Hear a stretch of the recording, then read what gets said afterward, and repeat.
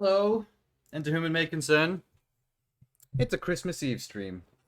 I said I'd do it, and I'm doing it. It's gonna be a quiet one, because people with family and friends, generally.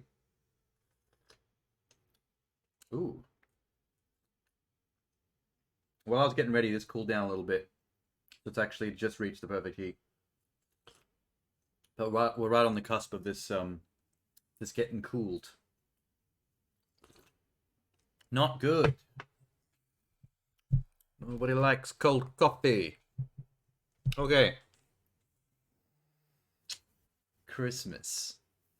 This is, I don't understand how people wear these because it doesn't stay. It really doesn't. Like, fucking antlers.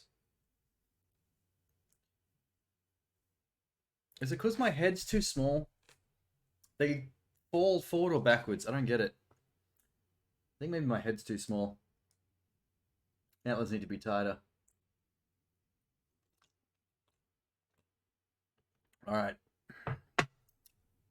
You might be wondering why I'm dressed as a dragon. Here's my dragon tail. I wanted to dress in festive colors for Christmas, which is generally like greens and reds. The only thing I had in green and red was a dragon outfit. Turns out dragons are Christmas colors. Can you believe it? I had never considered that till now, but there you go.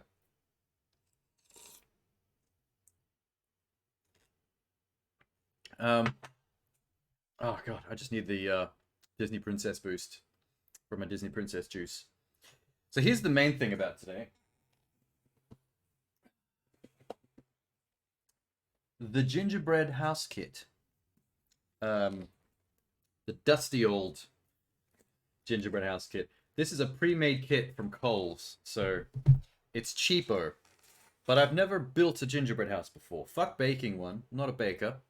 But he gave me a pre-made kit, and you told me that I can glue it together with icing sugar concrete. That sounds pretty dope. I'm on board for that. So we're gonna build that. We're gonna eat that. I'm eating this whole thing tonight. This entire house has to be consumed before the end of the stream. That's the rule. I'll put my foot down. House consumption commence. I guess I should build it as soon as possible. Because we need time for the icing sugar to set, I guess. I mean, we are using it as a glue. A form of concrete.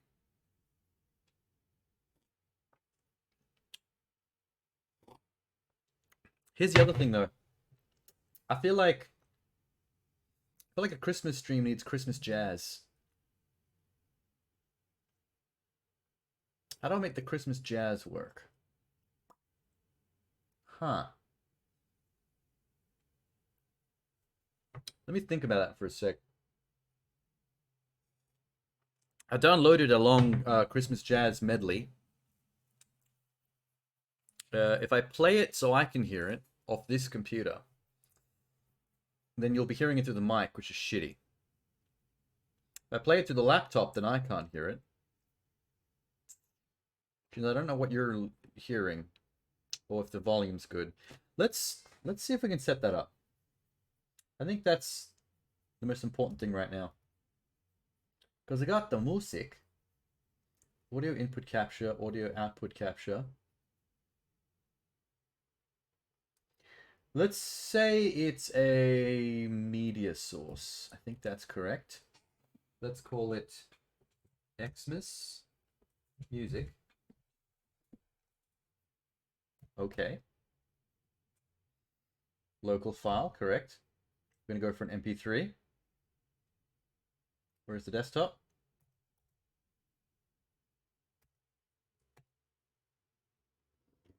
We're going to put it on loop.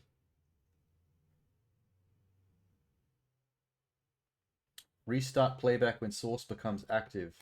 Do not keep it going. We want that to roll.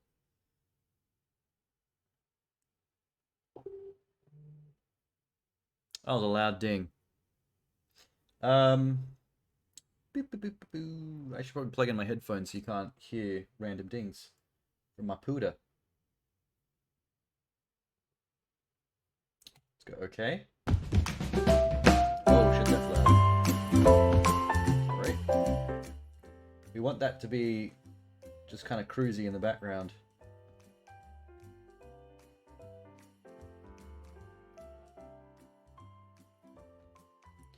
Maybe around minus 35 decibels. Oh shit, it's actually showing the fucking... Make it invisible.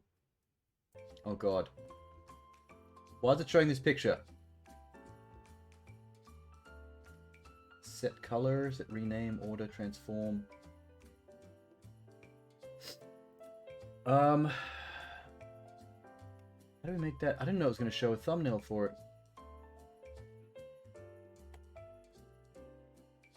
What if we just hide it? Behind this tree here. Yeah, what an idea. Alright. That kind of works, I think. I hope. I actually don't have the ability to hear what it says. I can't hear it myself. It's running through the Elgato. It'd be great if I can hear it. Why doesn't the OBS allow you to hear sources that the people in chat can hear? Unless I bring it up on my phone. Bring it up on my phone so I can hear it. Whoa. Yep. Nice. Okay, we can hear it. That sounds like a good volume too. That's probably... Okay, wait. Let's do a test. I'm going to bring this up. I'm going to mute myself for a sec.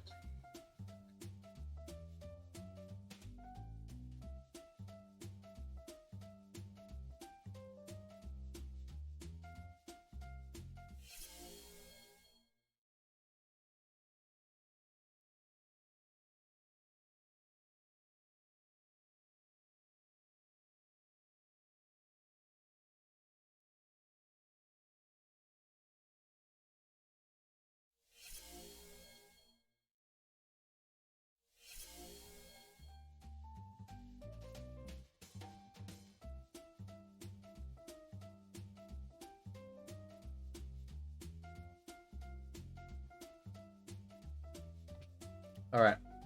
I just wanted to test it if it would keep going between screens or if the music would continue when I arrive back. That's pretty cool. I've never run background music before.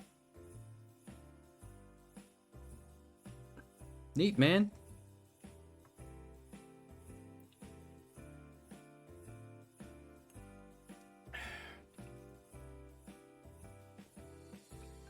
I can't believe I've already finished this off. Jesus Christ. Alright. Now that we got the music pumping. Now that we got the music pumping, I think it's time to build that house. We got to get the gingerbread house up ASAP. Give the icing sugar concrete time to set. Which I assume is how it works. Okay. These are going to be a pain when I'm doing this because I have to look down a lot and they fall.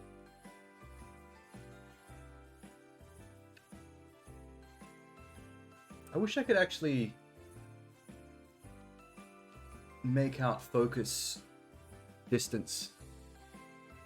Hang on. Let's see. Whatever, good enough. Good enough. Oh, shit. I don't know how people wear these, man.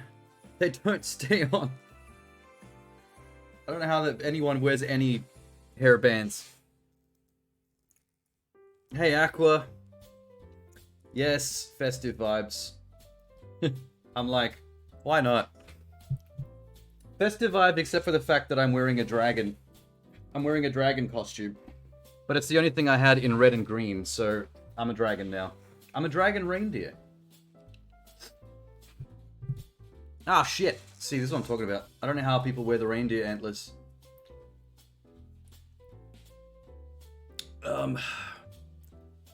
Maybe the antlers, I mean, if I'd known I was going to wear a dragon outfit, maybe I wouldn't have gone antlers. Maybe I would have gone, like, dragon horn. What else do dragons wear? Jewels. They encrust themselves with jewels. Alright, how's this going to work? I wonder if it's all fucked up inside here, because they mass-produce these. It'd be funny if you open it up and it's just crumbs.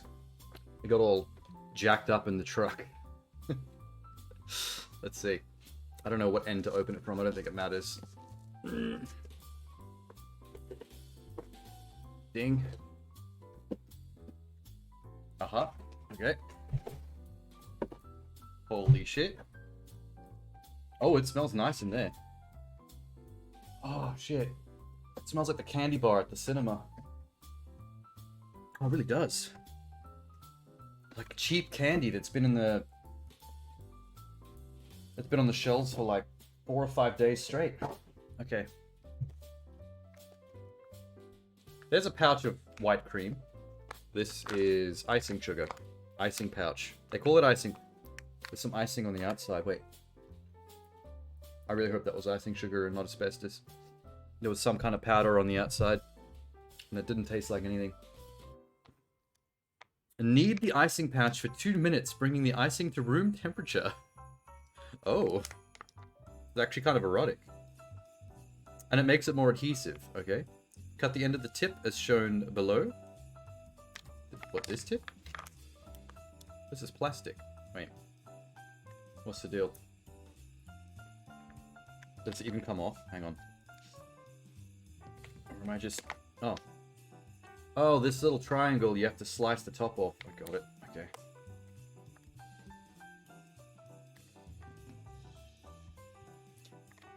Do not cut too large or you'll lose detail when decorating. I love detail. Not for children under 3 years. I'm sure I can handle it. Choking hazard. Oh, maybe not. I have a terrible gag reflex. Peanuts. Made in a peanut-free facility. Alright. Wait, I probably shouldn't, Actually feels so nice. So I'm supposed to rub that for 2 minutes till it gets to room temperature, which is weird, but... Okay. I'll leave that there. I like the presentation, though. It's still kind of cheap, but... What is this? Got little yellow Christmas trees. I think these are meant to be green. But, maybe this package is from 3 years ago and it's expired. What are these? Not Smarties. Not Smarties. For copyright reasons, those are not Smarties. Little dots. Little hearts, like little red heart gummies. That's cute. Is that all? Just 4 types of candy? Alright. That's fine. I'm gonna line them up here.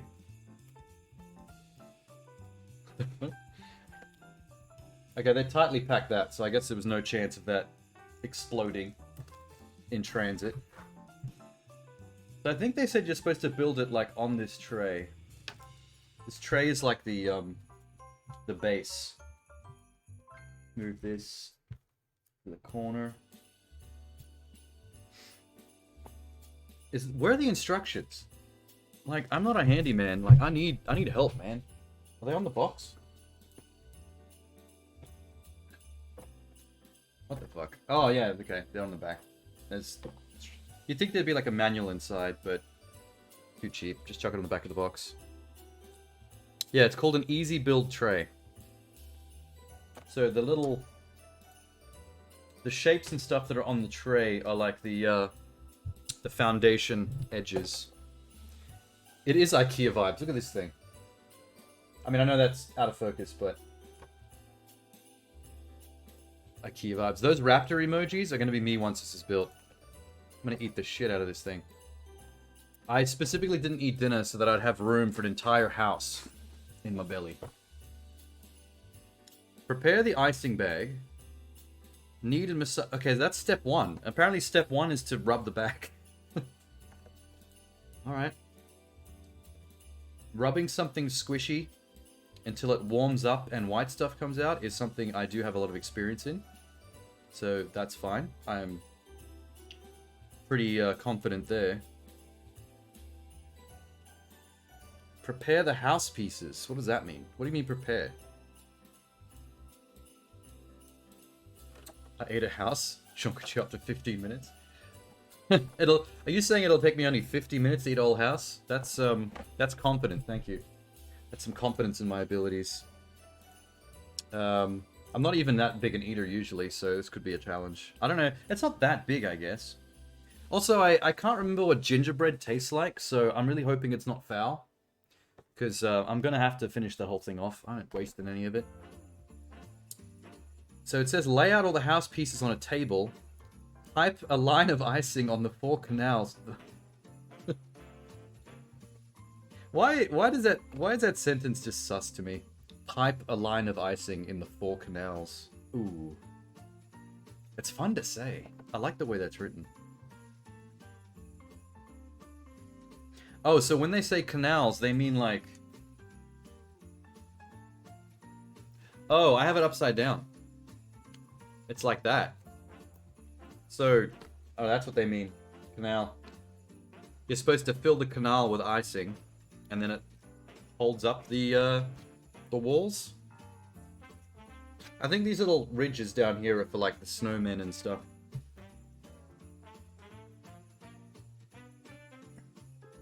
Okay. There's the foundation. The reason this excites me is because like I used to build Lego and Meccano when I was younger. And now that I'm older, I love those Steam games where you build houses and stuff. You know those hobby games? Where you have to like make the concrete and then put the bricks down and buildy stuff. I like buildy stuff. I used to play RTSs like Command and Conquer and Warcraft just to like build bases and shit. I like the base building part. When I had to take all the troops to fight, I was like, it's kind of cool, but I'm just watching everyone stab each other and wondering where I'm going to build my next farm. Maybe I should play more Animal Crossing. That's the kind of... Animal Crossing and The Sims is the kind of stuff that I used to play more in the GameCube era. I haven't done stuff like that in a while. The thing that worries me about this is that this is all the icing there is. That's the only pouch I get, so I don't know how much icing that I'm supposed to use. Like, if I go too crazy with it, am I going to run out before I'm done? And then I have to use actual glue. And just hope that my body can break that down and digest it without killing me. Okay, here's the funny thing. The bag says massage for 2 minutes to warm it up and make it adhesive and ready to pour. The box says do it for 1 minute, so they've already contradicted themselves in the instructions. All I need is someone who already follows instructions poorly. Okay. My neck is very warm. Maybe that's the faster way to do it. Maybe I can do it in 30 seconds if I just use my warmer extremities. Because my hands are cold. What else is warm? Oh, this. Hang on. Oh, I don't like how that feels. Okay, let's not do that. I may have contaminated the icing sugar. I'm scared of squeezing and massaging this too hard, because if this explodes, I'm going to have icing cream all over my keyboard, monitors, and probably face, and then someone's going to screen cap that, and I'm never going to hear the end of it. They're going to share it around on Google and try to convince everyone it's from my OnlyFans. I mean, like, when life gives you lemons, you make lemonade. So I guess if that ever happened to me, I would just make an actual OnlyFans to benefit. If everyone's gonna make a joke about it, you know, just make a real one, because people are gonna be looking for it anyway. Capitalize. I don't know what I put on there, but I'm sure I could figure something out. I don't know how... Oh, it is actually getting, like, softer. I guess softer means more adhesive? What do I need? I need a knife. I need a sharp Japanese knife. Specifically Japanese, because they know what they're doing when they make stabby things. And I need scissors. This is the weirdest thing I've ever done on stream, by far.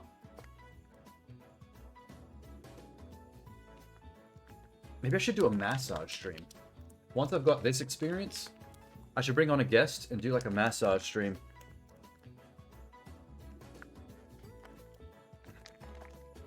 Become one of those dodgy YouTube masseuses that like cracks people's necks and shoulders. Every time I see one of those, I cringe. Apparently it's good, but not from watching it, it's not. I don't want some stranger like pushing my shoulder blade into my neck until I hear a crack and you see like their whole body just change shape. What the fuck is with that?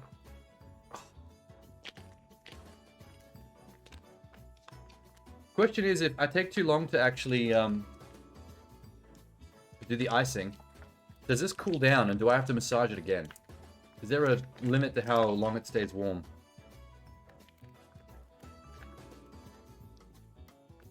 Blah, blah, blah, blah, blah. Okay. I think it's ready to get cut open. Where's my scissors?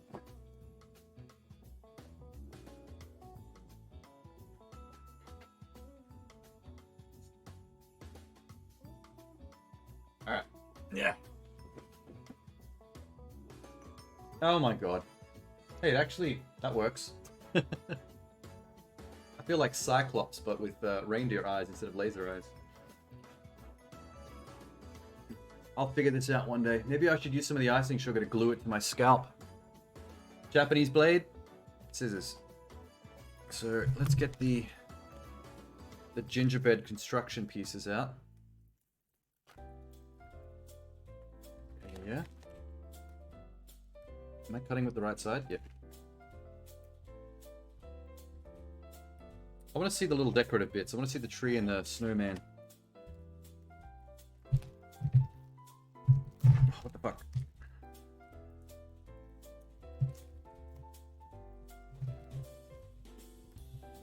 What's this? I don't know what this is. Oh, chimney. The roof is slanted, so I think... If the roof is slanted, it's a chimney like that. Yep. Nice. I'm gonna move my mouse. Move the scissors. Let's put the instructions on the mouse pad. Out of the way. What else is in here? Little snowman.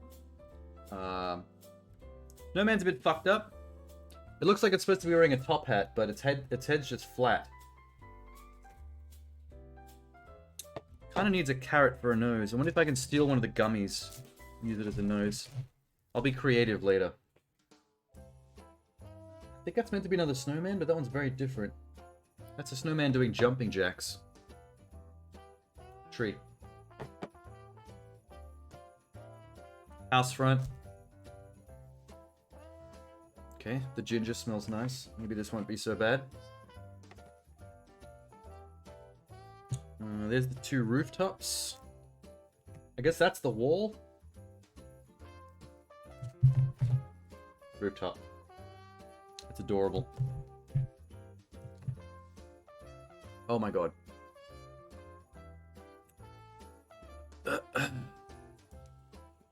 Okay. Let's see. How do we get into this? Pull that off. They said don't make the nozzle too wide or you won't be able to do detailed decorating. I want to do detailed decorating. Fuck, this is scary. There's a lot of responsibility on me right now. Holy shit, that went in my coffee mug. Wow, okay. I'm gonna have to remind me later to fish that little piece of plastic out, because I'm gonna make another coffee later and I'm probably gonna drink that. What a shot, though. Oh, it smells cool. Alright. I'm so keen for sugar. I'm hungry. Alright, so. Lay out all the house pieces on the table. Pipe a line of icing in the 4 canals. Then on the wrong side, the rough side, of the front and back panels, pipe a thick line of icing on the edges as shown. Wait, I think I skipped ahead. No, that's fine. So then build the walls.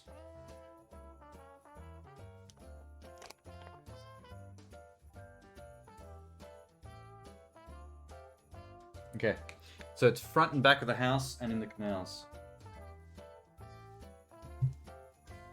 I'm going to move all the pieces away.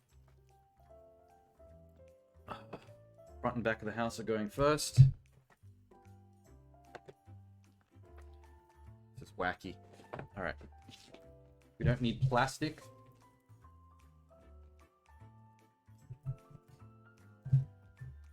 Does it have to be all around the side?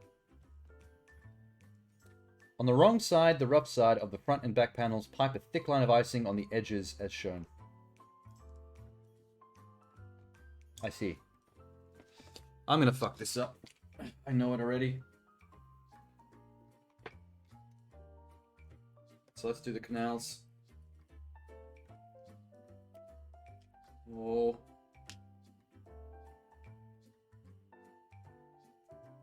Why isn't it coming out of the hole?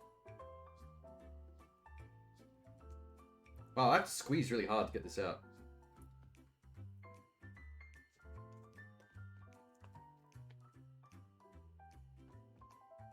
Maybe I didn't cut this wide enough. That is delicious.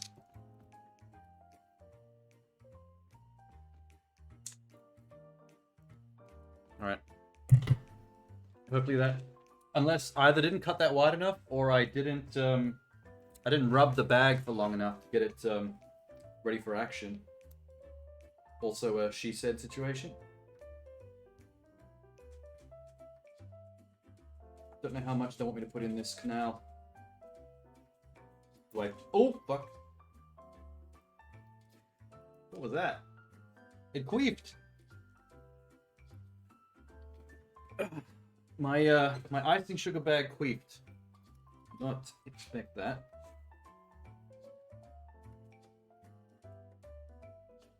This is a very wide canal as well.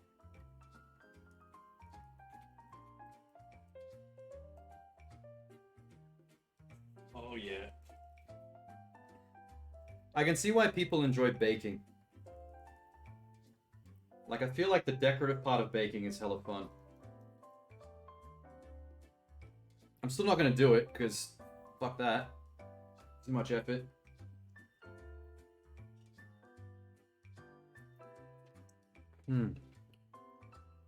It's like being a kid again, licking off all the spoons and whisks when your mum is baking cakes and stuff. Okay. Let's get this wall of the house glued up. Does it say how much to fill the canal? Pipe a line of icing in the 4 canals. It says a line of icing. I think I did 4 lines. I did 4 lines of icing. I assumed it had to be lots for it to be able to stand up straight.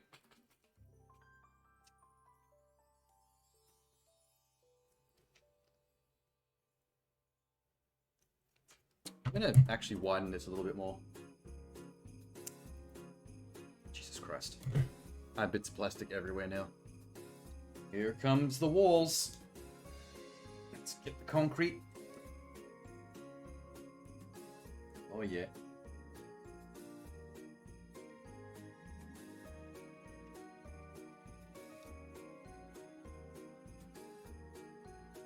Oh, I fucked that up a little bit. Whoops, it's going off the edge.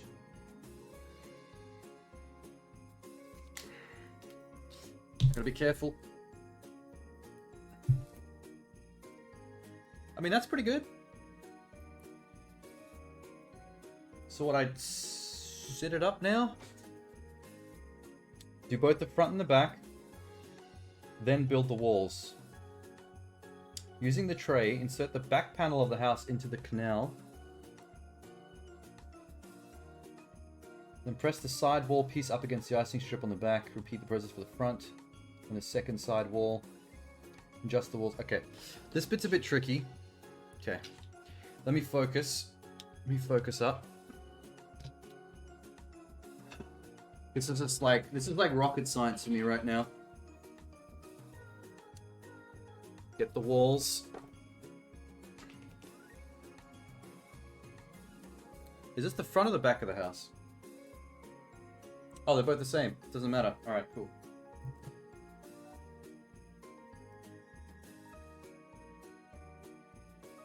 Oh, it is sticky.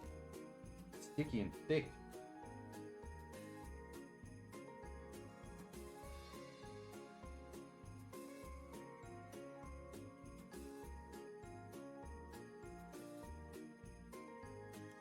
Shit.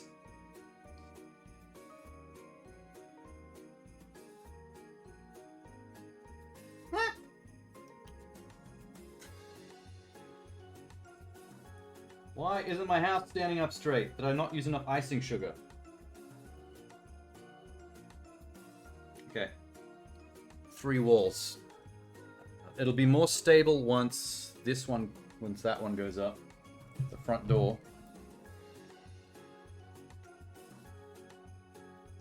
I think the thing I didn't need to do was, I don't need a line of icing at the bottom, along the bottom. Because that's not connected to anything. So, it's the 2 sides and the top. The roof is going to have to be connected. There we go.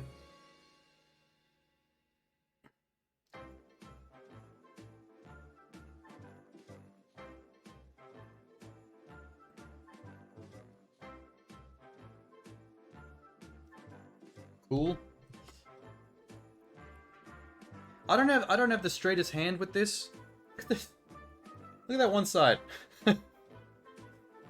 The left is straight enough, but the right, for some reason, I went full Michael J. Fox. Okay. Guess we need to squizzle this in. Fuck. This is the hardest part.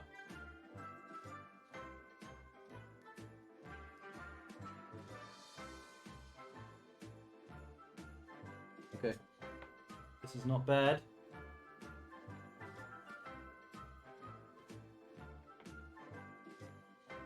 I'm just wondering how long it takes the icing sugar to properly set and actually hold this shit together the way I need it to.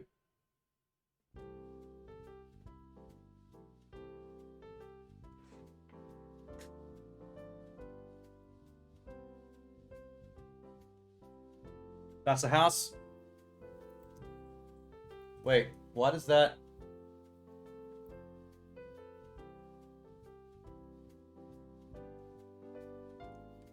Oh shit. Oh shit. Fucking antlers, man. Good lord. I should have just gone full dragon, I'm starting to think. I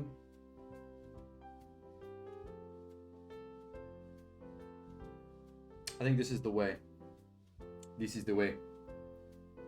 This is the way.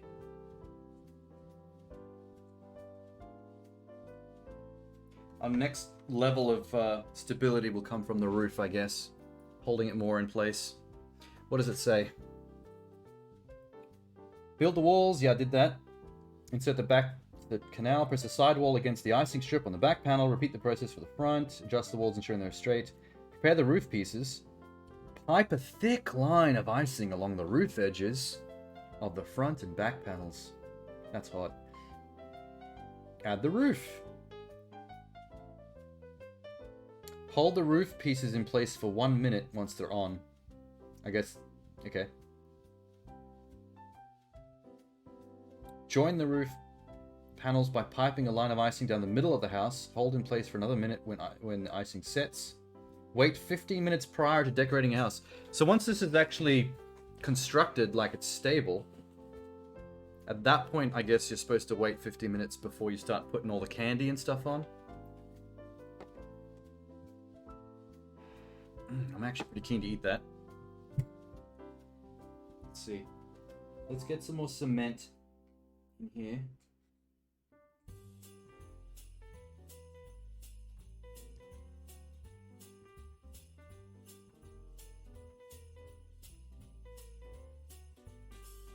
I think that's the key.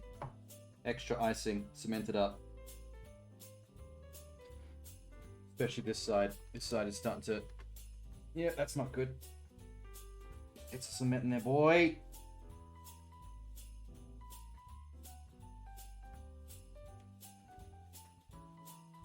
Pretty cool. Oh, shit. Careful.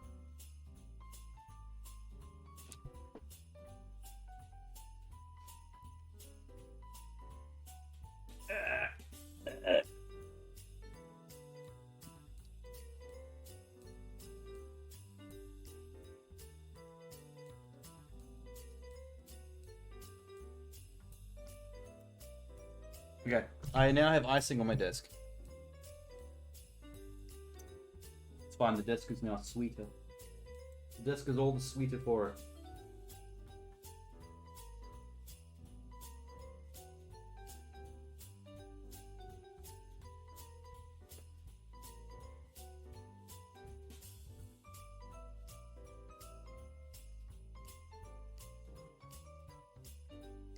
I definitely think I was too thrifty on the icing that I put on the walls. I put more than enough in the canal, but I should have put more on the edges of the walls to keep these pasted together. Alright, roof time. Roof, roof, roof. Oh, wait. For the roof, I just still have so much icing. I was way too worried about not having enough icing.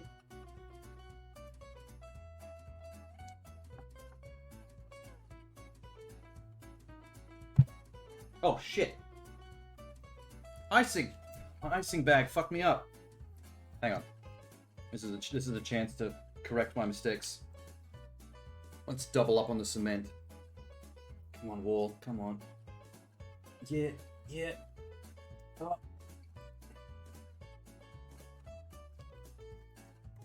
This side.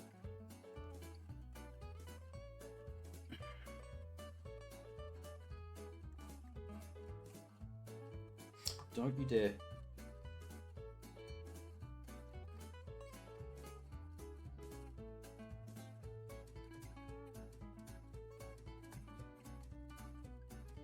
Okay, this thing is absolutely creamed up now. I bukakied that house together. We're all good.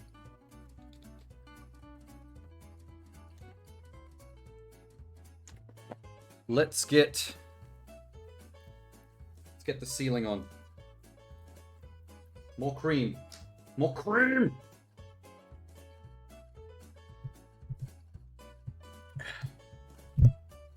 Alright. Is that mic too far away? No? Okay. Just have to yell slightly. Okay. Here we go.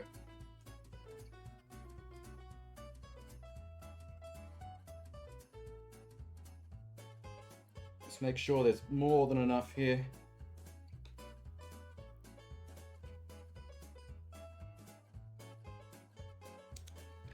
Ooh, baby.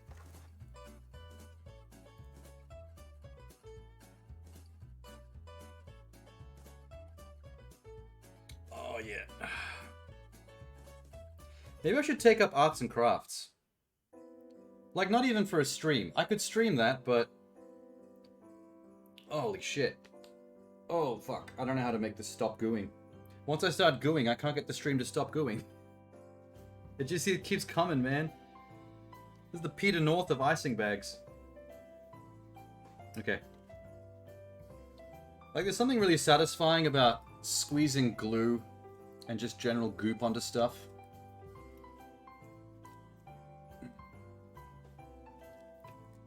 I feel like arts and crafts and model making would actually be pretty fun. Never really got into that kind of hobby. Start at the bottom, maybe. Oh, do it like a squiggly line, like a person making a wedding cake. Yeah. Oh yeah. Oh, that was a pro maneuver. You can't really tell from there what I just did, but squiggly line all the way up.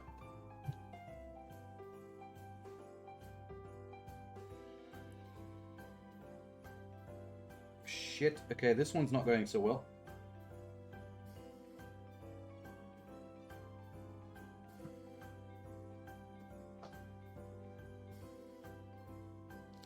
Whoop. That is a lot of icing. If that does not keep the roof on, I'll eat my hat. By which I mean my reindeer. My reindeer horns. Are they horns? Would you call that horns? How the fuck am I gonna do this? I have to hold these both on. For how long?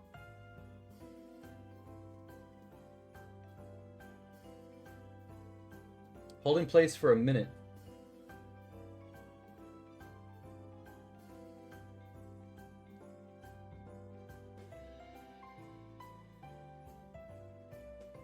Okay.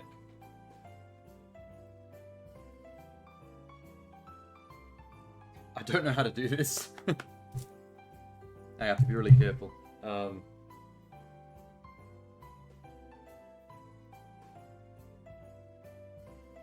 this is going to be weird.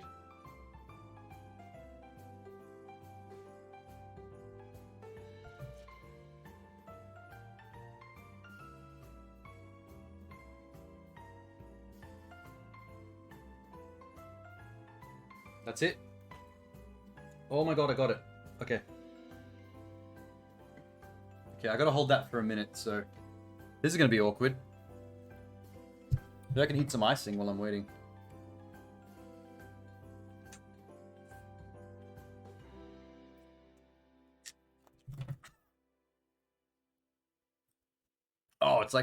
it's pure caramelized sugar. Maybe that's not a great idea.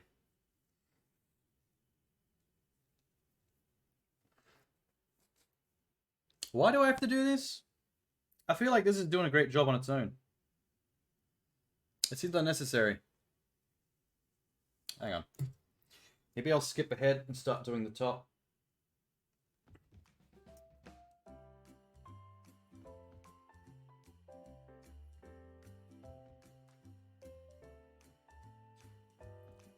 Just cement the whole top crest of the roof. That's the way.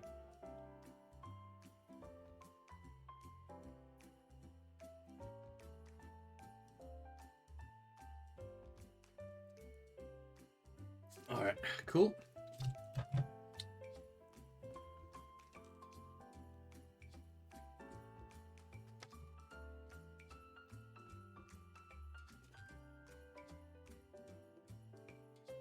That's fine. I don't need to hold that. What the fuck?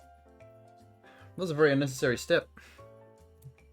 I can hold itself for a minute. I don't need to do shit. Okay. So I've done the roof, held it, I've done the piping down the middle. And now you're supposed to wait 15 minutes. I guess the 15 minutes is to make sure that the icing sets and concretes those gingerbread chunks together. So, all right. You know, while you're waiting for the house, you know what you can do? The snowmen and stuff. They didn't even wait. There was no instruction for the chimney. They legit didn't give you any chimney instructions. Mortifying. Okay.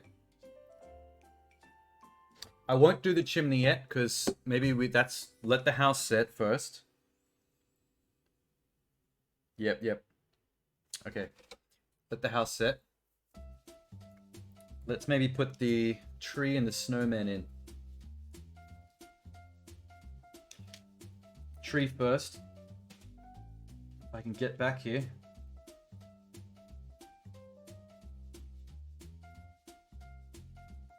Just gonna fill the hole. Fill the hole with icing. Alright. Now tree goes like this.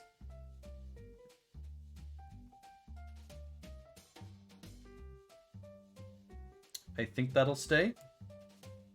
It's a bit awkward. They should have made the hole in the base more exact fitting to the tree. But I guess they probably mass-produced the gingerbread cookies, so the sizing won't always be exactly right.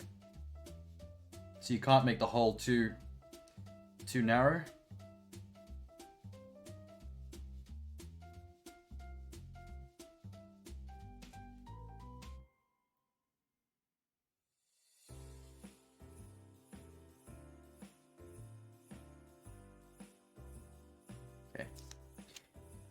This is kind of the most sus part of this. I'm just filling holes with white cream on the foundation. Yick. Okay. Little man goes in the icing. Roadie. Other little man goes in the... Okay, I might have put in the wrong ones. Yep. Wait.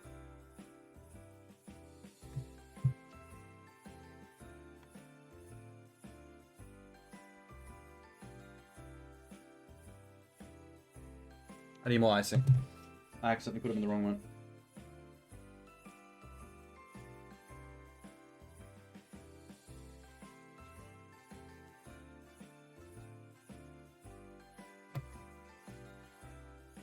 I did not know these two slots were different sizes. That's my excuse.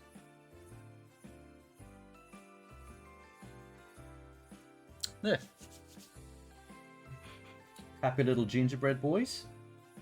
Happy little gingerbread boys. That's just the chimney. It's just the chimney, and then we're supposed to decorate it. They got some good ideas on the box, actually. Look at that. We've got Smarties dotted in the middle of every shingle. with icing sugar piping lining the shingles as well, just for fun. I didn't realize I was supposed to decorate the snowmen in the tree. That was a fuck up. They got more Smarties lining the entrance to the doorway. They use the icing sugar to pipe a lot of little extra details on there, actually. I might copy a bunch of stuff they did. Although, I'm probably gonna have to draw a deck at some point, because I mean, that's what you do.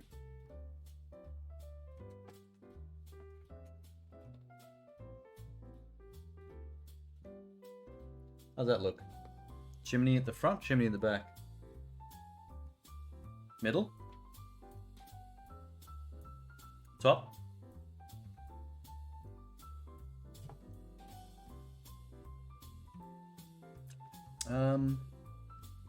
Trying to look at from the camera point of view and see what's the neatest.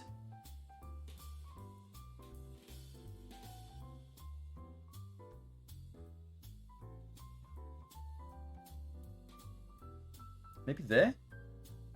Let's do it. Let's do it. I'll do it on the chimney itself. Shit.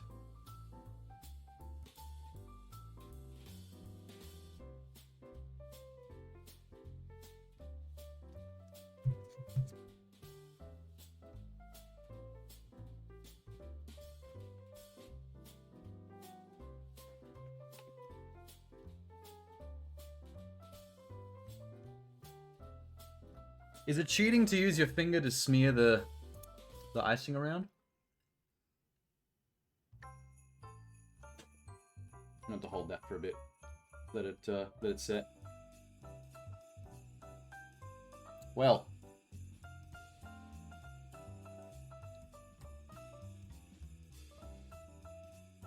I don't know how I'm going to keep this chimney straight.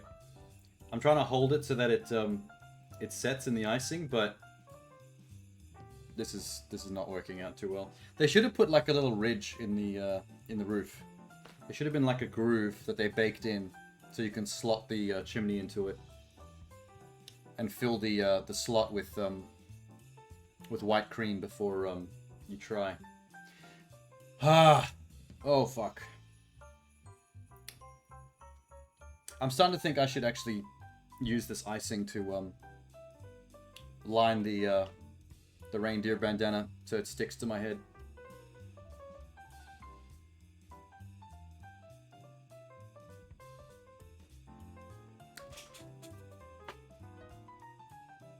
No. Yes. No.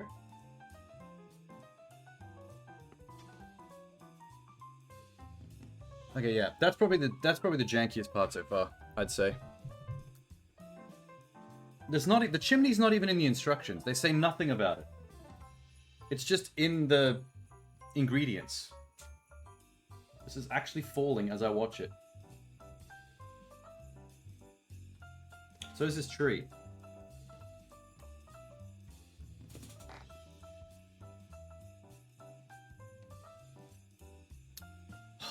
I mean, it does say wait 15 minutes before you decorate. So I guess 50 minutes is what they classify as generally how long it takes icing to go concrete mode on you. Oh, I've eaten so much of that icing sugar. I shouldn't have sucked it out of the bag.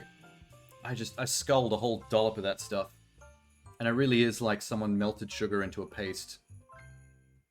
What the fuck? Chimney! Be a chimney! I gave it so much icing to make this work, and it's still slowly falling over. I'm gonna have to eat that bit first, I think.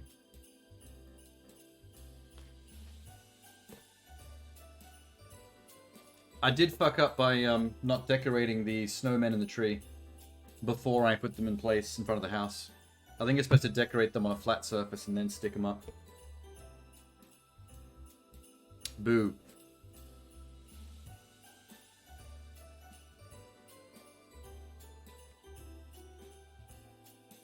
I'm also going to have to decide where on the house I'm going to draw a penis. Somewhere in this house, I'm gonna have to draw a penis with icing sugar. I mean, it's just the law. Half a boo, not a full boo. Oh, it's falling again. Oh shit.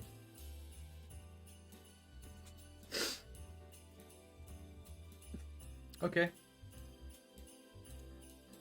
Well, we've kind of done it.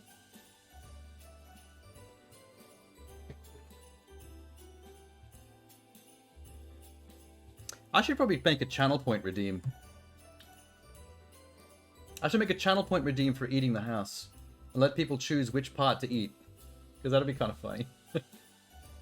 Oh, thanks, Aqua. Too kind. Oh.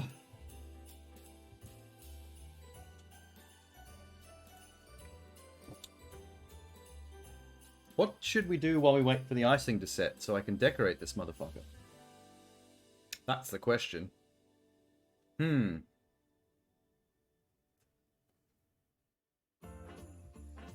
it Christmas music still? Oh, it is. Okay. Oh! I know. I know. Yearly Christmas tradition. We need to, we should watch some Christmas PUD. You ever seen the Christmas PUD video, Aqua? An Australian classic. It's very weird if you haven't. It might scare you. It's very short too. Hang on. Whoop.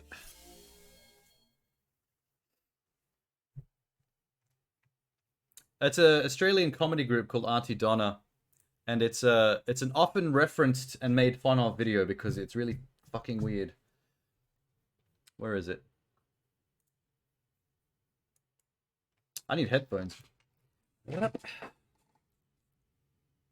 What the fuck, man? Did not pre-prepare my headphones. There we go.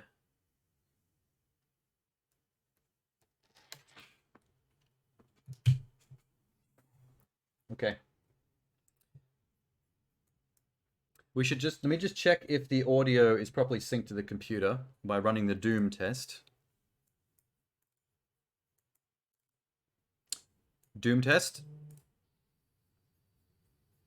Nope. We can fix that by doing one of these. All right, Doom test.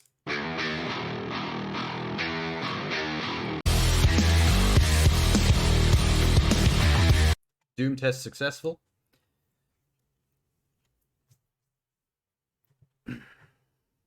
We can't run the Doom test for too long because someone will get copyright mad at us. As usual. Oh my god, this is very green. The red light is being very overpowered by my green right now, but that's okay. Whoop.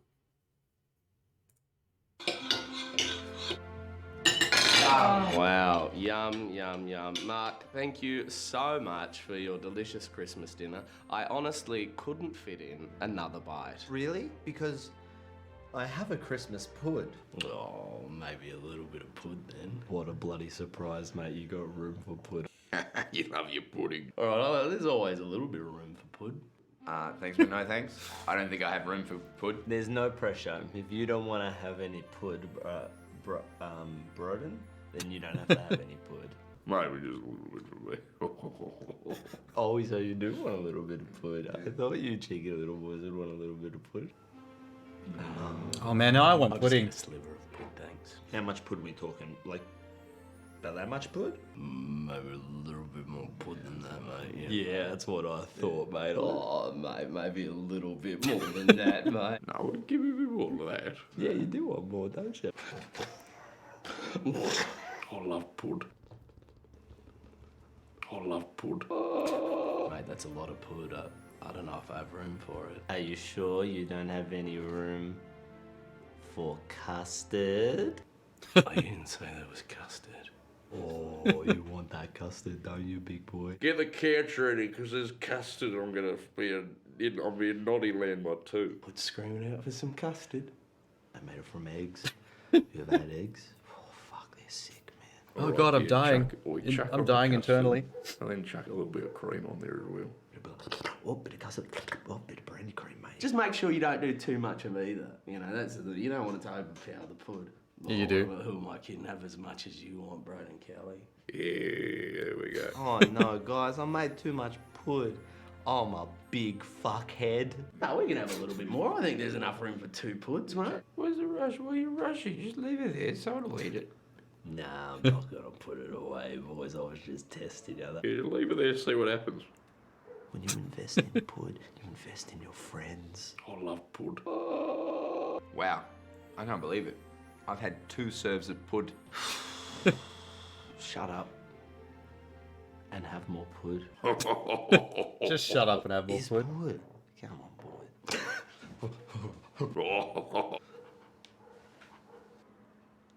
What? Too much PUD. Too much PUD.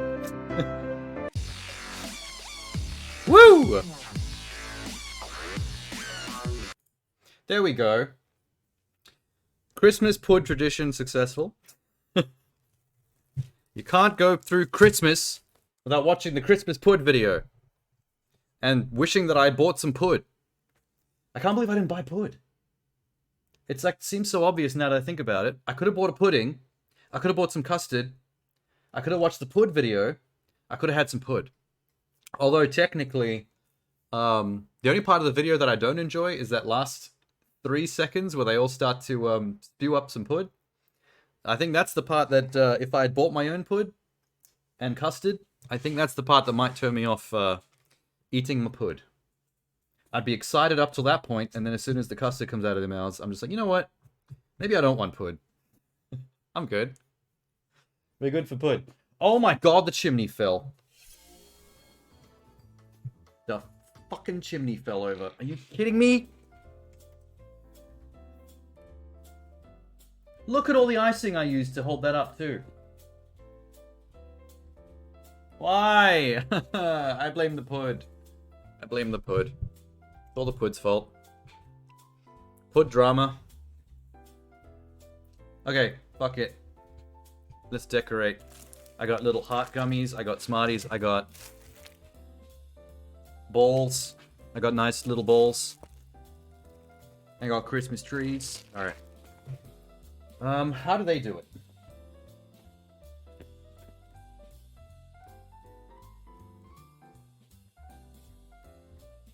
They draw windows with the icing. That's kind of cool. They do little strawberries on the roof. That's kind of cool. Smarties for shingles. I like that one. Okay. I think that's the easiest one. If I smarty up the shingles on the rooftop. Yeah. I'm gonna put this here. It's gonna block the red light, but whatever.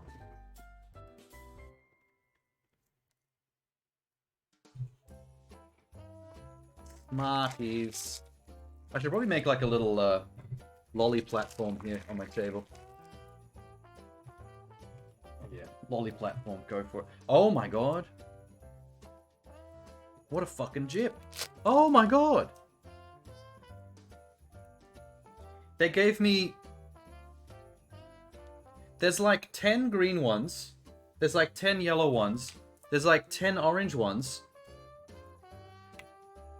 There's 1 pink one. They only gave me 1 pink Smartie. There's even numbers of all the other 3 colors, but I get 1 pink. I'm gonna have to do something special with the pink.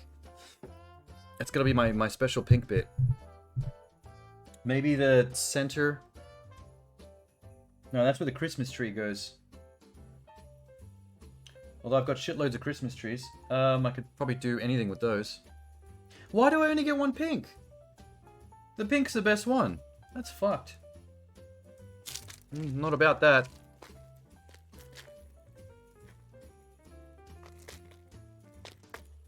You know what? They had a big vat of these things in the factory, and they just poured them in at random. I don't think they, I don't think there was any quality control over how many of each color goes in the thing. That sucks. Let me just keep filling up my lolly platform real quick. Maybe not the little ones and thousands dots, because they're going to roll off the table.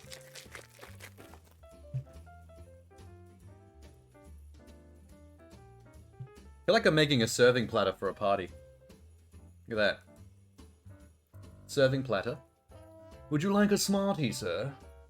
Or maybe a lovely little gummy Christmas tree. Fresh imported from Nairobi. Made in a slave camp by little children. They're not slave children. It's a slave camp, but the children are paid minimum wage.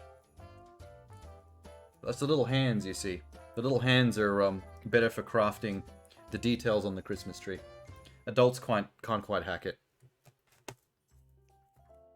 You can really taste their labor. You can really taste it in the candy. Okay. What was the plan? Shingle up the roof with Smarties. That was the plan. With the icing bag. Which I think has cooled down a little bit. We've got to warm it up. We've got to give it a little bit of a jack. Got to jerk it off a bit. Hi, thanks, Jane. I'm glad that my shitty gingerbread house is deserving of a follow. It looks better with the lighting. I shouldn't have put the box there. I'm gonna put the box. Yeah.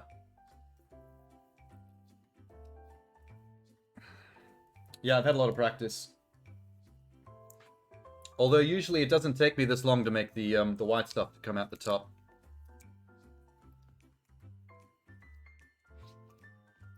I'm usually a lot more efficient than that. Although it depends on what I'm watching. Right now I'm just watching a an instruction gingerbread box, which is not very sexy. Although it's looking a little sexier right now because I'm starting to get very hungry. Starting to feel it. Okay. Let's squiz up these Smarties. I think... Oh, fuck. What colors are we doing?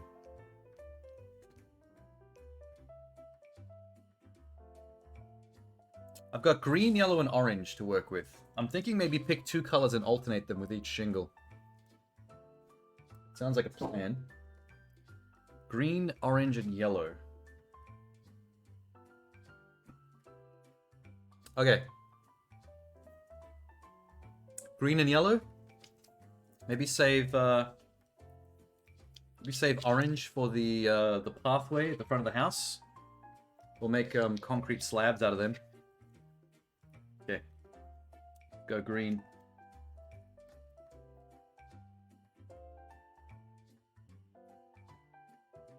I'm so bad at this. It's all backed up. I've been edging for too long. Pieces of... There we go.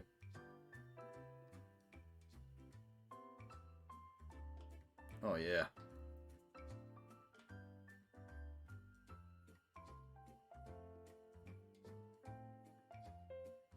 First green Smartie down.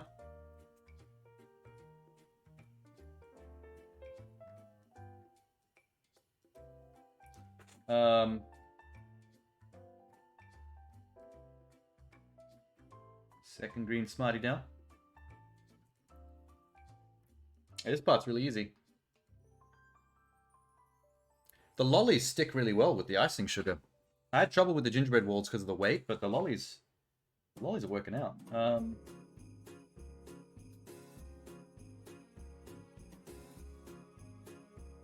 Another one down.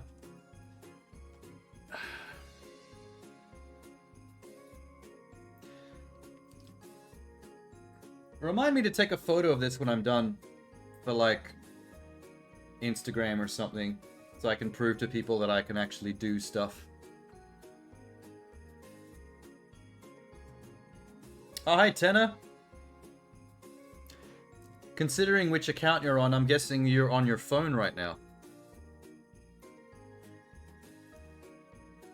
Nice outfit. Oh, I'm wearing my dragon outfit.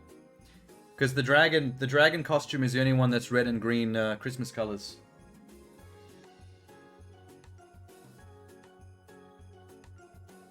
Dupe.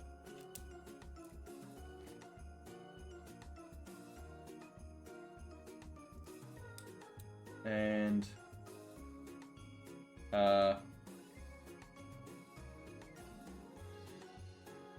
wait.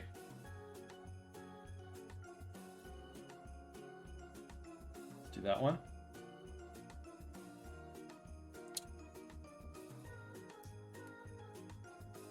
You just woke up? Are you literally lying in bed with your phone in your hand?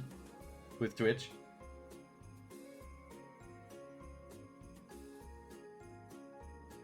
These shingles aren't really well ordered. They're not really well spaced out to be able to get like a nice tessellating pattern. I'm trying to be OCD about this, but it's not helping me much.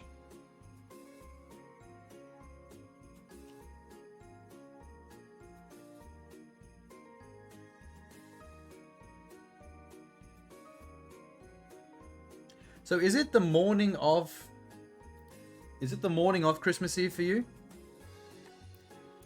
While it's the night of Christmas Eve for me?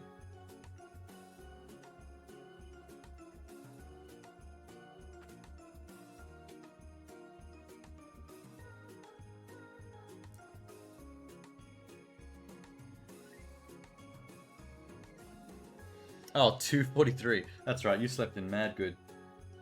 There's nothing wrong with that.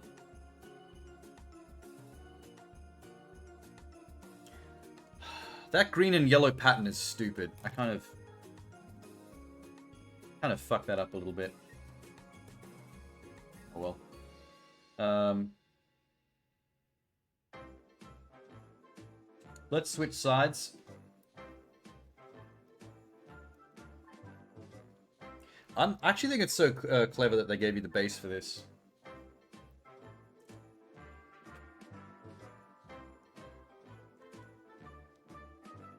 Okay, 1, 2, 1.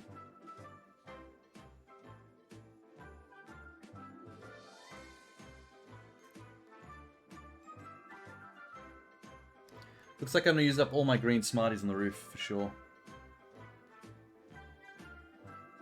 Yeah, these are done.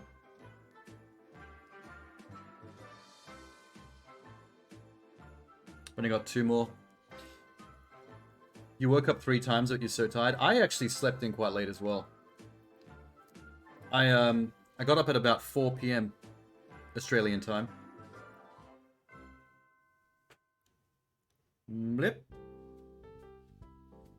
Alright, last green. We have to make this one good.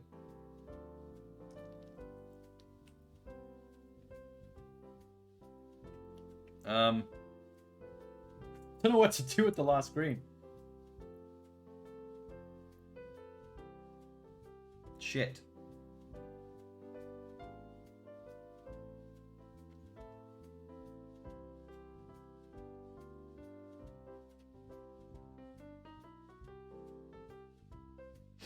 All right. Place it above the door.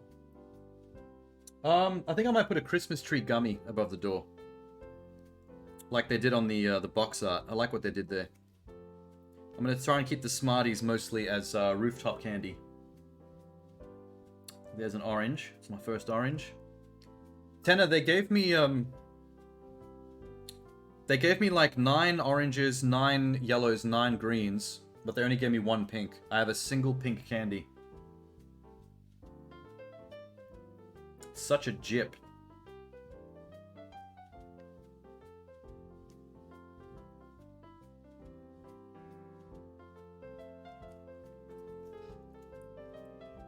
This icing's really lasting, though.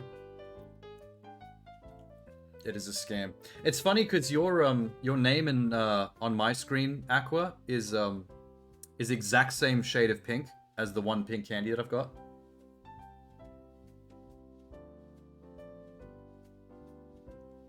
I've accidentally made like a little lightning bolt of oranges down the middle of the roof. That wasn't intentional.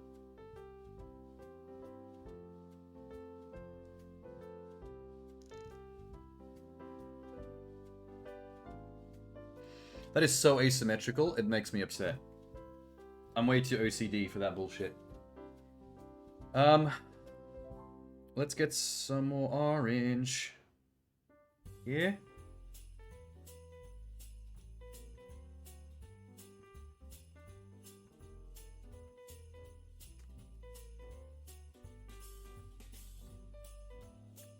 here.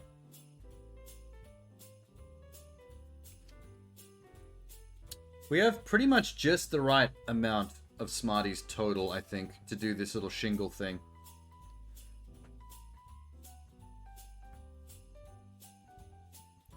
There we go. Let's turn this bitch around.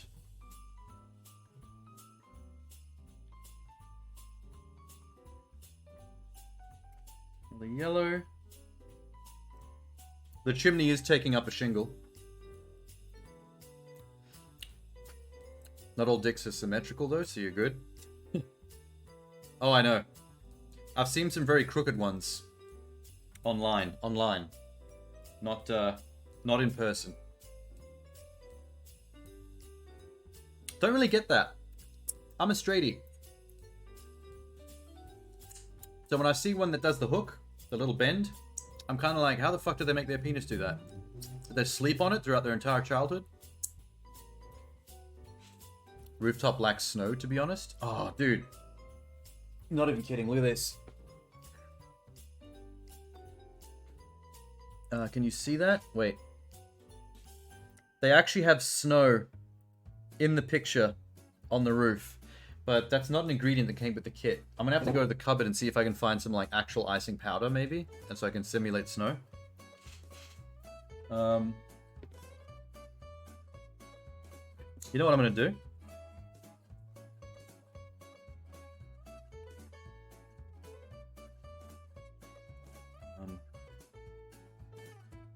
I'm going to steal a green.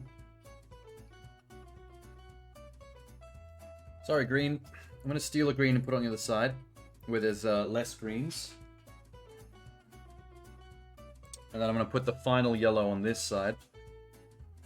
For some reason, greens were the most plentiful Smartie. No, that's the green and the yellow side. That's the green and the orange side. And then the single pink that we've got, we'll have to come up with a cool solution for that. Sure we can put it somewhere pretty fancy. Melted white chocolate? Oh, I don't have any white chocolate though. That's a cool idea.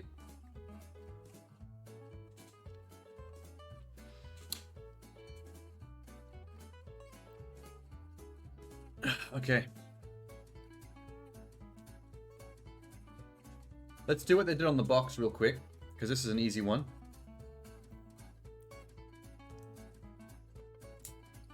Just if I can get the icing out of the fucking bag. Been edging again. Dark chocolate and radioactive snow. If you want radioactive, we should pour some Mountain Dew on it. Mountain Dew is that green glowy Nuka-Cola look. Nuka-Cola Quantum. If you know your Fallout references.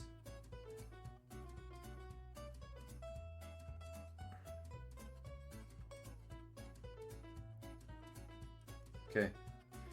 This is going to be on the side of the wall, and it's a heavier candy, so I'm putting extra icing on that.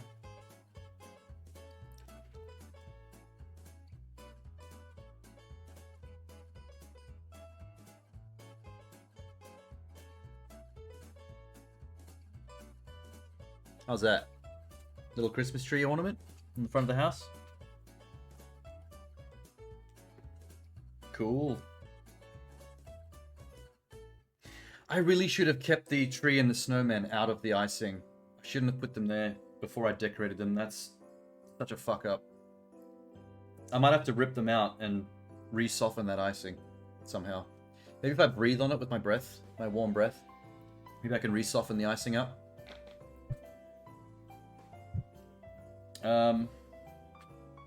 Is that sliding off? I think I have to hold this tree for a little bit.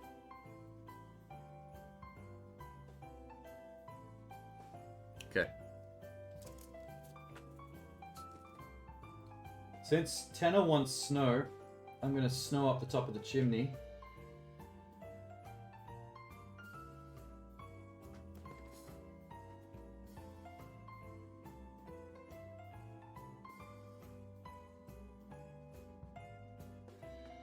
There we go. Snow on the chimney. That's pretty hot. I feel like a real graphic designer. Graphic designer? designer in general. What else did they do? What did they do to the side of the house? They kind of just, you can't really see it very well, just there. But they kind of just painted white lines with the icing around the windows and put little balls in the corner.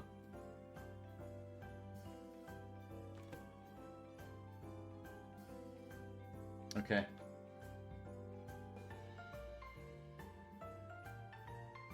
Okay. Oh, speaking of balls. These balls. Not balls. Although if I've got a bunch of icing left over later on, when I'm off stream, I might actually apply some icing to those as well.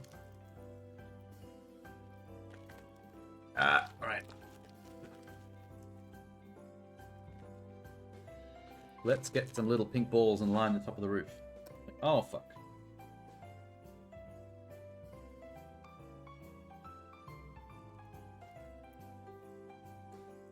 Wait, I can alternate colors. They're all the same colors. It's always green, yellow, pink, and orange. Although they actually gave me a lot of pinks in these, in the baby balls. You getting up, Tenor? Have you got, family stuff to do? In the afternoon and night? Like family Christmas Eve dinner and stuff?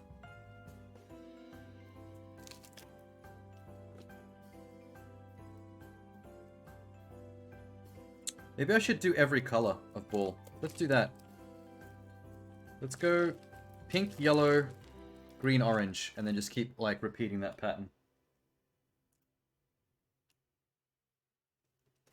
Pink, yellow, green. Oh, fuck. This is hard to do.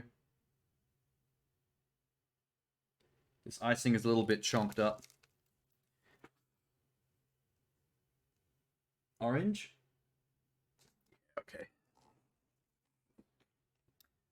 Oh yeah, sorry, I forgot about the not celebrating thing. You were saying that yesterday. Basic weekend plans with friends at a bar. I think that's what most adults do for Christmas. They don't have family and children to do stuff for. You just go to bars and get drunk. That's the whole benefit of not having kids. Fuck. Okay. And a little greenie.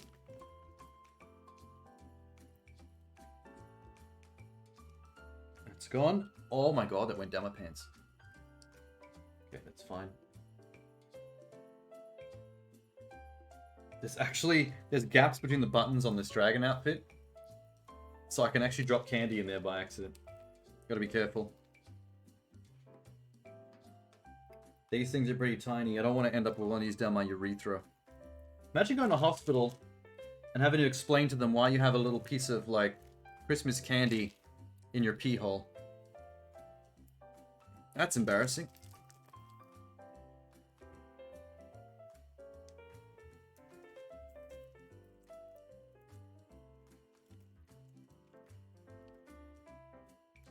So your New Year's is going to be huge.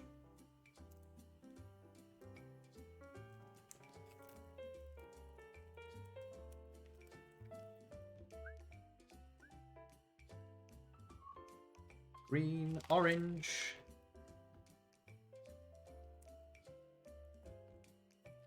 Pink.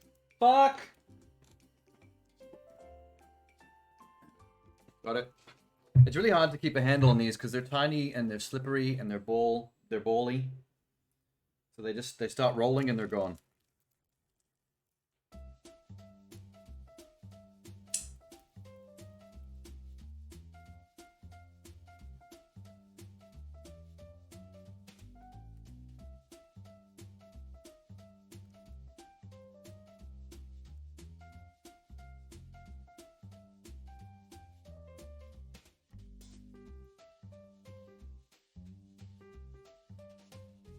Almost there. Almost at the back of the roof. There we go. Green. Looking very colorful. And orange.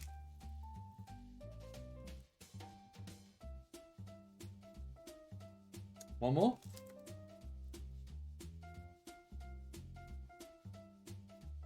Yeah, alright. That's the whole top lined with candy. Next plan. That Christmas tree is actually sliding down the icing a little bit. I have an idea. You know that single pink that we've got that I didn't have a use for? A single pink. It's gonna go right here.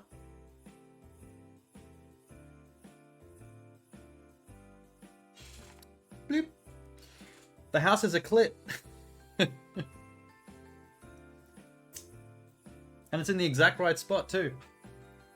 If you want to find the house clit, it's nestled in the little hood of the roof there, under the little peak. You gotta get in there. Anatomically correct house clit. Okay. Do we have to decorate the back of the house? Like, no one ever sees the back.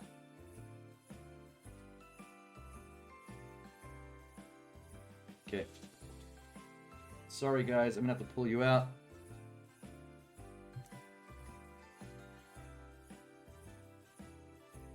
Ah, shit. I hated doing that.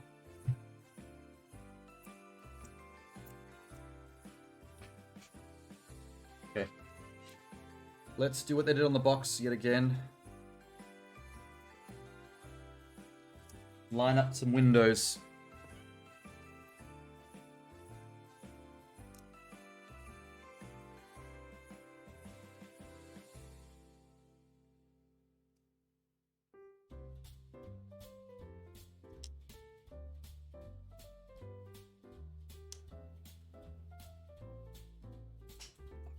The tree.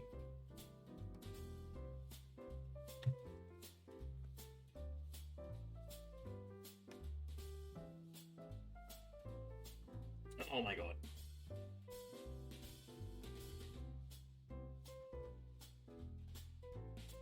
Why is this so fucking janky? Is it me? It's me. My hands aren't steady enough.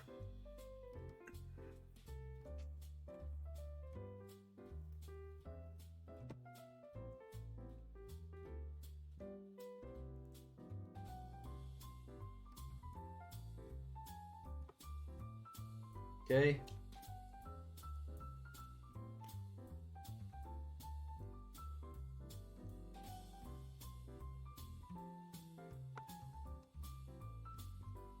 There we go. Painted the doors and the windows with cum.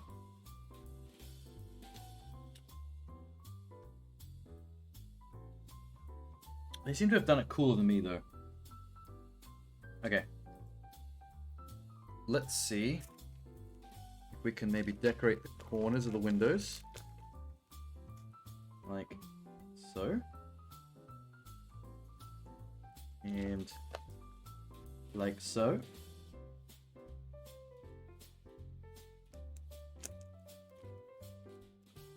Dark green down there. Orange. Yeah. You can't even see that. You can't even see that on stream. Too far away. I'll bring it closer to the camera when I'm done.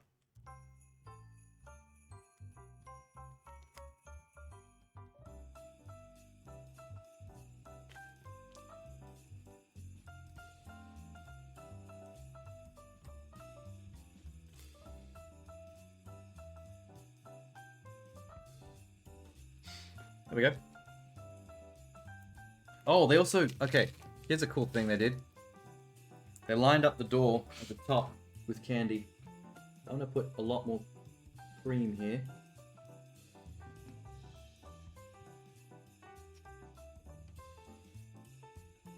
Let's try that.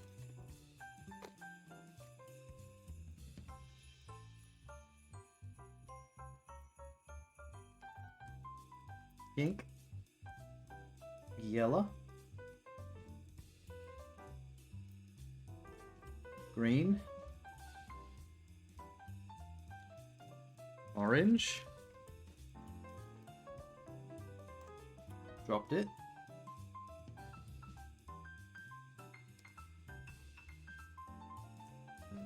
back to pink.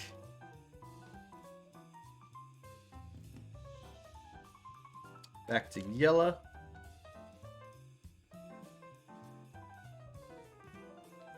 That's probably good enough.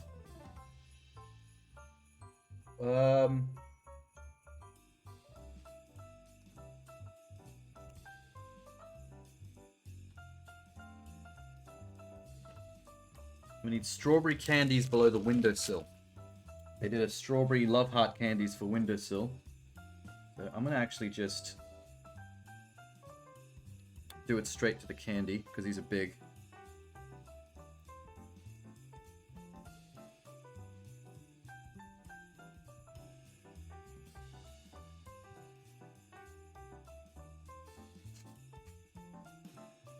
How the fuck am I gonna do this?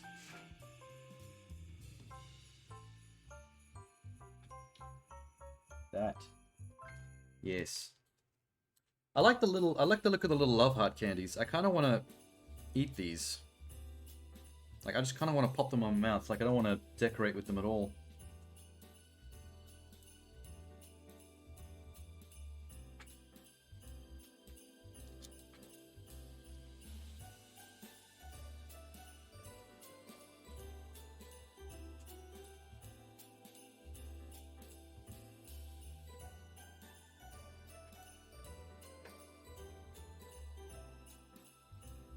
Oh my god, it's already 11:04 p.m. Fuck. Oh shit.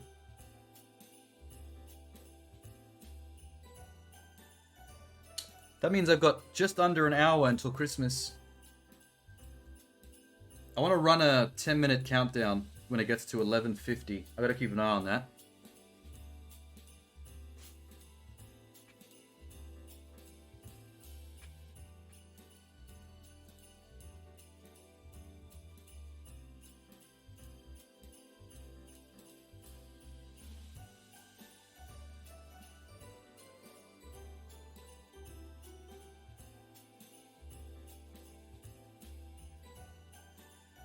There. There's like a row of pink hearts now as windowsills. That's cute. Some of them are sliding off the wall. Infuriatingly.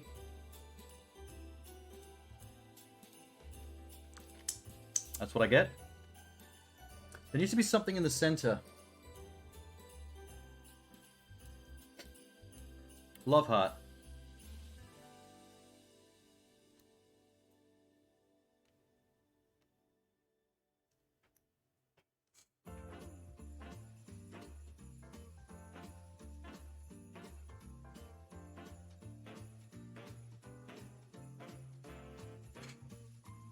Actually, you know what? I'm gonna keep them going.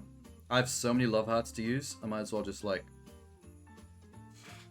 stick them all over the walls.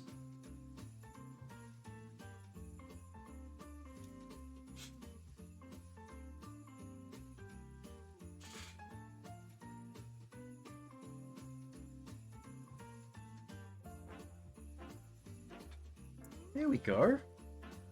That's gorgeous.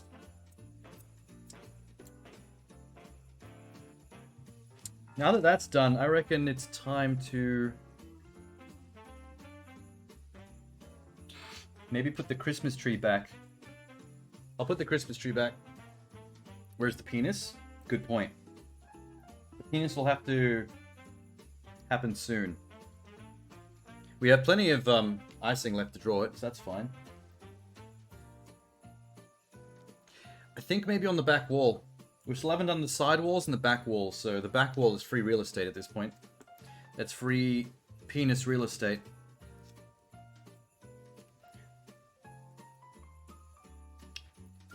What should we do with the Christmas tree? Oh, and the snowmen can have little buttons. And little eyes. Okay. Have to use a lot of the little dots here, I think. What is good for eyeballs? What's a bit of color for an eyeball? Green, yellow, orange, or pink? I was about to say pink, but then people might construe that as pink eye.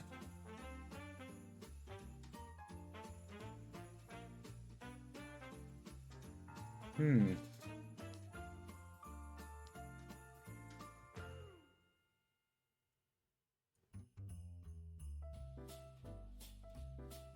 You know what? Pink eye. We're just gonna roll with it. Pink eye it is. I'm giving both snowmen pink eye. I mean, there's two snowmen, so I guess we can just assume that they were sniffing near each other's asses or something. It's how you make snowmen babies. The procreational habits of the snowman. There's no snow ladies, so they don't fuck. Pink eye. Okay, now they've got buttons.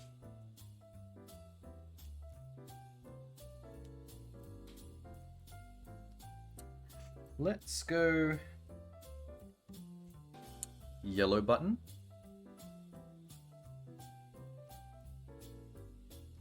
Orange button. Green button. One of each color. I'll show you the result in a sec. I fucked that up. Wait.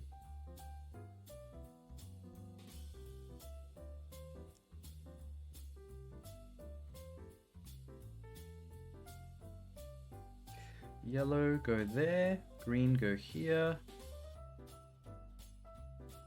Green. Orange, okay.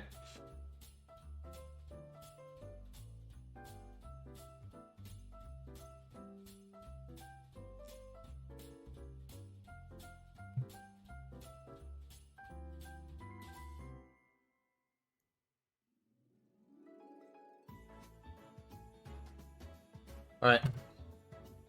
Snowman time. There's a snowman. He's got pink eye, and he's got multicolored buttons. And his head and his hands are covered in, jizz, I guess. I don't know. Snow, sorry. Yep, Christmas. Christmas theme. I keep reminding myself.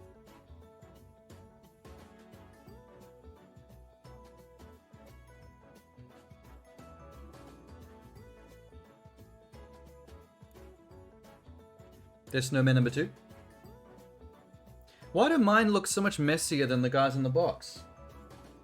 The box, they got such clean lines with the icing piping. With piping the icing. And everything's so neat and clean. Mine looks all fucked up.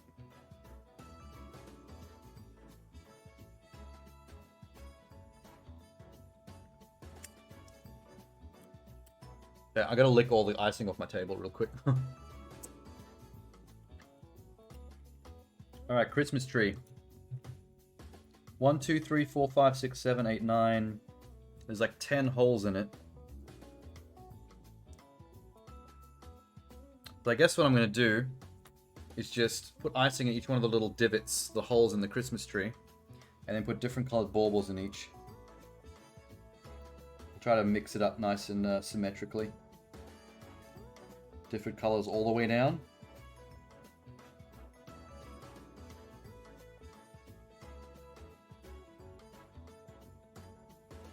Okay, pink at the top. Pink is the best one.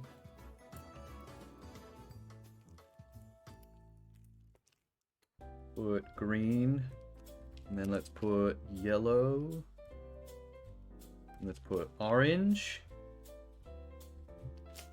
And I think I'm running out of the pinks first. I think maybe the pinks once again are the smallest number out of all of these. Why do they do this?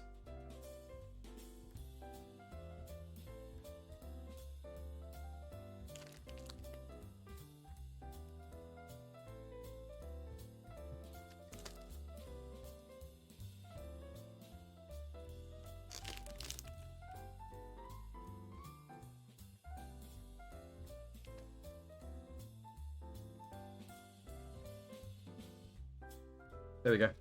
That's a nice one. Christmas tree. It's a bit bright. A bit awkward. Let me put some snow on the edge. For Christmas. Snow. Snow. Snow. Snow. It needs to look like it was snowing on the edges of the branches and the leaves and stuff. That's the way you do it.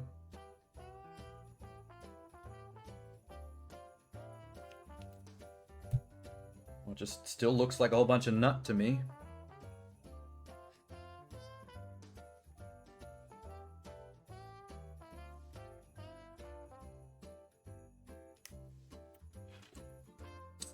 Sweet. Oh, look how candy covered it looks on camera. It's a little out of focus, but I'll show you what I've done so far. Please stay.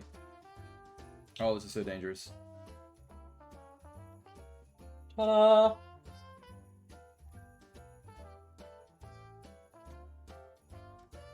Cool.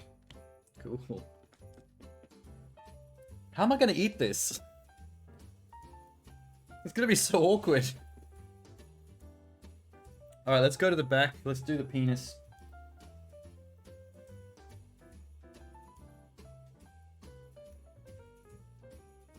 I need to get in the right headspace for this. I can't fuck this up. This is the most important part.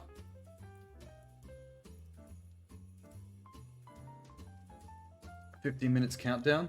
What, to the icing sets? I think it's fine for the ingredients because they're so small. There's not much chance of them. Okay.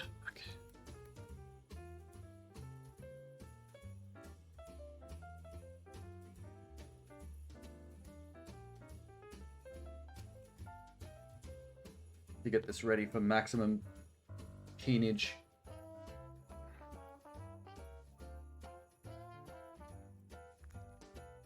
I love this icing pouch. I want to buy, like, a bunch of these just for myself. Okay. How do we do penis? I want to do quality penis. Okay, wait. Let me just... I need to steel myself.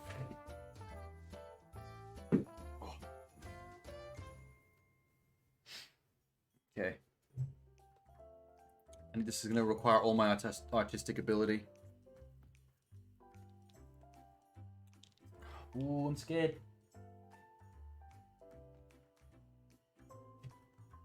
Start with a clean nozzle.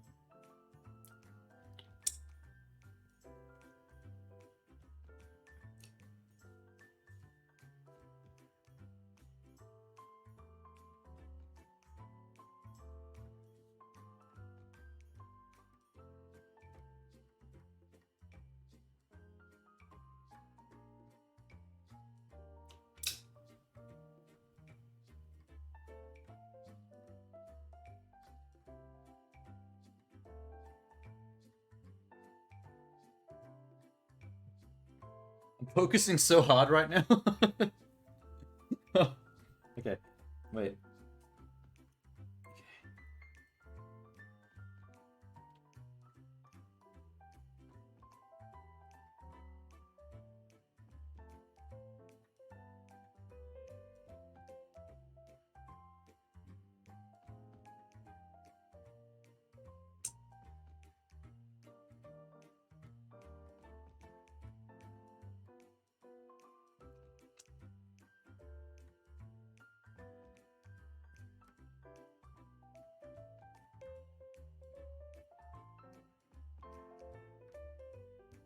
How's that?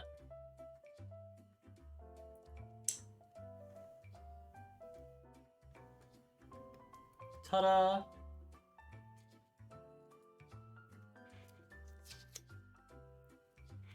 Should I have aimed it downwards? So it's a so it's hung? That's a hung penis, or I mean up is erect, so I guess that's pretty good too. Behold, Christmas peen. We should probably decorate the penis, huh?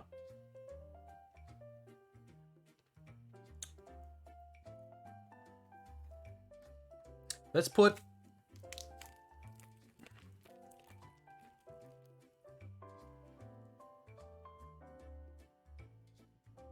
There's a little pink dot coming out the tip. Oh, wait. No, fuck. Better idea.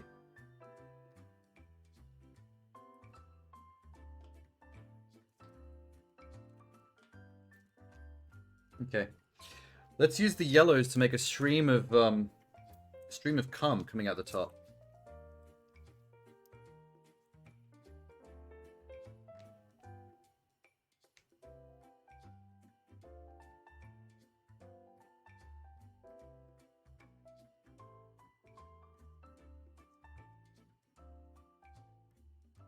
There we go.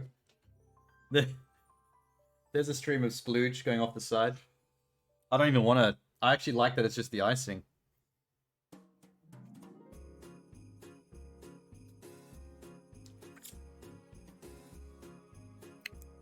Okay. Let's get some snow going along the bottom of the house real quick before we run out of icing.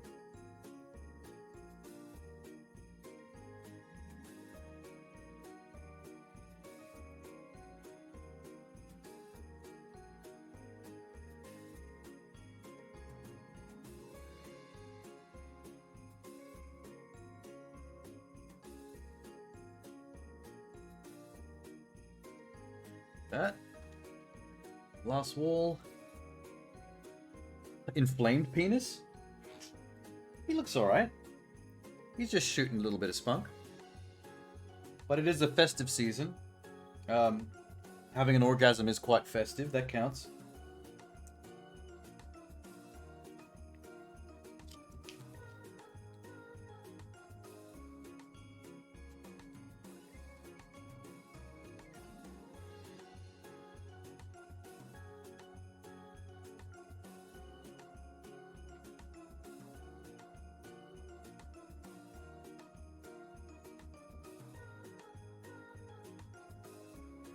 Okay.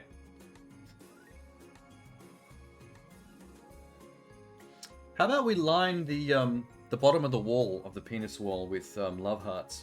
I think that makes sense.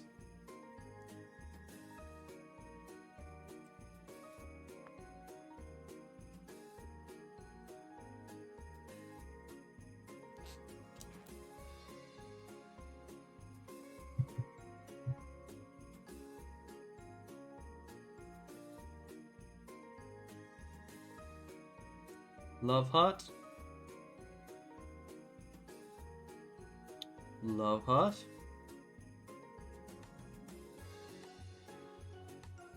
Love heart.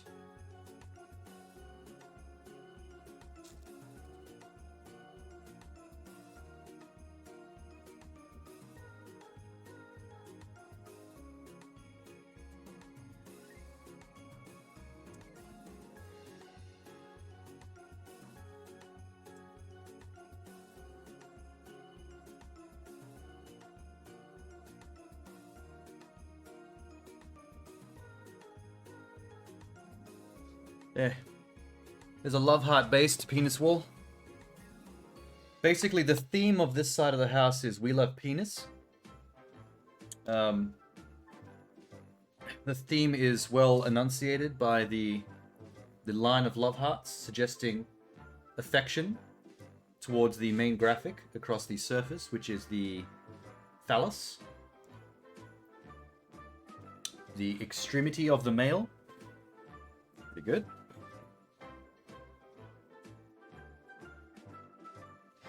I suppose we could decorate the rest of the wall with little dotsy dots.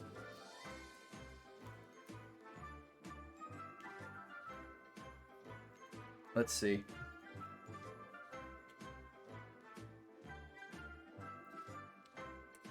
Sorry, I was hungry.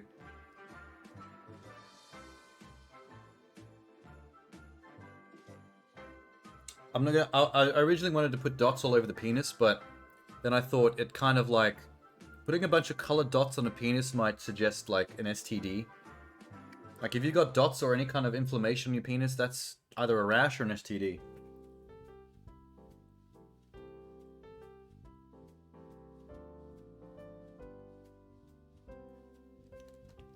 Okay.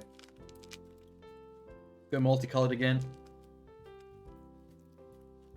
Pink at the top. There goes pink. Fuck. It's just so hard to control these balls. Raise awareness? Oh yeah. We could turn this Christmas stream into a charity stream. Raising awareness for STDs, specifically of the cock.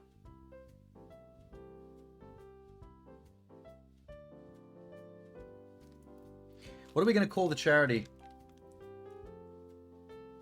SOC, Save Our Cocks. How about that?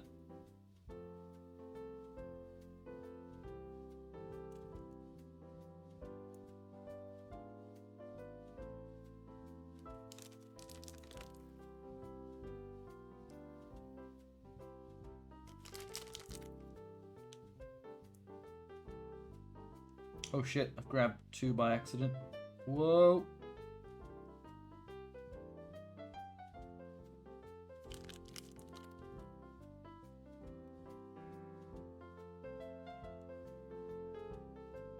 Cool.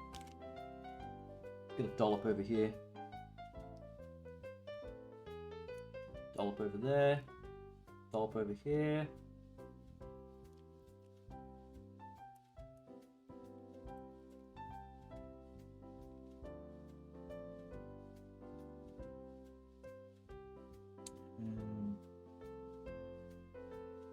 Orange and a green.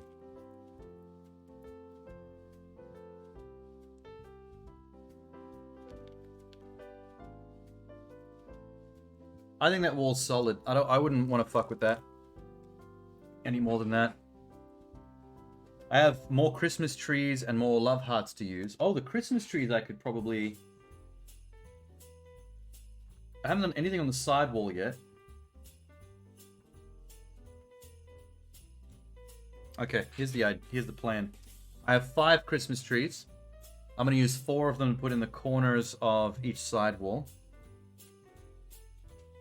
We'll smash that up with icing.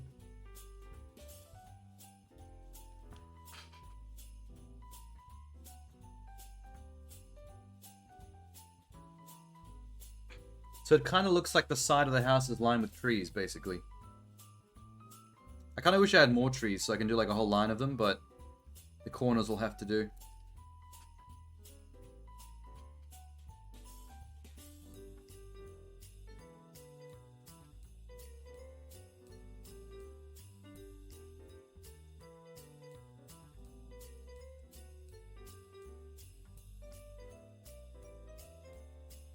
Save the trees. How many charities are we running tonight?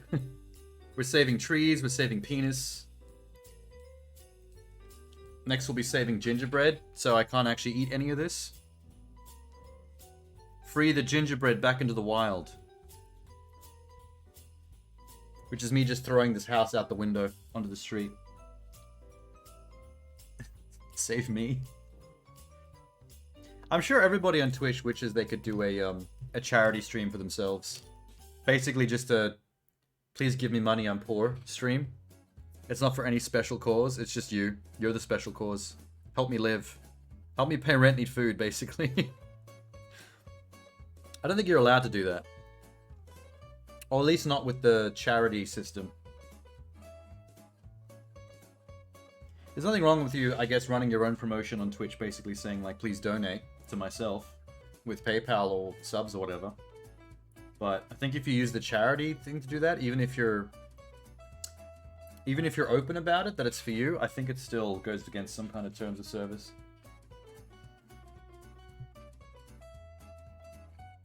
We have 1 more tree left.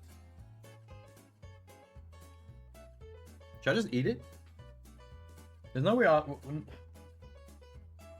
in the house really you'd put any more trees.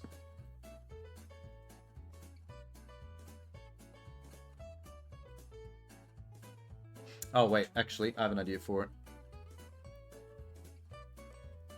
We'll save the eating for when it's finished. In the meantime,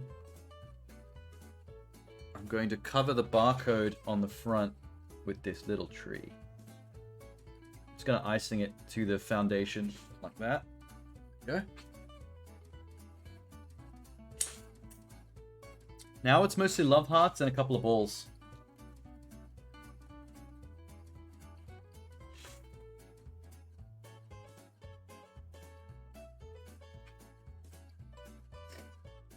I could pave the front of the house with the path going up to the front door with love hearts, because I don't have anything else to use anymore as concrete slabs.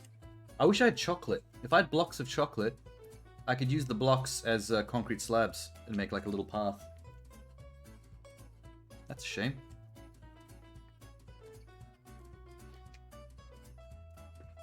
Okay. Let's make the path.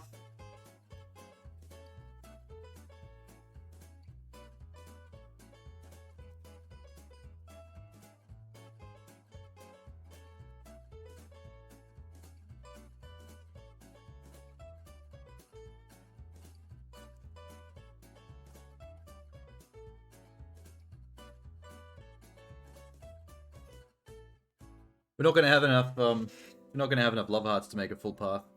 They're gonna end pretty soon. That's too bad. I'll try to make them last.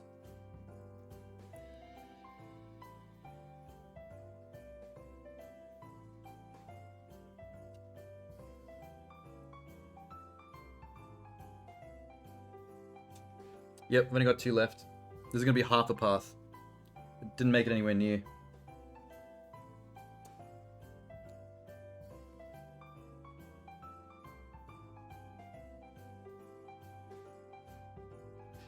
Oh. We officially only have the little balls left. So I think...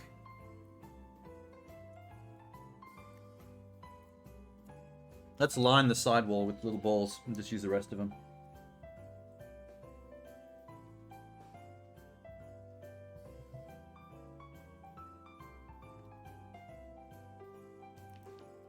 Oh my god.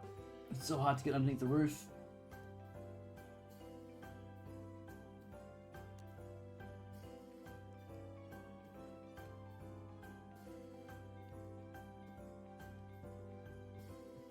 Shit. I'm trying to draw the snow outline on the I'm trying to draw the snow outline on the windows real quick, but the roof makes it really difficult.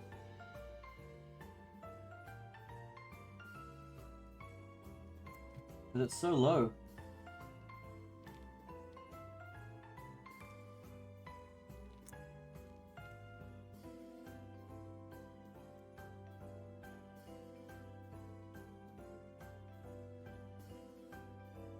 Fuck. Alright. That's a janky window, but whatever. It's just snow. I just thought I might as well, because we're going to have more than enough icing. I was actually really worried we're going to run out of this, but it doesn't look like there's any chance of ever running out of this stuff.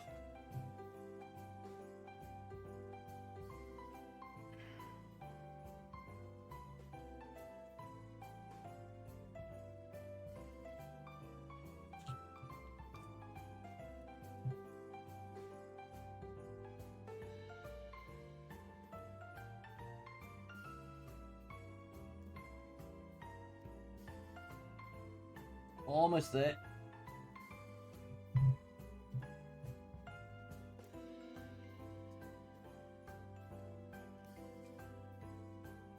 Oh my god, I hate this.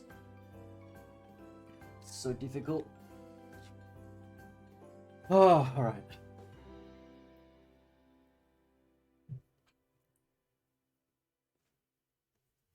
Let's get balls.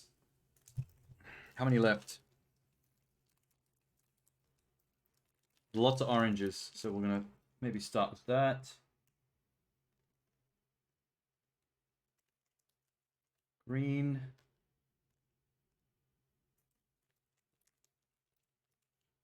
Yellow.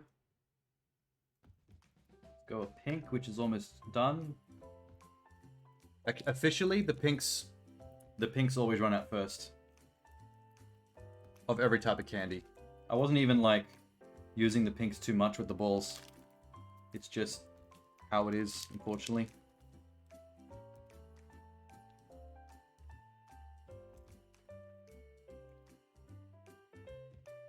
Okay.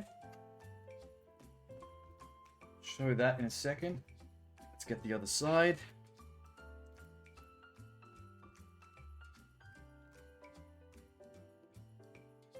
Green. Orange. I just dropped one on the floor. Ow. Ow. I can't afford to lose a ball. I have just enough to finish this wall.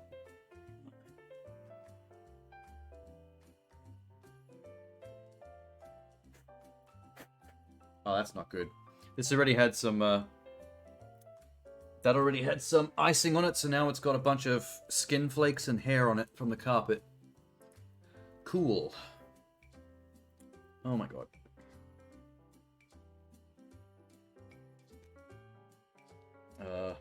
Fuck. Oh, shit!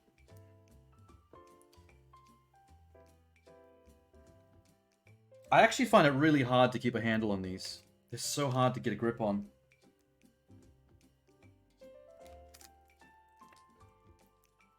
This is just enough. Oh my god. Perfect. Except for this one pink that I have left.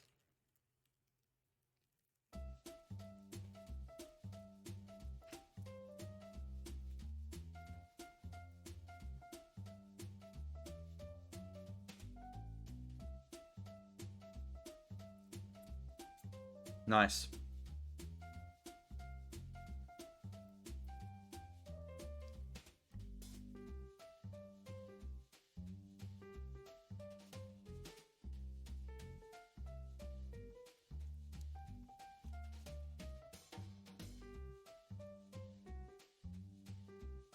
I think I'm getting there.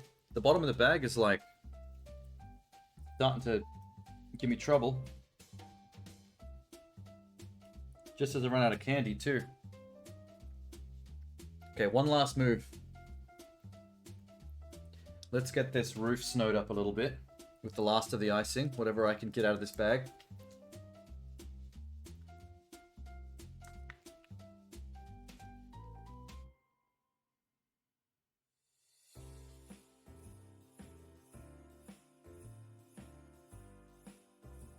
That's sick. I should have done this ages ago.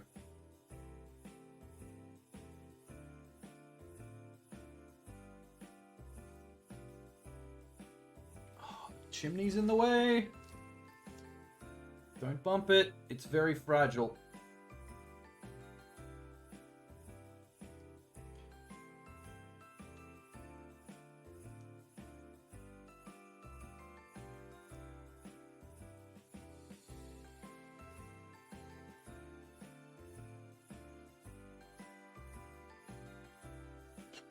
Fuck yeah.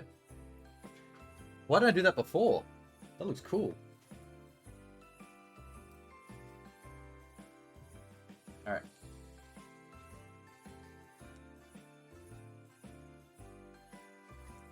Fuck, that went right off the edge. And that almost went on the penis. Penis foul.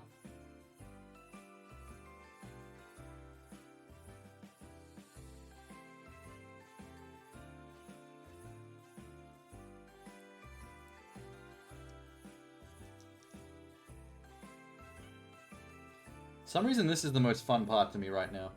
I think it's because I get to trace. It's just tracing the lines along the ridges of the shingles. It's kind of satisfying. It's oddly satisfying.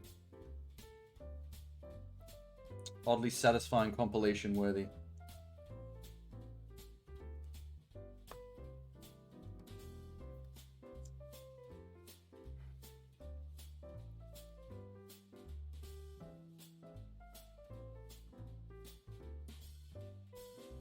I think we've done it. We worried about the penis and forgot the roof. That's 100% what happened. Like, dead set.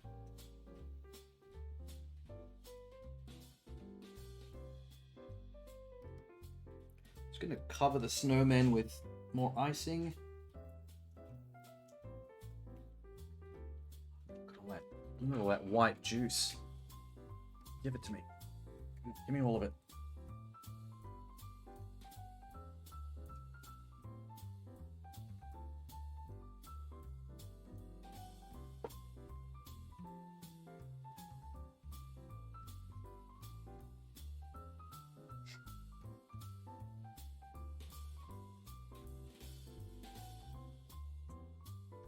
Let's do this.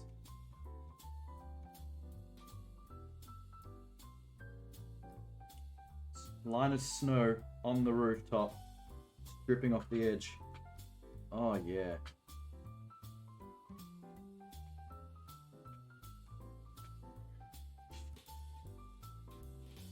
One for the back.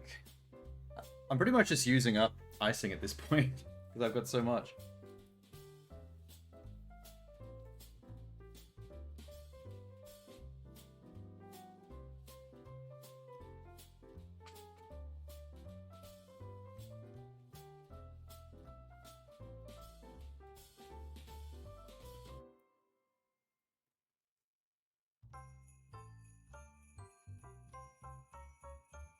Here we go. Look at that thing. Bent. That's how you know you've had a good night. He's empty, boys. He's empty. Okay. Plastic gone. I'm gonna hang on to this tube here though, because I think I can suck more icing out of that if I really want to.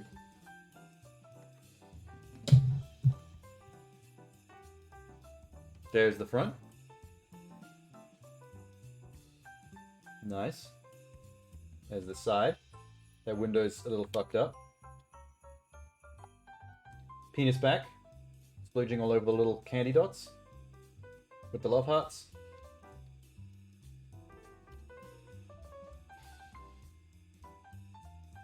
Wicked. Did I ever show... Wait, look at the roof. The dots along the roof are cool. Perfect, symmetrical, tessellating pattern of colors.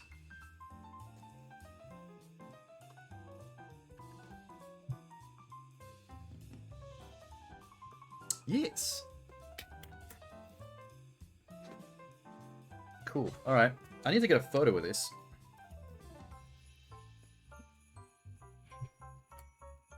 And then let it set for a little bit. How long have we got till Christmas? 20 minutes. Oh shit. Hey, mobile creature. Tanner's back. Tanner, it's 11:40 Australian time, so it's 20 minutes to Christmas. And the house is done. Actually, you might have just missed it. I just held it up. Hang on. I pretty much spent the whole night making this. Whoop. And Sham. Look at that shit. Yeah, buddy. Look at all that icing. All that delicious icing. It took me hours to decorate this. Just ask Aqua. Aqua was here cheering it on the entire time. No, I don't have more than one pink. That pink right there, only pink. The one above the Christmas tree. Those are red Love Heart gummies. The top one is a red Smartie. Sorry, a pink Smartie. It's the only one they gave me. Oh, and here... Wait, I haven't shown them yet. Here's the penis side of the house. We got a nice juicy cock. Jizzing all over the wall. And knocking all the little colourful candies out of the way. Boom. That is spectacular.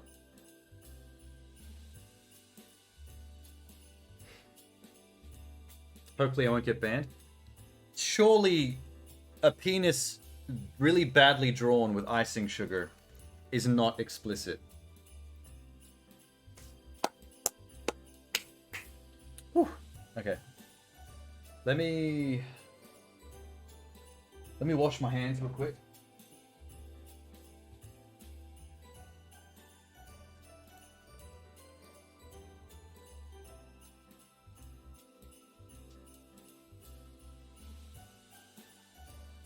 Warm.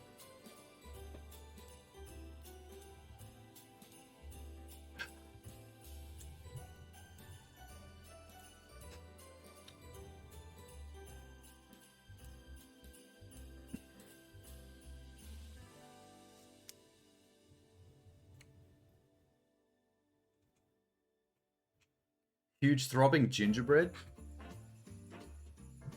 Imagine calling your penis that to a woman. Hey baby, you want to see my huge throbbing gingerbread? Oh yeah, Tenor knows. Ten has been on my stream for long enough that he knows that every time I played a game where they let me draw stuff, I always draw a penis, so there's been a few penises. I forgot to dry my hands. Hang on.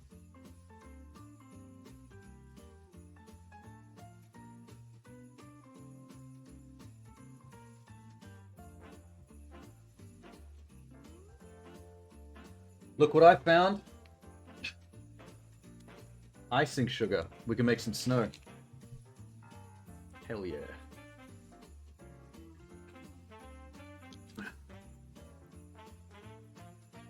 Let's rest the eyes from the lights for a sec.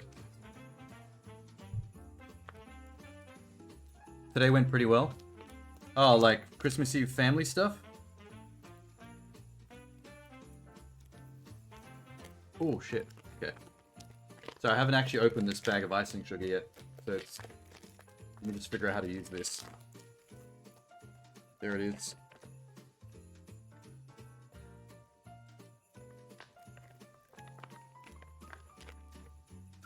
Oh, this could be messy. Hang on. Should I just salt bay this shit on there? Because your brother has to work on Christmas. You had your Christmas lunch and present giving today. You drank quite a lot, and after the kids left, you watched a bunch of the Reacher TV show. 5 hours. So basically, it was all Christmas food, getting drunk, and watching 5 hours of Reacher. That sounds pretty decent. Should I just... Maybe I should just sprinkle it. See what happens. Oh my fucking god. Oh no. Okay, that's not a good idea. I'm gonna salt bay it.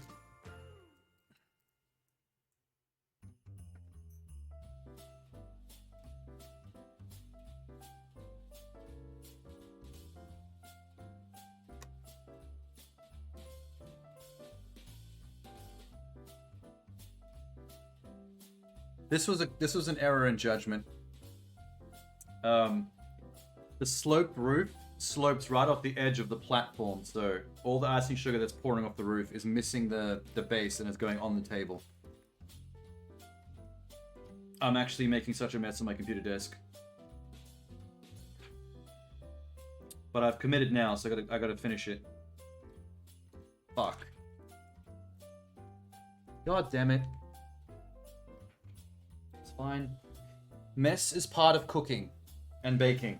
I know I haven't technically cooked or baked anything. This is a pre-made kit. All I did was glue it all together with icing sugar, but still. It's the closest I'm gonna get to baking.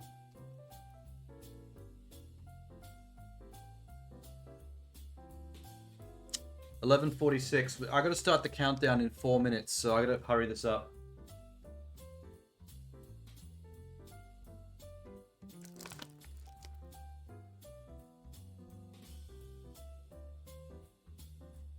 Don't do drugs. Does it look like cocaine? Does it look like I'm sprinkling cocaine on the house? Now there's something I can get banned off Twitch for. If I was making a cocaine gingerbread house.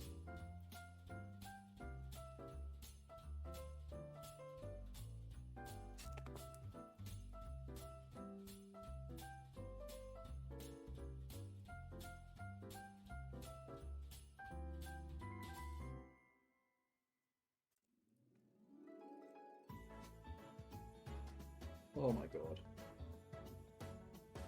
Throw it up against the wall? Oh, it's going behind! Where's my Xbox controller?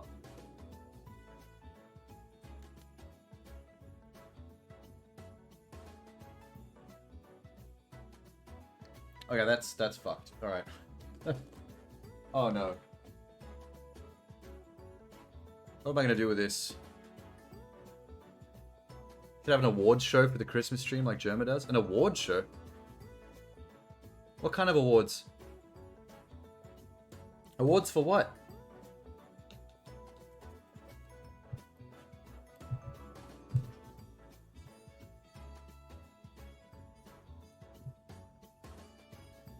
Oh no. Oh no. Okay. Drama. There's icing everywhere. How long have I got? 11:48. Shit.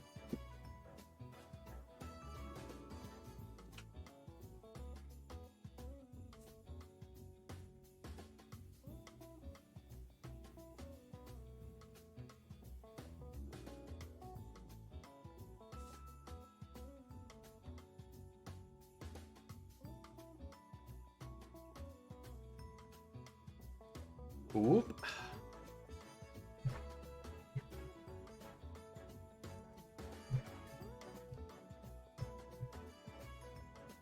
Let's get this away.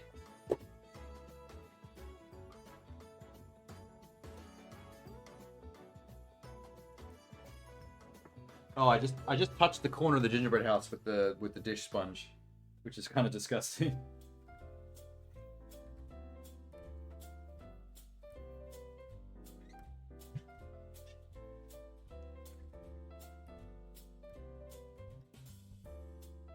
Okay.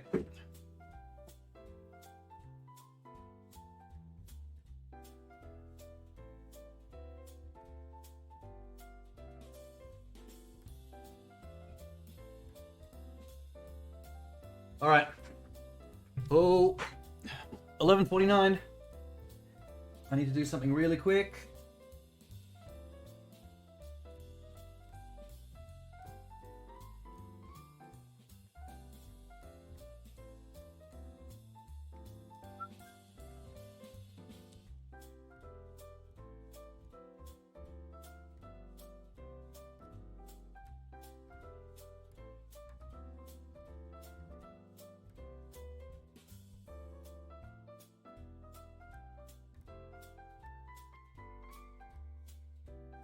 Yep, just hit 11:50. That was just in time. Ah!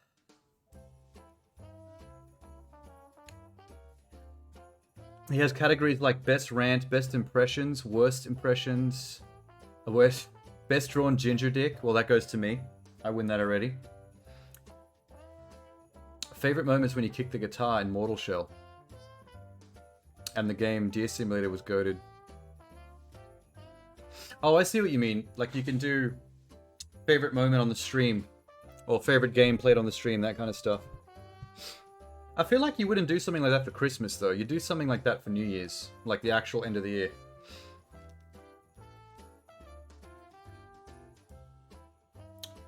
We have rain. It was raining this morning when I woke up, actually. We had Christmas Eve morning rain.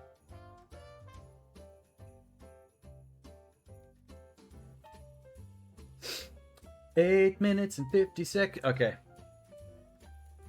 Let's have another look at the final gingerbread house.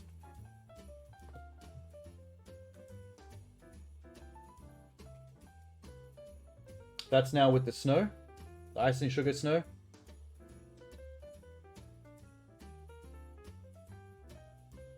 Sweet.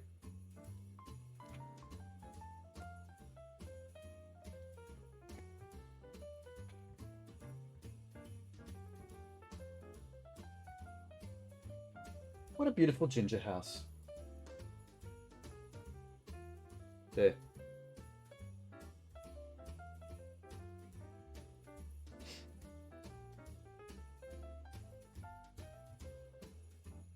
I love it. I think the icing is like hardened enough now as well.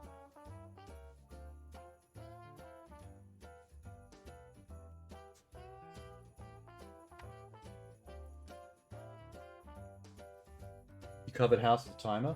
Oh look, yeah. That's why I brought it up here.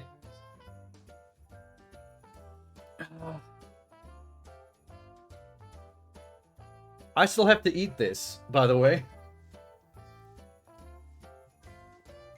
We'll worry about eating the house after the Christmas timer thing's done. Jerma did something genius with his Christmas stream. Right before he started the awards, he had a paid actor pretend to hack the stream, and the dude legit Modern Warfare 2 without talking for like 2 hours. Cool. The dude started reacting to German content as the video he's watching broke the fourth wall, and him and the hacker started talking to each other, and then Santa turned up to help them reconcile the differences. That's pretty good. That's a lot of effort.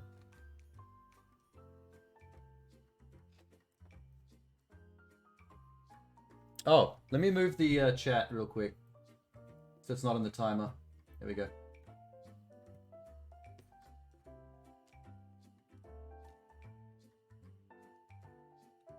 Not in one day. Oh no, we're eating the whole house tonight. Once we're done with the Christmas countdown and the Merry Christmas bullshit, this house is fucking goner.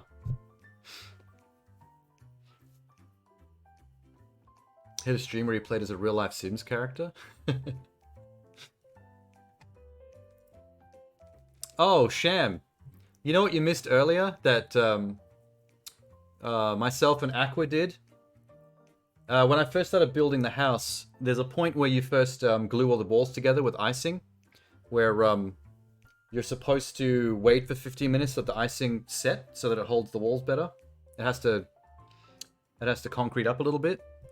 So while we were waiting for that, as a Christmas tradition, we went on YouTube and watched the Christmas PUD video from Aunty Donna, because you can't have a Christmas without watching the Christmas PUD video. Sham, it's almost midnight. I hope you have a plan for watching the Christmas PUD video. I'm sure you watched it already. When you were drunk earlier today with the family, you guys watched Christmas PUD, right? With the whole fam?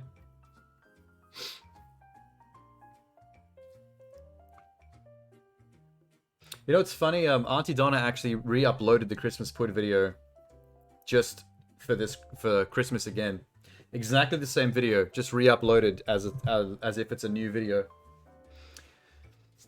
They should do that every year. Every year they should just put up the same Christmas PUD video fresh. They did a family version too. I did see a version kicking around where someone was like, oh, why'd they cut out the spewing up the custard part? And I was like, oh, they must have censored it a bit. I saw the book. I watched the video of the guy, the narrator reading out the book. That was cool.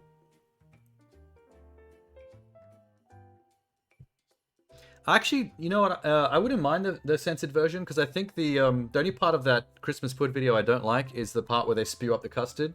Because throughout the whole video, it gets me so fucking pumped. It gets me so gassed for pudding. I so want some pudding with some custard all over it. It makes me so hungry. But then when they get to the part where they start spewing custard, I was like, well, I'm over the PUD thing. I no longer want to eat PUD. You should have got the book for one of your nieces. That would have been amazing. The family-friendly Christmas PUD book. Hell yeah. Just so you know, I have another tradition that we're going to do as soon as that timer hits 0. When the second it hits Christmas, there's something we're going to watch. It's another... This one's lesser known, but it's one that I have to watch every Christmas.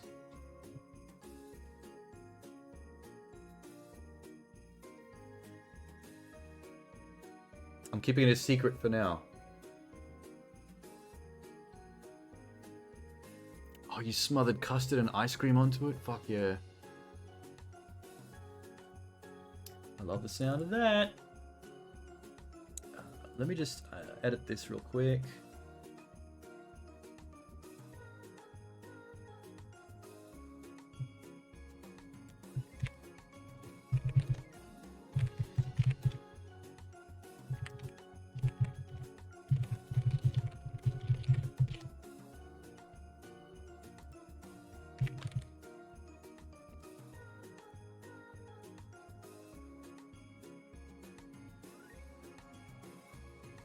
I'm just fixing up, hang on.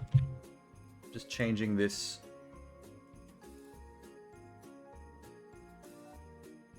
Alright, I'm activating the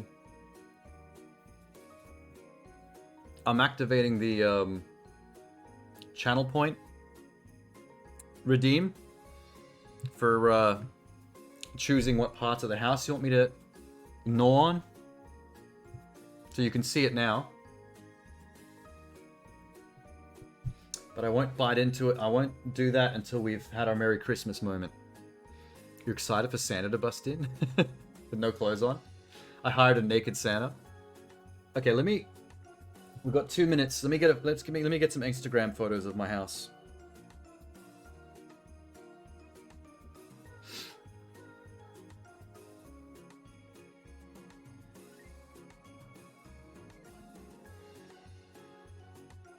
Hang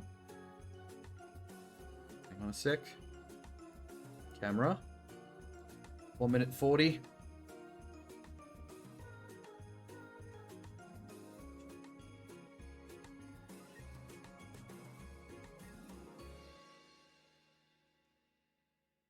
Fuck, it's a cool house. How have I done this? How am I so good at this?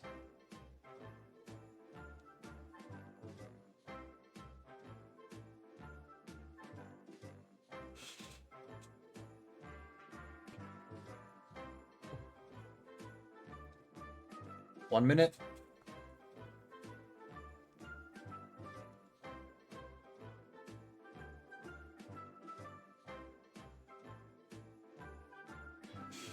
Suppose I should get a picture of the penis, huh? I love how, because you can't see the house behind the timer, it looks like I'm just taking photos of the timer.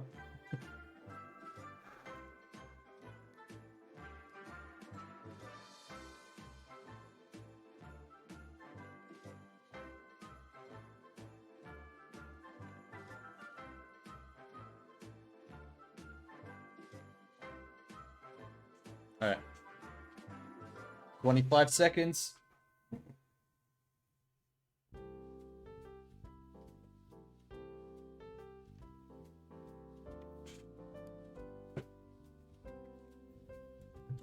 "12 seconds. I gotta hurry, put the phone back.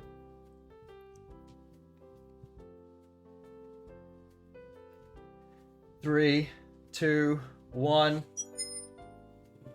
Merry Crimbus! Merry Crimbus, everybody. Merry Chrysler. Merry Quantico. Yes. Oh my god, thanks. Sham, you just made me want coffee by posting that emoji. Wait, let me do one too that no one else can do.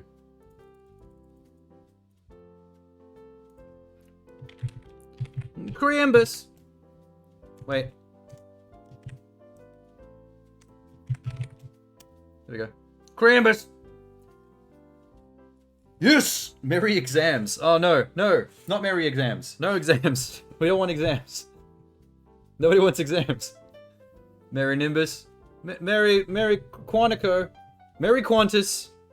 Merry low airfare airlines. 50% off travel to Ibiza for this month only. Merry Biscoff. Merry Biscoff. Actually, you know what?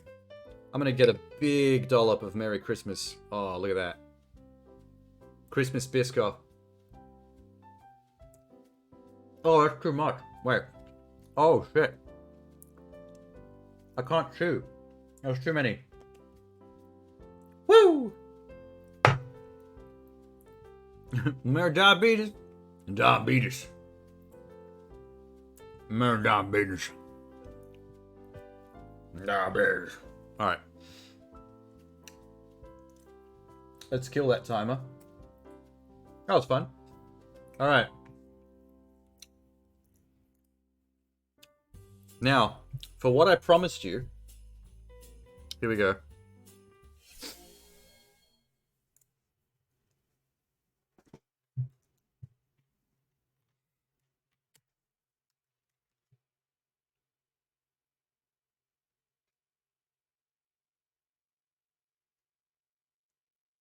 Wait a minute. Let me just double check the... There we go. Just had to fix something. Good timing, Minx. Penis, penis, penis, penis, penis, penis, penis, penis, penis, penis, penis,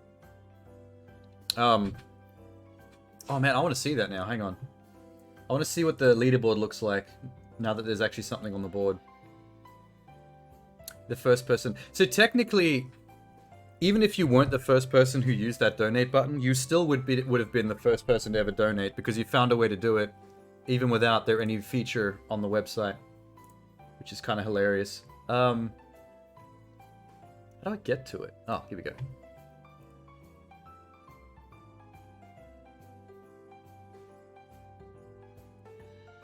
Oh, it isn't updated.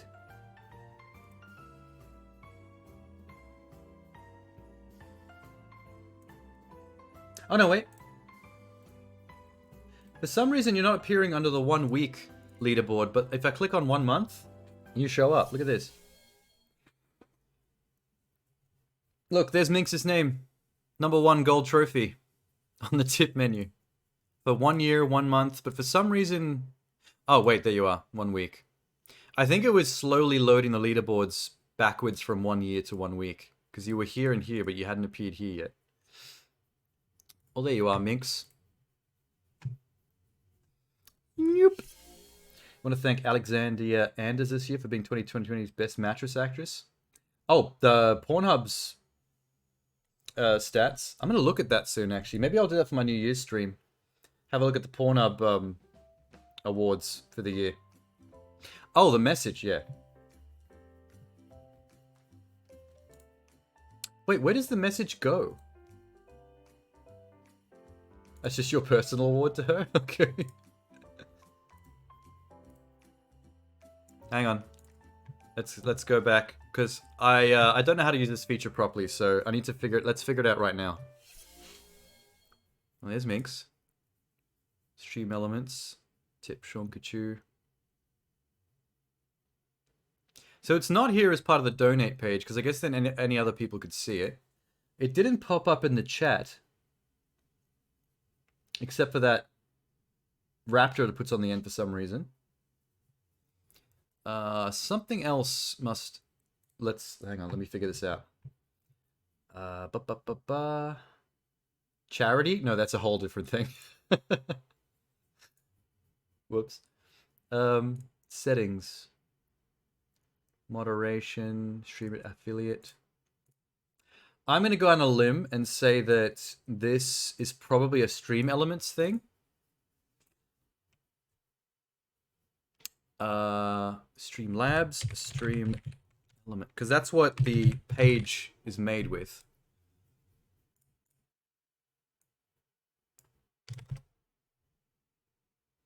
Oh my god. Dashboard. Let's just... look at it off to the side in case there's personal info. Okay, it's showing the tip info on the front page.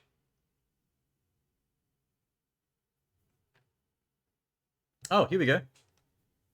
Here we go. Got it. Front page stuff down the bottom. Merry Christmas, you beautiful human. You've helped me through some tough days even though you didn't know it. Aw, love heart. Thanks, Minx. I guess just sitting around here clowning around does benefit somebody out there. That's nice. It's good to know. Makes it feel like it's all worth it in the end. Even though I'm just playing video games. And eating candy on stream. Whoop! That is a bit annoying though that it doesn't show the tip messages anywhere more convenient. Like you have to go to the Stream Elements website. I also acknowledge everyone in chat and any questions asked that matters to people.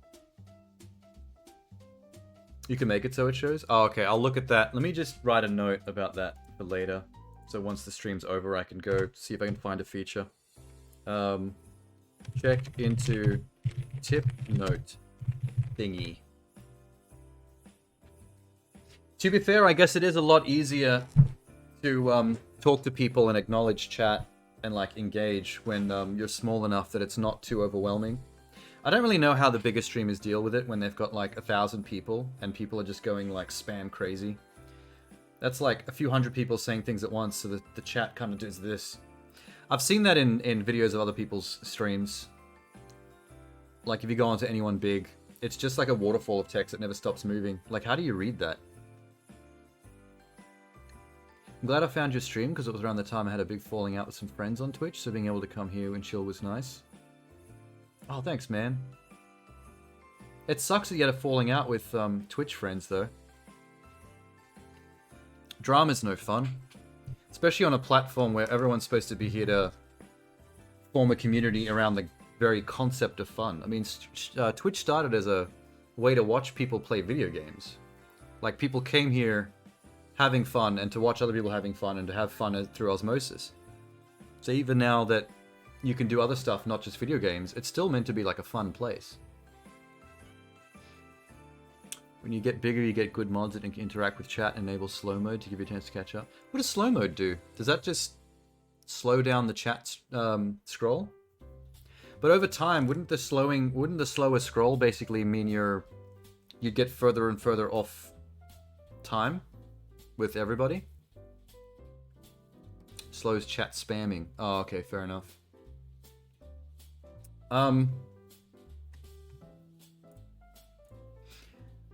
Important, real quick. Actually, I'm gonna move the chat back up the top so that you're not covering the Gingerbread House. There you go. Because the Gingerbread House is important. It's very pretty. You need to be able to see it. Minx, were you here?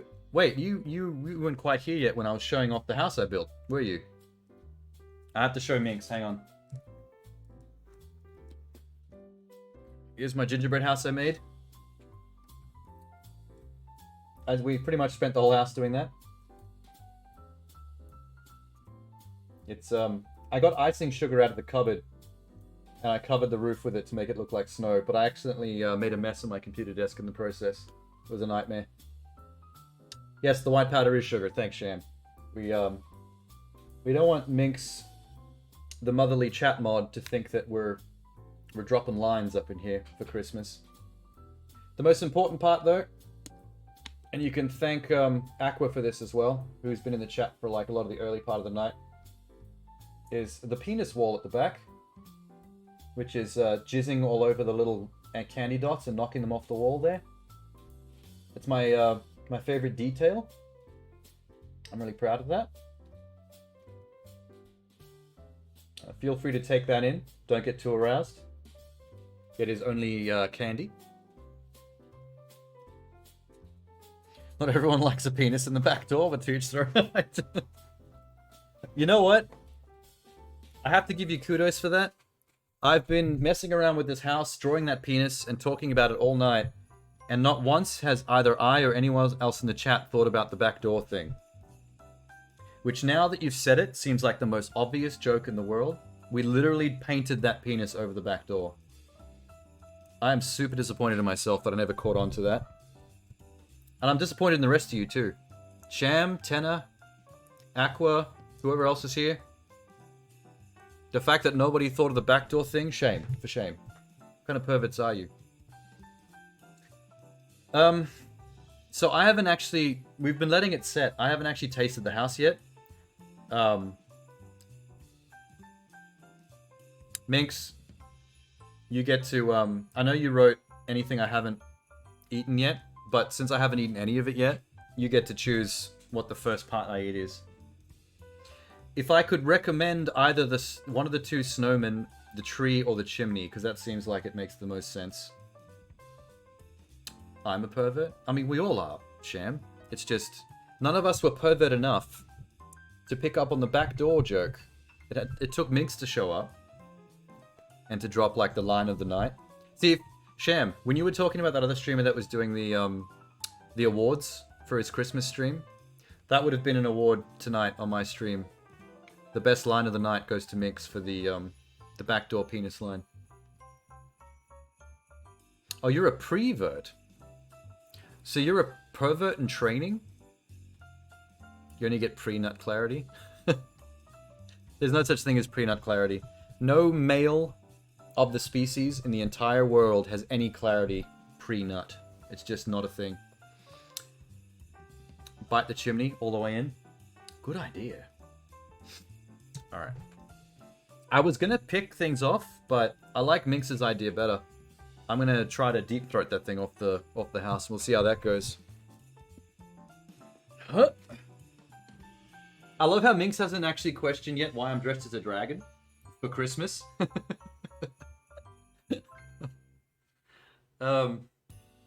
It's the color scheme, Minx. For some reason, dragons are green and red, which is exactly the Christmas colors, so that's why I went with that. Yeah, here we go.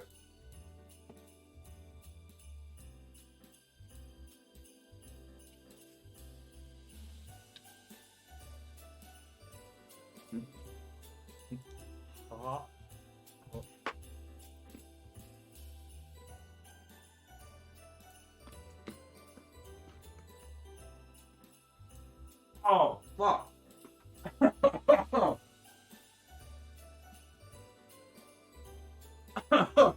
God.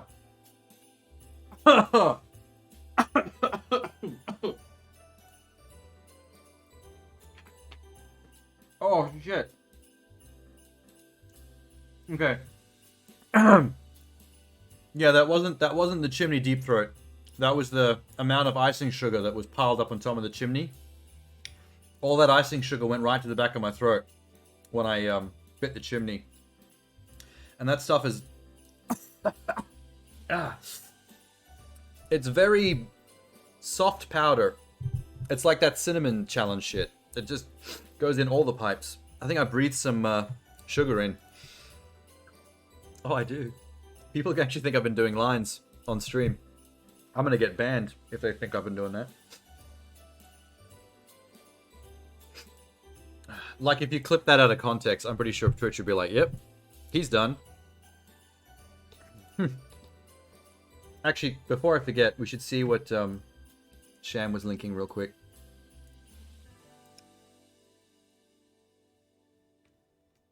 Oh, it's a Christmas Aunty Donna video. Are you familiar with Aunty Donna, Minx? Just out of curiosity.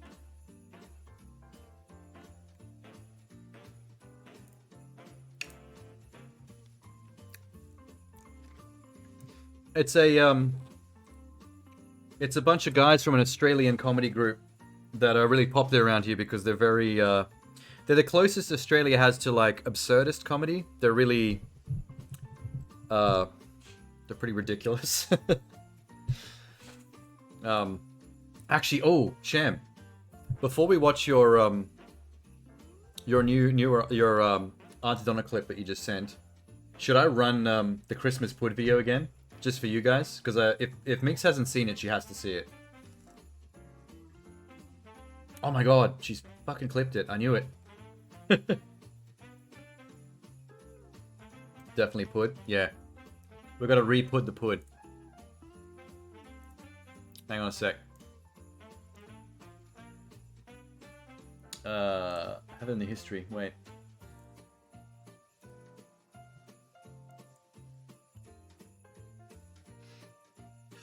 Thanks for throwing me under the bus, Minx.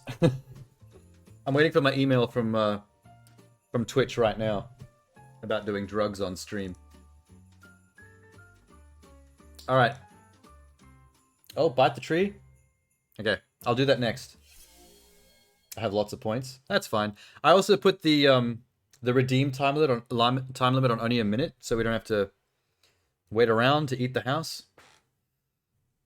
Minx, I'm gonna rewatch the Christmas PUD video by Aunty Donna. I watched it earlier tonight as part of my Christmas tradition, but since you weren't here, I feel like you need to see it. It's very important. Oh, I can put Biscoff on the house. If you want, you can double up the Biscoff claim and the bite the house claim. That's a good idea. Why did I not think of putting any Biscoff on the house? That's crazy. What am I doing?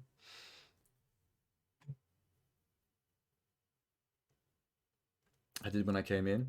Oh yeah, you did do that. I didn't even think of it at the time. I just ate the Biscoff. Okay.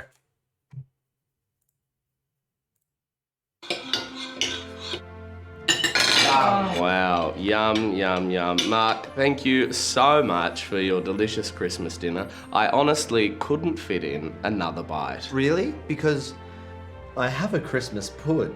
Oh, maybe a little bit of pud then. What a bloody surprise, mate. You got room for PUD. You love your pudding. All right, there's always a little bit of room for pud. Thanks, but no thanks. I don't think I have room for PUD. There's no pressure. If you don't want to have any PUD, Broden, then you don't have to have any. What was your PUD. name again? Oh, so you do want a little bit of PUD. I thought you cheeky little boys would want a little bit of PUD. I'll just get a sliver of pud, thanks. How much PUD we talking? Like, about that much PUD? Maybe a little bit more pud than that, mate. Yeah, that's what I thought, mate. Oh, mate, maybe a little bit more than that, mate. No, This is 100% me on Christmas for pudding. more, don't you? I love pud. I love pud. Mate, that's a lot of pud. I don't know if I have room for it. Are you sure you don't have any room for custard? Oh, you didn't say there was custard. Oh, you want that custard, don't you, big boy? Get the couch ready, because there's custard. I'm gonna be I'll be in naughty land by 2. Put screaming out for some custard. I made it from eggs. Have you ever had eggs? Oh, fuck, they're sick, man. All right, yeah, chuck on the custard, and then chuck a little bit of cream on there as well. Oh, bit of custard. Oh, bit of brandy cream, mate. Just make sure you don't do too much of either. You know, you don't want it to overpower the pud. Oh, who am I kidding? Have as much as you want, Braden Kelly. Yeah, there we go. Oh, no, guys, I made too much PUD. Oh, I'm a big fuckhead. No, we can have a little bit more. I think there's enough room for 2 puds, mate. Where's the rush? Why are you rushing? Just leave it there. Someone will eat it. Nah, I'm not gonna put it away, boys. I was just testing you. Yeah, leave it there, see what happens. When you invest in PUD, you invest in your friends. I love pud. Wow, I can't believe it. I've had 2 serves of PUD. Shut up. And have more PUD. Is PUD. Come on, boy.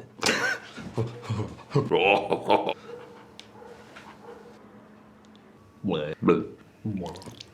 Too much pud. Yes! Yes. 100%. Too much pud. There's no such thing as too much pud, unfortunately. I do feel like that last moment where they spew out the custard does turn me off pud a little bit. Could do without that part. There's another stomach for pud. See, from now on, Minx, you're not allowed to ever say pudding again. From now on, it's pud. The word is pud. You're only allowed to say pud. When you go talk to your family, you got to say pud. And when they ask you why you're saying pud, don't elaborate. Yeah, chuck a bloody custard on there, chuck a bit of cream on there. It's just pud, mate. You know, I've used so many lines from that video in real life. I love how Aussie Broden sounds. I love Broden. He might be the funniest one of the lot. Zach is probably the most character actor of all of them. He's the one that can get the weirdest, but I think Broden is low-key the funniest one. The last part reminds you of Team America. Oh yeah, with the Profiterole Tower for put. Oh yeah, Profiteroles. Mark is your favorite on the podcast. Is that because he keeps doing Silly Boy? The most hated character. I think the most recent line from that video I've used in real life on someone is the part where Mark goes, "Shut up and have more pud," like with the big gap in the middle. You got to say "shut up" like really seriously, and then you leave the massive pause, and then just have more pud.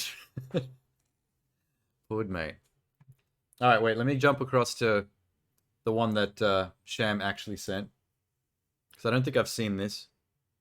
Christmas Please related, so welcome good job, Mrs. Dad. Claus. I need to be clear, me and Santa are poly.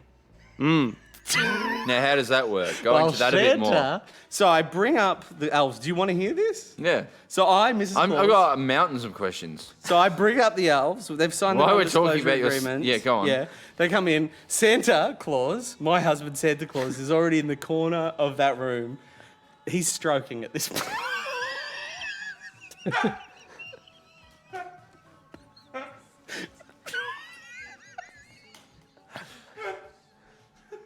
You're right, he does He's laugh at stroking himself a his lot. dick. Please keep going. Oh, thanks, It's not Sphinx. long, but it's thick. You've already given me my my Christmas present, and you're still doing Just it. see where the night takes it. Yeah, right. The only thing is they're not, and they know all of this, they're not allowed to make eye contact with him.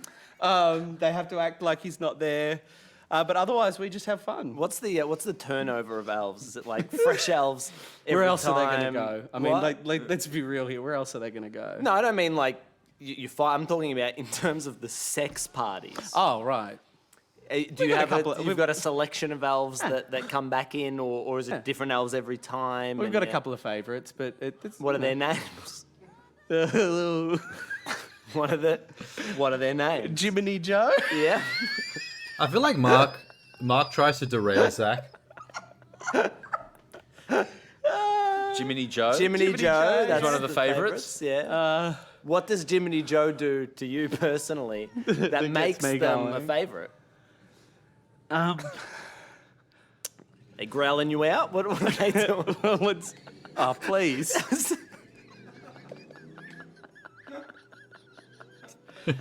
I mean, they're small. You could have 2 or 3 of them growling you out at once, I imagine. Please. What's this? Please. What? This is foul. You're being foul. I'm evolving with the podcast. Yeah, You no, went there with Santa's chody dick that he's stroking as you went to the room. Yeah. I'm just talking about how many little elves you can fit. Yes or no? Do you have more than one elf at one time growl you out? Yes. Great. I mean, Thank we've you. done What is- many things. We've been I know doing I'm this Australian, nearly I'm supposed to 30 know years. this, but what does growl you out there- mean? Yeah. Any pegging going on? With Santa Claus. No, are you pegging any of the elves? I know what pegging is. Any of the elves pegging each other? If they want. Yeah, that has happened, yeah. Great. Yeah, I mean, this is... I think you think this is a much more formal thing than it is. It's a very expressive... We're a very loving, expressive no idea community either. up in the North Yeah, Pole. but you with- know? If I had to any guess what agreements? growling out Would meant, you I like have to a come feeling it's and eating fuck ass. me in front of I have Santa a feeling Claus? No, that thank it's you. eating ass. Mark, you're not my stepson anymore. You're just Mark. I'm Mrs. Claus. Would you like to come and fuck me while Santa Claus watches on? Thank you for the invite, but just the BMX for me. Tom, mate. Would you like to fuck me and watch? No, thank you, Mrs. Claus. That's okay.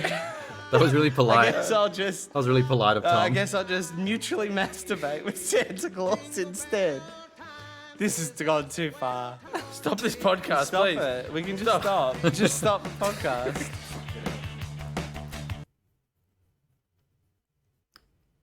Nice. All right, we should probably eat the tree that Minx asked for. Can't forget the gingerbread house. Now I wish it was a PUD. Now I'm like, I have to eat all the dry, sweet gingerbread when I could be eating PUD. God damn it. All right.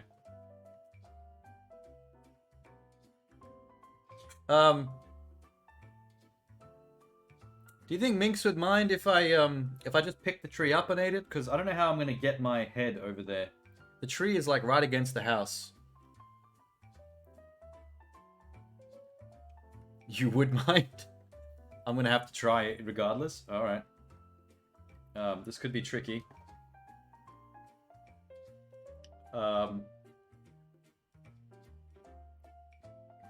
Yeah, I'm gonna growl out the tree. That's the plan.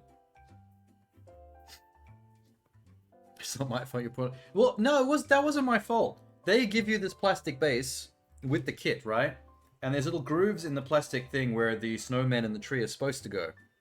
So they're in the grooves that they were designed for. So that's not my fault. Okay.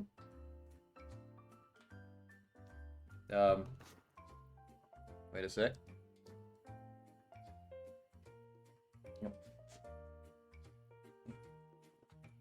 Okay, here we go.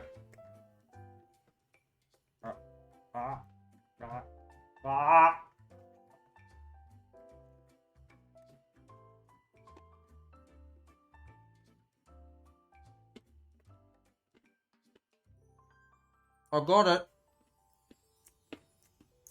Although I kind of rubbed my face on the side of the house a little bit, so now I'm covered in icing sugar and sticky white stuff.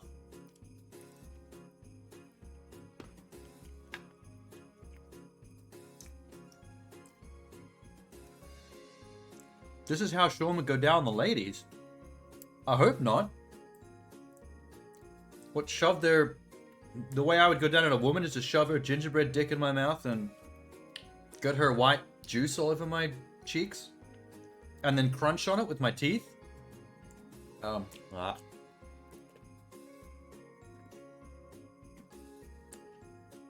I think I just killed her.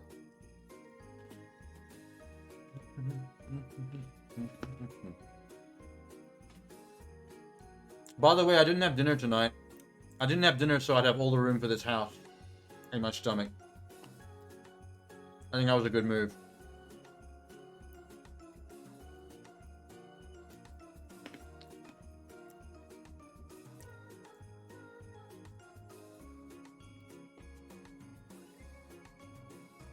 Oh, ow. The balls are a little bit hard. Ow. Yeah, the ball hurt my tooth a little bit.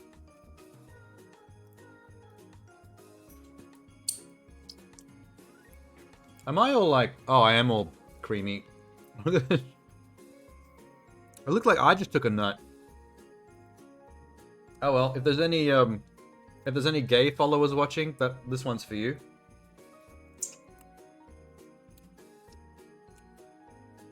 All those... Remember back when you first joined the stream, Minx, with Longest Dark? I think you were here for at least 2 gay viewers that hit on me hardcore. Imagine if they were here now. That one guy was being a real creep about it too. You know what, Minx? You said tree. I'm gonna add on to that the little Christmas tree that I have left stuck to the board. I'm gonna eat that too.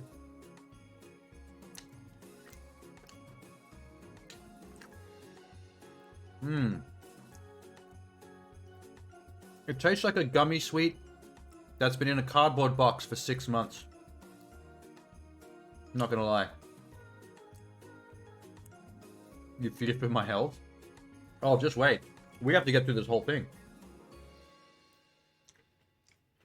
This tastes weird. Why does the Christmas tree taste like apple? Not just apple though, like dry apple. An apple that's had all the juice wrung out of it, and it's pretty much just the core left. I feel like I'm licking an apple core.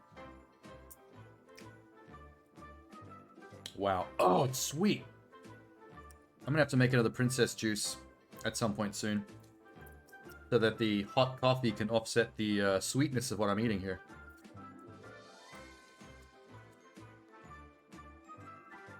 You made sure that I kept talking, said fuck off, and they did. I don't mind too much. Like, out of all the weird shit you had to put up with on Twitch, I feel like the slightly creepy people that like low-key hit on you and kind of get a little flirty in the chat, in like a creeper kind of way. I feel like that's like the lowest bar of things you have to deal with. Like you can pretty much like either play along and just talk to them normally and just ignore the fact that they're trying to be sexual. Like, that's easy. It's much better than the ones that come in and start throwing around N and FAGGOT bombs in order to like piss you off to get banned. Because apparently they're playing some game of how many Twitch streamers can they get banned from in one night. Those people are weird. I'm just gonna taste one of the Cobblestone Path Love Hearts, because I want to know what that tastes like.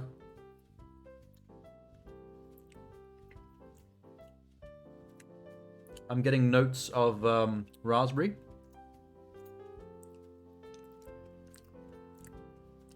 Gotta move it around the mouth, activate all the taste buds.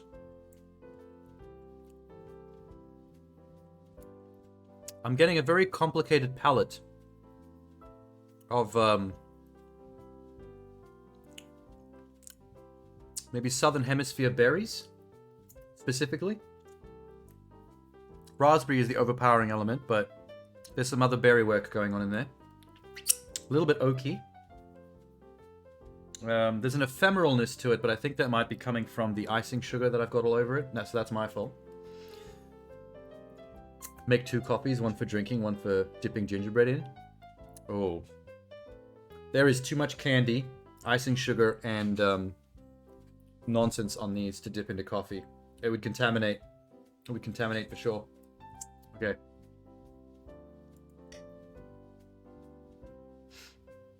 Oh. Almost forgot about another link. Which is why you have 2. Oh, that's fair. You don't actually have to drink the gingerbread one then. What's this link you sent?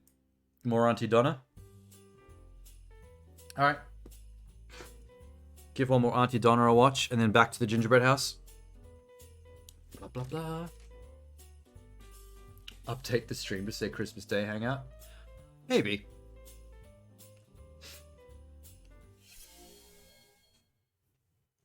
Although, we're not going to make it today.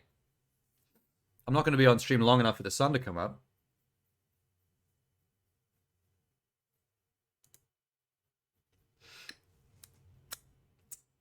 You glad you're spending some Christmas with me and Sham?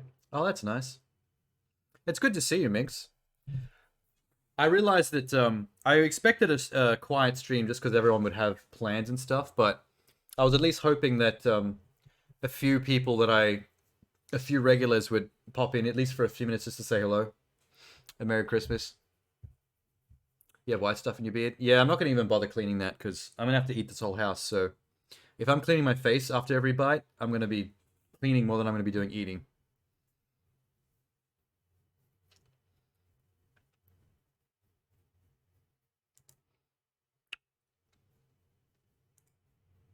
Oh, Minx gets to experience another Aunty Donna skit. Thank you for coming. No worries. Before you go, hang on, get some cake to go. Oh, no. No, mate, look how much I've got. I've got heaps. You're going to have some. Right. There you go. Have that. This skit is like something I think everyone has experienced in real life. I found this one mad relatable. I'll put a bit more on for you. I have to catch the train. Have it with a bit of glare wrap. Have that. Bring on a train. Some other people on the train will want some cake as well. You live in a house with all those boys. They can't have sugar, Broden. Hang on. I got an idea. What's this? Is the idea just giving me more cake? Have a bit of cake. Yeah. You can freeze it. Put it in the freezer. A sliver? Sliver. Enough Sliver? to eat on Just the that? train. Yeah, just that. That's fine. No, All right. no. All right. That's half the cake. All right. Have a bit of cake. I'm going to have room in the fridge. You've got to think about my fridge, Broden. You're going on the train You with all gotta those think about boys. my fridge. You got to be careful. Lovely cake, by the way. You like the cake? You Yeah, want some more cake? No, Have this some more isn't cake. I don't have enough room in the fridge. Right. So There's if another you want cake. Some cake. Broden, I actually have a free hand. You want some cake? Have Well, some cake. Well, you Have know, some when cake. in Rome. Have some cake. And now just straight in the hand. Okay, great. You want some cake or not?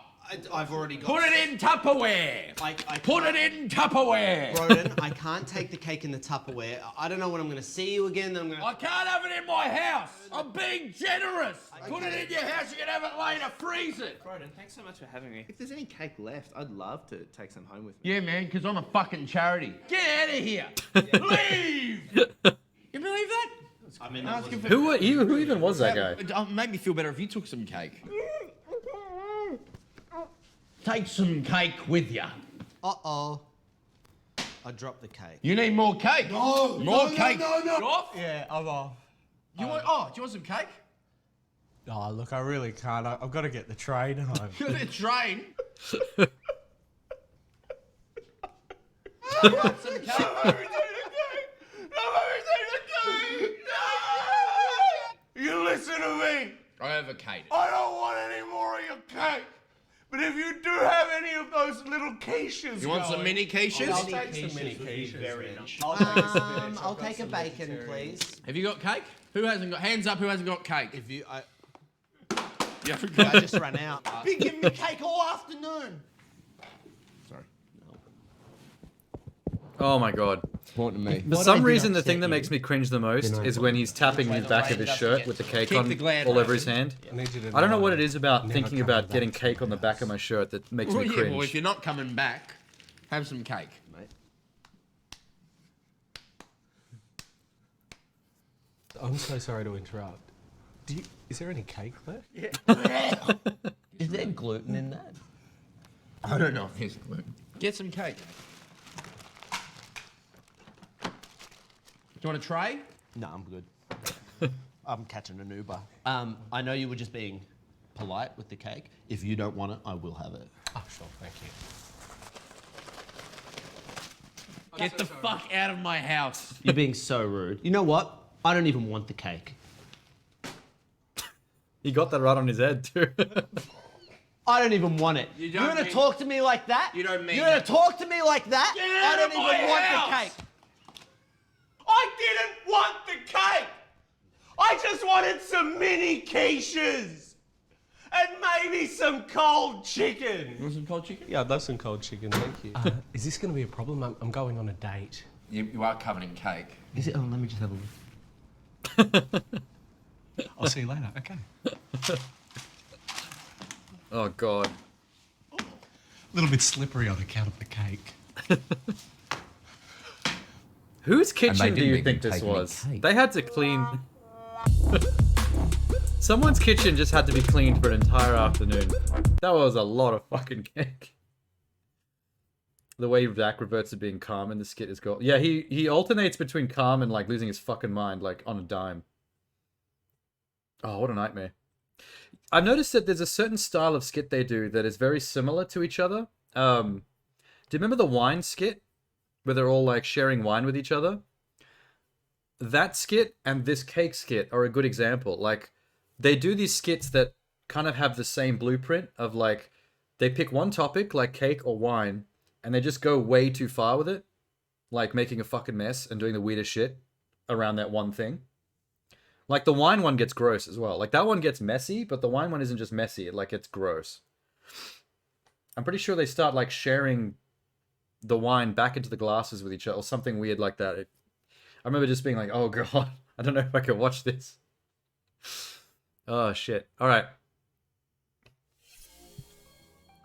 I don't think we've had enough Gingerbread House. You think I should have some Gingerbread House? I think the amount of mess on my face would suggest no.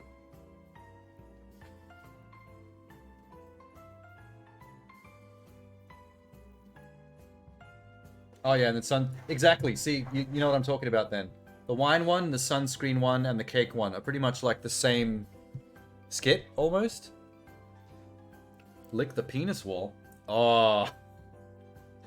You know, when I made this channel point redemption thing, I was not expecting anyone to get creative with it. God damn it. You're just trying to create you're just trying to create clippable moments for yourself, Migs. There's the penis wall. There we go. I'm gonna have to clean this desk when I'm done. There's sugar all over this desk. I can hear it scrunching when I move this around. So you weren't expecting me in the chat, so I just thought it'd be like, I'm just gonna eat the house. And you know, I'll just give people the choice of what order. I was not expecting that level of creativity. Okay. This one's gonna come back to haunt me. Oh, God. Why did I have to make it such a big penis too? It's a skinny penis, but it has a thick head, which makes up for a lot.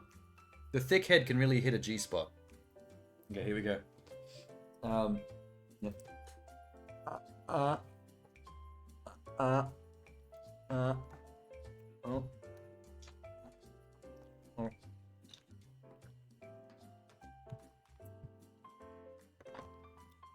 Wait, I haven't worked the head enough.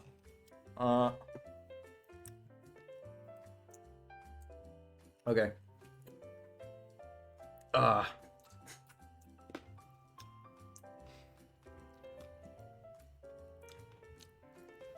That, ladies and gentlemen, is growling. I just growled the side of my gingerbread house. My face, after that, is exactly what my face would look like if I ever did that to a real penis. I went hard on that bad boy.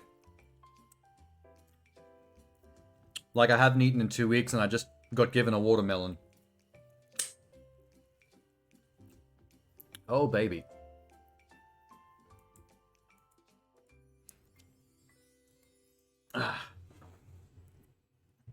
I didn't even clear the whole thing off. You know how hard I went on that shit? You know when you, You know when you made fun of me earlier when I deep-throated the chimney? Or, no, the Christmas tree. Remember when I ate the Christmas tree and you were saying that, that's what it would be like if I was going down on a woman?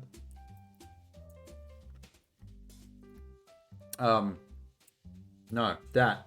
What I just did to the side of that wall, that was 100% pussy eating technique right there. You couldn't see it very well because my fat head would be in the way. I feel like if I'm gonna do Minx's redemption any justice, I kind of have to finish off that that wall penis. I'm shocked at how little progress I made after how crazy my tongue just went. Yeah, there you go. Oh, fuck.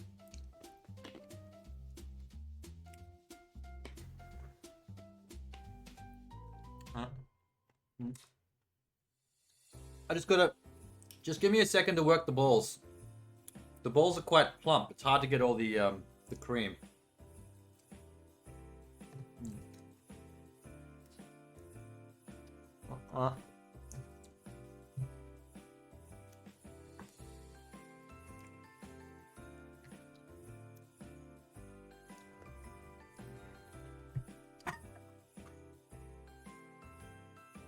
It's just all icing, man.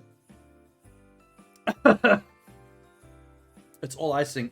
My throat is so sweet right now. I'm gonna have to start thinking about that princess juice soon. Minx, I have a feeling that the amount of effort I put into that, I'm probably putting you to shame.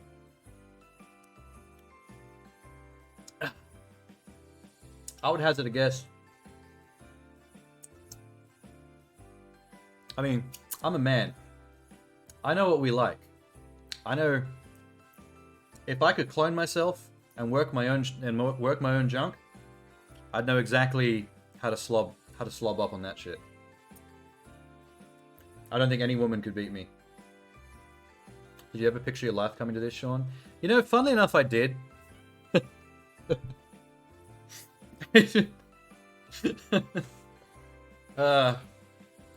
Even 10, 15 years ago, there would be the moment I would have been lying in bed going, you know what?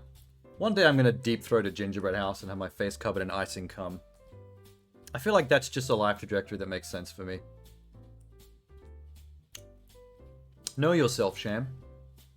That's the key to life. Know yourself. I actually can't get any more of that dick off the wall. The problem is, the more I lick it, the more I'm licking the icing into the wall. It's actually absorbing into the gingerbread now. Like, I'm actually turning it into concrete. You're like that dude in the puzzle game dreading the gingerhead prophecy. Oh, yeah.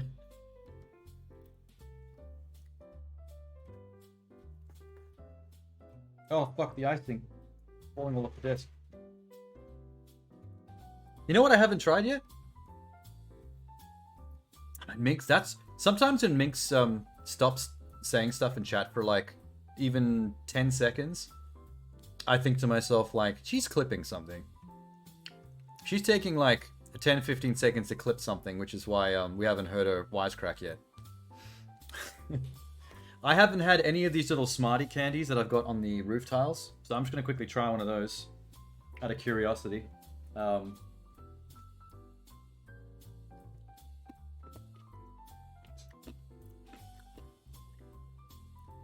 Oh. That's not what I expected at all. Oh, fuck. Why are they not uniform? I tried. The problem is the shingle shapes that they cut into the gingerbread. I was trying to go alternating colors like yellow, green, yellow, and then green, yellow, like that kind of shit. But the shingle shapes, they aren't in a perfect alternating symmetrical pattern. So once you start putting the colored dots in between them, you start to realize that it doesn't actually work at all. But don't worry, I was freaking out about that earlier as well, because I was being really OCD and they betrayed me. Imagining if Sean raided someone and a clip of him plays going, just give me a second to work the balls.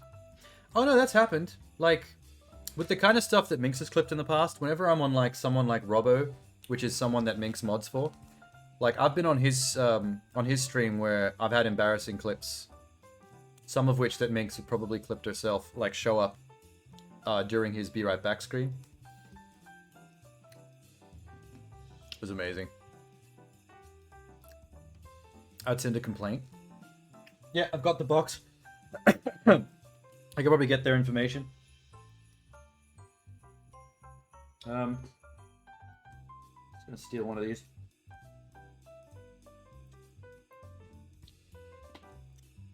We're running out of easy things to eat. There's 2 snowmen left.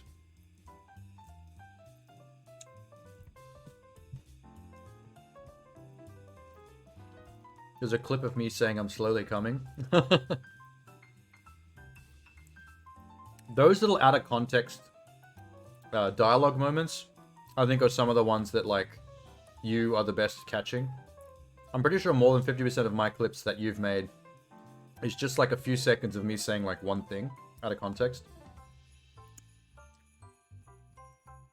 Yeah, my problem with the big Smartie-sized candies on the roof is I thought they were going to be like Smarties or M&Ms.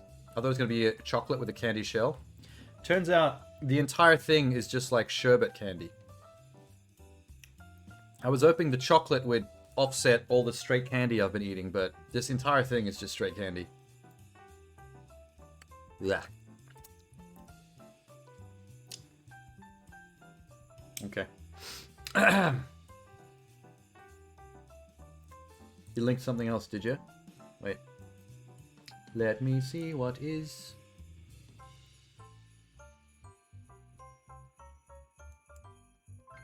Oh, it's a Germa clip. Who is Germa, by the way? I can't remember who Germa is. I'll hang on to that clip on the side for now. I think I should eat more gingerbread.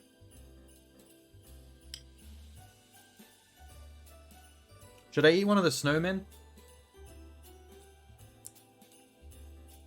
Oh. I have got a lot of this on my nose. He's the Andy Kaufman of streamers. Oh, that's interesting. I know what Andy Kaufman's all about.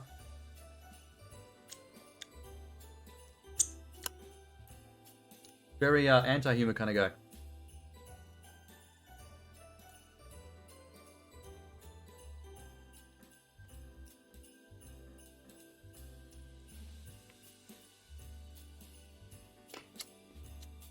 Okay.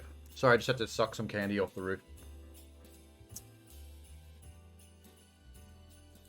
Ah! Why is all the candy so sherbety? Fucking hell. Okay, wait. Bloop.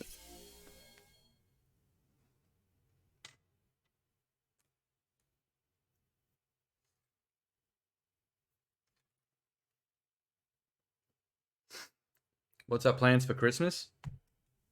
Well, firstly, I'm going to eat one of these strawberries off the front door path of my house. Yummy.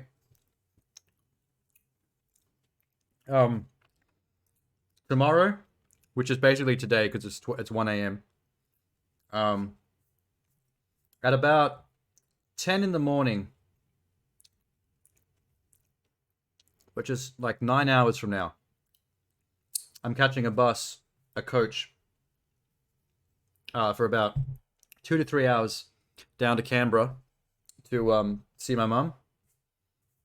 So we're gonna have Christmas dinner with her, and then in the morning I'm coming back.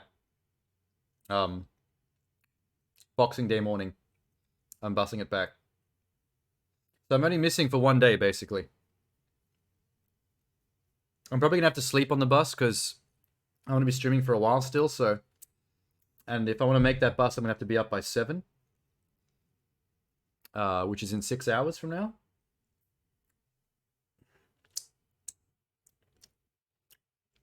Yeah, one of my brothers is going to Melbourne because he's got other plans with his girlfriend. So it's just going to be her and my middle brother. There's 3 of us. So I'm going to go down so that I'm there as well. So it's just the 3 of us. You gonna watch the rest of Reacher? You guys planning to get through the whole of Reacher, the TV show, for Christmas? Hang on, let me run this German thing for. How about everybody writes hashtag in the comments? Loot, yeah. You know what I mean? Like, we got loot. You know, that's what we'll do. He does look So familiar. I in the must have section seen him in below, right when this opens, clips or something. Everybody say, loot, yeah. It's blood in the box.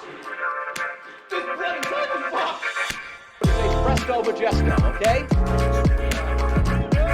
I can't take it. Oh, life is pain. I don't know. Is that got a currency thing? You know, who knows? Not sure. Who knows?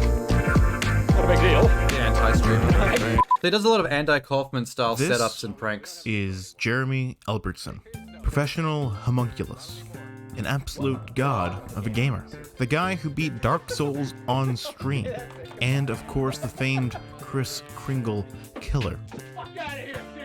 I did a little bit of digging recently and discovered that this man has been a part of my life for nearly 6 years now. Ever since that fateful day, I slammed the subscribe button on August 27th, 2014, and ever since, it has been quite a wild ride to say the least. Needless to say, Jerma has come a long way since he first started his Let's Play endeavors, playing Spy on Gold Rush. But as a longtime fan, it's been equal parts fascinating and entertaining watching him grow and develop as a YouTuber, a Twitch streamer, and as a general entertainer. And recently, I've started to think about Like Minx, why you're up at that cottage. Jerma is such an engaging personality. Sham is chilling with the fam Why and is watching, it that I've stuck around for so long? Reacher Well, box there are set. plenty of other creators that I've just stopped watching altogether over the years. Everyone's having and a chill let's Christmas. be honest, It's nice. after seeing Coffee Cheetos Chicken, any rational person would simply be dazed and confused for a few seconds, and then move on with their lives. But there are a surprising number of people, including myself, who saw this. Hello, ladies and gentlemen. Welcome Ah, to shit, episode sorry, wrong clip. 1 of Germacraft. This. My mic on. Grandpa. Oh, no, that's Demon Lord Zaraxos, ladies and gentlemen. I can't even. He's gonna choke me. What the fuck? Whoa!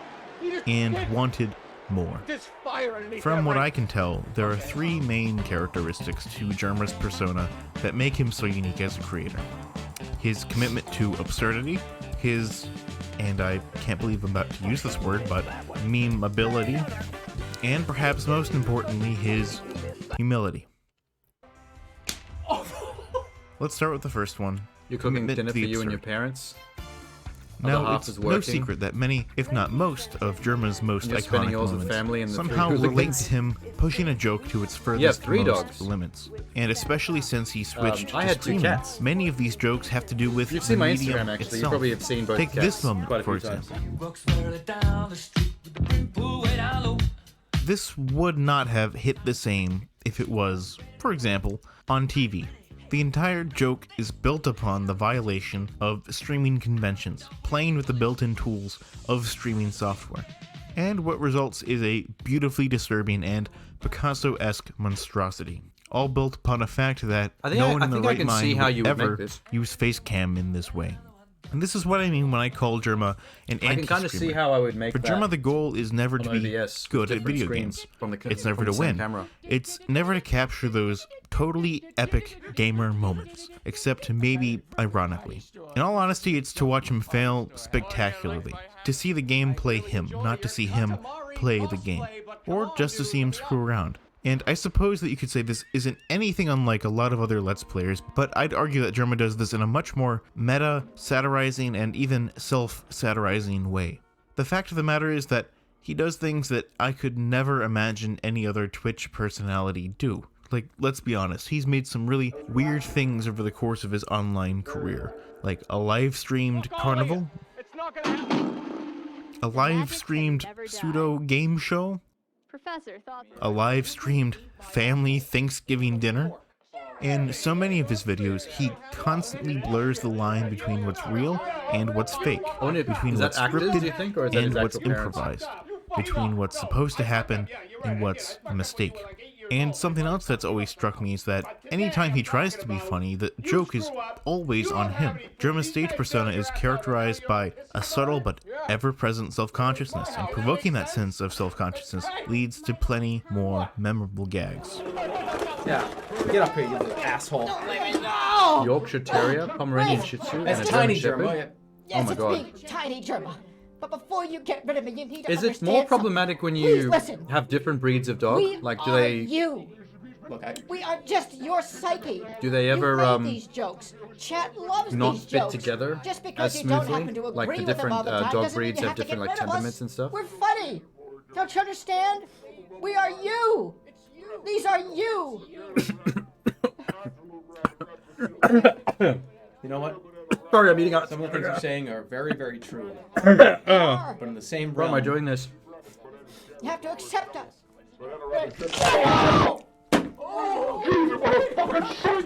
So that's the first point. Germa makes weird things and has for a long time. And that leads me to my second point. Memeability. You hired actors for the The film. very fact yeah, that they there look is like a Germaverse, actors. a whole canon filled with frankly stupid and ridiculous characters, should speak volumes to Germa's creativity and the dedication of his community. What started out as the odd impression, wacky voice, or cameo evolved into a myriad of, dare I say it, memes. Due to his rich history of gimmicks and weird characters, Germa's content offers a treasure trove of seemingly never-ending memeable content. Take the egg. There is absolutely no reason for this character to exist, but he does. And just rolling with it and accepting the weird premises and characters of this Germaverse is honestly half the fun of watching Germa. And it's certainly something that Germa plays up. I can't imagine anyone else doing random shit in front of a green screen for over 2 hours, and then following it up with a movie night of all of his fans' creations using that green screen material. Stuff like that really showcases not only Germa's ability to be absurd and ridiculous, but also the genuine appreciation that he has for his fan base. To put it simply, Germa just wouldn't be Germa without things like the green screen movie night, things like Germa Rumbles, things like the meme funeral. And this leads to my last point. Germa, in many ways, is a one-man band. Sure, he also collabs with people like Star Italics and the Vine Sauce folks, but for the most part, it's just him behind the camera or talking on a mic. Or several Jack Russell mics. didn't like And this Yorkshire could lead to Terriers. some people mistakenly believing that Oh, no. everything is all about him and nothing else. However, German despite Shepherd for 20 plus Germa, years the is character, usually okay being a with their bit of an personality. egocentric, the real Jeremy Albertson is anything but. Yeah, with Even cats, when it's he was kinda still like, a it's relatively 50-50. unknown creator Sometimes back cats during just the don't get early along, TF2 days, and he sometimes always they seemed to stay humble, do take really the well. time to thank his fans. Unless he's Like, you'll always playing us find them all curled for up around fools. each From what other. I can tell, Germa isn't Like best fueled friends. by inflating But there's his no, like, self-worth or breed his differences. net You worth. never know whether, he does like, what he the does cat's simply gonna like because he another wants cat. to make a difference in other people's lives, no matter how big or small that difference might be. And I touched on this I think the already, only but time I you can think be the fact sure that is the when joke they're is always born on together. him Like if they're also kittens from the reflects same litter. his humility in a way. We're always laughing at him and with him simultaneously, and he never makes jokes genuinely at the expense of others. Germa's humor at its core, I think, is a constant critique of modern-day internet culture. The constant self-satirizing that he does sheds a light on the insecurities that come with internet fame. While not directly calling out others, Germa's brand of humor mocks the like an trend of encapsulation of seeking your clout family for dynamic. clout's sake. Oh, really? Mimicking inauthenticity somehow makes So your Germa family himself dynamic leads to a lot of more uncomfortable dinners, authentic. does it, Sham? It's probably cliche at this point to say that You we should all set up a live in camera an age and, of self-obsession and seemingly constant YouTube drama. But in And an age capitalize of on it. self-obsession and seemingly constant YouTube drama, it's nice to have someone like Germa who can cut through the noise and relay, with assured confidence, a masterfully vocoded rendition of I Got a Feeling by the Black Eyed Peas. That tonight's gonna be a good night. That tonight's gonna be to take the treasure chest that's in the back. And lastly, this video is Oh as my much God. a love letter to Germa as it is for the community around him. This So is for 3D my Movie final Maker. thought, I'd just like to thank both drama footage is and on the screen right community now. for the probably hundreds of hours of entertainment and joy that you have provided. When I was a little kid, keep doing what you're doing. And with that, this has been 1C2. when I was a little kid, Thank you for watching. I had 3D Movie Maker Take on my care, computer, everybody. and I used to make little movies with it, just like that, like animating the characters and stuff. To help you. Rest in peace, German. Thank God he's not real. You want to be happy, so try to get happy. Try to find ways to make you happy. And if I can make you happy, like I said, God damn it, I'm gonna keep fucking doing it. So, thank you everybody for watching. Really do appreciate it. I'll see you guys all next time. And of course, take care, everybody. Whoop, wrong one. Brah.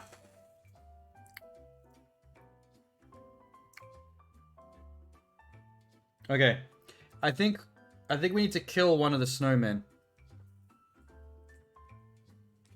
We need to choose which one.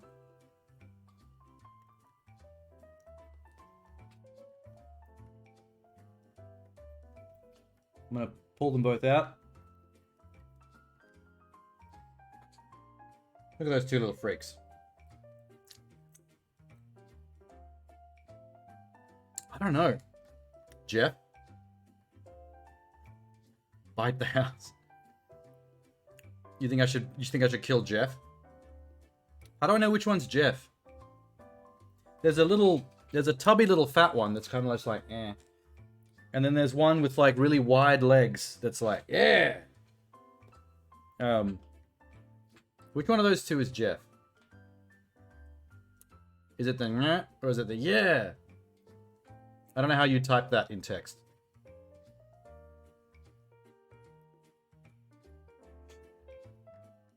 His name is Jeff. I know exactly what that reference is. 21 Jump Street.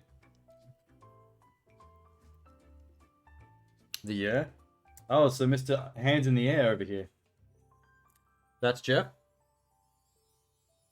Little Jeff?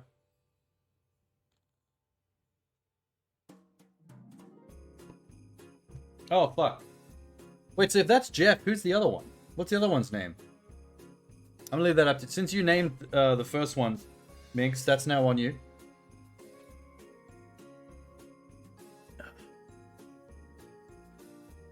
Alright. Let's put him up. The other one is Jeff. Oh, so it's Jeff and Jeff? What the fuck? Hi, Jala. What's up? Alright, we're gonna kill Jeff. I'm gonna do him like a piranha meat grinder. Here we go. Wait. Oh!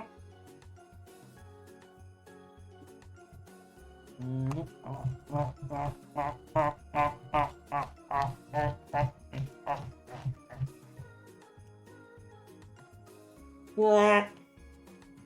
Oh god.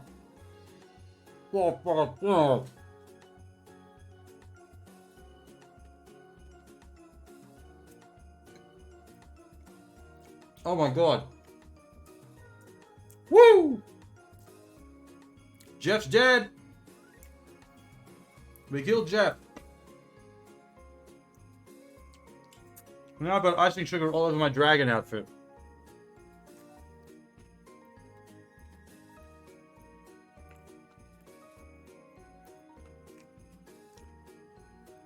Oh, thanks. My gingerbread house was phenomenal until I started eating it.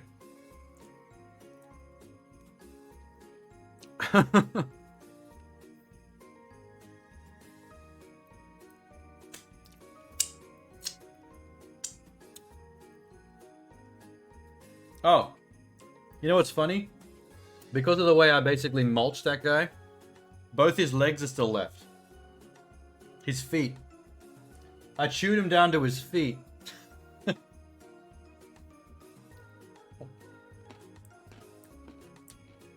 Now it's just gingerbread crumbs everywhere. It's like his remains.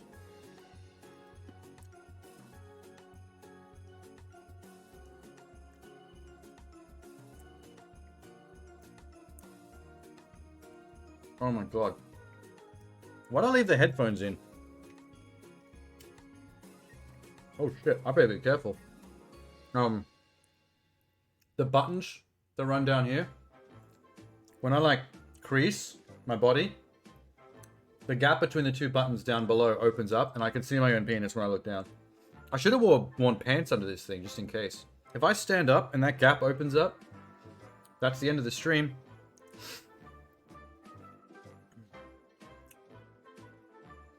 Also, I just realized that I did that through my hair a couple of times and now I've got icing sugar all through my hair. That's great. Yay me. Oh, Jesus. This is going to be hard. You know when you get to the end of a chocolate bar and you eat like a whole chocolate bar and it gets so sweet that your throat starts to get like sweet?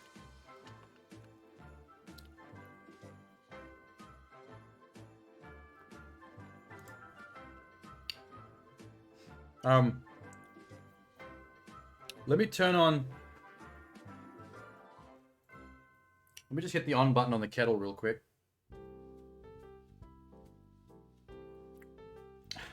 Back in a sec.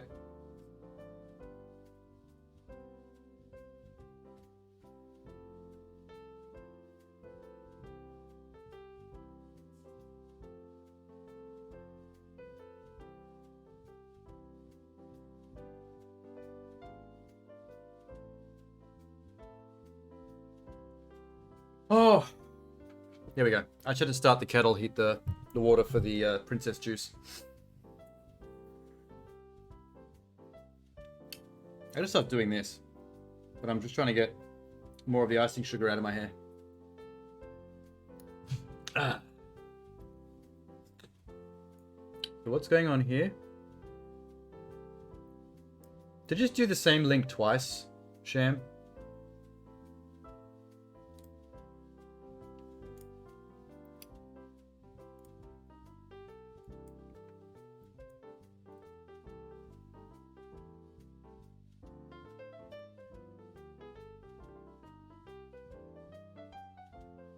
I'll reject one of them so that it refunds. There we go.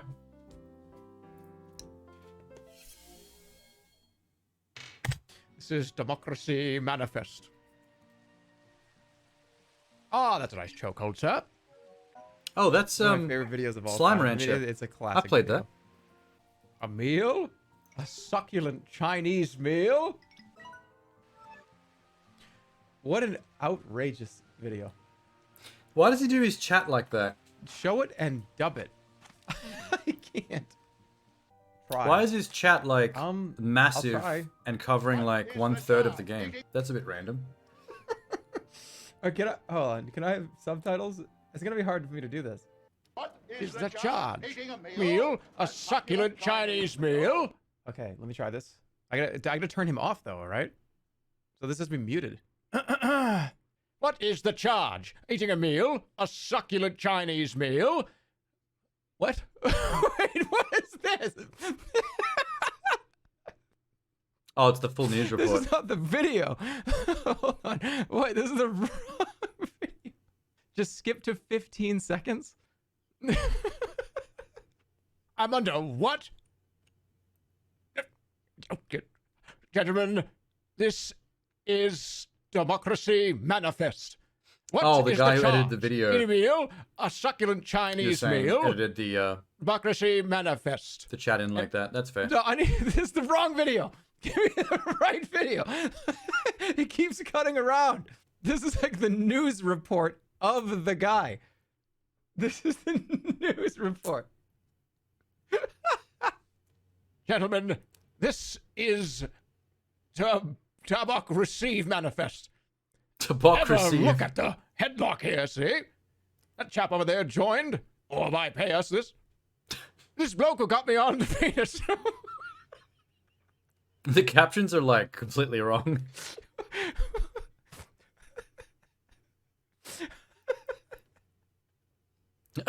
Eating on an old succulent Chinese mayo. Chinese mayo. Eating a meal? Eating There's succulent nothing funnier than Chinese automated mayo. captions that completely rewrite shit and say the weirdest stuff. Oh, that's a nice headlock, sir. Stop. Yes. I see that you know your judo well. I should know that you're cute. All right, let me try this. Was it you're I'll give it a cute go. over Here we go. wood? Oh my god, I love those captions. Just a short breather, I could speak. Not showing anything under arrest. I'm underwater. Gentlemen, this is tobacco receipt manifest. Ever look at that headlock there, see? That chap over there joined? Or by pay us this? Is the local got me on the penis before? Well, what reason? What is the charge? Eating on the old, succulent Chinese male? Oh, that's a nice headlock there. Stop. I see that you know you're cute over here. Would You know you're cute over user, wood? Are you waiting to receive my Limp penis. I can't. I can't. Far out, it's funny. Are you waiting to receive my limp penis? Oh, Minx. Minx clipped the death of Jeff. I can't. I gotta go back to play the slime game. That's in the video. I forgot that was in the video. I thought that was a wrong caption. I forgot that he says that. I was like, holy shit, dude, what? I knew Minx was going to clip that one for sure. That one was obvious. The funniest, I can't remember what, I've never been able to find the video again, but the funniest fucked up captions I've ever seen, it was this video that wasn't supposed to be funny. It was a video of someone with a disability. It was like a young girl with a speech disability, so it was meant to be really sad. But the captions, it was struggling so hard to make out what she was saying because of her speech disability, that even though she was standing there saying really like sad, tragic stuff in this like hard to understand like disabled voice, the captions were like turning it into like the funniest, craziest shit, and I was crying laughing. And the fact that like I should not be laughing at that video because it was actually very serious and very sad was making it worse. Like the second I realized what kind of video that was making me laugh because of those fucking captions, I just started laughing more, and it was like a rabbit hole of pain. It took a while because Twitch broke. Oh, is it is the internet like a little shoddy up at the cottage?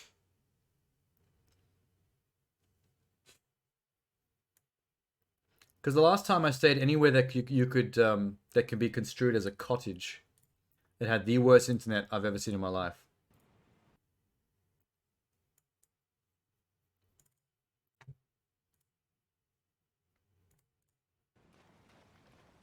I hate them.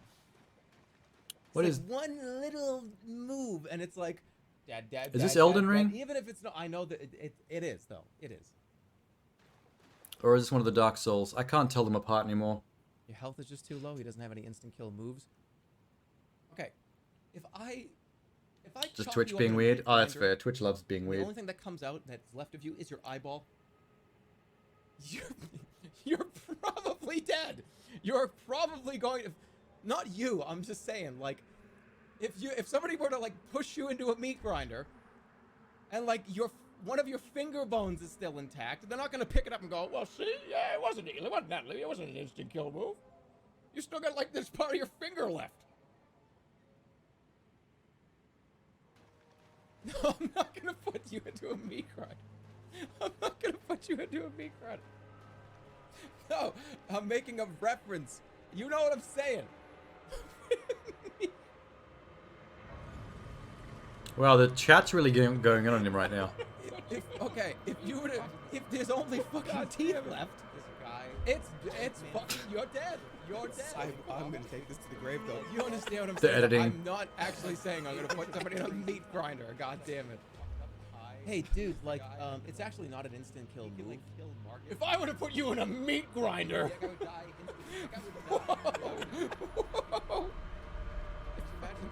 I had to use the meat grinder analogy, but it worked. Sorry, I didn't. I was just talking. I was like, I was speaking collectively, like just like a thing that happens. A thing that happens? People getting put in meat grinders? That definitely got clipped by a lot of people. Move on. I gotta move on right now. I'm gonna move on right now. So we're gonna continue. Oh, it is Elden Ring. We're Okay. gonna just keep playing Elden Ring. No meat grinders. Nobody's going in. I really can't tell the difference between Dark Souls and Elden Ring or any other Bloodborne, FromSoft, Souls-like. But no, there's no meat Their grinders. interfaces all look the Look at all same. these pigs. They're actually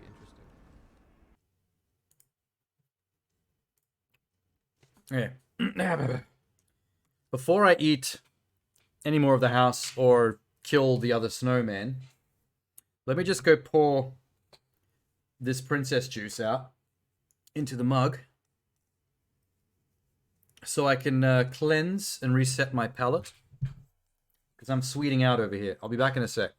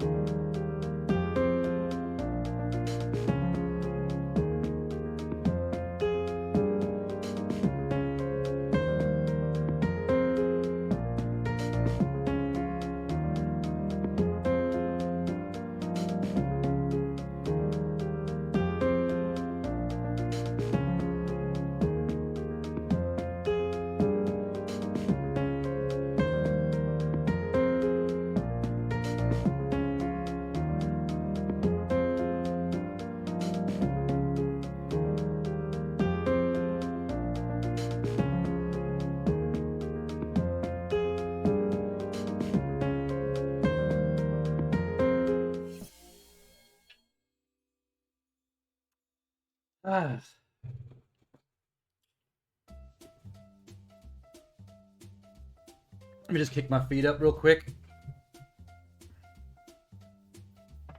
They're laughing for shame. He's at your dad's place. Quick, tickle him. Ah, fuck. Forgot to let that cool down. Oh, my tongue. My tongue and my delicate lips. My lady pleasers.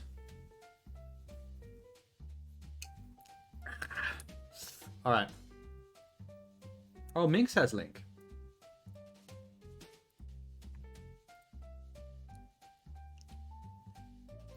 Netflix description's gone wrong. Alright. It's kind of what we were just talking about. Oh no, we were talking about captions. Netflix. I've actually caught one or two of Netflix descriptions gone wrong myself in the past.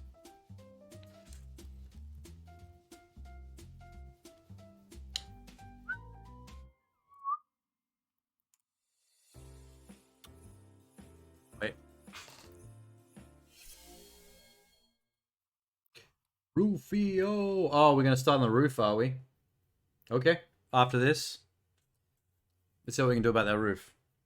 I'm gonna have to come up with a game plan of how to approach that. Like all of us, Netflix sometimes cocks things up, and it'll list a show only with a different show's description. SpongeBob SquarePants. He's lost his family and now his last daughter to violent terrorism. He'll stop at nothing for the day of reckoning. These tickled me, so I found a handful that I thought we could look at That's together. spectacular. Ba-bum. Clifford the Big Red Dog. He knows a lot about divorce, dating, and sex after 45. And You know what? I read the description ahead of the narrator, and I thought that said He knows a lot about divorce, dating, anal sex. I misread the and as anal. Clifford, you dirty, dirty boy. No, just like my gingerbread house, Clifford likes going around the back door. After 45. Well, Clifford's older than I thought. And he won't spare you the gory details. The Walking Dead. It's all about skill, speed, and ingenuity in this cooking competition show where up-and-coming chefs turn everyday items into an extraordinary meal. Minions, Lord. an urban drug kingpin, sees hip-hop as a way out of his dangerous career choice. Can he escape his violent past? The Shining. Two losers in love take their game up a notch and win, but it's a train wreck in the making. A hilarious train wreck. Peppa Pig. The infamous World War II death factory comes Jesus to life. Christ. Step inside and experience the horror for yourself. Shrek, That was the a Holocaust musical. While his schoolmates documentary. struggle through average adolescent troubles, one boy deals with a more demonic destiny. Gilmore Girls, an intriguing look at scientists using prosthetics and other innovations to treat a range of injured animals to give them a new lease of life. Turbo, hotel sex, flying first class, eating yourself out of breath. His life isn't as glamorous as it sounds. The Shawshank Redemption. Two chickens hatch an elaborate plan to escape the farm before their goose is cooked. Can they fly the coop? Brother Bear That was, 2. Shirtless that was guys, Chicken secret Run, love for sure. triangles, and a steamy Shakespeare play. They're in for one hot summer. Mickey's Once Upon a Christmas. A grief-stricken couple returns to their homeland after their infant's death, only to find that their deluxe high-rise is haunted by sinister spirits. The Adventures That of sounds Sonic the normal. Hedgehog. The idyllic English countryside. Flowers bloom, nightingales sing, and homicide is as common as hay fever. Pingu, meet Pingu. Yes, a fake Pingu. young fighter turned bloated Lothario, ruling with Yes. extreme decadence inside this grandiose pleasure. Okay, that is actually accurate to Pingu, though. Like, if I saw that description, I would not bat an eye. That actually might not be a mistake, in fact. Palace. Bible secrets revealed. He smoked and drank, he endured depression, and he helped win World War II. The world wouldn't be the same without him. True. Tinkerbell. Her pimp cheated on her while she was locked up. Now this working girl sets out to claim her pound of flesh. Is Peter Pan meant to be Peter Pan would be Tinkerbell's pimp? They kind of have that relationship. The Human Centipede 3, the final sequence. Dating, career, finding a great taco. Oh my it's all God. hard. But becoming a mature adult is a whole other degree of difficulty. I have that movie on E.T., Blu-ray, by the way. extraterrestrial, and when a lady terrorist messes with the US, fight female with female. The best men for the job are in a women's prison. Bob's Burgers. A dying man makes a desperate bid to save his family. But in the meth trade, there are fates far worse than death. Bad boys. That could be an episode They of say Bob's it's never Burgers. too late to fall in love again. Well, these two are out to prove them right. And Will Smith, if you happen to be watching this, it's just a joke, mate. It's just You know what?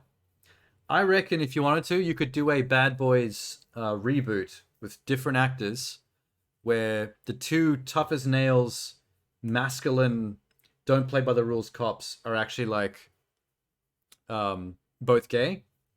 Not played as a joke. Dead set serious action movie where the two masculine male lead action stars just happen to be gay, and the sexual tension and the love story during the movie that all action movies have. There's always a damsel in distress chick that a guy has to save or, you know, eventually falls in love with. It's between the two male cop characters. Like, if you think about it, it's a cool idea. No one makes hyper masculine action movies in the vein of like an Aunty or a Statham film, where the badass masculine action hero just happens to be gay, and if there's a central romance or sexuality component, it's like with another male character. Where are those movies? I think there's a market for that. Can't even think of one example of a movie that does that. Anyway. It's a joke. Auschwitz, the Nazis, and the final Oh my happy God. little trees, happy little clouds. This soft-spoken artist world is a wonderful place to be. Oh, Barney no. and Friends, the true story of no. Colombia's infamously violent and powerful drug cartels, fuels this gritty new gangster drama series. Barney that Let's also Make might be Music. accurate. A theme park prison could be worse. A death row teen might have to keep everyone amused to stay alive. Or Oh my Barney God. songs. Being shy when starting a new romance is bad enough, but throw in the urge to kill and you've got a real problem. Fucking hell, why is it always Barney? Anyway, we'll do one more. I was about to ask that. Like, what are the odds that 3 different Barney movies would all have this happen to them. I feel like someone does it on purpose. Muppets. After a triumph in the Hunger Games, Katniss Everdeen travels through the districts on a victor's tour while a rebellion gathers steam around her. Oh, that's just So weird. if you make a mistake at school or work or whatever, don't stress about it too much. Netflix are worth almost $200 billion and they think that Simon Pegg leads his district to rebellion in the goddamn Muppets. Yeah, that one was a rare example of one that got the description and the picture wrong. And all three were different films. Nice. All right, let's hit this roof.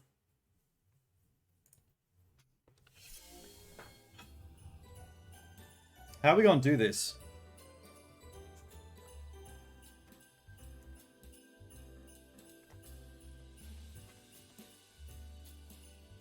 I guess I could hit the top.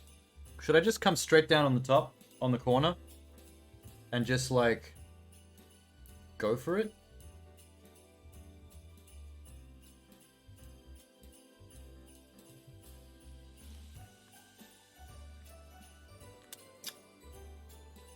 Gotta chonk that mid. Nibble the overhang. Yeah, I think this overhang at the bottom here, I think that's a cop-out. I think that might be a bit of a cop-out. We won't be doing that. I think the real challenge would be closer to what Sham said. Come down on the top of the roof. See if the thing stays stable after I just come down on it like a ton of bricks.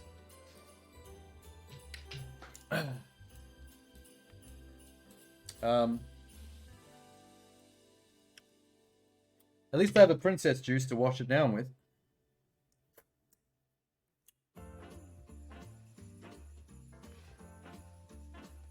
Okay. Okay. Don't leave any teeth behind. You wouldn't be able to tell because there's so much candy on this thing. It would just blend in.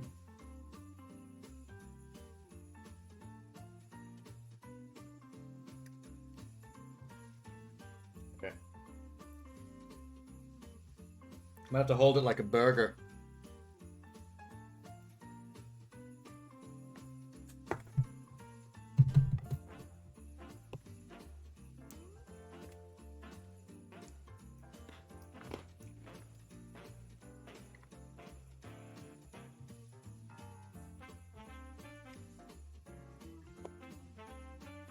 Oh. Oh.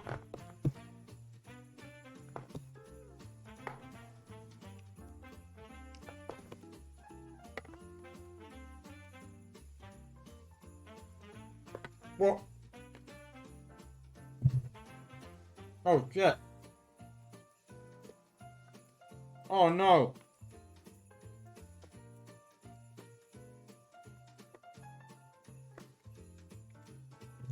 Oh! Hold it up, other Jeff.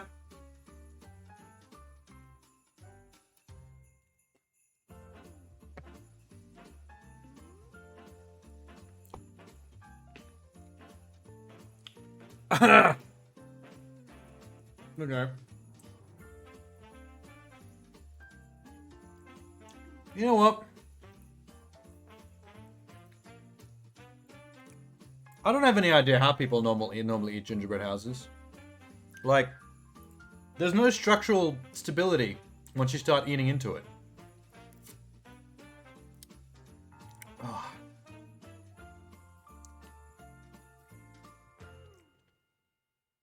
Edit myself eating to gingerbread house with a health bar and a Dark Souls boss music. I could do that. I could put that on YouTube. Use Biscoff to stick it back together. Not a bad idea. Actually, good idea. I think it's about time we tried this with some Biscoff. Maybe on the edge of this, the rooftop.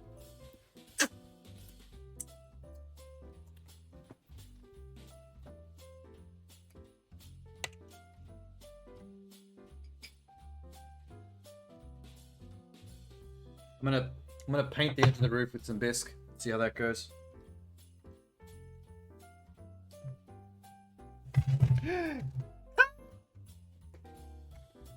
No! Oh, there's icing sugar everywhere. Oh no. That roof just poured icing sugar all over my lap. And through the gaps in the buttons, I can feel icing sugar all over my dick. Apologies to anyone who may have just like entered the stream randomly, but I just icing sugared my dick. Oh, I can feel it. It's all powdery. It's actually powdered my balls. Well, at least I'm not going to be sweating down there. It's like talcum powder. Oh, this is going to be very uncomfortable. Thank God there's no like cats or dogs in the house or horny girlfriends or anything to notice that my balls are now teabagged in icing sugar. Oh, Jesus Christ. All right. Biscoff.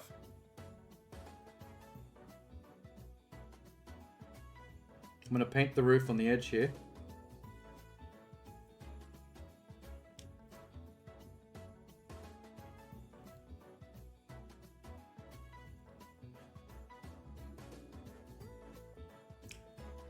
Alright. There we go. A dog would lap it up and commit forever sleep. Okay.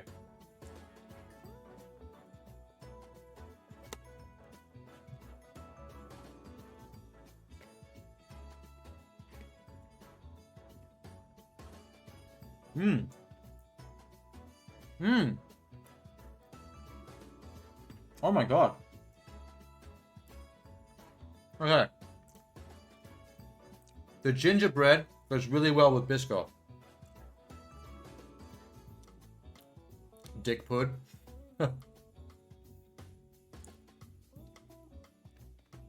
No. Minx is gonna clip your comment so it can live forever. If only there was like a comment clipping feature. Oh, there is. Just screenshot it. That was cool. I like that.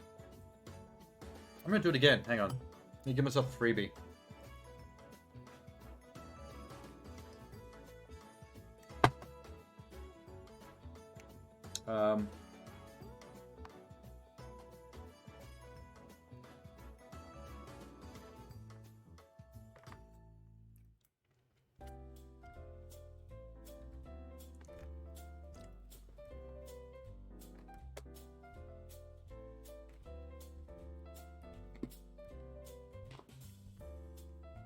Oh my god!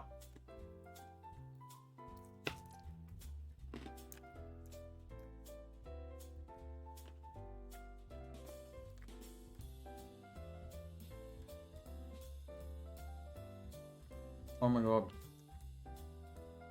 Mink's going clip crazy right now.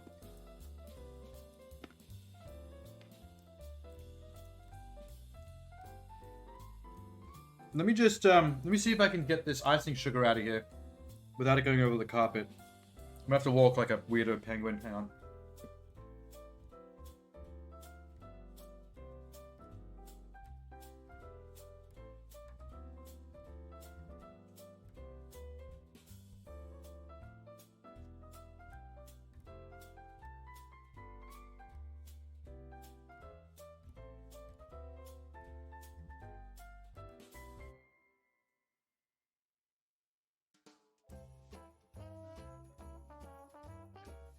Okay.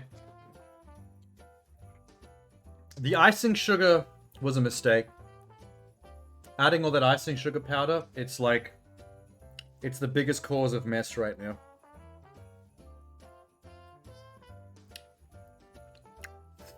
Created a broken home and proceeded to eat it. It's the best kind of broken home. It's not shattered innocence, it's just consummation. We're just consuming it brick by brick. Can you just see the last clip? Oh no. Okay.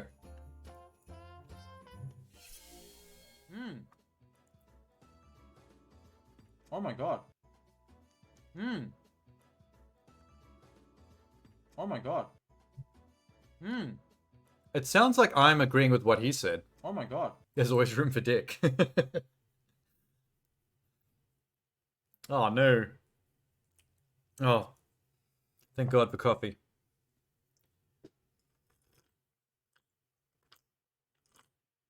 I may have got some icing sugar in the coffee. Whoops.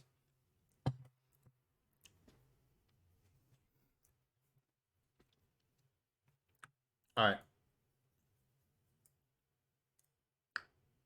Sean is Germa confirmed. Wouldn't that be the greatest long You've con? probably heard of vampires. If I was never real. Jesus Christ, this one's long. So you've probably heard of Vampire Survivors, and if you haven't, it's a short play arena horde survival busted build simulator reverse bullet hell roguelite. And if you think that's way too many words to describe this game, then I fully agree. I personally prefer the name Bullet Heaven, and decided to make this video to try and signal boost the label instead of the absolutely nonsensical disorganized mash of other potential genre names that I've heard this year. It's actually a pretty clever reversal of bullet hell, a genre of game where you have to weave through We talked about this the other day. Enemy projectiles, The Bullet while Heaven. returning fire when and where The it's Bullet safe Heaven to thing. do so. Usually against one singular foe or a small handful of foes on screen at a time. But in a Bullet Heaven, you're the one firing off massive quantities of projectiles at an equally ridiculous number of foes, mowing them down by the dozen every second. In essence, you're now the bullet hell. So sure, one could use Horde Survival, Reverse Bullet Hell, or Busted Build Simulator as accurate labels. I don't like but busted all build. three can Busted easily build's be not applied to a descriptive enough. variety of other more That's established too complicated. genres, and simply don't capture the essence of the genre in the same way that Bullet Heaven does. Now I could just rest my case with that, but the algorithm would yeet me and this channel into the Shadow Realm, so let's dig a bit deeper into why all this matters. Yeah, but did he Hey have to dig everyone, for Wanabot 27 here, minutes? And welcome to my semi-comprehensive look at No, skip. action roguelike set in Greek myth. Now take out roguelike, and all of a sudden you have a completely different game. Like I've said in the past, and will say again many times in the future, convenient descriptive language and categories makes it a lot easier for people to communicate what a game is to each other, and to find more like it. At the moment, if I want to find anything similar to Vampire Survivors, I pretty much have to go mining through Steam's roguelike or bullet hell categories, past countless games that aren't similar to Vampire Survivors in the slightest. And that's really annoying. By having a proper category for these types of games, it'll be so much easier for players to find He's games talking a like lot it about the that are category all thing. functional, but are really only tolerable because we simply never came up with better terms for them. There's a reason why we call Doom clones first-person shooters instead, and in the past 10 years have invented clicker games, auto-battlers, MOBAs, and so on, rather than just yoinking the names from their originators. Ironically, battle Wait. royales are these rather than just yoinking. They've been calling Minecraft genre clones voxel sandbox. The only one that I don't like out of all these is the term walking simulator. I feel like walking simulator is an attempt to be derogatory towards the genre, because I like games that are in the walking simulator category. I've played a bunch of them and I've always enjoyed them. What is a voxel? Oh, it's a type of pixel or polygon. It's like flat and triangular and can be formed into a 3D triangular shape like a polygon. They're very low intensity on the system. So back when 3D games first became a thing, games with voxel graphics became like a bit of a craze. Like there was some early open world military shooters that were all voxel graphics. Because voxel graphics are like, it's a type of polygon or 3D pixel that is hollow.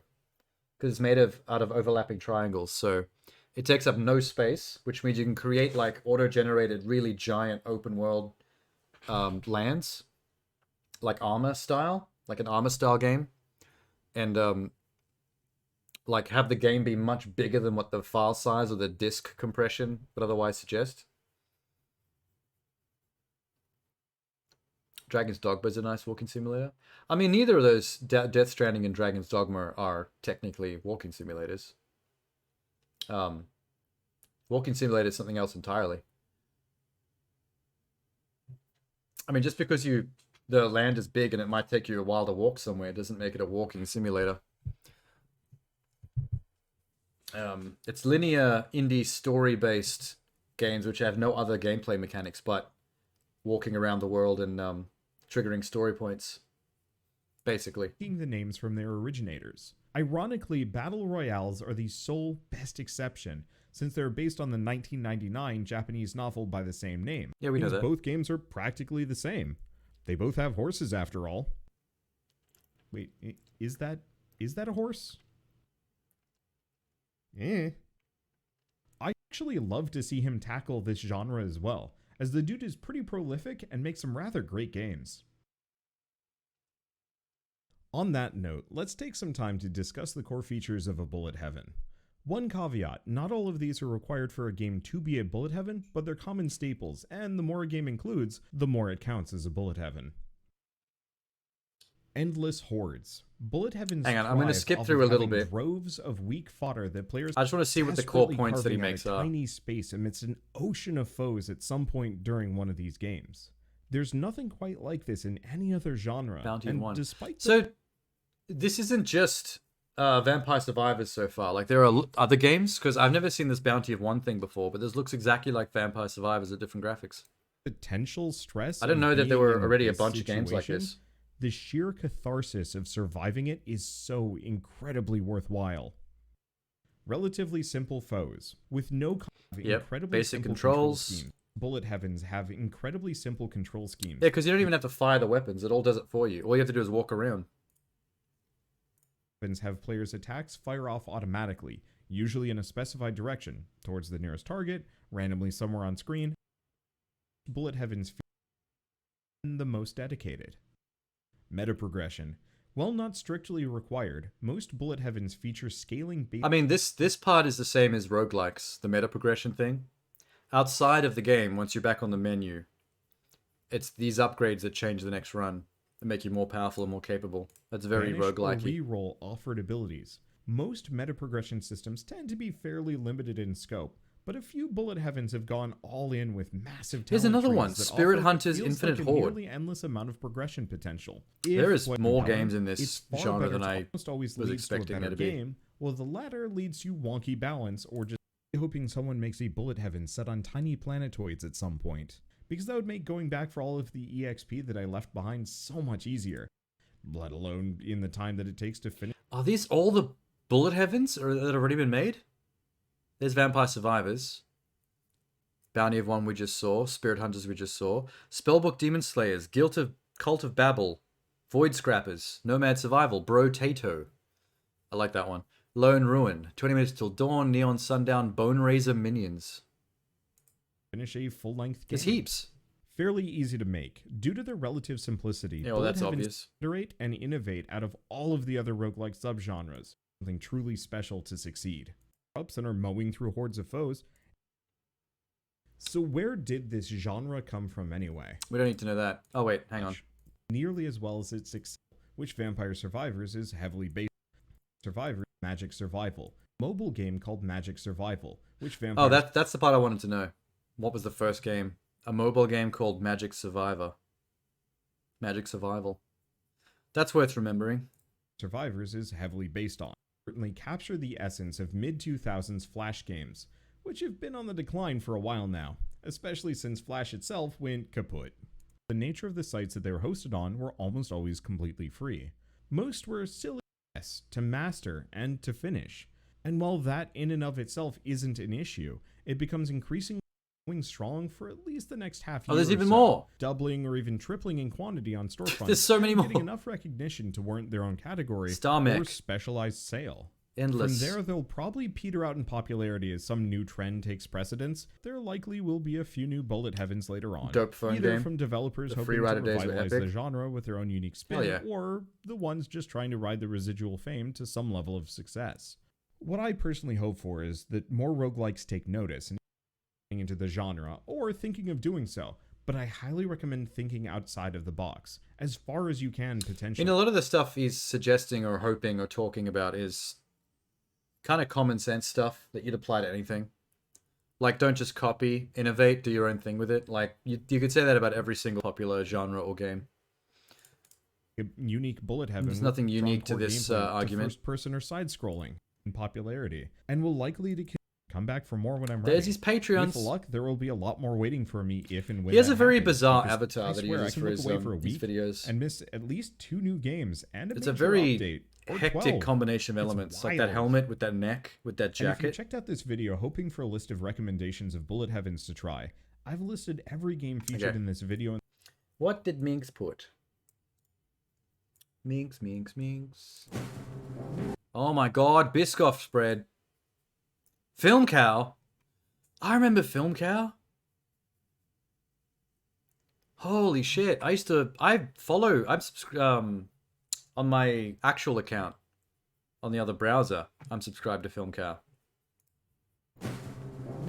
Oh, hey, making a bagel? Pretty much. Man, a bagel with peanut butter sounds so hot right now. I want one. I'm not using fucking peanut butter. I'm using Biscoff spread. What the fuck is that? It's sort of like peanut butter, but instead of being made out of peanuts, it's made out of fucking cookies. Made out of fucking cookies. Made out of fucking cookies. Made out of... I bet I've seen this like 9 years ago when it first came out on this channel, and I just didn't know what Biscoff was back then.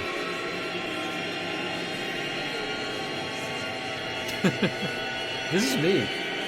This is me when I discovered Biscoff.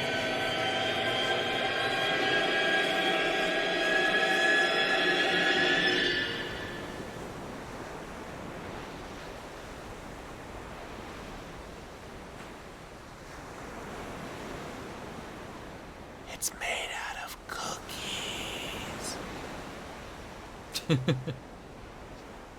Don't you think that should be the actual commercial for Biscoff on TV?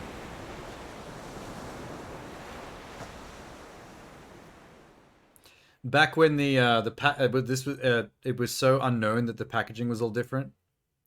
Like that yellow jar looked weird. Look at that. Most boring label, yellow lid. What the fuck?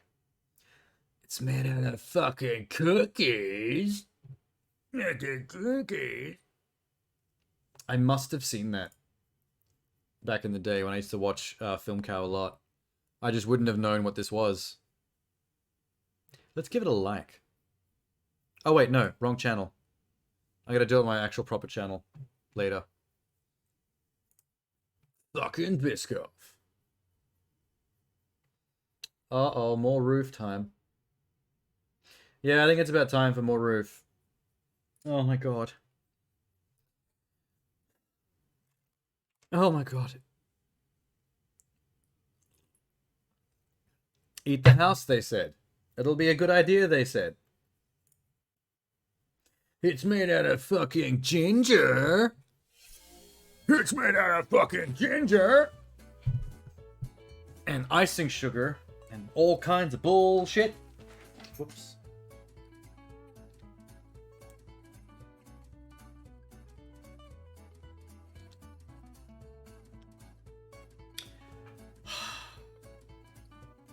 Why?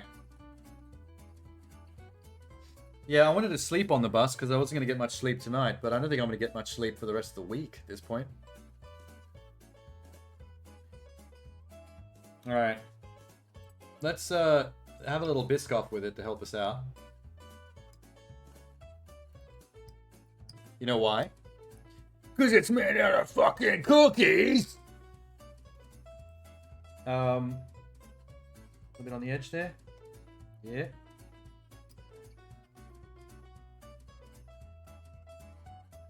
Ah, my desk. Fuck you. Fuck you, Gingerbread House. Messy cunt. Ah.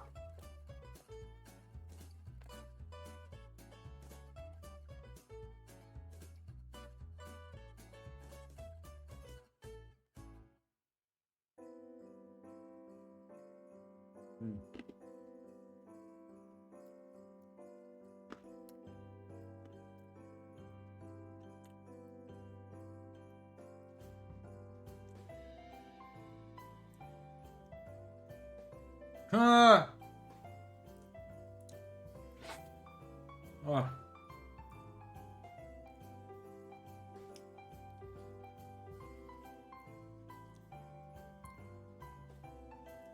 I think I'm gonna die. I'm gonna die before we're done here. I hate my life. I've decided I hate my life. I hate my life. Eating gingerbread. Eating it till I'm dead. Oh.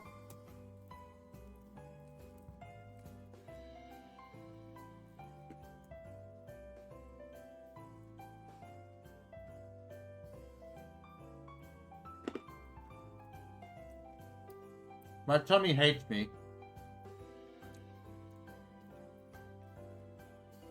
Ugh.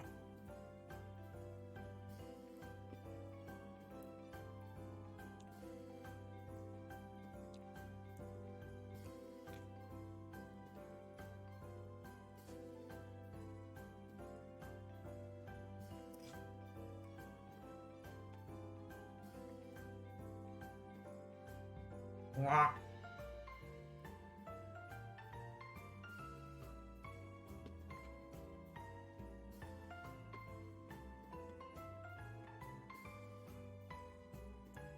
I'm not sure if the Gingerbread House was ever meant to be finished by a single human being.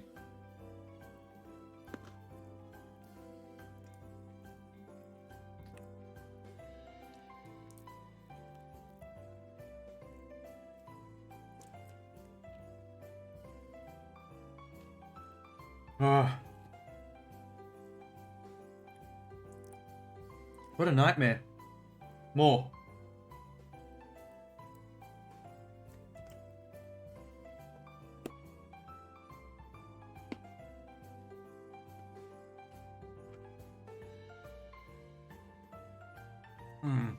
That's a lot of bread. That's the part of this I did not... Oh my god.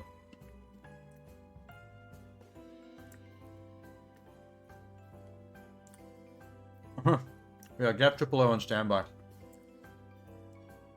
The part of this that I did not plan for was the carbs. The fact that it's an entire house made out of basically bread. That's very filling.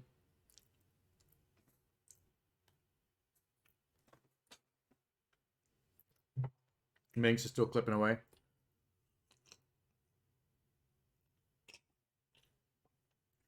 Okay. No quitters.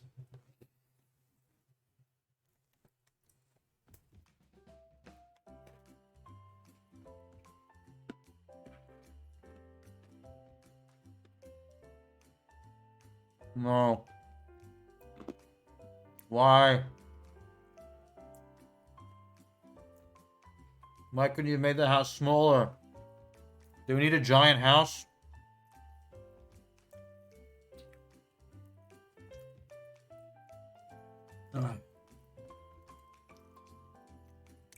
It was more fun to build than it was to eat.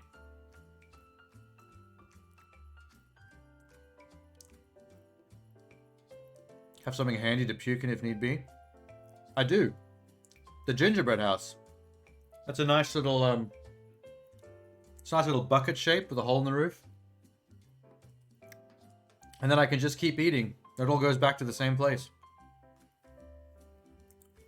Woo! I still have icing sugar on my balls, by the way. I never cleaned that up. I thought I'd just let the sweat soak it up. It'll make the flesh nice and sweet.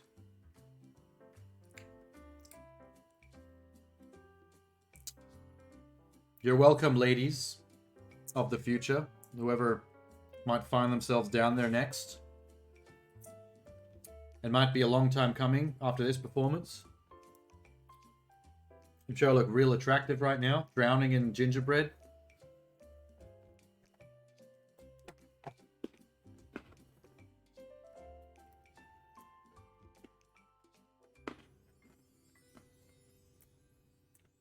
Oh my god.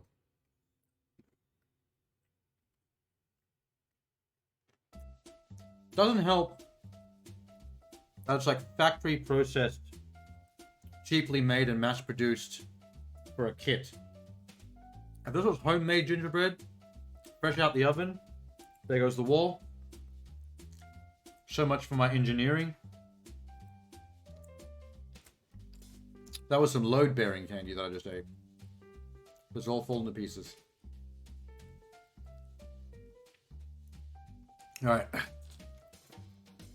That's a lot of roof that I just ate. Good lord. Let's take another break from eating that. I need coffee. And I need headphones. Link? Yep. Got it. I got a joke for you. Knock knock. Who's there? Sonic the Hedgehog fan. Please. Oh, go no, away. wait. I can't watch this one. I have this watch listed for later. I keep up with the girlfriend reviews channel. And that's one of the channels that I like. I watch their videos while I'm eating dinner. Or breakfast or whatever.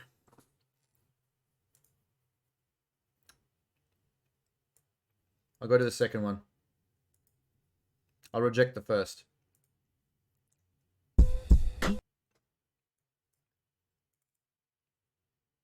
Hold up a minute.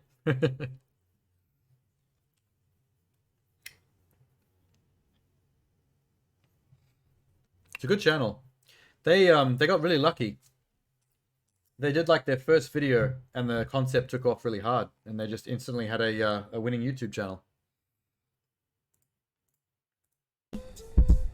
Word is born, you got 6 ins on that jack here, the shit is real. Hey yo, yo, yo, Oh, this is an acapella website. Sorry, YouTube channel. Hey yo, here you go. Check it out, man. Check out what I got here, man. Yo. What is that? What's that? Yo, it's a letter I got from my man Nas, man. Yo, what is yo, what it say, kid? What up, kid? I know shit is rough doing your bid. When the cops came, you should've slid to my crib. Fucking black, no time for looking back, it's done. Plus, congratulations, you know you got a son. I heard he looks like you. Why don't your lady write you? Told her she should visit, that's when she got hyper. Flipping, talking about he acts too rough. He didn't listen, he be riffing while I'm telling him stuff. I was like, yeah, Shorty don't care. She a snake too. Fucking with them niggas from that fake crew that hate you. But yo, guess who got shot in the dome piece? Jerome It's a bit better than the feud that we watched the other night. Beach is bugged. Plus little Rob is selling drugs on a dime. Hanging out with young thugs that all carry knives. And nighttime is more tripe than ever. What up with Comega? Did you see him on y'all together? If so, then hold the fort down. Represent to the fullest. Say what's up to Herb, Ice and Bullet. I left for $500 in your commissary. You was my nigga when push came to shove. One what? One love. One love. One love. One love. One love. He's a good singer. He's a good rapper too. One love. One love. One love. One love. One love. One love. One love. One love. One love.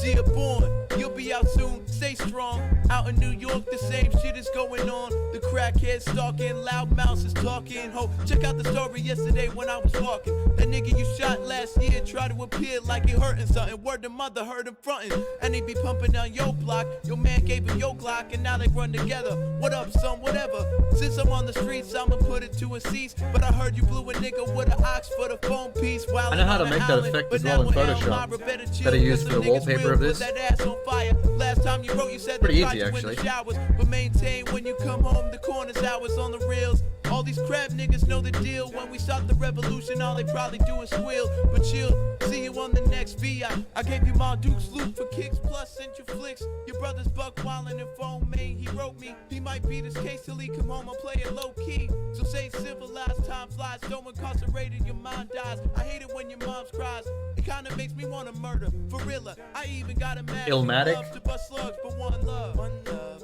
one love, one love. Easy name to remember. One love, one love, one love, one love, one love, one love, one love, one love, one love, one love, one love, one love, one love. Sometimes I sit back with a Buddha sack. Mine's in another world, thinking how can we exist through the facts written in school textbooks, Bibles, etc. Fuck a school lecture, the lies get me vexed up. So I be ghost for my projects. I take my pen and pad for the weekend, hitting L's while I'm sleeping. A 2-day stay, you may say I need the time alone to relax my dome. No phone. It's Nas, but Illmatic was his breakout album. The streets have me stressed, something terrible. Fucking with the corners, have a nigga up in Bell. Oh yeah. See, I thought the artist, like One Love is by Nas, but I thought Illmatic was the artist that was doing the acapella. That's what I misconstrued there. What is his channel called again? Spectre. When I peeked to watch me speak, I sat back like the Mac, my army suit was black. We was chilling on these benches where he pumped his loose cracks. I took the L when he passed it. This little bastard keeps me blasted and starts talking mad shit. I had to school him, told him don't let niggas fool him. Cause when the pistol blows, the one that's murdered be the cool one. Tough luck when niggas are struck, families fucked up. Could've caught your man, but didn't look when you bucked up. Do you think people actually eat gingerbread houses? Like for real though? I feel like gingerbread houses are made to be like edible decoration, but generally people just use them as decoration. The fact that they're edible is like irrelevant. Because I've seen gingerbread houses at venues and at events and like, you know, birthdays, Christmas things, whatever. I've never seen anyone actually eat one. They always just seem to like exist in the environment as just another decoration. No one ever does anything about eating them. I think it's why I got confused when I started eating it and wasn't sure how you're supposed to eat it when it started falling apart. I'm like, this is an arts and crafts project and a decoration that happens to be edible, but that nobody actually ever eats.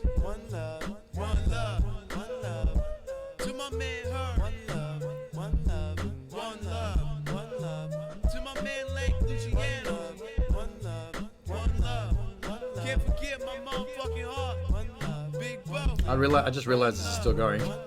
I was just vibing. That's surprisingly longer than it needs to be. I needed to vibe after all the gingerbread though.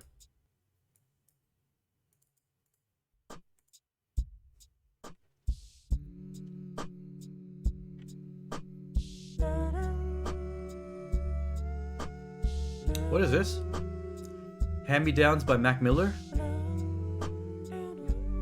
Same channel? Yeah.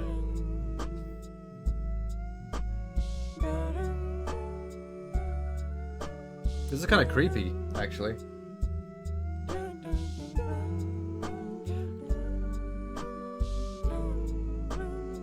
I'm thinking maybe I should thank you. It's like wholesome, but like when you pay more attention, it's like the individual vocals. A little bit creepy. Get away to a place with a lake, such a grave. You leave the bank, couple $100,000. I made it, but hey, once I build it, I break it. It might just bring me down. And all I ever needed was somebody with some reason who could keep me sane. And ever since I can remember, I've been keeping it together, but I'm feeling strange. Get away when it ain't really safe and it don't seem right. But what's new, you get used to the bullshit. The screws, they go missing. It's likely they might be, but you remind me. Shit, I need to stay in line. You damn well are a great design. You, despite being an only child, say you need more the family round. It's a good 2 a.m. vibe though. Both the last two tracks are good 2 a.m. vibes. You're down, down. It's just cruisy. You're down, down. You're down, down. Yeah, down. Yeah, well, just being honest, my conscience ain't doing bad. Because I tried to minus the problems that I attract. And half the time the wheels that's in the back of my mind just keep on turning till the tires flat and burn until the fire crack. I do not lie, though facts may seem a little far-fetched. That's only cause I may be make-believe and full of darkness when I'm stuck between a rock and a hard place. Walking, dropping change inside your empty guitar case. That's charity, I move carelessly, that's why I'm always tripping. I guess it's like electrolytes, you help me go the distance. I think not too efficient, but the way it's always been. Until the we're gonna have day to we do have to meet again. something Christmassy. Let me just bring something up real quick. Mother screen.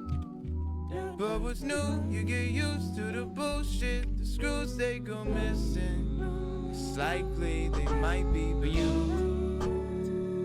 Okay. I've got it. Me, shit, I need to stay in line. You damn well are a great design.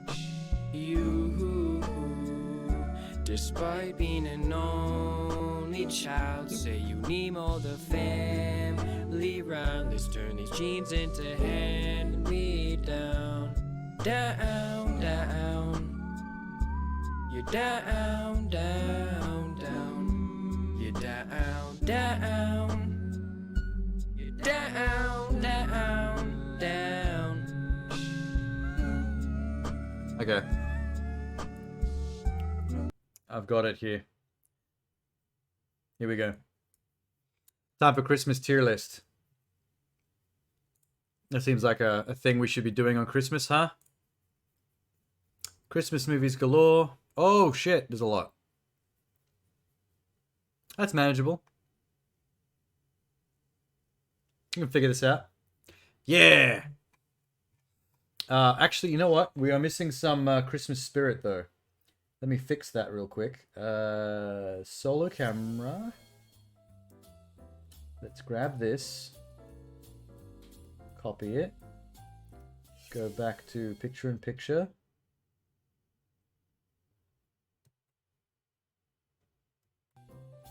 Reference. There we go. Is the music back?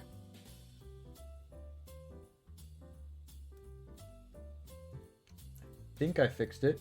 Whoop, wait.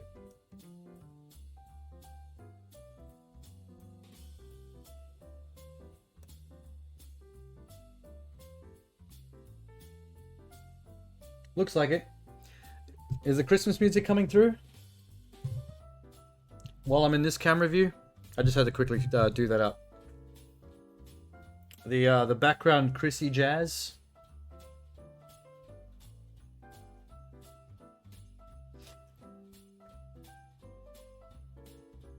Yeah, I'm seeing a meter on this cam, so it must be working.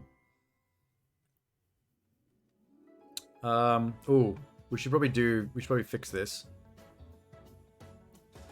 Top of the nice list, great, alright, not the best, ho ho horrible. Haven't seen. Let's add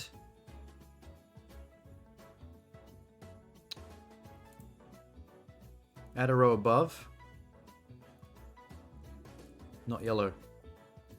New color. Light blue. Haven't seen. Want to see.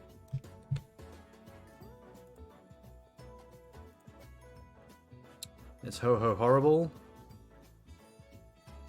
I think that's fine. How many of these do we need? Ho ho horrible, not the best. All right, great, nice. Okay, so there's five. Five rankings sounds like enough. Perfect at the top, the worst at the bottom. Ho ho horrible.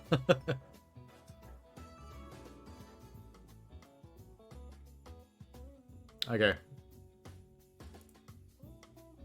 Let's check this out. This would be a nightmare to look at on a phone. If you were looking at Twitch on a phone, this grid must look like just absolute dog puke. Okay. Let me just quickly scan this to see if there's any obvious standouts. Bad Santa. I'm thinking Bad Santa, top of the nice list. Bad Santa is a great movie. A perfect Christmas movie of debauchery. You can't not love a Christmas movie where Santa fucks a woman in the ass in the change room of a mall. Why don't you start with haven't seen? Well, I quickly scanned the list and that jumped out, so I knew that was going to go in the top. What haven't I seen here, though? Let's see. There's going to be a few. Scrooged? Hang on. I'm putting Scrooge at the top as well. Has everyone seen Scrooged? It's basically Christmas Carol, you know, with Ebenezer Scrooge and all that, but with Bill Murray, set in modern times. It's, by today's standards, it's probably not that great a movie, but I remember that being amazing. I've watched it on VHS when I was younger so many times. You might kill me for this as well, but I never saw Elf, the one with Will Ferrell. So I'm going to put that in 1 to see. Christmas movies make you sad. I mean, there are some pretty sad ones. Because they're bad.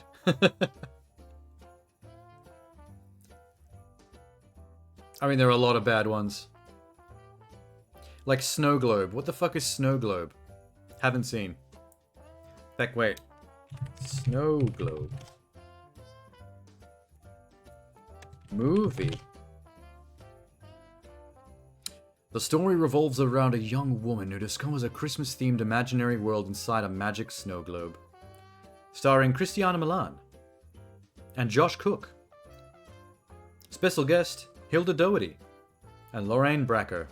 All actors I've heard of. No. Is that the one where they get stuck in a snow globe? It says she discovers a magic world in a snow globe. It doesn't say anything about getting stuck, but maybe they're just burying the lead.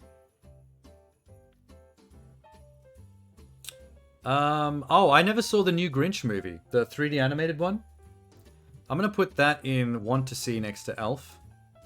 The only reason I want to see Elf is because it gets really talked up by people as a great Christmas movie and really funny and stuff. So I feel like even if I don't like it, I probably should have seen it.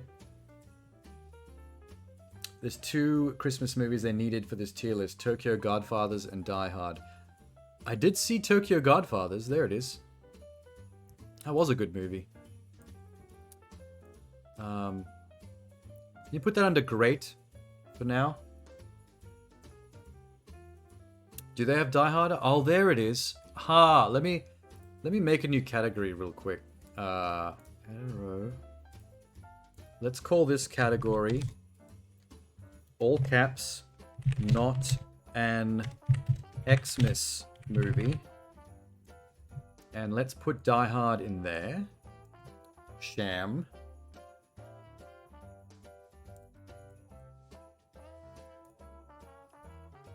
Is Die Hard 2 on this list? Let's see. There it is, Die Hard 2. Not an Xmas movie. Oh, Minx is backing you up, I see. Oh my god, it is. No.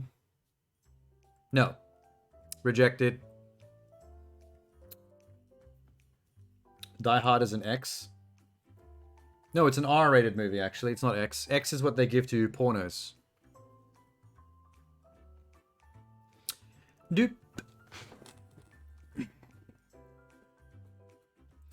If the Christmas party didn't happen, then it wouldn't have happened, therefore it's a Christmas film. That is not the definition of a Christmas film.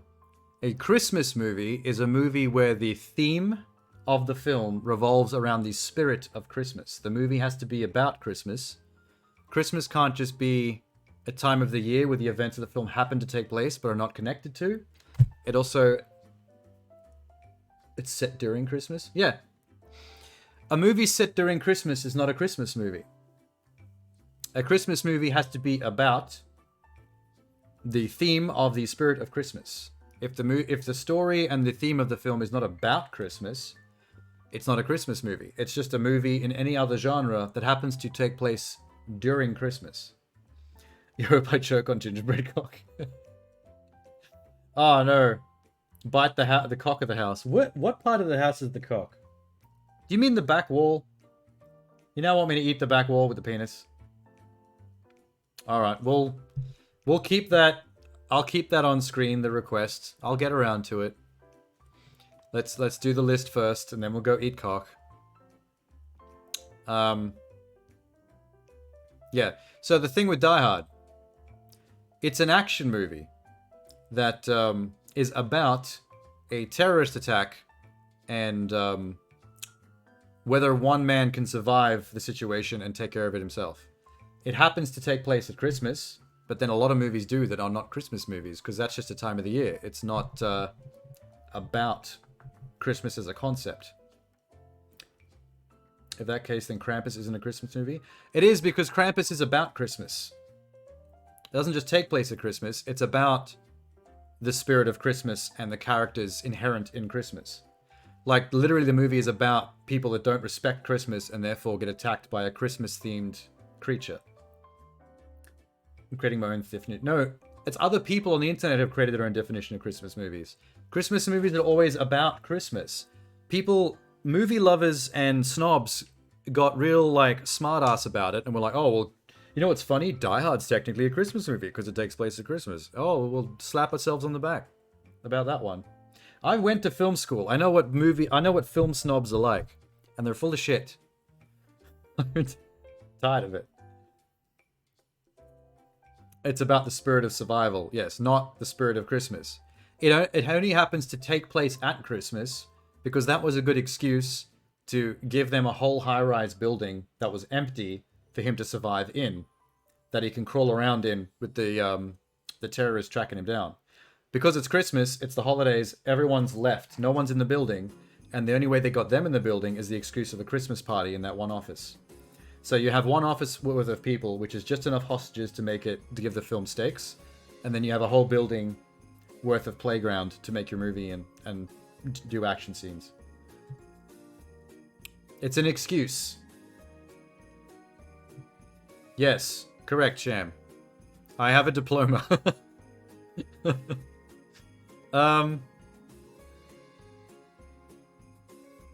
Polar Express.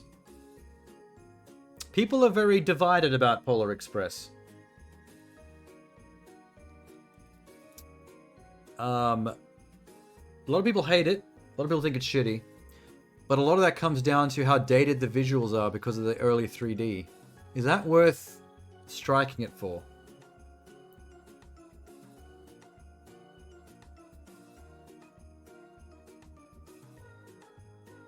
No, but Bad Santa is about the spirit of Christmas because he's a piece of shit that rejects that kind of stuff. And through his interactions with the kid, and the kid wanting a Christmas present and thinking he's Santa, he becomes a better person. So technically, thanks to the kid's involvement and instilling the spirit of the season that he expects from him as someone who is an envoy of the idea of Santa Claus, he becomes a slightly better person. Fuck, Polar Express, I don't know what to do with it.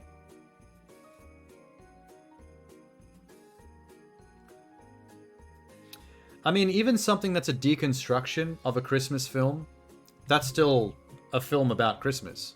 It's still dealing with the theme of Christmas in some way.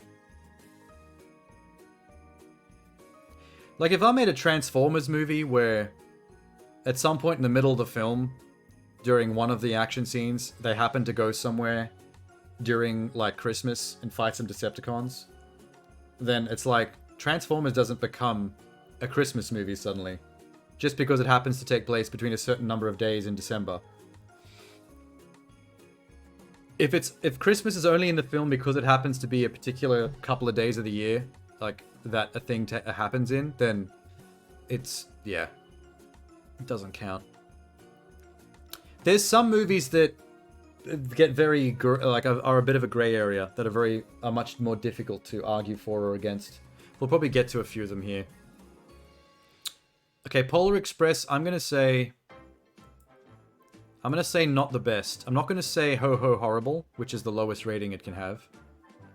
I'm gonna give it one notch up from the bottom. because it's not the worst thing in the world. It's just dated. Okay, here's a question for you. Answer me this one. Why is the film Why Him on this list? Because I don't understand that one. Do you know the movie I'm talking about? With James Franco and Bryan Cranston?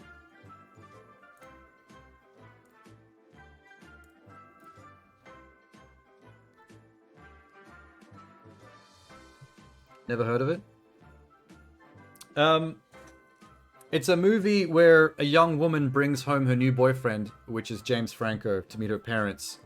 And he's literally the worst person in the world. Like, he's incredibly offensive and crass, and he acts like that in front of her parents, doesn't give a shit.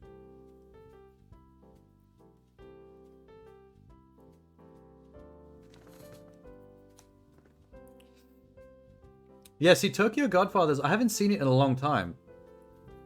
Like, it was a really long time ago that I saw it, so I can't remember the film well enough. I just knew it was a good movie. That might be... We might have to think about that one. I don't know why this is on a Christmas list, because this movie is just about a girl bringing home a really offensive boyfriend to her parents and him driving them crazy with his crassness.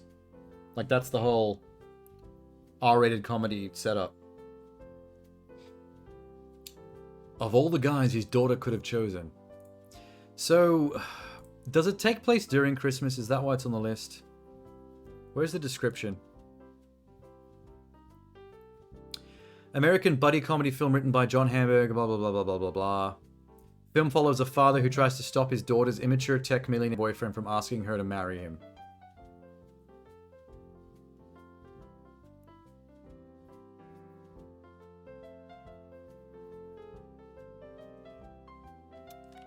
Why is this a Christmas movie?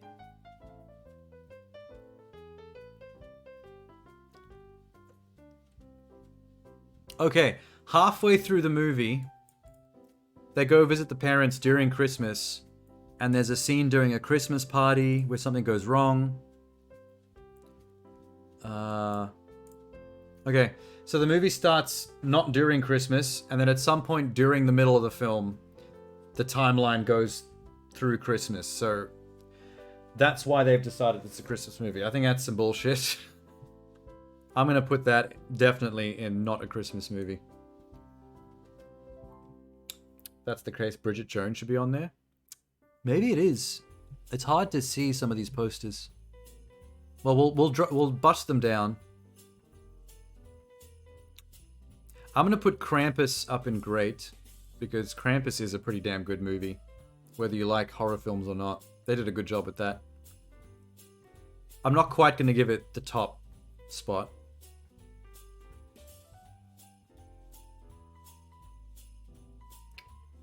If that's the case, add every coming-of-age story to the list.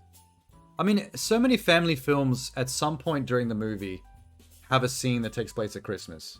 And then after that, it just goes on to, like, January or February. Like, a lot of movies take place over a long period of time, so at some point you're going to see Christmas. Which is why you can't just call a movie a Christmas movie if Christmas happens to appear in it as a time of the year. It gets really rusty after that.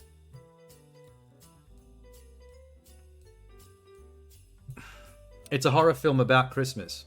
I mean, it's literally about a family that is a modern family that doesn't actually respect Christmas. They all act like shitheads, and then the Krampus comes for them. Krampus is 100% a Christmas character.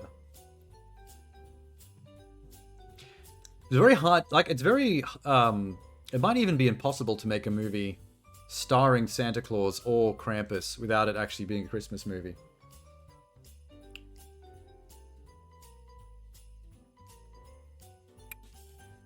David Warner or Steve Smith? What the fuck? Hi, Georgia. I have no idea what you're asking. Are you asking me who I'd prefer to sleep with?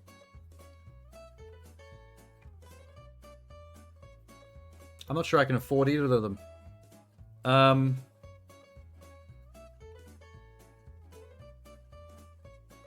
Warner Bros. What, Warner Brothers?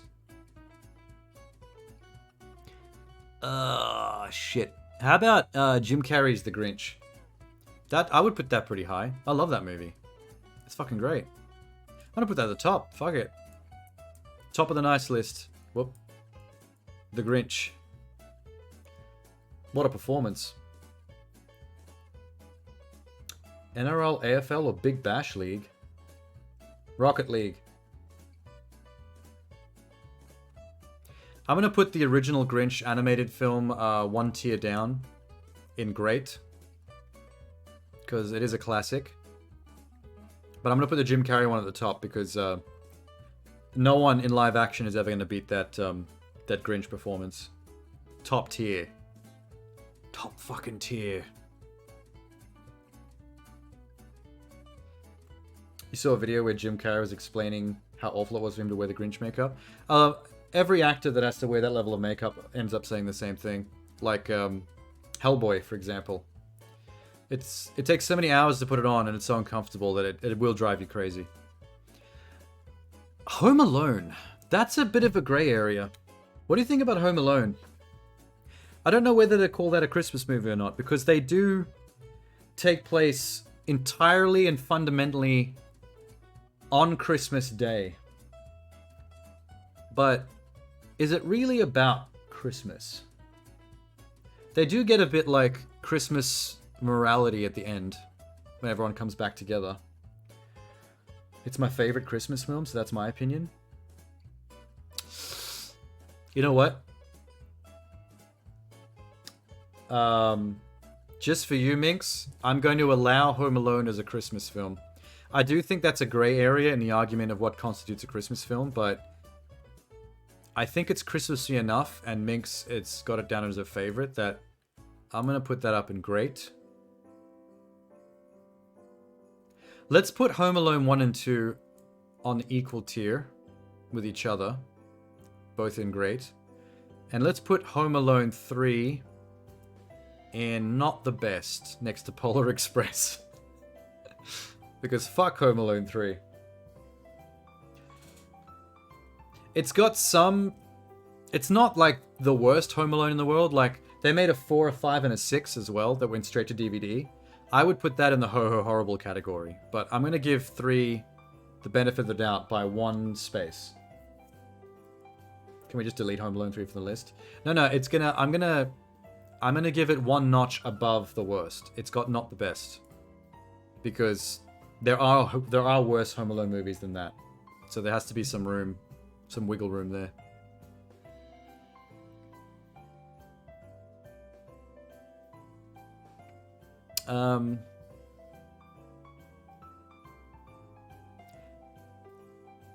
What do people think about Christmas Chronicles? I've heard that's good. I heard it's very family friendly and like not that interesting, but apparently it's like decently made. I just haven't seen it. It's the one with what's his name? Christmas Chronicles. Isn't it? I think it's a Netflix movie, right? Kurt Russell. The one with Kurt Russell as Santa Claus. It's good. I don't think I can put it in any of the normal spots if I haven't seen it, though. Oh, it's got both. Christmas Chronicles 1 and 2. I'm going to put that in the I want to see category, because people keep talking it up, including Minx.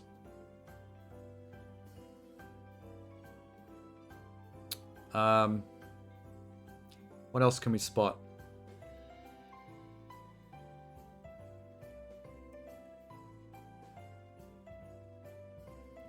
Deck the Halls.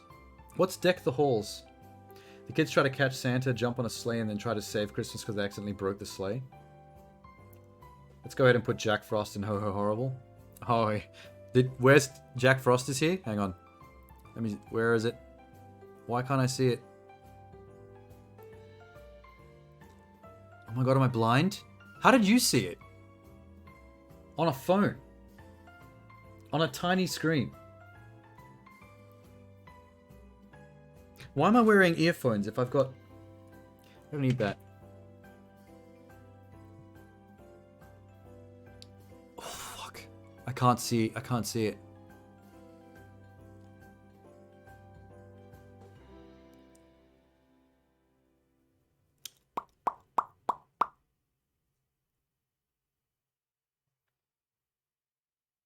Second row to the right. I can see the picture.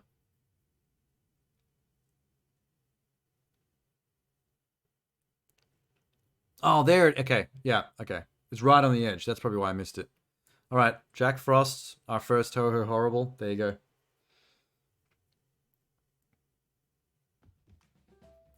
Okay, next. Christmas Carol with Jim Carrey.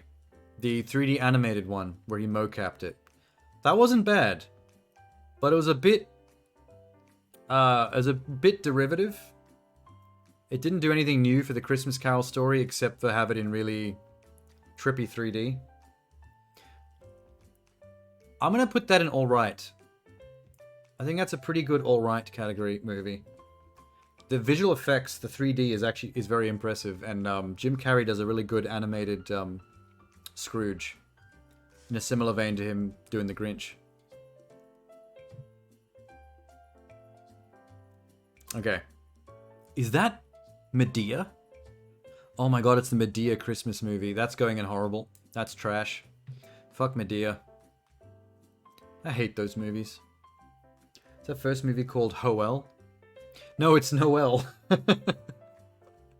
It's not Hoel. Although that is an amazing idea for a Christmas movie title, Sham.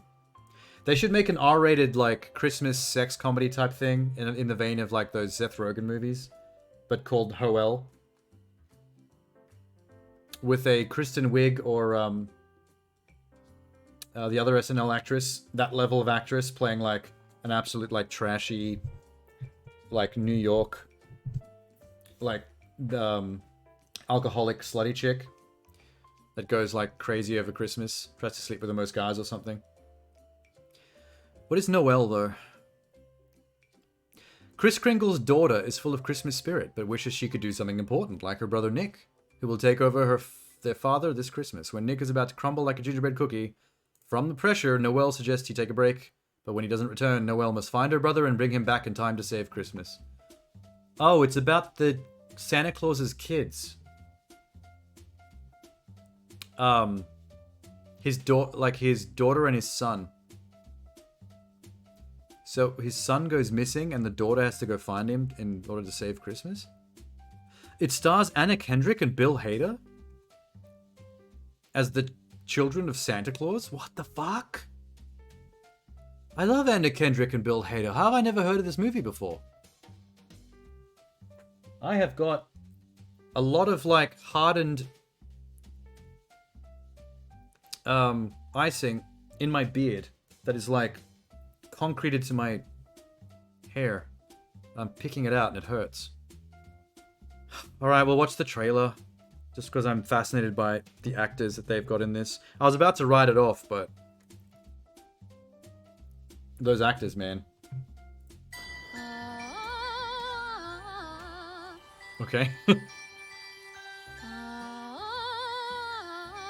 Anna's trying to be a Disney princess?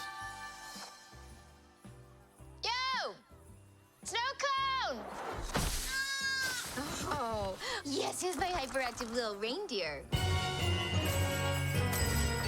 My name is Noelle Kringle. Morning, princess.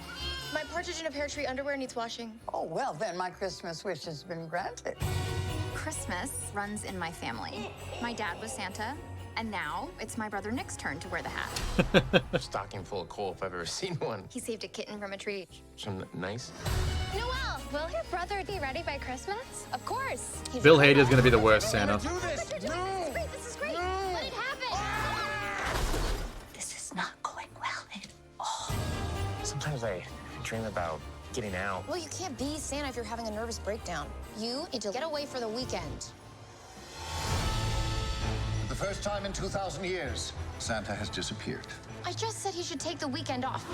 We must have a new Santa. Gabriel Kringle. Me? I'm in the tech department and loving it. What about a Billy Eichner. Do you mind telling me what you're doing? I'm going to get my brother, and you're coming with me. I can already see where this story's going. Stay right where you are. We are looking for Bill Santa Hader Claus. went on a vacation and discovered that he likes tell anybody living in the who you normal are. world much better than being Town Santa. up north. Or And he's not going to come back. Sir, And then she's it's a going to have to take privilege over to as a wear lady us. Santa Put Claus some at the pants end. So naughty. Christmas Eve is less than 48 hours away. This could be the perfect time to start an online delivery platform. We gotta find Santa. For thousands of years, we've jingled bells and delivered toys, and we must make sure nothing changes that. I'm so hot. Do you have any ice in this tin? Oh, hello. Oh, I like your pants. They're jolly. They're yoga pants, like yours. These are my yogurt pants. No, yoga pants. I love yogurt pants. What? Downward facing reindeer.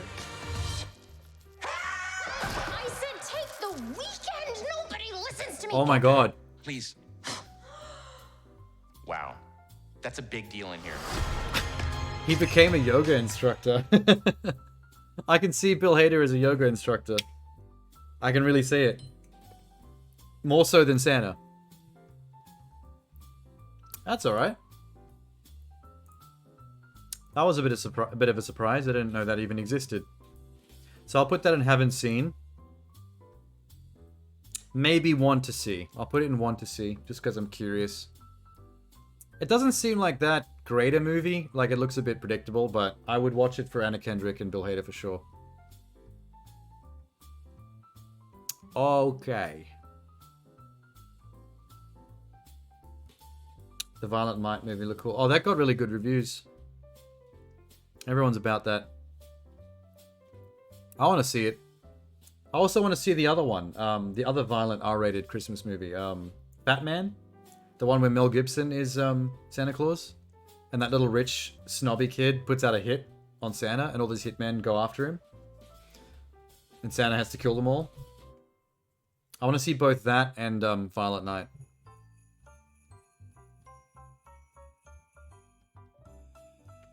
Daddy's Home 2. As in, Daddy's Home? Isn't that the movie with Will Ferrell and Mark Wahlberg? I saw Daddy's Home 1. I never saw the sequel. Daddy's Home 2 can't be a Christmas movie. It's just the sequel to Daddy's Home. Okay. Let's just look at the synopsis. See what the Christmas connection is. But I'm very dubious about this shit.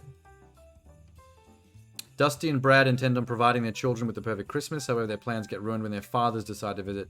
So the sequel takes place at Christmas and is about them wanting to put on a good Christmas for their family, but their dads are fuckheads and are visiting and are ruining everything.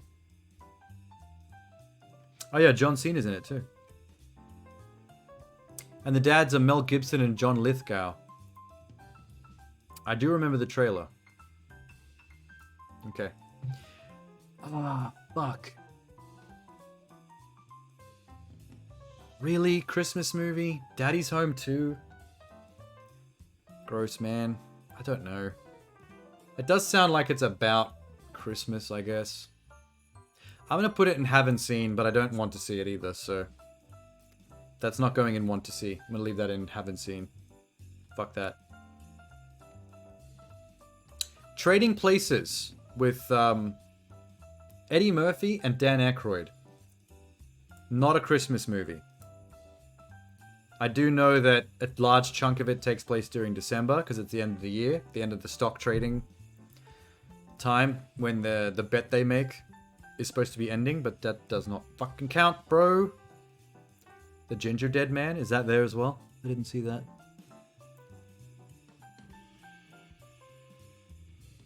Haven't seen it'll stay that way. I mean, just assume that. Because if I haven't seen it and I want to see it and I would see it, then it's going in this category. So if it's just haven't seen, then we don't give a shit. That's just a flat we haven't given shit. We don't give a shit. Oh, Klaus. Oh, Klaus got awards. You guys, either of you guys seen have you seen Klaus? I saw that getting really talked up. Apparently the animation is amazing. It's on Netflix.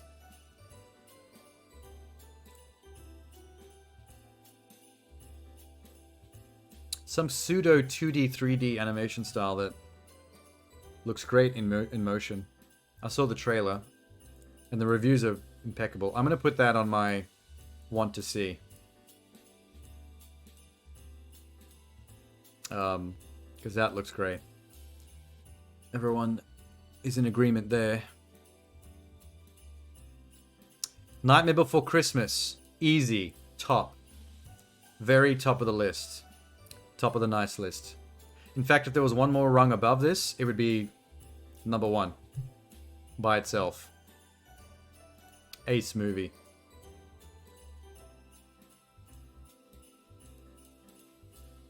And if anyone talks shit about Nightmare Before Christmas in the chat, ban hammers. I need to put that in the rules in my about section on my profile page. No talking shit about Nightmare Before Christmas. And if Minx talks shit about it, she'll ban herself. She can mod herself. You can see Barbie. Where? Is that Barbie in the Nutcracker? Yeah. Okay, that's going in. That's going in great next to Home Alone. That's not me memeing either. I have seen that movie. About 2 years ago, only. We were up late eating McDonald's, 24-hour McDonald's, and at about 3 in the morning, we just started up Barbie and the Nutcracker Prince on Netflix, and we just watched it for some reason. You typed out a rant, but okay. You can post the rant, but you got to be ready to ban yourself afterwards, Minx. Yeah, so like, no memeing. We legitimately watched Barbie the Nutcracker movie at 3 in the morning on Netflix while eating shitloads of 24-hour McDonald's. It was a weird night. It was a sexy night. All right.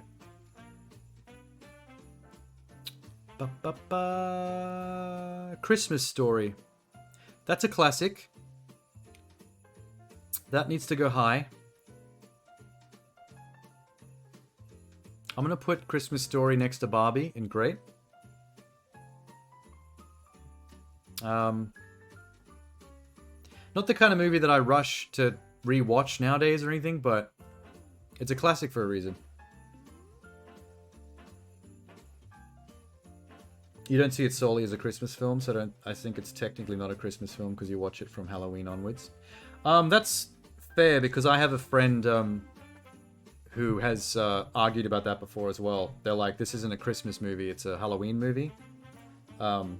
She's a goth chick, so she's very into Halloween. Isn't there a Harold and Kumar Christmas movie? There is, and it's great. Harold and Kumar 3D is their Christmas movie. It's hilarious. I loved it.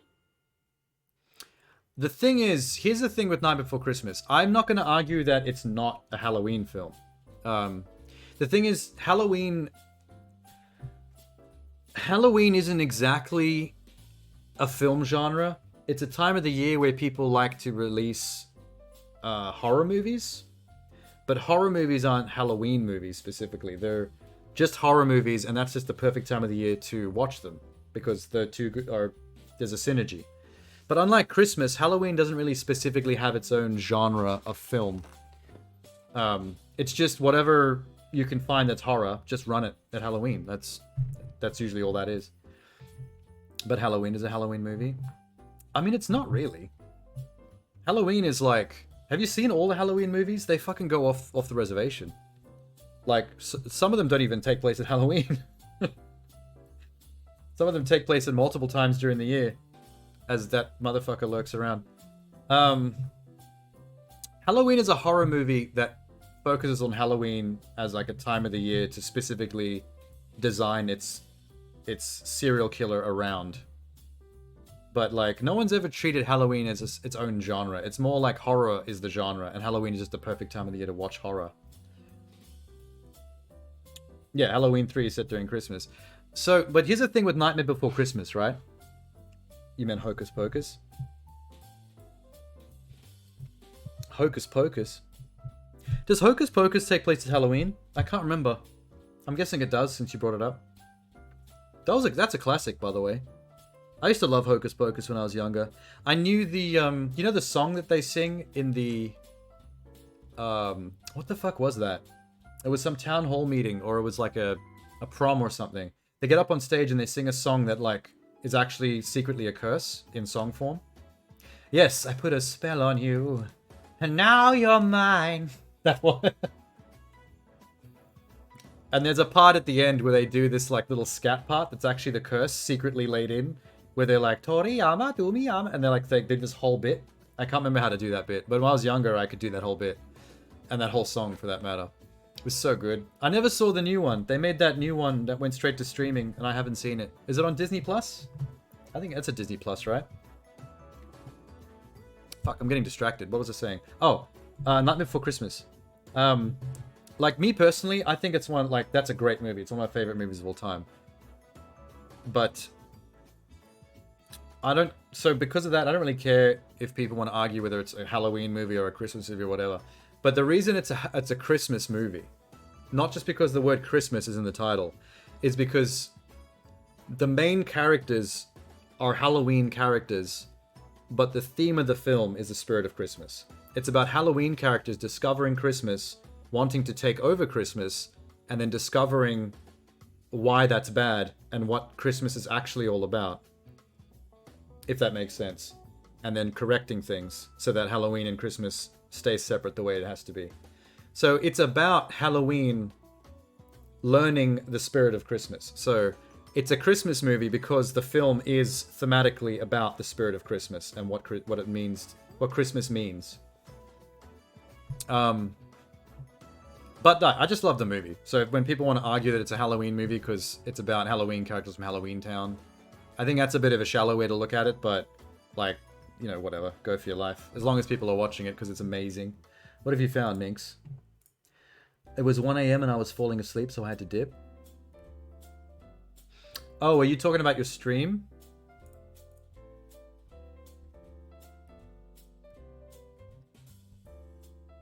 It's a picture of your bauble. Oh, cool. That's awesome. It's for some reason, out of all the characters they could put in baubles, they've pictured the 3 naughty little children that kidnap Santa Claus. Why those? There's other characters they could have put in the baubles. I would have put all 3 of those kids in one bauble together. That's, you know, me personally. I have over 80 missions left. Oh, Jesus Christ. So you didn't quite make it tonight, but in your next stream you'll do it for sure. Your go-to Christmas movie is Wolf Children because there's a lot of snow. Now you're getting shallow with it, Sham. My go-to Christmas movie is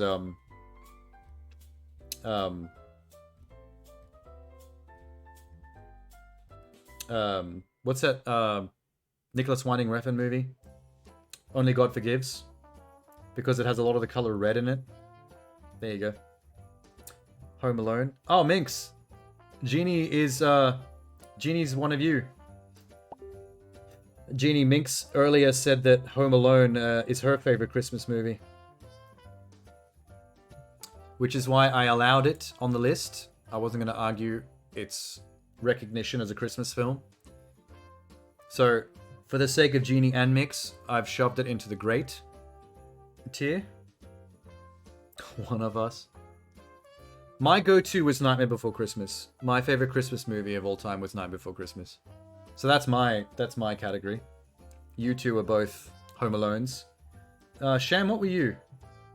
Was Wolf Children your joke answer? He's died Christmas movie. It's not a bet. I can link a video that explains it very well. You could, but then I would probably just block that channel so that I can't view it in my browser.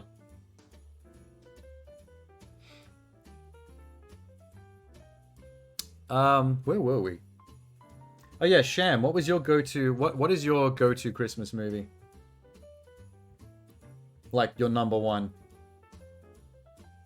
You did watch Wolf Children one Christmas? But what's, like, your favorite? Like, if you had to say what your favorite Christmas movie of all time is. What's your Spirit of Christmas movie? I know, Minx. I've got it in my request queue.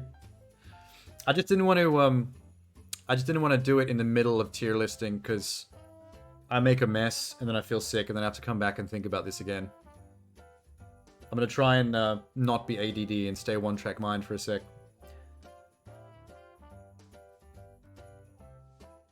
It's anything unrelated to Christmas? What about Bad Santa? I feel like you're the kind of person that would love Bad Santa. I feel like Jeannie's the kind of person that would hate Bad Santa. I'm just guessing. I've been wrong before. I've tried to guess Genie stuff before, and I've been wrong. Genie can be a hard one to peg sometimes. Don't take that out of context, by the way.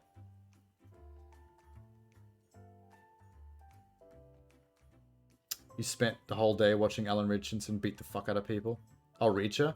Okay, then Reacher is your go-to Christmas movie. The TV show. Almost called it a movie.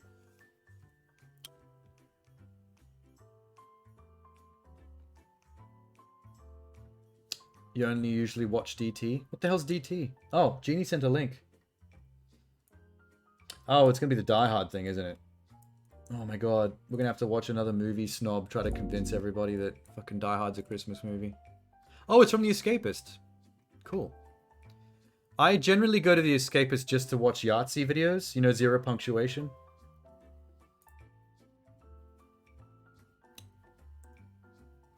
That's a Billy Bob Thornton. Yeah, that's Bad Santa. I'm not sure why my guess was that you might not like that movie. For some reason, I had a hunch that it might not be your alley. You didn't hate it? Oh, that's fair. So you're in the middle then. You don't love it or hate it. I think the reason I assumed you'd hate it is because, like, the whole movie is basically like a gross man acting as gross as possible. So I thought that might put you specifically like extra off the film, because for you men are already gross. So one acting as absolutely the most disgusting as possible might be like a bridge too far.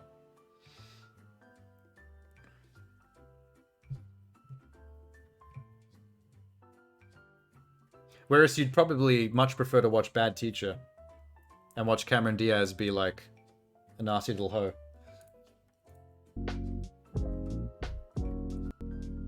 Oh fuck, I don't have my earphones yet. Blip, blip, blip, blip.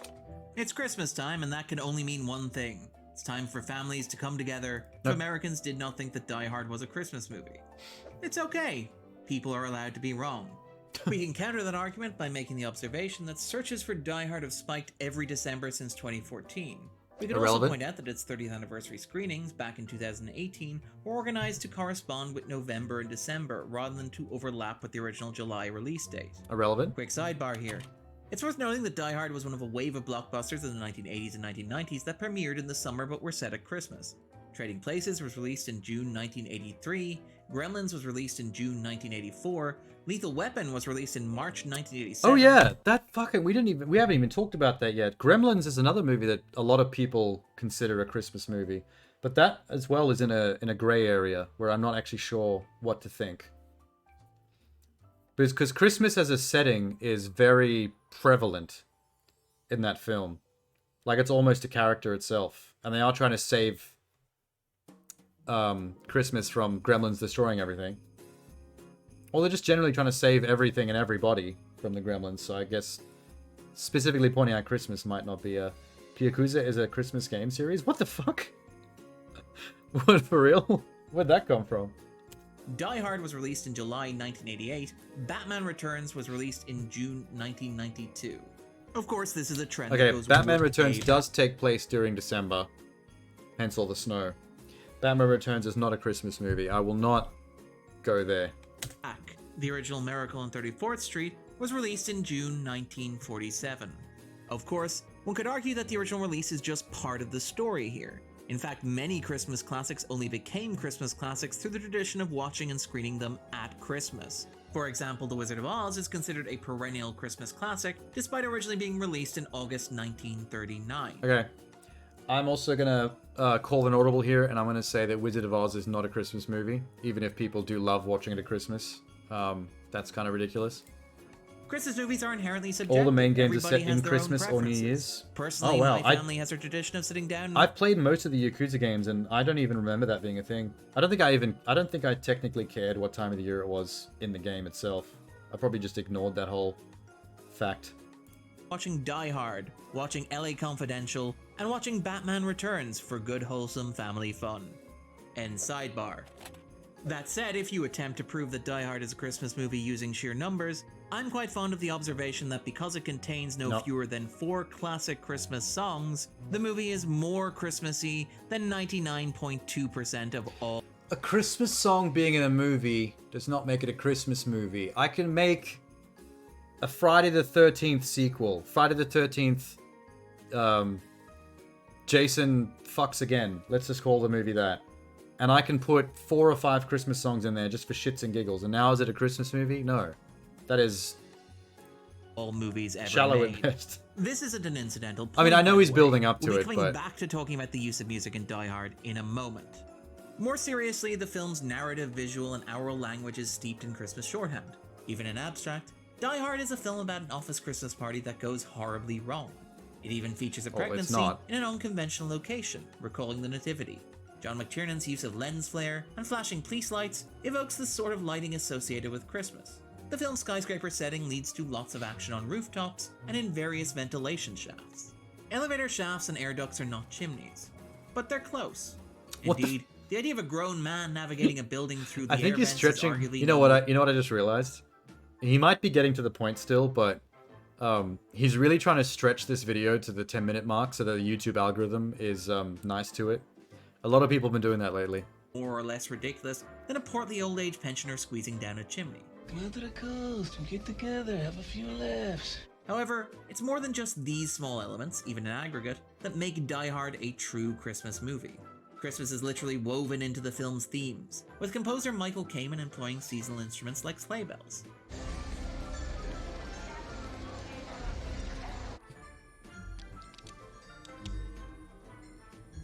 Kamen's score is instructive here, in large part because it's pointedly subversive. As Robin Stillwell's pointed out, Kamen's soundtrack uses a number of obvious Christmas cues, but none of them religious, and all of them evoking a snowy landscape that could not occur in the Los Angeles setting. The whole point of the Christmases of Die Hard, and perhaps one of why the so many main people don't consider it a tenets Christmas of classic, Christmas movie, is like, because there's an inherent tension religious themes. woven into the fabric of the film. I know The Christmas whole point comes of from Die like a Hard religious is that background, it but doesn't initially feel Christmassy. Holly walks through an office building, chiding Harry Ellis for not respecting the holiday. Families, stockings, chestnuts, Rudolph and Frosty. Any of these things ring a bell? The whole point is to That guy was a juxtapose that cad. traditional seasonal iconography with the decidedly non-festive imagery on screen. Initially, the film's seasonal elements exist at odds with the content of the film itself. The sound of sleigh bells over a baggage area in sunny Los Angeles, a teddy bear with a bow on it in the backseat of a limo driving beneath palms at dusk. The only snow is the cocaine on Ellis's nostrils. When his driver Art Ellis. Oil puts on Christmas in Hollis, McClane is horrified. You got any Christmas music? This is Christmas music. It just doesn't sound like Christmas to McClane. McClane spends much of the first act of Die Hard disoriented, traveling from New York to Los Angeles to reunite with his estranged wife, who, by the way, is named have you Holly. noticed that the Just saying. When he lands, have you noticed that this McClane doesn't YouTube video even has know if got he'll has be had the staying with him, Nutcracker or if he'll theme need a playing in the hotel. background the entire time? McClane struggles with his wife's professional success, lashing I out can at only her just for hear reverting it. to It's her very maiden quiet. name. McClane is constantly out of his element in the film's opening stretch. Oh, wait. And this is reflected in the uncanniness of the Christmas setting. This plays Sorry. through in any number of ways. Let me just turn off my streams. I just realized I've had my streams Christmas music playing in the background as well. While the video was going, which must have been really disorienting. From the emphasis on his fear of flying and the need to ground himself when he gets a moment, through to his arrival at the Nakatomi Corporation. A working-class cop wandering into a white-collar Christmas party is dissonant enough, McTiernan underscoring this element of class conflict by setting it to a string quartet playing Beethoven. When a random drunk male employee grabs the cop to kiss him, McClane sighs. Jesus. Fucking California. Die Hard uses other shorthand to Fucking underscore the California. perceived oddness of all this. Much is made of the Nakatomi. Oh no. the Nutcracker Suite music is playing in this video as the background music. I just realized I had my Christmas music also going, but I can't hear that. Japanese roots. That's just like the And quick sidebar OBS here. for the anxiety that chat. runs through Die Hard relating to the Nakatomi Corporation might seem odd to modern viewers, but it exists very much in the context of the 1980s. Oh my god, these computers. As Japan emerged as an economic powerhouse, American cinema seemed to grow anxious. This is reflected in many movies of the era. To pick a couple of examples, look at Ridley Scott's Black Rain or Blade Runner. I've never Later in seen the Black 90s, Rain. Look at Wesley Snipes and Sean Connery in Rising Sun. Naturally, these portrayals dropped to the wayside following the Great Recession of 1990 in Japan, at which point the country ceased to be a major economic competitor. In this context, it's worth taking a moment to acknowledge Earthquake Bird, a movie from a couple of years ago on Netflix starring Alicia Vikander, which manages to be a rare 1980s twofer. Not only does it resurrect love the Alicia old Vikander. fear of Japan stereotype, Vikander. it also taps into the forgotten genre of 80s and 90s erotic thrillers. So, you know, there's that. End sidebar. In the context of Die Hard, this anxiety about Japan is reflected in often uninformed stereotypes about the country's co-option of Western traditions and holidays like Christmas. I didn't realize they celebrated Christmas in Japan. Now that I think about it, I can't think of any movies aside from Tomb Raider and Ex Machina that have featured Alicia Vikander as like a lead. I know there's others, but only those two are sticking in my brain right now. They were flexible. Interestingly, the terrorist Hans Gruber is introduced as an archetypal Christmas figure. Gruber is a bearded German, recalling the German roots of Kris Kringle, who inspired the modern design of Santa Claus. I think we're stretching this a little bit. Hostages, reading from a little black book like a Christmas sermon. He then runs through how much he knows about Tagaki, starting with his childhood. Gruber seems to know whether Tagaki's been bad or good. Ho, ho, ho. McClane initially seems to be cast as the Grinch in this very unconventional Christmas story. After all, it's Gruber who's gone to the effort of planning this elaborate occasion. But have no illusions. We are in charge. Gruber initially seems to be motivated by his own list, delivering a list of boys and girls to the authorities that he wants to see sent home for Christmas. In Northern Ireland, the 7 members of the New Provo Front. In Sri Lanka, the 9 members of the Asian Dawn. I read about them in Time magazine. Gruber is framing a grotesque and brutal parody of a Christmas story, but it is still a Christmas Oh story. yeah, the Danish girl. However, I over saw the that course in of the the film, cinema. something interesting happens. McClane wrests control of the narrative away from Gruber. He does this in a number of ways. First of all, he makes his own list, jotting down the names of the terrorists on his forearms. He crawls through ventilation shafts like Santa through a chimney. Gruber doesn't quite come to see McClane as Santa Claus, but he does frame him in similarly mythic terms. Another orphan of a bankrupt culture who thinks he's John Wayne, Rambo, Marshall Dillon. I was always kind of partial to Roy Rogers, actually. It's eventually revealed that Gruber is ultimately just trying to steal Christmas, meaning that McClane gets to save Christmas. McClane doesn't just save Christmas in a literal sense. He's the big stealing arc of money. many Christmas movies involves the protagonist realizing the importance of the immaterial things that they already He's have. stretching a lot the of family this. and friends in their life, the virtue of selflessness, the celebration of others. Just do a Die Hard. McClane begins Die Hard alienated What was from that his family from? at Christmas time, and so feeling That was alienated something from recent. the idea of Christmas itself. He ends the film embracing his family and coming to terms with his wife's choices. Right before the big action climax, McClane admits that he was wrong in how he pushed his wife away. Donna, it took me a while to figure out what a jerk I've been. That when things started to pan out for her, I should have been more supportive. And I just should have been behind her more. That is a true Christmas arc. After this point, gunning down a building What full the of terrorists is just the cherry on top of the Christmas pudding.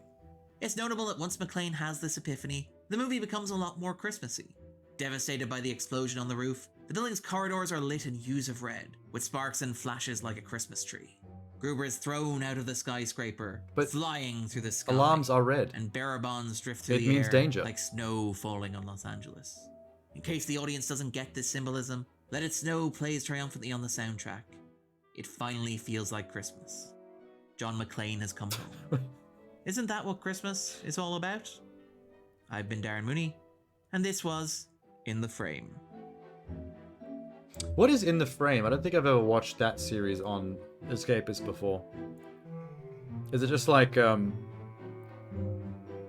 of video essays on various film topics? Doesn't really say anything about the... Wait. That was a long. That was 10 minutes of the Nutcracker Prince suite in the background. That's gonna be stuck on my head now. All night. There's In the Frame. Oh, there's no description. Black Adam and the weird obsession over superheroes killing. Kevin Conroy, the definitive Batman. Rings of Power and the problem with franchise mystery boxes. So it is just video essays on filmmaking. They got nice thumbnails. I like the fact that they all have like a cohesive design.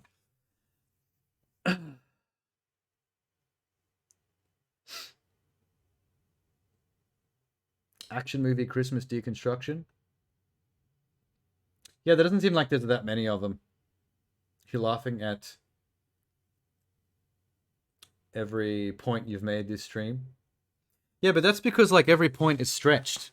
Like he's doing that thing where you can basically like add your own reading between the lines. And it's like I could take any movie that's just a generic action movie where someone does something, and then I can start doing the whole like, oh, this means this, and the symbolism of this connects to this, and this guy's like Santa Claus because he makes a list, and all that stuff. And I'm like, this is a lot of nitpicky adding your own like thematic interpretations to things to make it fit the mold of what is a Christmas movie. But like, it's not about Christmas at all. It's about terrorists trying to steal a bunch of money and a single dude having to survive. And it just uses the setting and the excuses of Christmas to set up the scenario. Because you get an empty building, you get an office party full of hostages to give the film stakes. All of that stuff. Like, I mean, I can make video essays like that, basically convincing you of like all kinds of shit about movies that I just pull out of my ass. It's about BSF for you? What the hell's BSF? Don't recognize that acronym. You know what? I think I have to do Minx's request real quick. Otherwise, I'm going to leave it there for too long. It was like 50 minutes ago that she put that up. Bad men trying to steal Christmas cheer. Well, they're trying to steal money. Like every other terrorist in every other action movie. They just were smart enough to do it at Christmas when they knew the building would be empty. And the office Christmas party gave them a good source of hostages. You can't use Christmas as an excuse to generate plot points for something that's about something else other than Christmas. The film has to be about Christmas.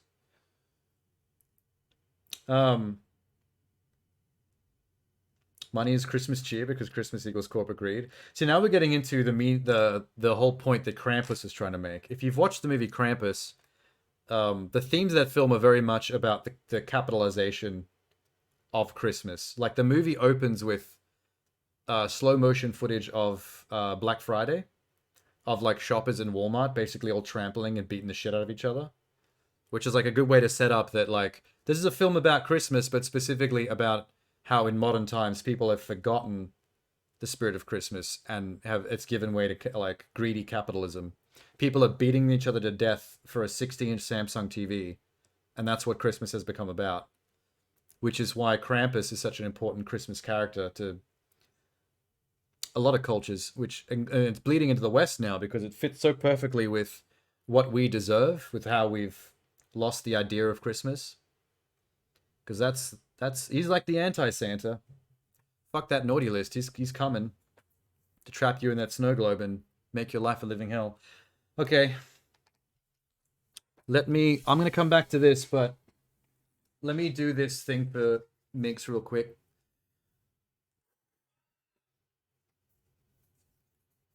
Krampus is Germa confirmed. Germa seems like a nice person though. Krampus is a piece of shit. But we need him. What did Minx say I had to eat? The cock. She wanted me to eat the cock wall of the house. Alright. I gotta turn her around then. I'm gonna have to clean this desk for like an hour later on. There's so much icing everywhere.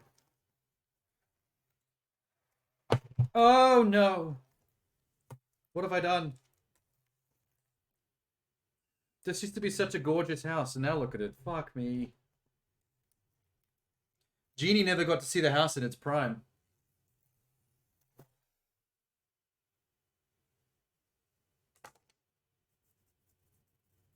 Oh. Christmas music. Come back.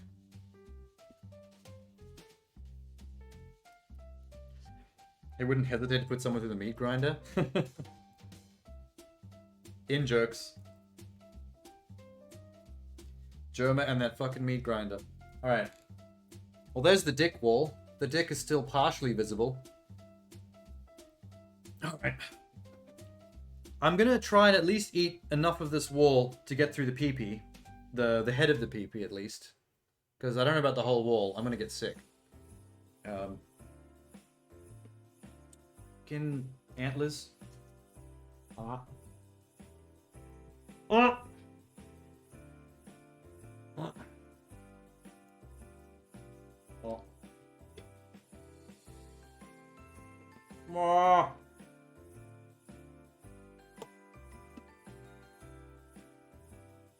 Yes.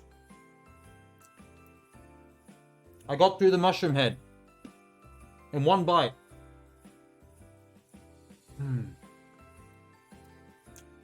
The desk is going to be so sticky. The desk was already sticky. Sorry, Minx.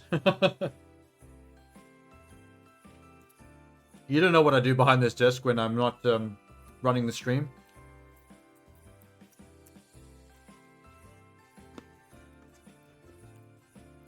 Oh my god. I hope icing sugar is not bad for your extremities. Like, if that absorbs into the sack, because I still haven't cleaned my lap, my crotch area, since I spilled icing inside the pants. Like, I don't want to get some kind of weird rash that I have to explain to a doctor, and why there was icing sugar all over there. Fuck Nikkei. I'd love to. Can you give me your number? I'll take any one of those waifus. Thanks. It's been your most sexual stream. Yeah, but almost by accident. Like, I didn't mean to get icing all over there. Now I'll never get slutty rupee. Wait, what happened?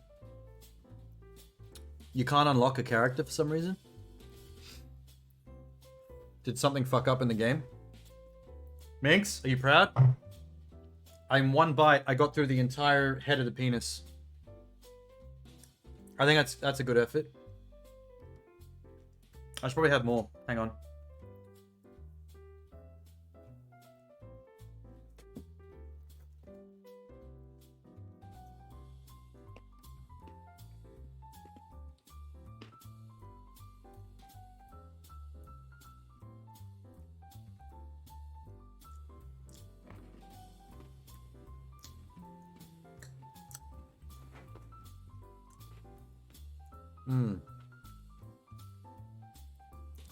I am so proud. That sounds like sarcasm. What you're really saying is, talk to me when you can take the entire shaft down to the balls.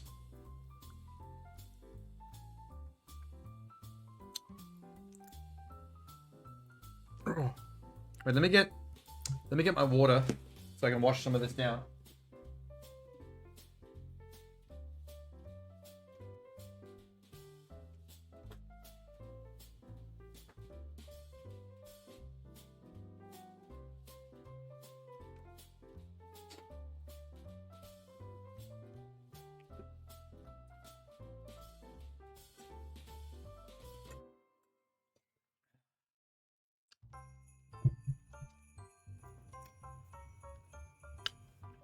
What got blocked there? Oh, Genie sent something? Genie, send it with the share a link request so I can get it on my request queue. Right behind Sham's link.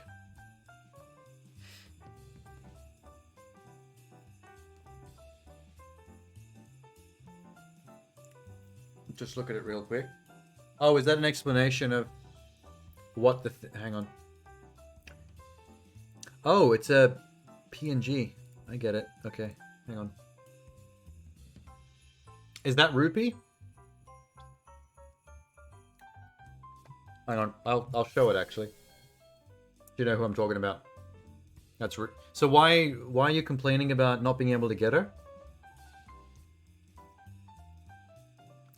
Did it lock you out or something? She's a special Christmas draw. Oh, so if you don't roll the character RNG for Christmas, you just don't get a chance to get the character ever again. You don't want to spend more currency. Do you have to spend real world money to get a chance to get her? That's fucked up. Oh, in-game currency? It still sucks that it's RNG based. And then like if you're unlucky, you just never get to have the character. That's fucked up.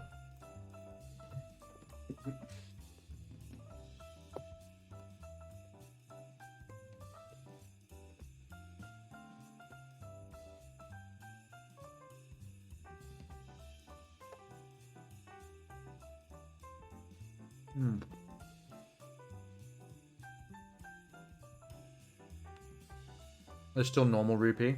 Oh, she's like a variant, a Christmas variant of a pre-existing character.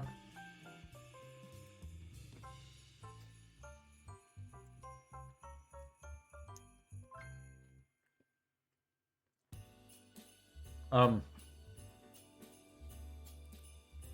I think that's enough. That's enough of the dick wall. There's at least half of it almost just ate. More water.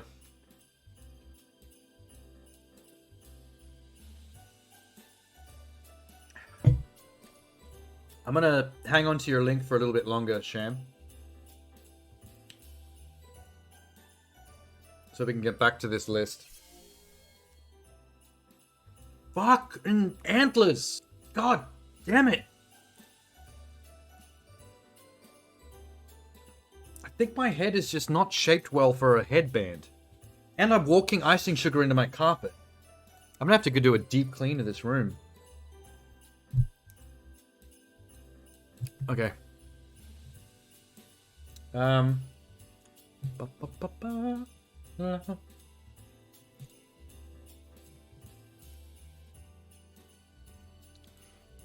Hey, It's a Wonderful Life. We kind of have to put It's a Wonderful Life up in great. I'm not going to give it top of the tier list, but It's a Wonderful Life and Christmas Story are Christmas classics, and I'll accept them as being great. Maybe they'll add her and to the regular pool, but I doubt it. You're just going to have to wait in the future to see if they ever release older characters that were one-time onlys as future releases. Okay. Muppets Christmas Carol. That is going top tier. Muppets Christmas Carol is elite. Cannot deny that.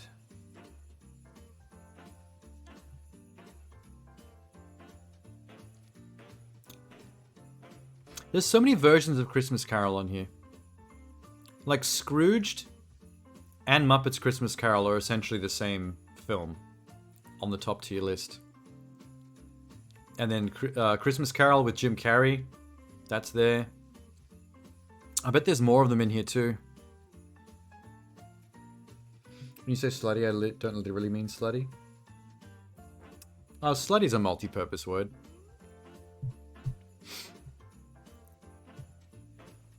You can just use it to mean they're just hot. I get it. Can you zoom on the top category? Can I zoom? I might... Wait, let me use the browser zoom.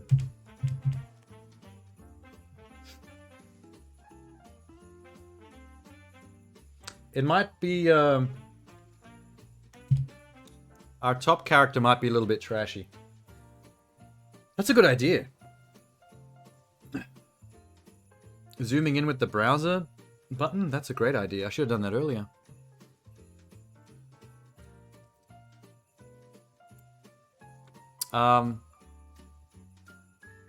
Is it still too small?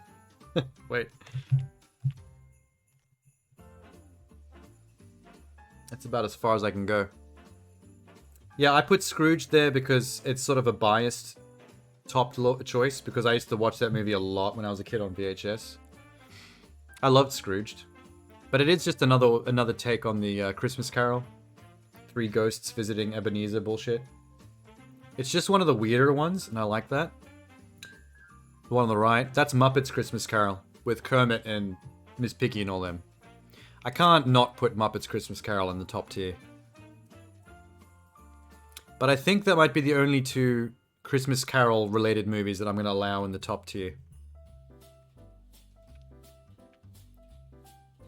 Also, the great tier, in case you're wondering, I put Barbie and the Nutcracker Prince there because me and my last girlfriend, like 2 years ago, we just randomly watched that movie on Netflix at like 3 a.m. in the morning while eating McDonald's from the 24-hour McDonald's down the street.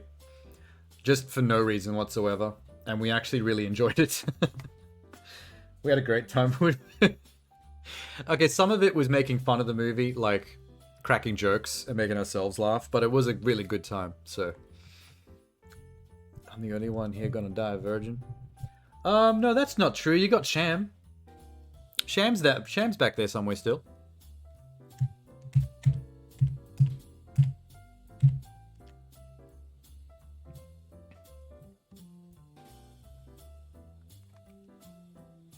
But if you do find yourself with a with a girlfriend in the future, I would recommend staying up late and watching the 3D animated Barbie and the Nutcracker Prince movie. I heartily recommend.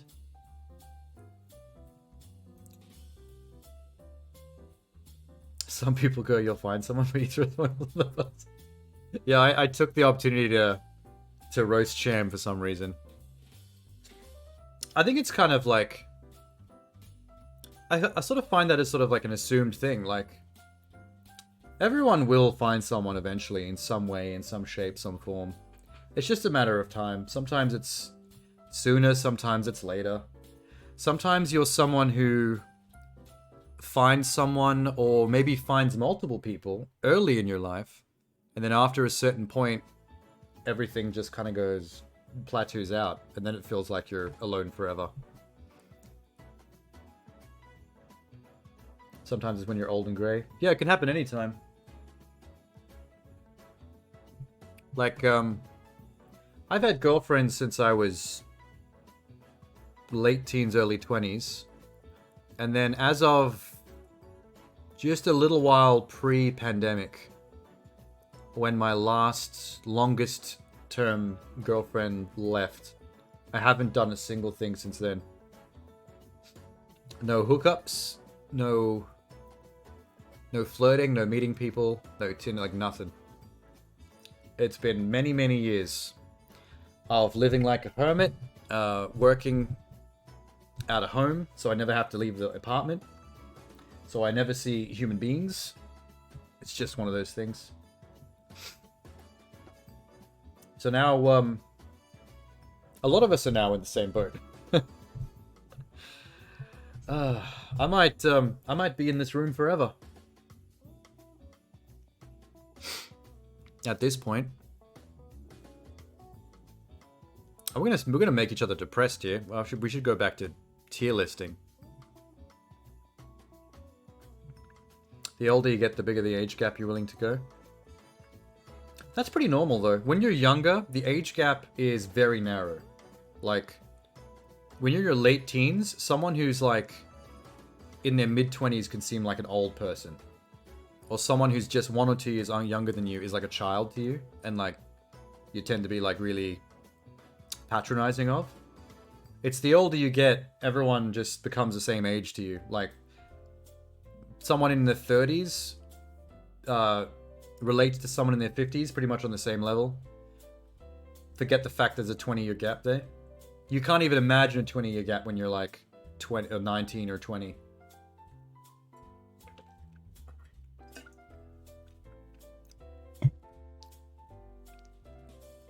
What's that saying about age and dating? It's something like half your age plus 7. You'll never be with someone that looks older than the 30s. That depends on what you mean by looks older. Some people can look younger than 30, but can be older than 30. The looks thing can be deceiving. What was the saying? Yeah, the saying that's I've heard this many times. They say it's half your age plus 7 when it comes to like the morality or the ethics of dating. Like when you're talking about like how young is okay for you. Like if you're a guy in your 40s, how young can you date someone without it being creepy? So like if a 40-year-old dates an 18-year-old, like is that creepy is the question. So like the maths is supposed to be half your age plus 7. So the youngest you're supposed to go if you're 40 is half your age, so 40 down to 20 plus 7, 27. So a 40-year-old dating a 27 is like the youngest age gap that is not creepy. You know, 50, 25 plus 7, 30, over 30. So like, you know. So the smaller that goes, like the younger you are, the smaller that gap will be, because the half your age plus the 7 will be like a smaller gap.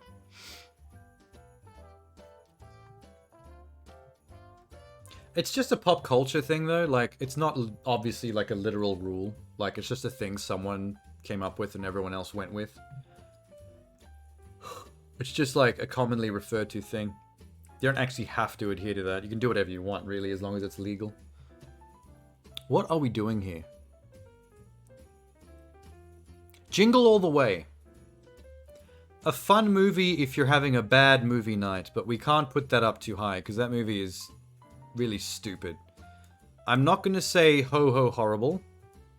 That's maybe a little too mean to Jingle All the Way. I'm going to say not the best. So that gets one notch over the lowest possible rating.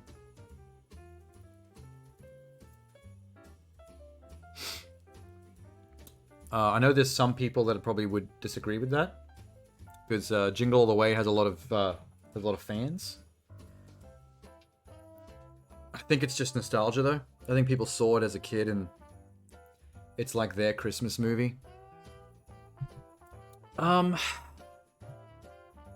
Casper's Haunted Christmas. I have not seen Casper's Haunted Christmas. Has anyone seen Casper's Haunted Christmas? I'm gonna put that in, haven't seen. I don't think anyone's gonna have seen it. Beauty and the Beast Enchanted Christmas. There was a Beauty and the Beast straight to DVD Christmas film? What? I didn't know that. Haven't seen. I bet it's bad though. Disney straight to DVD films haven't got the best track record. They're straight to DVD for a reason. What? Okay, let's gather some haven't seens real quick. We can clear this out a little bit. Mr. Magoo's Christmas Carol, haven't seen. The Legend of Frosty the Snowman. Okay, all the Frosty the Snowman animated films I have not seen, but they look like children's VHS trash, so I don't think we're missing out on anything there.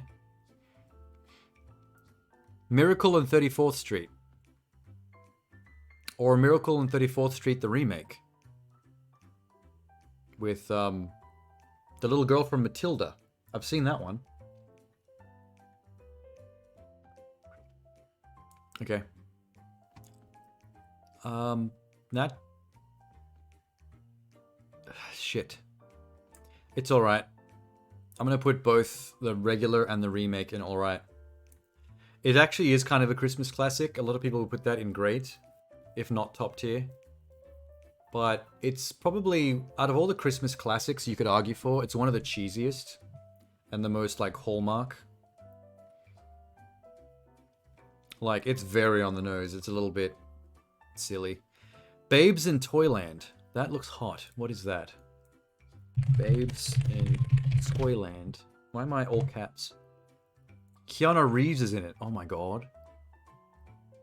Babes in Toyland is an American alternative rock band from Minneapolis. What the fuck?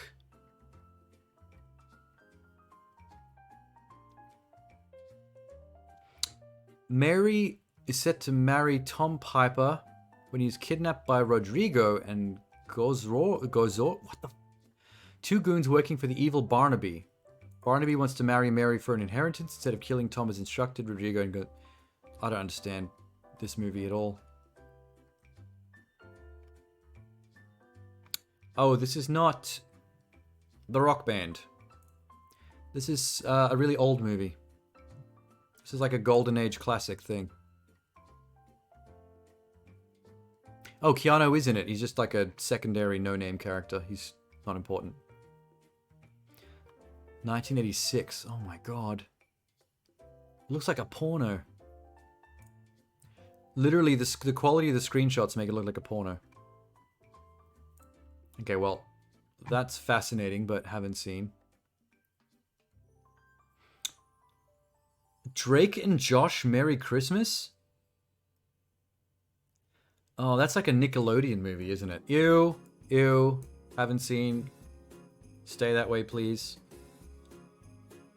Olive the Something Reindeer. That is a straight to VHS kids film. Haven't seen.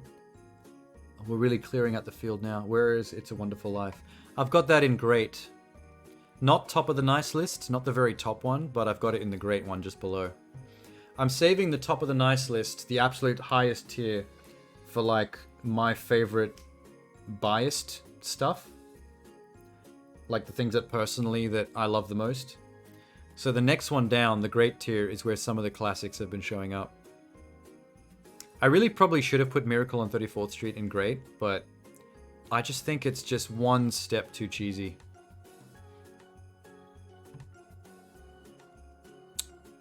The Perfect Holiday. What's that? I think this looks like a BET movie. Is that racist to say? Maybe that's racist to say.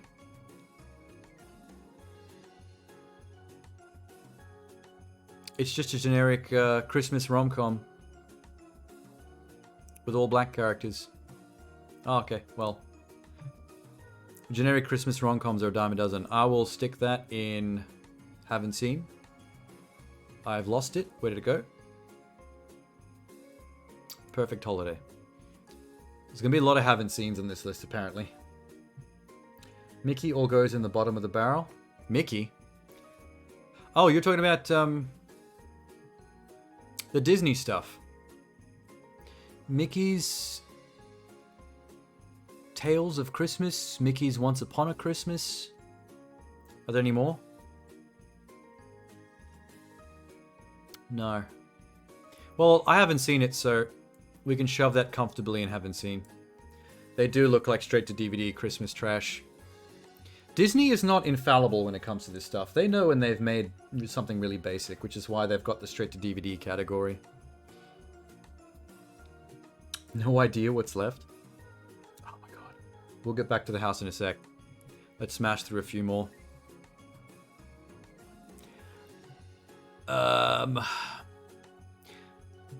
Where's Anastasia? Is Anastasia a Christmas movie? Really? I don't see it here, unless I haven't spotted it yet.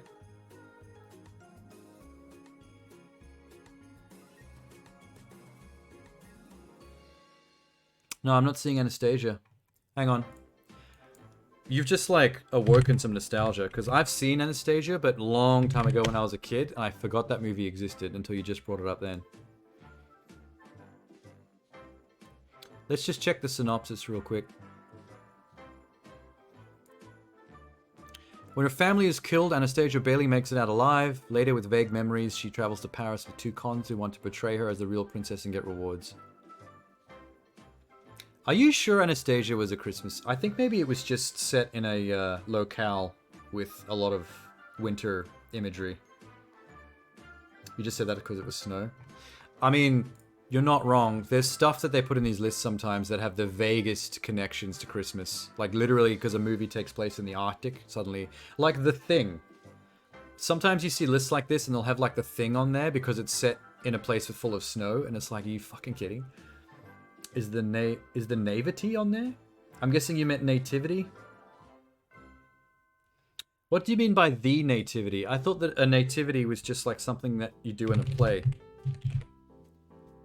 Nativity. There's a movie called The Nativity Story. Does that count? Oh, you're saying because the story of Jesus' birth is technically the birth of Christmas, right? So technically any religious movie about Jesus as a baby is a Christmas movie. Oh my god, now we're stretching it thin. Let's keep Jeebus out of it. Oh shit. Guess what I just spotted? 8 Crazy Nights by Adam Sandler. That is going in the trash pile. That's going in horrible. Next to Medea's Christmas and Jack Frost. Actual film. Filmed in your town. I don't think it's here.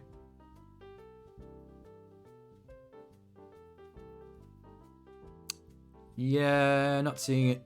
I'm just doing a quick scan. Not seeing the word nativity on any of these posters. Also, I've just noticed something about this list that makes me sick. There is a film that's not here that should be. Rare Exports is not on this list. And that is very upsetting.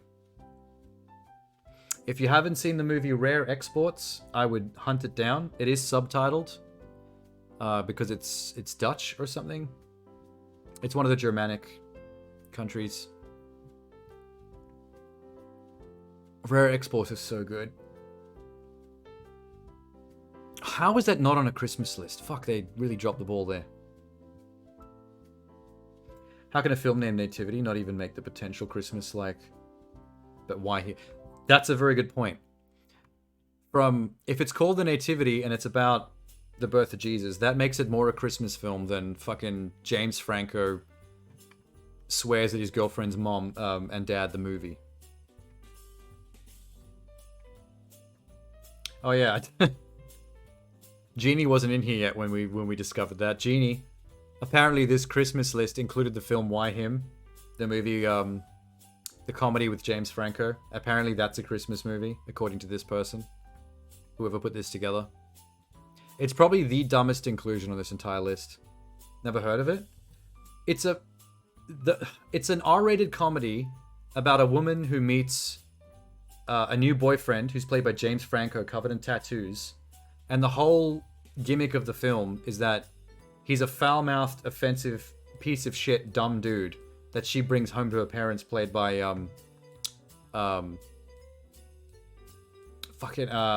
Walter White from Breaking Bad. What's his name? You know what I'm talking about. That's the dad. And the whole movie is just R-rated comedy of him acting really shitty and offensive in front of her parents, and the dad being all flustered by it. That's the film. That's the elevator pitch. If you watch the trailer, like, it's cringe. It's every single joke is him just saying like something disgusting or something that's really swear word laden in front of her parents, and the parents being like, "What? This guy's fucking terrible. How could our daughter be with him?" That's the whole 2-hour movie. How is that a Christmas movie? Okay, let's not go back to ranting about that. Let's keep going.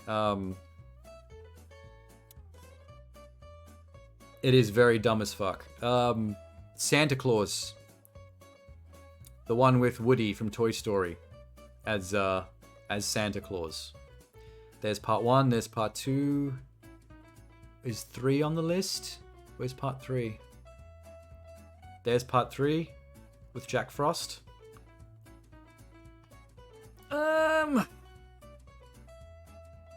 Fuck. They're not great. I don't really give a shit about the Santa Claus at all. But they're not bad movies. They're just meh. Is there a meh category? It's going in not the best. Fuck it. I don't care about the Santa Claus. Or Tim Allen. They can go next to Jingle All the Way. All 3 of them can stay together. None of them are better or worse than each other.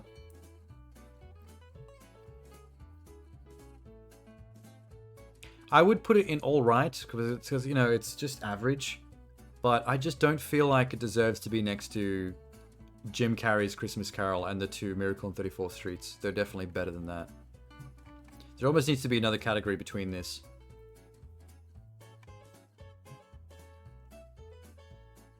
Okay. A Year Without Santa Claus, some kind of claymation. Haven't seen. The Littlest Light on the Christmas Tree. Some very badly 3D animated DVD. Haven't seen. Something from the 1940s or 50s called Remember the Night. Very old school looking. Haven't seen. I'm just trying to rip out some of the haven't seens because there's a few. 'Twas the Night Before Christmas, straight to DVD animated film. Haven't seen. Hawkeye, lol. What? Did you see Hawkeye? Where the fuck did you see Hawkeye? Are you seriously?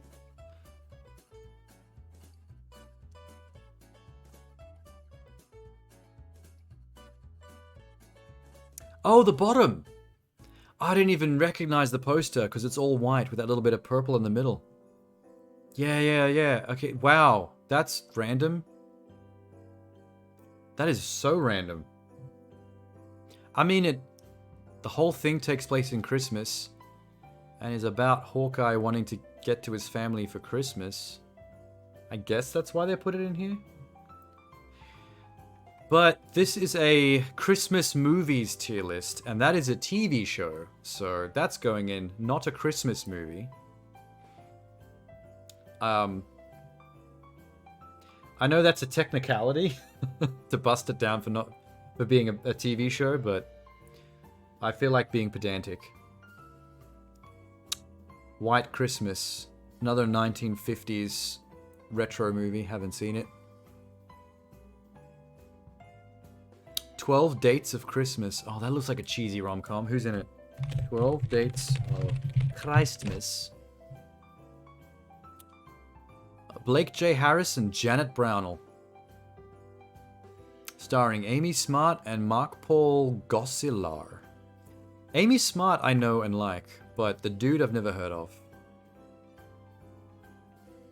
Kate, a young woman who after a horrible blind date on Christmas Eve wakes up to find she's reliving that same day over... Oh, it's Groundhog... They Groundhog Day'd Amy Smart on Christmas Eve, reliving the same blind date. Okay. That sounds like shit, but I'm gonna be nice to it and put it in haven't seen. Meet Me in St. Louis, that's a 1950s retro movie. Haven't seen. Santa Claus the movie, that looks old as well. That looks 60s or 70s. Haven't seen. Holiday Inn, that looks like Sinatra era, like Fred Astaire type musical. I'll put that in haven't seen. Jingle Jangle, that's new. Jingle Jangle is a recent Netflix thing, right? Jingle Jangle, The Christmas Journey. Starring Forrest Whitaker and Keegan-Michael Key. Also Ricky Martin, for some reason. You fell asleep watching it? Well, that doesn't bode well. I'll put that in the want to see, because I'd watch it for Forrest Whitaker and Keegan-Michael Key.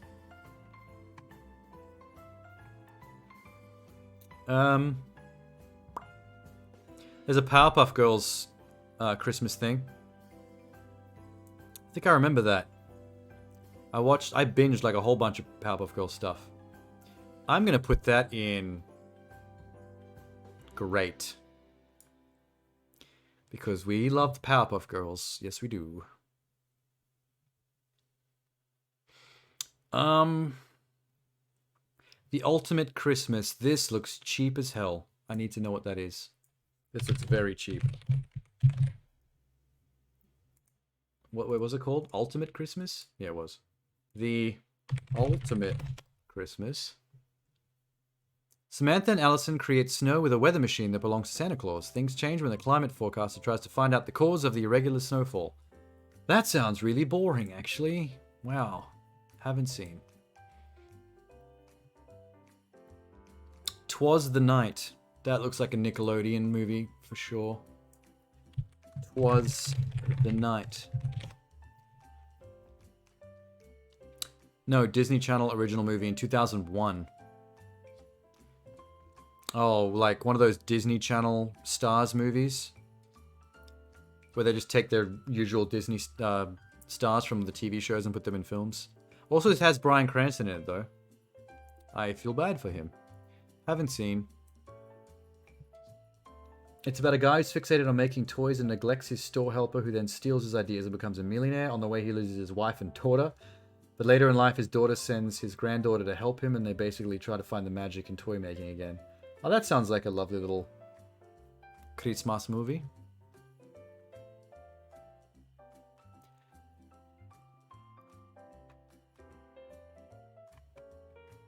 Oh, The Night Before. I know at least 2 people who have Night Before as their favorite Christmas movie. Even though it's more of an R-rated drug romp. Typical R-rated Seth Rogen, like drug sex comedy type stuff. It's good. It's funny. I'll put that in great. It's a much more recent one. It was only a couple of years ago, maybe 5 years ago.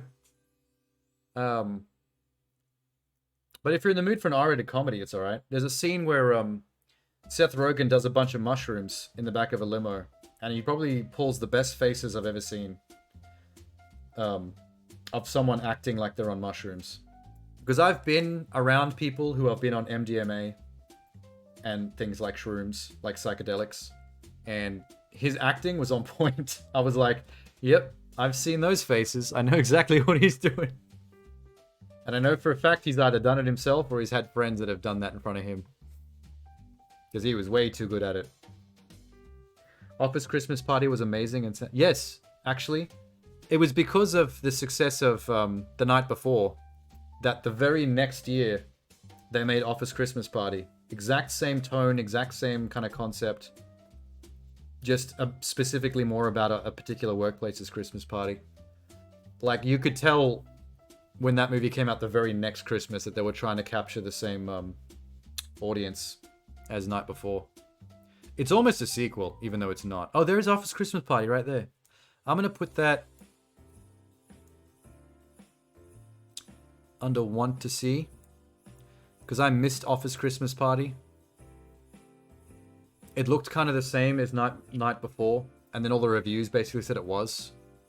And I was like, oh, okay, that makes sense. Christmas Tale, another very old retro Christmas movie, haven't seen it. Some straight to VHS Rudolph cartoon, haven't seen it. Claymation, Rudolph the Red-Nosed Reindeer. There's a lot of, like, kids VHS trash here. Like this one. Santa Claus is Coming to Town. That looks terrible. Tom and Jerry Nutcracker Tale. I remember that. Classic. I'm going to put that under Alright. Over here. A little bit higher. It's not worthy of great, but for Tom and Jerry shenanigans, it's fine. A Charlie Brown Christmas is going to go in great. Charlie Brown specials are absolute classics. They deserve to be high on lists like this. Holiday Affair, another 1940s film. That's a very old school poster. That one might even be 1920s.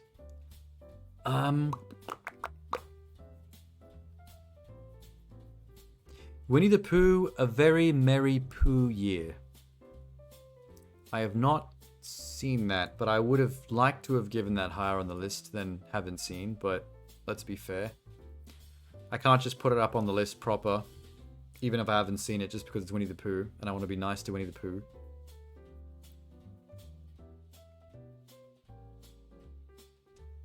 Deck the Halls, what's that?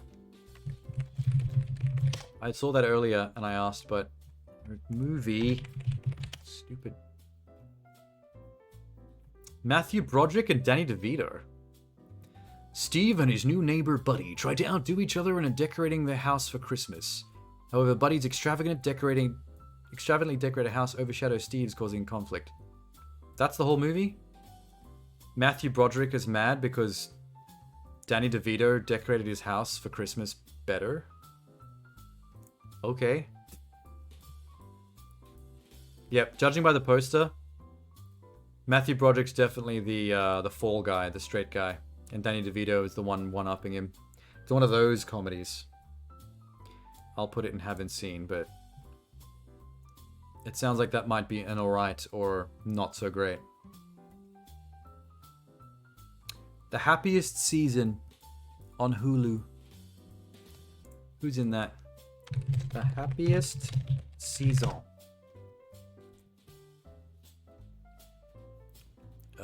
Abby, a lesbian. I love how they just had to immediately off the bat make sure to explain that in the synopsis as quick as possible. Abby, a lesbian, plans to propose to her girlfriend Harper in front of Harper's family members, but she is in for a shock when she learns that Harper is yet to come out to her parents. Oh, okay.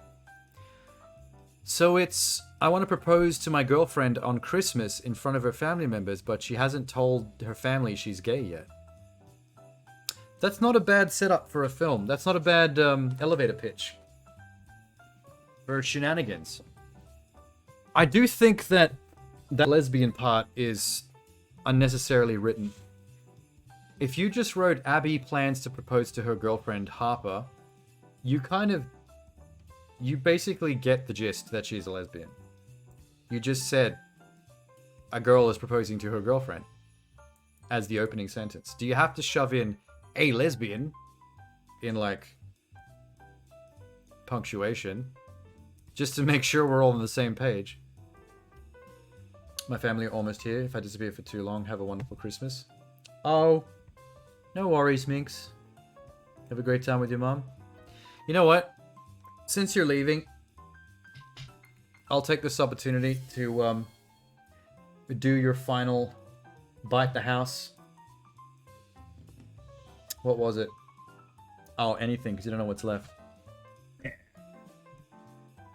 Let's see.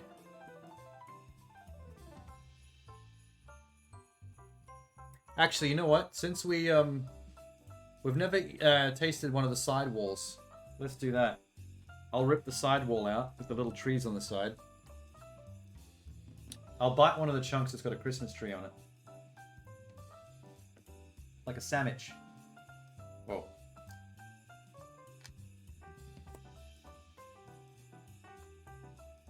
Oh.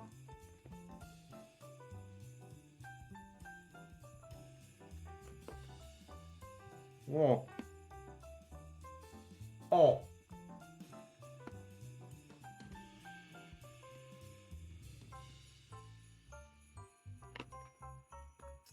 Oh yeah, there's the apple taste.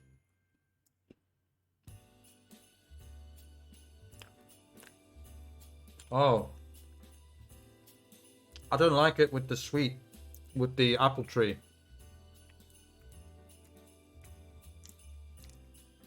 I don't like the way the sour taste of the apple tree is mixing with the gingerbread.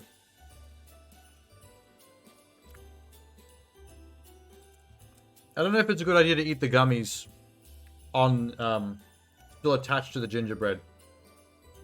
I think it makes sense to eat the gummies separately, like pick them off.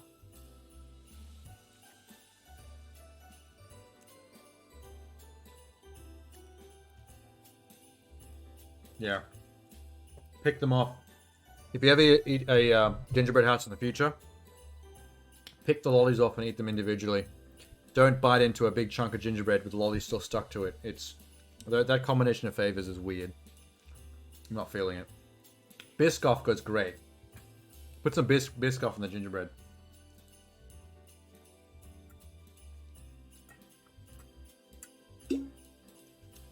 Ah.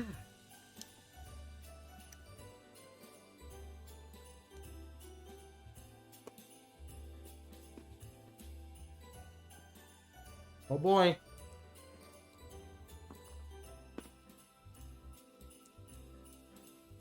Imagine how many carbs I've eaten tonight.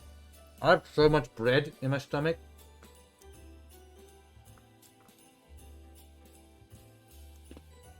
I'm gonna be a fatty after this. I should buy one of those treadmills or a Peloton in my study and make a reward request queue so people can spend cookie bits on forcing me to exercise. So if I'm eating all these carbs and sweets all the time on stream, you can literally reward request putting me on the treadmill or the Peloton for 5 or 10 minutes. Make me work out, minx.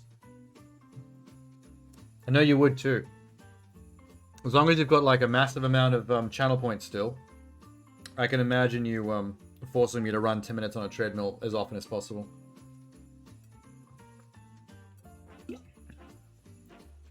You'd love it too.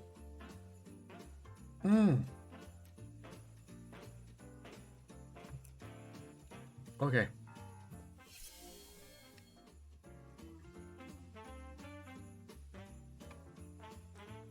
What was I looking up? The Happiest Season. Kristen Stewart, Aubrey Plaza. I like the actors. Alison Brie. So yeah, that's the lesbian one.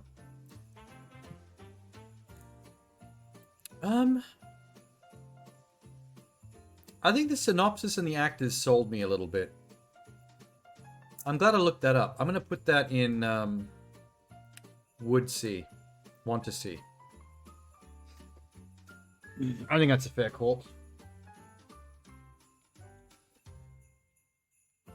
Oh, holy shit, Love Actually.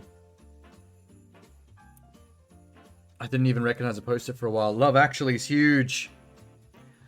I don't think I can put that down too low, or I'm gonna get in trouble with the entire internet. I'm not gonna put that top tier. I'm gonna call it great.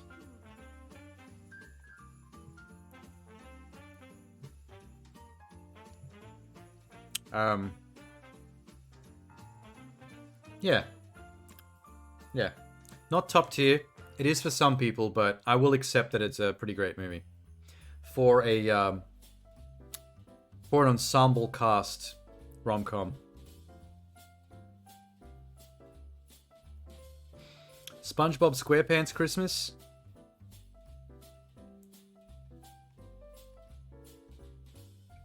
We're going to put that in great as well.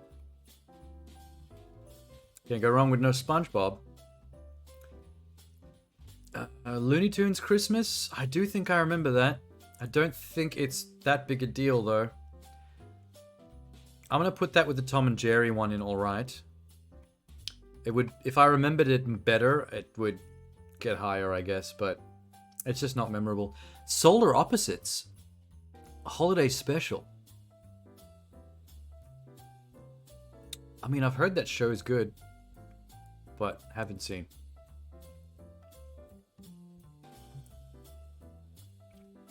Oh, National Lampoon's Christmas Vacation. Ooh.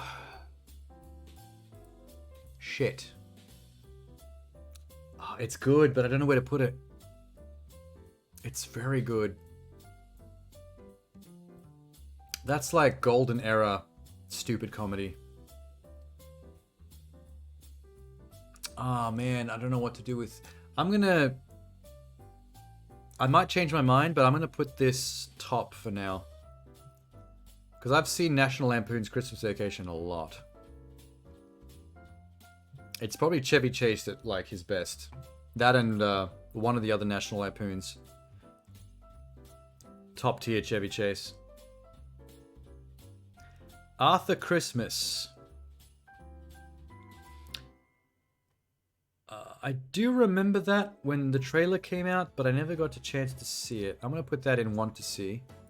Because I would check that out. That's fair. Ernest Saves Christmas. I used to love the Ernest films when I was a kid, but I can't watch them now. That is very dated. That's nostalgia. Totally. Like, I remember some of the Ernest films, like the Halloween one and the prison one, fondly, from when I used to watch some of VHS tapes as a kid, but I can't watch any Ernest films now because it'll just ruin it for me. I'm going to put Ernest Saves Christmas in alright. Because that definitely doesn't hold up.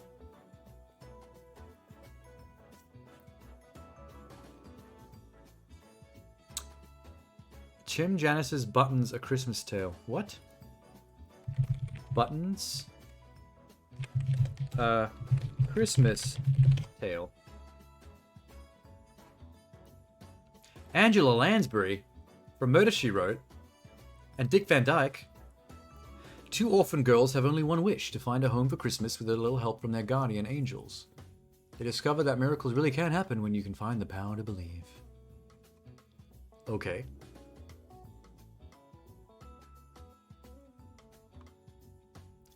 Who are the orphan girls? Kate Winslet and Olivia Clarke? Robert Redford's in it too. It's a musical.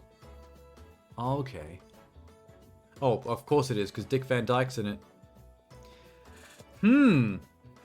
A musical with Murder, She Wrote, Dick Van Dyke, the man himself, Kate Winslet, and Robert Redford. I would watch that. I'm gonna... Ah, that's a surprise. I'm gonna put Buttons in Want to See. I love musicals. We're almost done. Let It Snow. That looks like a Nickelodeon movie.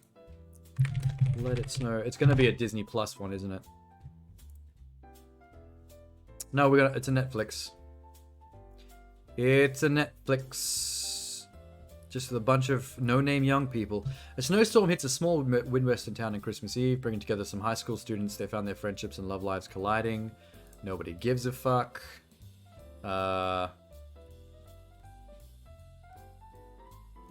Where'd it go? There it is. That's going in Haven't Seen and probably will never. The Holiday. With Cameron Diaz, Kate Winslet, Jack Black, and Jude Law. Not a bad movie. I know at least one person who that's one of their favorite films. It's a bit cheesy and obvious though. Like, it's a very... You know exactly how this is going to end at the very beginning. It's quintessential rom-com stuff, so I'm going to put that in alright. Although I know at least one person that's going to tar and feather me for that.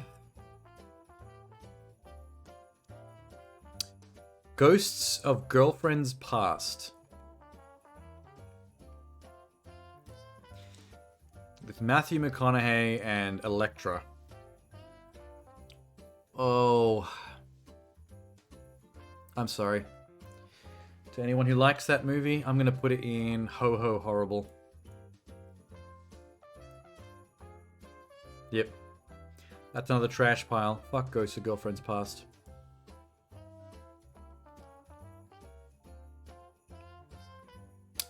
Christmas with the Cranks. That rings a bell. Is that another Tim Allen Christmas movie? What is with the Tim Allen and fucking Christmas? Christmas with the Cranks. The Cranks scandalize everyone when they declare that they won't be celebrating Christmas, but when their daughter decides to visit, they get off on a mad rush to organize a spanking Christmas. Why do they use the word spanking? Who wrote this? Who says spanking Christmas? Just say a great Christmas. I assume they mean great.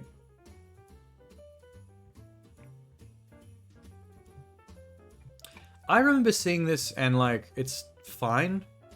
Jamie Lee Curtis, Dan Aykroyd. It's got some great actors of, you know, the particular time. Some people hate this movie though. I'm going to say it's alright. I'm going to be nice to it. Although it could very easily go in the not the best. I might rethink that in a sec. Hang on. Let that one simmer.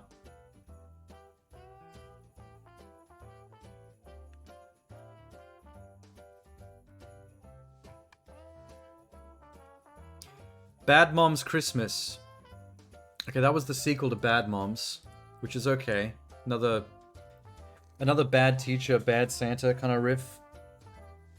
They're all fine, you know, like, they all are doing the same thing, but you're really just there for, like, the R-rated antics. I mean, I'm gonna call this alright. And then bust Christmas of the Cranks down to not the best. How's that? I think that works. We're almost done, oh my god. Almost down to one row. Santa Inc. HBO Max Claymation. Haven't seen. A Brady Christmas. Those do not look like the actors. What the fuck? A Very Brady Christmas. A Very Brady Christmas.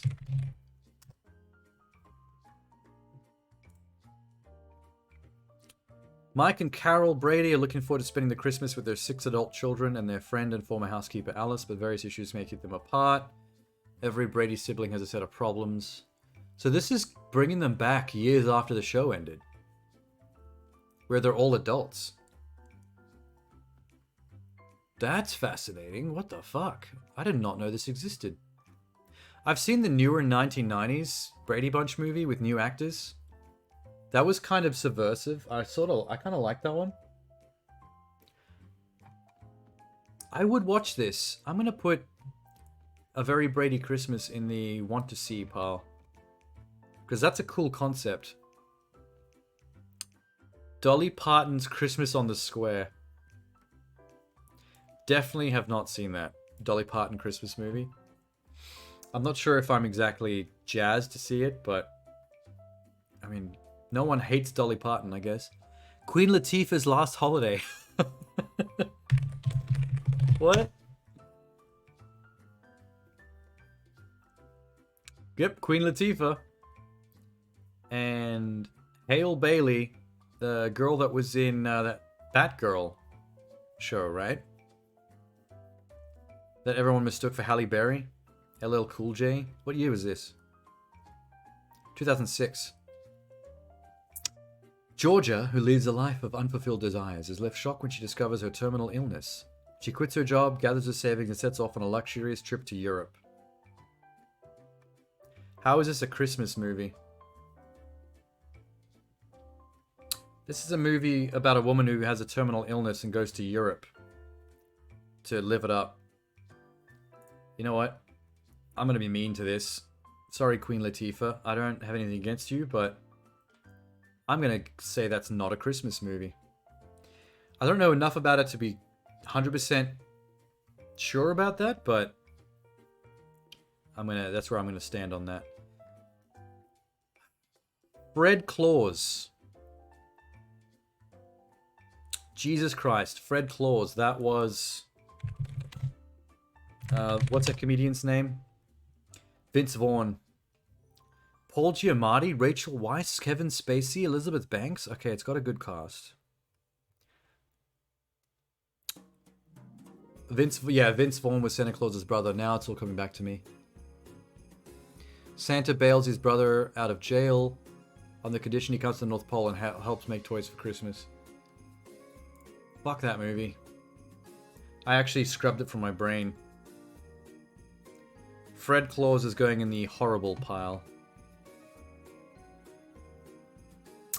4 Christmases. What is that? That looks like Reese Witherspoon. 4 Christmases. We love us some Reese Witherspoon, though. I like me. Tim McGraw. Also Vince Vaughn. Jon Favreau. Lovers Brad and Kate plan to go on a vacation to Fiji to spend the holidays. However, when their vacation plans is foiled, they are forced to visit all 4 of their divorced parents for Christmas. Jesus.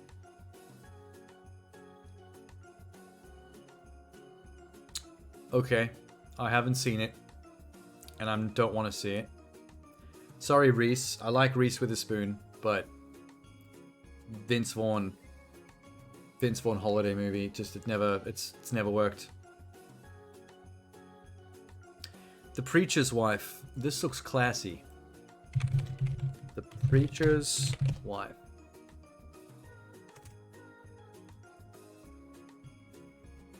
Who's in it? Denzel. Whitney Houston. What? Denzel and Whitney Houston? Cool. 1996. Henry Biggs is a pastor of a struggling Baptist church. His marriage to a choir singer is also failing. He gets help from an angel who enters his life. Okay, so it's corny as fuck. But we'll just leave that in the haven't seen. Unaccompanied minors. Unaccompanied minors. It does not sound like a Christmas movie.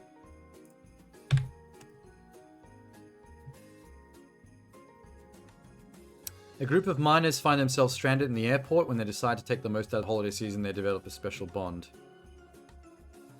Also known as Grounded in other countries. It's one of those movies that, depending on the country you go to, it's got a different name for the movie.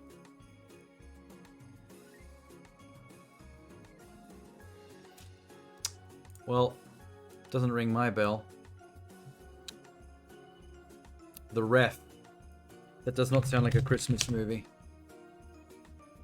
That's definitely it. Kevin Spacey, Dennis Leary, Judy Davis, J.K. Simmons.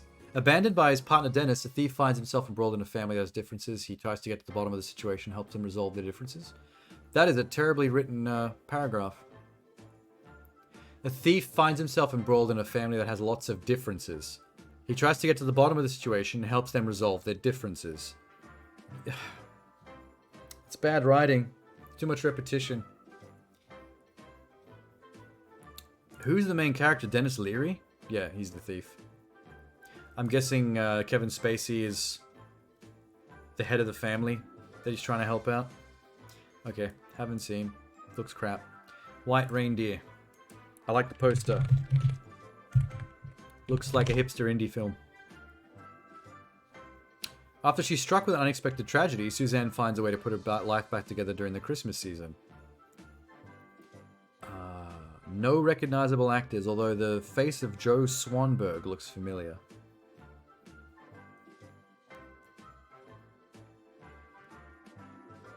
What year is this? 2013. Dark comedy film written by Zach Clark.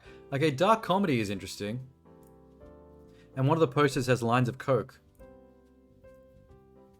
Oh yeah, it was a Sundance film premiere. Okay, that's going on my want to see. I like the look of that. Santa Buddies. Oh, it's Air Bud. It's one of those Air Bud spin-off films. But with the Air Bud puppies helping Santa or some shit. Fuck that movie. Haven't seen. Don't care. Eloise at Christmas time. This looks weird. Yep, this might... 2003. Don't recognize the actors. Oh, Jeffrey Tambor and Julie Andrews I recognize. Talented 6-year-old Manhattan Kay Thompson's beloved Eloise Brooks gets into the sabbatical mood, playing Cupid in his made-for-TV comedy. Made for TV?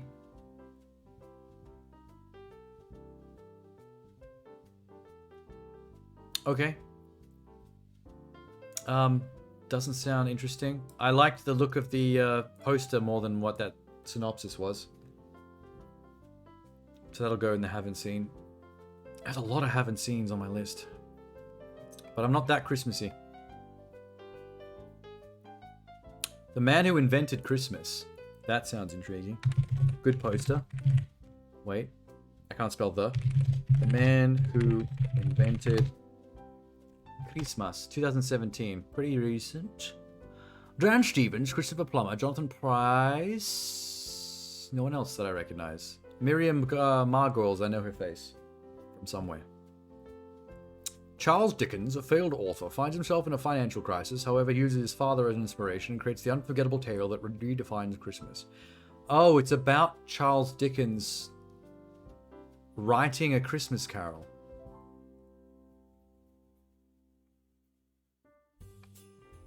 Okay.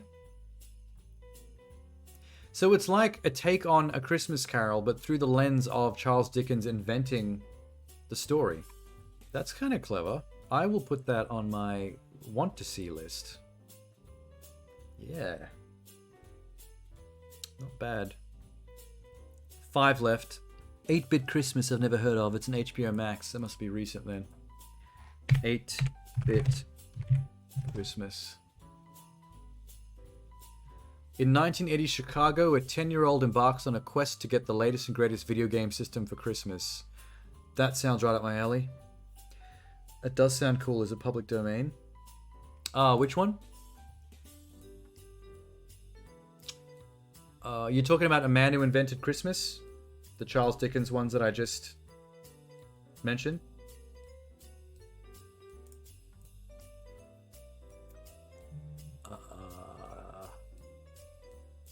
Not public domain. It's from 2017. Dickens movie? Yeah. It's 2017, so it's a legit recent movie. Foxtel, Binge, Amazon Prime. It looks like it's on Amazon Prime. That's probably the best bet. Amazon seems to have the rights.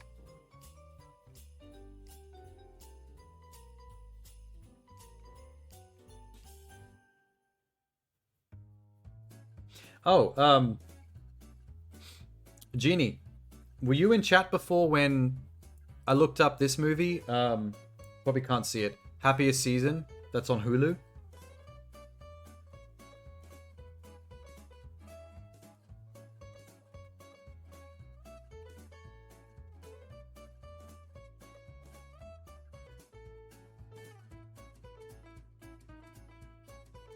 Buffer? Okay, no, don't worry.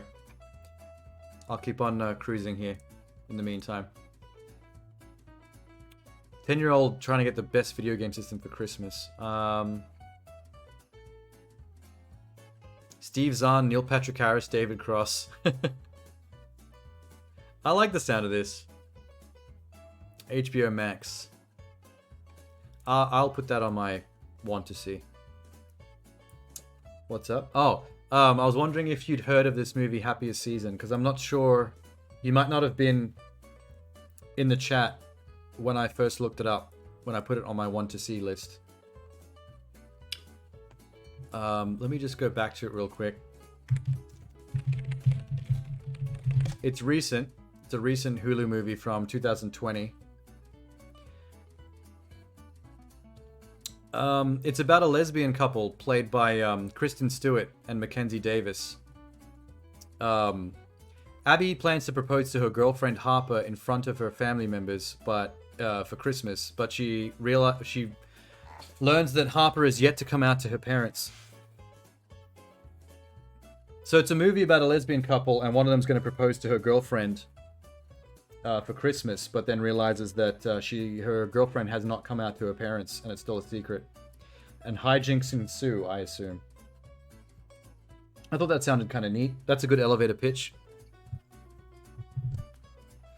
And I imagine, like, as far as the lesbian community is concerned, I bet that's a very relatable situation.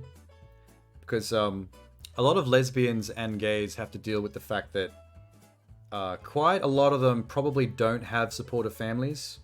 Like, that is a pretty sad, common thing. Especially in America, it seems. So, I wouldn't put it past that being something that's happened to people. Like, you're a guy dating a guy, you're a girl dating a girl, and you've been together for like a year, 2 years, and it's getting serious, and only at the very last minute do you discover that their extended family don't even realize that they're gay. They never came out. Because they're probably all MAGA types or something. Lesbians don't want to deal with the fetishization by their family? I don't know if that would come into the thinking process with that. I understand not coming out to friends and the general world for that reason, but I don't think you'd be concerned about the fetishization if you're just coming out to your family, because they're not gonna think about you like that anyway, unless you've got that weird drunk uncle that you only see once a year. You would? I don't know, I guess I didn't assume that, because that's a hella creepy concept. The idea that you'd come out as gay or lesbian to your family and then be like fetishized by family members, like that kind of freaks me out a little bit. But I guess that's the point you're making. It's a scary enough notion that you probably don't even want to test that water. That comes down to what, I guess, the family. Some families are more wholesome than that. But once again, if you've got that weird drunk uncle you only see once a year, then that's probably a little scary. Because you know he's up to no good.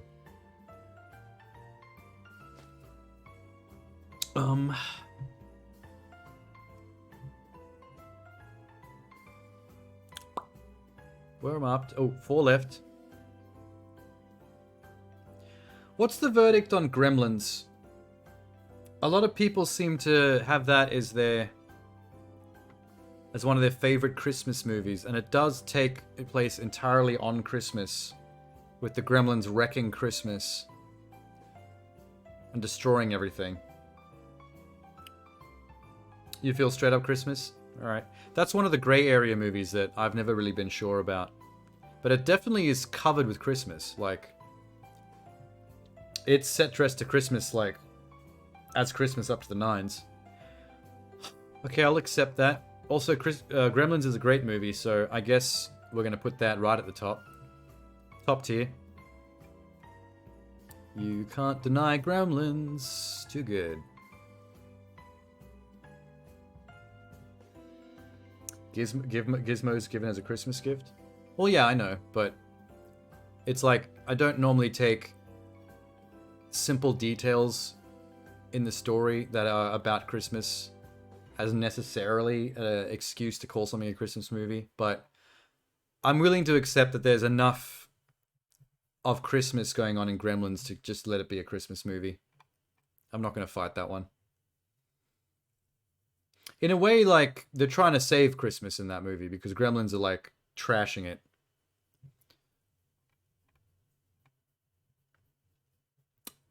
Friday After Next. What the fuck's with that?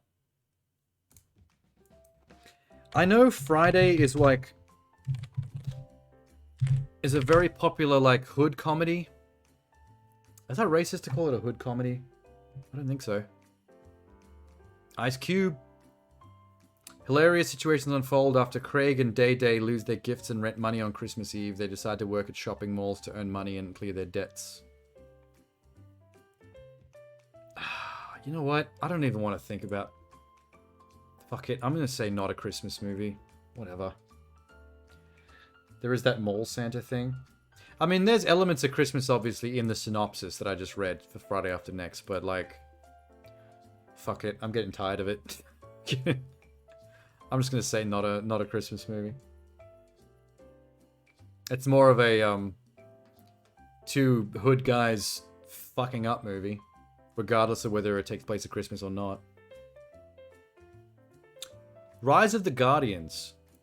I've seen that. Probably, I think, at the cinema. It's about Jack Frost, right? Getting together with the Easter Bunny and everybody else. And the Tooth Fairy. As like a team, as like an Avengers thing.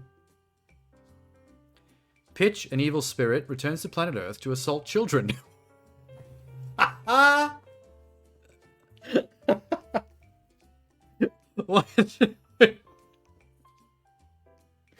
Why did they write it like that?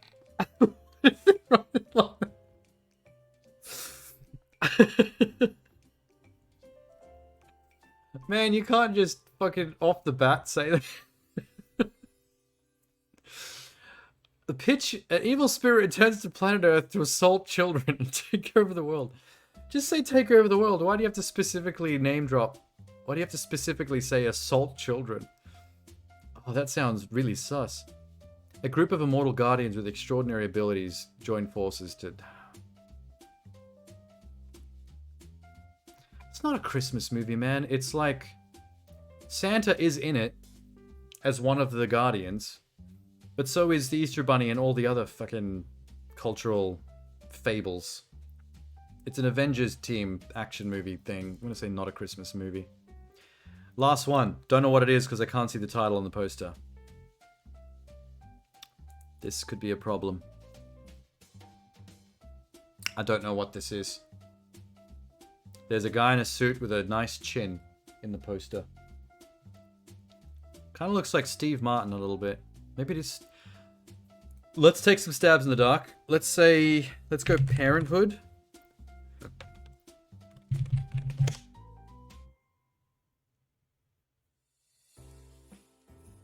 I want old Parenthood, not new Parenthood. Okay. Not the poster. Were there sequels? Parenthood 2.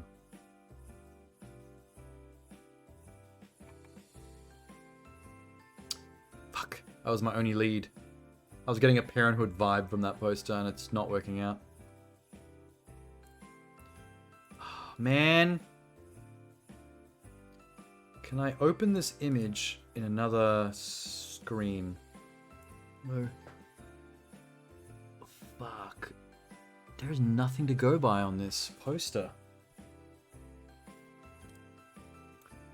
What if I look at the page source code? How about that?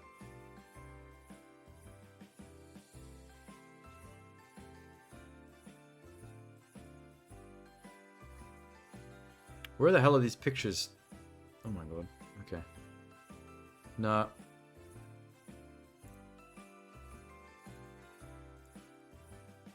Damn. The page source code's not helping.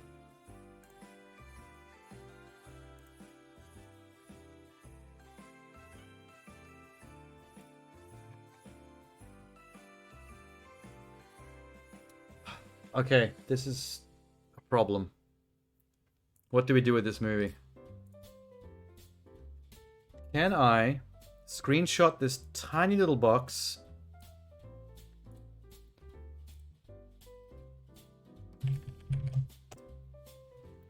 And then Google image search.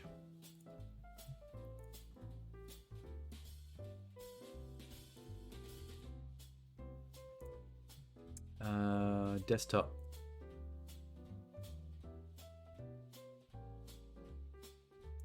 That's the one. Come on, Google image search, show me the money. No, whole poster, please. Father of the Bride. Oh, dude. Okay. Yeah. I thought Parenthood because I was thinking Steve Martin. Father of the Bride is the other iconic Steve Martin movie. I was so close.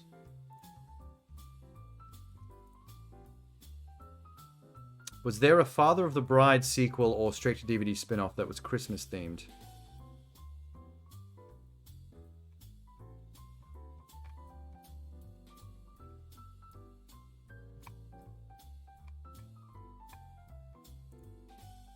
Father of the Bride. Xmas?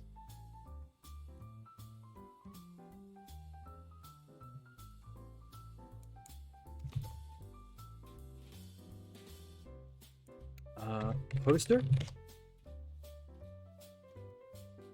Come on, just if any poster jump out at me. Damn. It's the bow tie.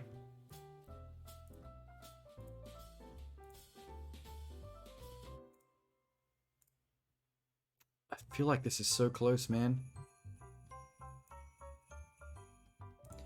Visual matches. Can we get more visual matches?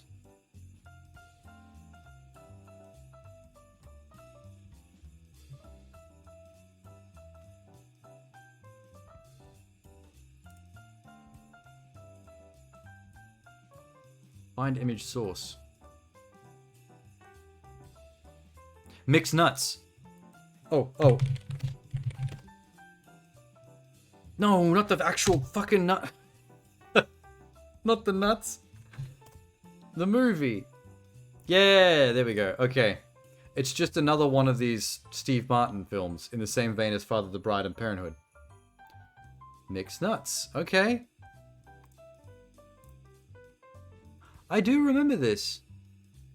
It's Adam Sandler. It's alright. I mean, Parenthood and Father of the Bride are better movies, but it's got cross-dressing.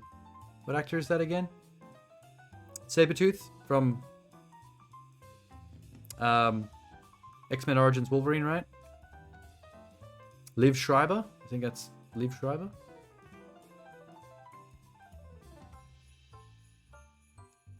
Okay. Alright. We've solved it. Thank God, because... Mixed nuts. It's alright. It's alright. It's alright movie. That's the list. We've done it. There's a lot I haven't seen, but we got away with actually not that many ho-ho horribles.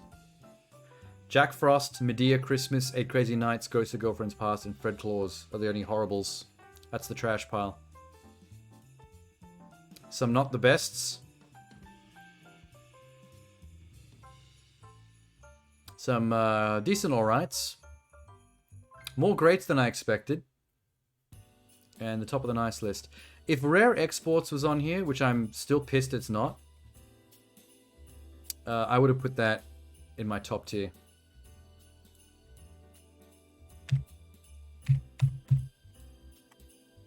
Let's go back to small. Okay. Can I save my tier list? Presentation mode.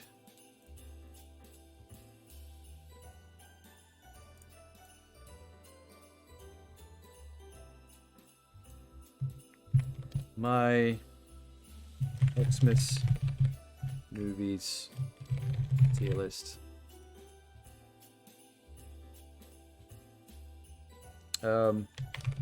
Tier list. All my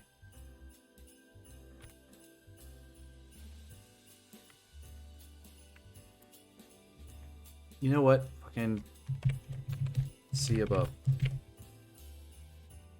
Save.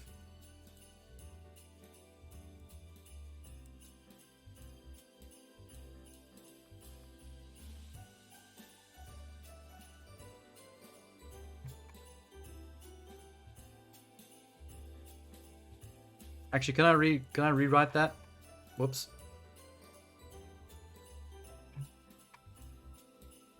How does this fucking website work?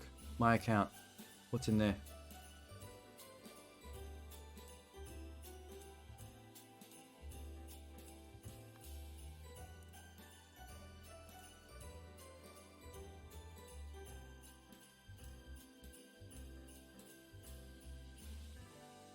How do I edit it? Fuck. Okay.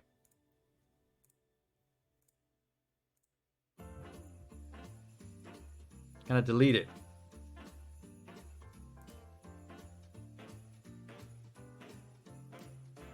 Fuck, do you delete it? There's so many ads on this website, it's infuriating.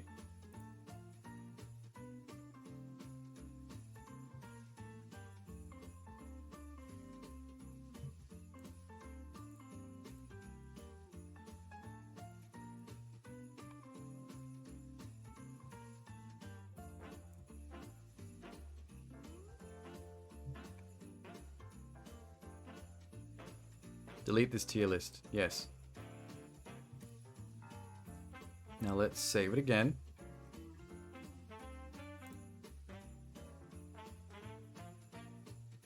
Save or download. Okay. It's not a great interface. Oh, shit.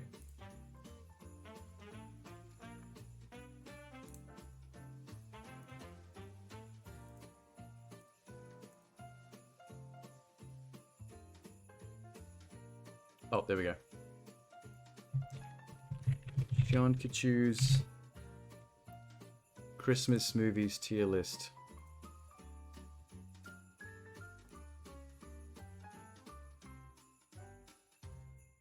Save.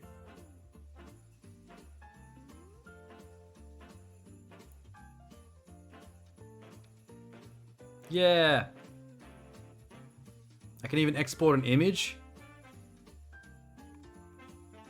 What does that look like?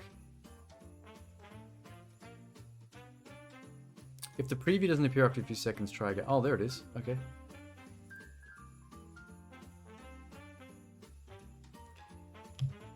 Xmas movies tier list. Save it to my desktop.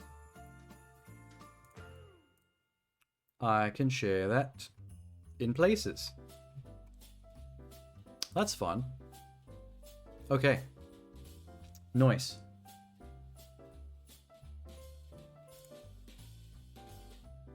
Jingle All the Way better be at the top of the list. Oh, Genie, I'm sorry. Jingle All the Way is in my not the best category, which is not the lowest category. The lowest category is Ho Ho Horrible. But I gave it slight benefit of the doubt, and I put it one higher in the not the best category. Just below the alright category. I mentioned this before as well when I did that. I was like, there's enough people alive today that had that movie as one of their childhood staples. Just like with some of these movies that I watched over and over again on VHS, even if they weren't the greatest films. There were a lot of younger people nowadays that had that movie as one of the movies they watched shitloads when they were a kid. Which means me calling it kind of meh would be blasphemous to a fair few people, but as someone who was old enough when I saw it to be like, this movie's kind of stupid, and there's a lot of things in this that I'm rolling my eyes at. I'm not putting it in horrible because I'm like, it's not that bad. It's watchable. You're not bored while watching it. It's just not technically good. It just has enough crazy shit going on that you're like, you know what? I don't regret sitting through it. It's a bit, like, wacky, but I can't give that any higher. I can't just call it alright, because I'm not putting it in the same category as some of these movies above it. But I definitely am not going to say it's as bad as the movies I put at the bottom. Like Fred Claus and 8 Crazy Nights. Fuck those movies. And Ghosts of Girlfriends Past. Fuck that movie. Okay. Apologies for shitting on Jingle All the Way, though. I do know people that love that movie. But on the same token, like, I really like Jim Carrey's take on The Grinch, but I know people that hate that movie and would put that right at the bottom. So there's some subjectivity going on with this Christmas shit. To be fair. Okay, I think we're done. It's your list. Yeah, I'm all, you know, I'm trying to be slightly, what's the word? Diplomatic when it comes to some of the chat conversation over what belongs where. Ultimately, it's still going to come down to my choice, but like, there was a part of my brain that almost didn't want to consider Home Alone a proper Christmas movie, even though it fully takes place at Christmas, but the chat all seem to love it as a pretty big Christmas staple, so I tipped my hat to that, and I was like, that's fine. There's a lot of Christmas trappings to that movie. It's really about a dysfunctional family not knowing how to have a proper Christmas. They always leave at least one of their children somewhere they shouldn't. That makes us even.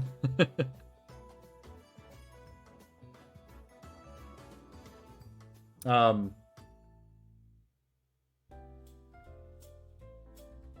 scenes with the bird lady and the old man that looks like Santa are the standout Christmas moments. I do remember the bird lady scene very, very vividly for some reason.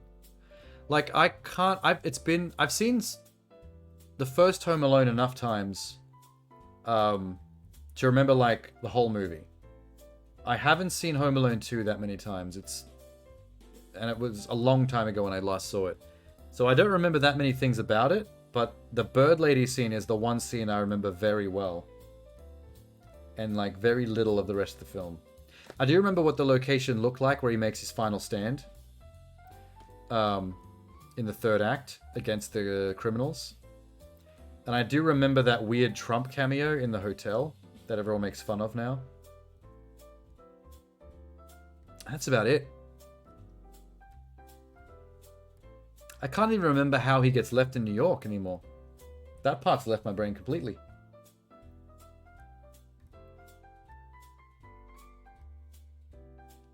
Oh, wow, I'm trying to rack my brain to remember what it was, and I really can't at all.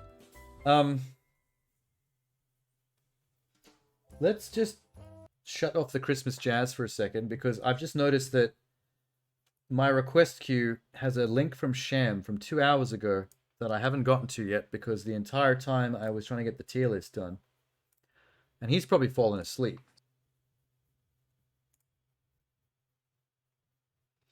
They forgot their credit card and he wanted to go to them. Oh, it was an airport mix-up, right? So unlike the first movie where they left him at home, the second movie, it was some mix-up at the airport. Yeah, that's about the most I can remember. I don't really remember any of the details about the credit card stuff, but you did jog my memory enough to remember the airport. Oh, was that the second? Yeah, in the first movie, he never makes it out of the house. Their efforts to grab all their luggage and get the family together to pile into the taxi is so chaotic in the morning that they forget that Kevin is still asleep up in the attic. Nobody wakes him up. So when he wakes up just casually on his own and wanders downstairs, like the house is empty and everyone's just gone. Oh, and I think when they get to the airport, there's a moment where they're doing a head check where they're counting the kids, and they accidentally count one of the other There's another kid from a different family standing nearby, and they accidentally count him as Kevin, and he's wearing a similar red beanie to the one that Kevin would have been wearing. So there's a bit of a story contrivance there with arranging things to make sure that it's believable that they would leave a kid behind.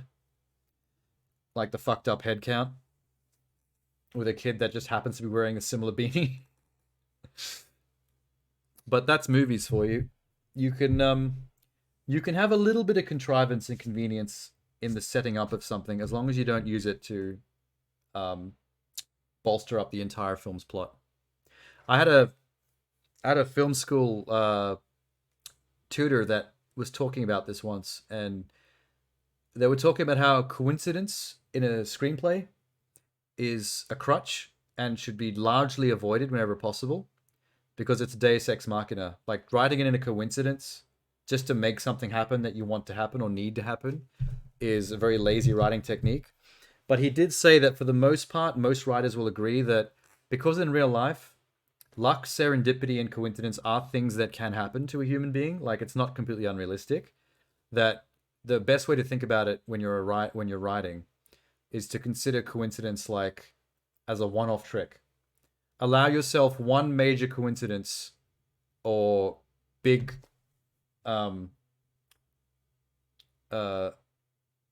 big like hit of luck in the story.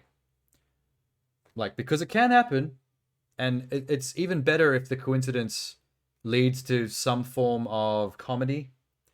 Like if there's a payoff to it. Like if the worst thing that could possibly happen is two characters meeting at a certain spot, like it will just ruin all their best laid plans. That's a good time to have that to use up that coincidence, because when they do meet up, it's funny, and then we go, oh, but fuck, now the whole third act is going to be crazy because now everything's ruined because they both happen to walk in at the same time. Great place to use a coincidence. But if your whole movie is basically built on a scaffolding of using coincidences and just pure luck bullshit to just have anything happen you want every other scene, then people are going to catch on pretty quickly that the screenplay is some bullshit and that you're a hack writer. And there are a lot of Hollywood action movies, lazy action movies, that do it a lot. Once you start thinking about that, you'll be surprised at how many trash action movies you watch that overuse those tropes. Where you're just like, wow, it's so lucky that car just happened to be there. Wow, it's so lucky that gun happened to jam. Wow, it's so lucky the villain happened to walk into that exact hotel right when they needed to get a lead to catch him. Like, it's insane how often lazy action movies like don't like fall into that trap. You can't unsee it once you start looking for it. But that's what raises a lot of good films up even more. Once you know to look for that stuff, you'll really notice the really well written films, because almost nothing in the film is left to chance, is coincidence or is luck or is any kind of Deus Ex Machina. Like, if it's really well written, things the characters do or try to achieve will beget results or some form of causation that will create other things to happen, that will snowball into other, like everything will come from something.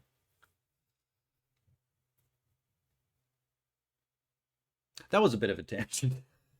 All right, wait. Let's see what this sham link is. He's probably asleep, so I'll have to apologize to him later.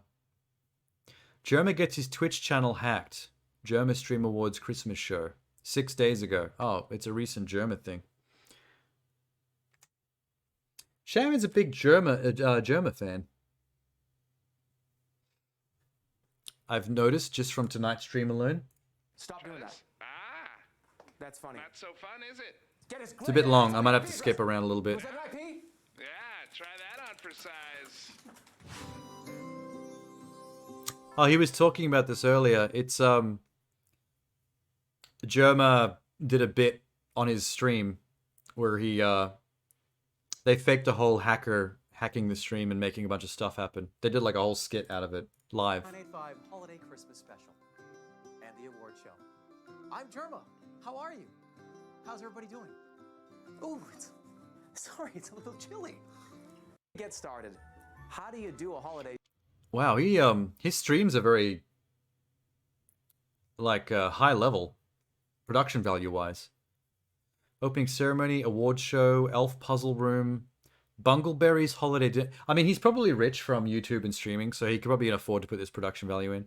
Jerma's gift opening extravaganza, hot cocoa poetry hour. It's kind of cool. Awards show closing. Wait, awards show opened 4:10 and closed at 6:30 with all this other stuff in between. I don't really understand how that works. Show. Without, of course, an intro. Without a musical intro, perhaps. Ladies and gentlemen, please welcome, round of applause, Top Shelf Vocal. Thanks for having us. You know what? I'm not actually sure entirely if he does these live or if they pre-record them, because it's very skit-like. It's all very elaborate, like, skit stuff that he does on his stream, so he could very easily pre-record all this, because there's not really any interacting with the chat live or anything. Yeah, absolutely. Thank you so much for coming. I really appreciate everybody here. And from hearing you practice earlier, sounds like you're going to do a little bit of jingle bells, from what I understand. Yes, sir. And I'll also be joining you as well, as a choir together. Are you guys ready? Okay. Is that okay? Yeah. Of course it is. Hey, before we start, Merry Christmas, Happy New Year. Let's get started. I hate the fact that there's a box just covering his head. Why do they YouTube edit like this? Dashing through the snow in a one-horse open sleigh, all the wheels we go, laughing all the way. Ha! Bells on bobtail. Oh, they're gone. Oh, here's where the skit starts. This must be the hacker.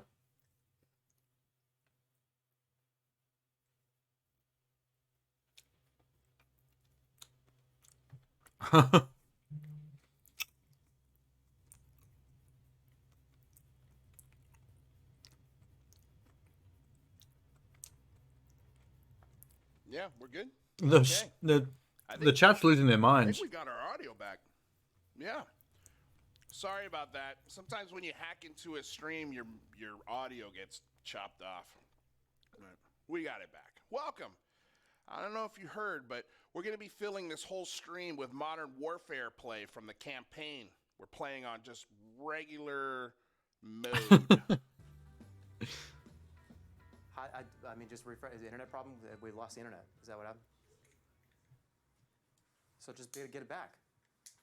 Oh, so they try to figure out the hacking thing on someone else's Twitch channel. There's a guy on the channel right now.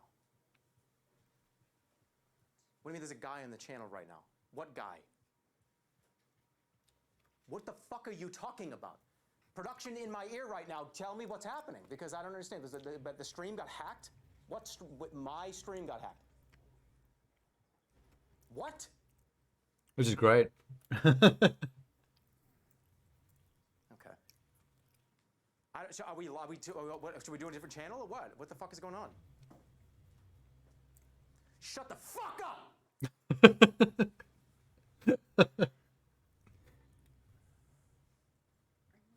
Don't talk to me. Don't. I don't want to. I don't know. Don't make eye contact with me. You know what? Wait, hold on. Show me what's going on. What's happening? Oh wow, the production value is great. They got screens everywhere. This is definitely more than you need for a Twitch stream. How expensive were you two, right? Well, I see his name here. This is my channel right here. That's right. And what happened? It looks like there was a breach in the firewall. Oh, it looks like there was a breach in the firewall. What's your hourly rate? What's your Firewall? hourly rate, by the way? Yeah, don't want to say that, by the way. So you both have masters in technology. You can't fucking figure this out? Rewrite the source code. Go for it. Prescribe that source code over here, what he said. You understand how much money this costed? You understand how much time I spent doing this? Yes, sir. Where's Off-Brand? Where the fuck is Ludwig? Where's Atrioc? Where the fuck are Ludwig? Is he involved? you? So- Thank you so much. I really appreciate it. Hey, buddy, how are you? Fucking snake, motherfucker. Who leaked my stream key? I don't know. What's going on? What's going on? What's going on? Somebody is live on my channel right It's now. the video I watched earlier about Germa, the doco, about his comedic style. I can see what they mean by his comedy is a lot about self-deprecating, making fun of himself. Because now that they're doing this behind-the-scenes stuff, he's playing up this character of the real him being like a piece of shit, like diva, which is pretty funny. It's a good bit. The cameraman is just like an elf. Shut up. Hey, okay. So, what the heck is going on here? Hey, so are we live? Are we live on a different channel? Okay, all right. So, what's happening here is this is the elf puzzle room, by the way. Elf puzzle room. I don't know if we're even live yet. I don't know if we've even started yet. But we can get the energy in the room, we can get higher. Yay. He's losing his mind. A little bit of snow? Yeah. Yeah, yes. All right, so let's get it started here. Hey, snow, snow, snow, snow, snow, snow. Ow. Ow.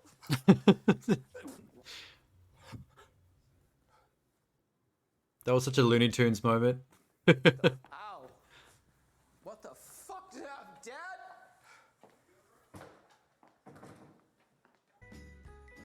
What the fuck?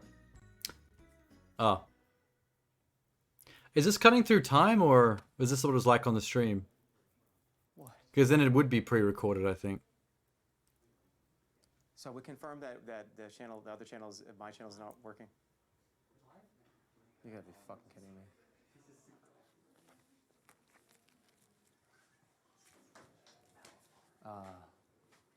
I'm sorry, everybody, that this is happening.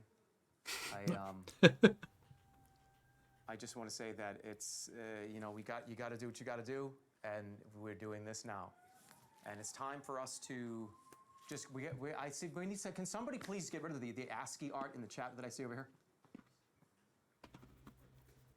All I see is ASCII art. I just saw Forsen like 1,000 times. What do you mean, like, come on, Forsen? But there's a lot. Yeah, we need to clean that up a little, I think. We're here. We're live. We're good. Hi, how are you? Can we potentially get some people to say, clap maybe in the back? Maybe we just pretend like we're doing something good? Pretending doesn't help if you literally said it. If you said it out loud. I've got an award show to do. Regardless of where we are, regardless of whose channel we're on, we have awards to do, and we have a lot of them, so we have to get started. I don't know what's going on over on the other channel. Just waiting for the game to load up here. I think I'm out of snacks. I like the dude they got to be the hacker. I don't know what happened, but we're working on it. We've got engineers. They're incredibly skilled. I wonder if the entire stream for that whole night on the main channel was just nothing but Call of Duty gameplay. I gotta compose myself a little. It's okay. Is it all right? Well, what's he even doing on the other channel while we just do this? What's he doing on the other channel? Oh, this is a real Michael Bay situation.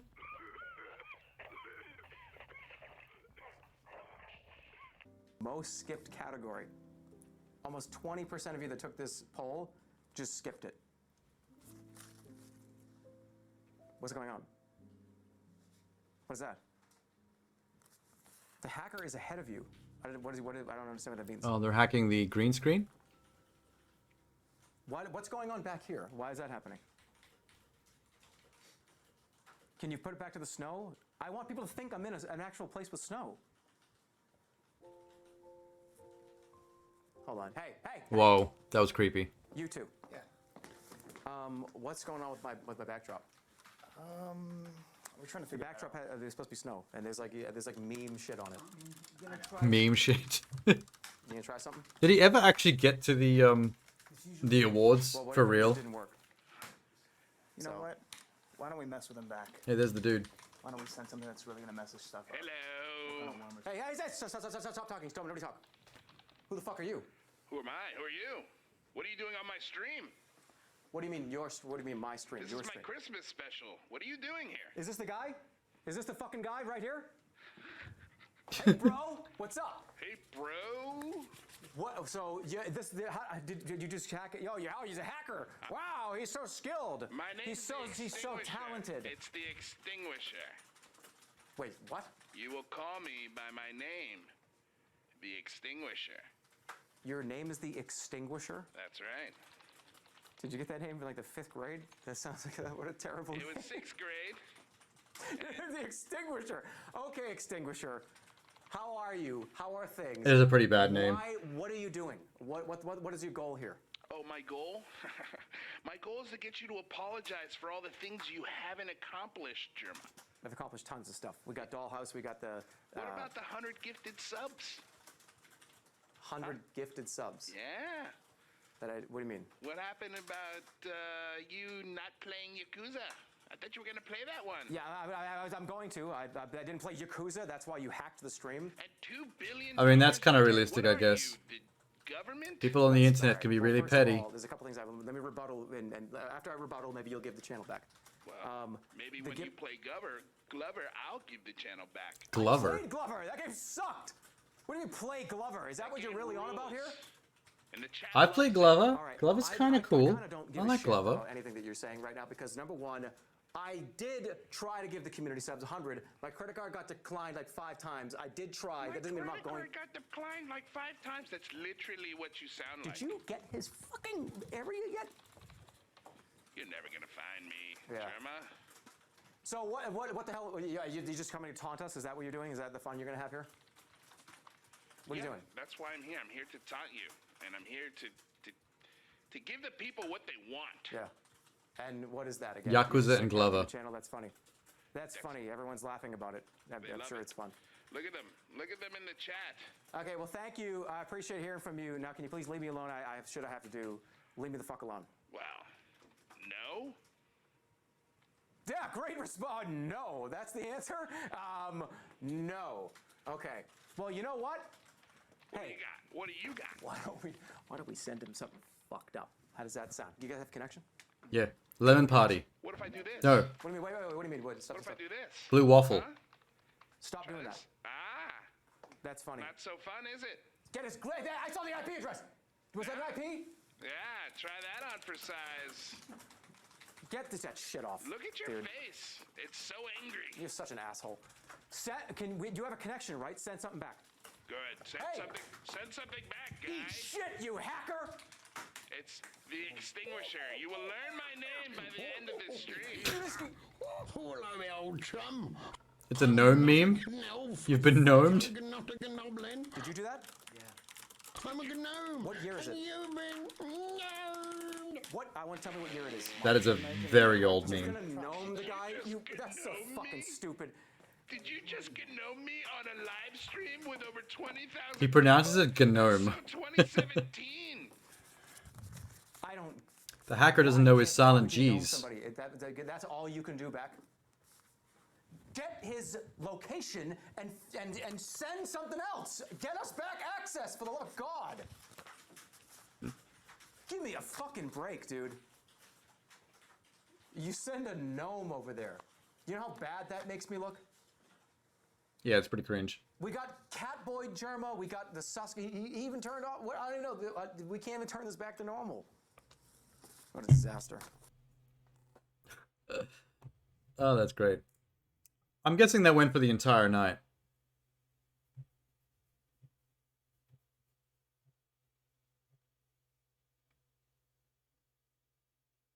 It's funny he hasn't transitioned into any kind of TV.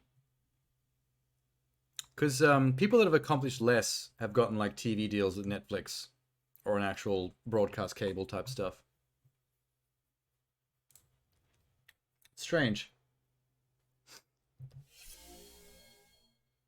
Where the music at? There it is. Ooh.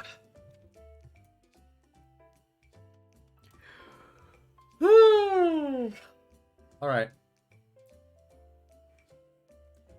I guess I should eat more gingerbread and like fucking die. Ah. I'm actually gonna cry. I'm gonna cry sugar at some point. Pure sugar out of my eyelids.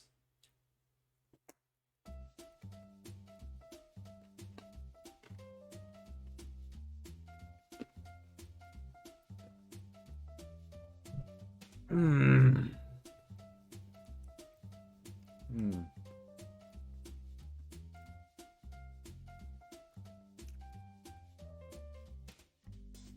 I'm never gonna want to taste ginger again in my life.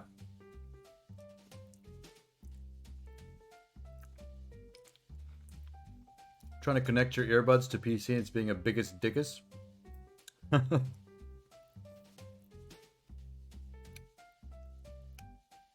Top tier Monty Python reference. Buggus Duggus. Hmm. I might try organizing a couple of those top tier Christmas movies into a list. Because that was a lot of movies on one big list. And a bit of a mess of the best ones at the top. It would be nice to make a top 10. A tier list is great, but it's like kind of unwieldy. There's just a lot on there. I want to make a top 10. Yeah. It's an idea. Here we go. Wait. Zoop.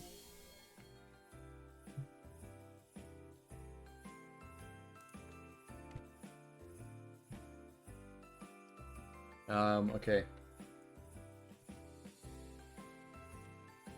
Yep. Alright. I'll use the list maker website to do it. Here we go. Why do I still have the bookmarks open? Close those. Space. Give it a try. Movies and TV. Movies. Your favorites. An opinion list.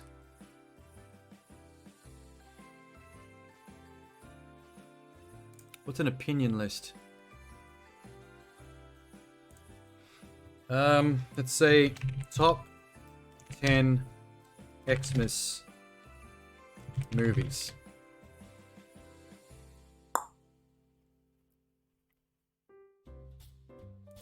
Make this list.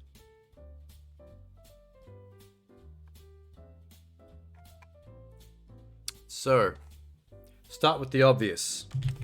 Nightmare. Before Christmas. Add. Don't want to add comments. Okay, this is gonna work. Nice. Let me zoom this in.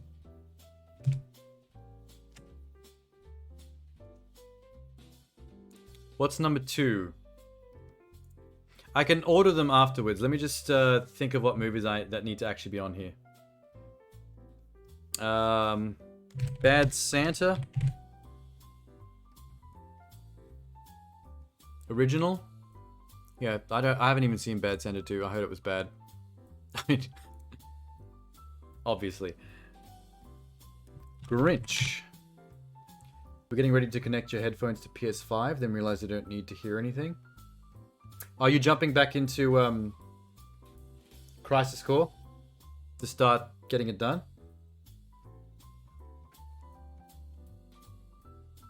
Is that the Jim Carrey one? Yep. Put it on there. Muppet Christmas Carol. That's one. Scrooged.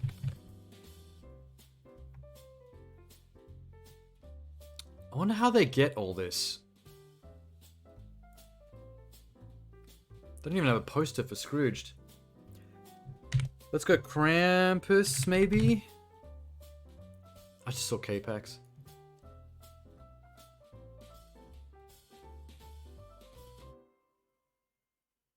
Where's the correct one? Oh, there's so many Krampus movies. Top one. Krampus. Rare exports.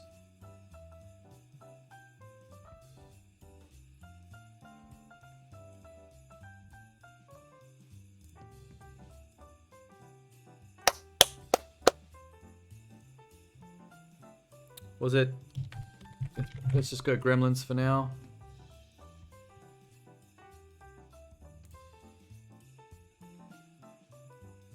What was actually... Wait, I did save the tier list onto the desktop. Here it is.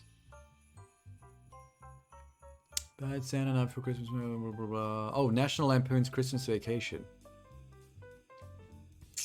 Maybe Home Alone.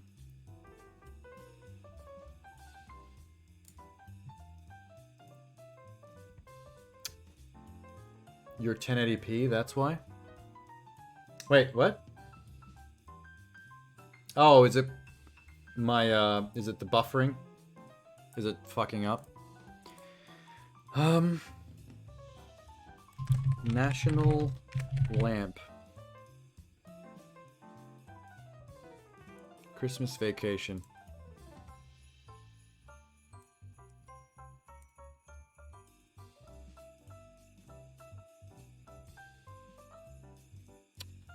It's too... Okay, wait. Home Alone. That was a consensus on that being a Christmas movie, at least. Where is the first one? Oh, there it is. There really is 5 of these, possibly 6. It's disgusting. Oh, there is 6. There was one that was made recently, with a fat kid with glasses. That was number 6.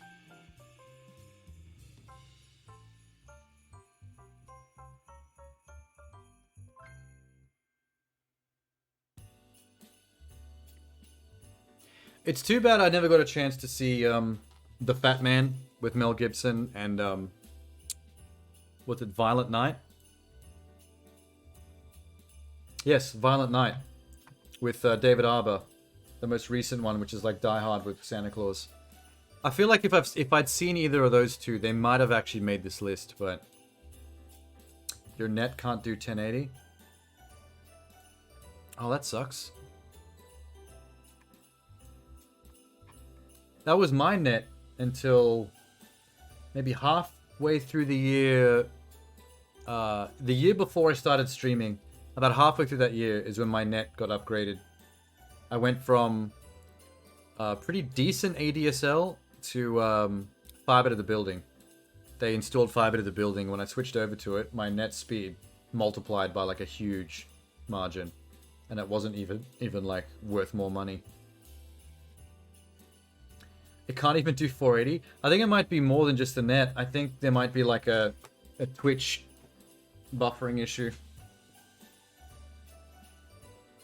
Or the PC itself is having some kind of problem with like video card problem. I think your bitrate's too high. It's about the normal amount that OBS suggests. 6. Which is much lower than what you'd normally want for when you're making YouTube videos as well.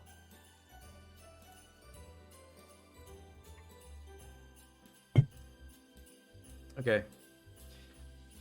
It bothers me that Scrooge doesn't have a poster. Like, why? Maybe I got it wrong. Hang on. Scrooged. Yep, no, there's no other choices. There's... Okay, never mind. I guess that's the 10. Now to order them. Nightmare Before Christmas, number 1. Best Christmas movie, hands down. Gremlins needs to be higher. We're going to push that up. It's not in their database. Well, it is in their database because it found it automatically, including the year of the film. They just didn't include the poster art in the database. So I'm guessing it's not an algorithm that's automatically grabbing this stuff from the internet, from like Google and stuff. This must have had to been all put in here manually by a human. That's what you meant. Oh, you were just talking about the poster? That's fair. Nightmare Before Christmas, number 1. Home Alone needs to be higher with Gremlins. I'm going to put Scrooged at the bottom, not because it doesn't have a poster, but because it probably doesn't... It doesn't technically belong on a best of top 10 of Christmas movies. It's a little bit trashier a film than that, but I'll put it in number 10, the very bottom, just as a personal bias, nostalgia choice. Followed by National Lampoon, that's a good one to put next. And then Muppets Christmas Carol at number 8.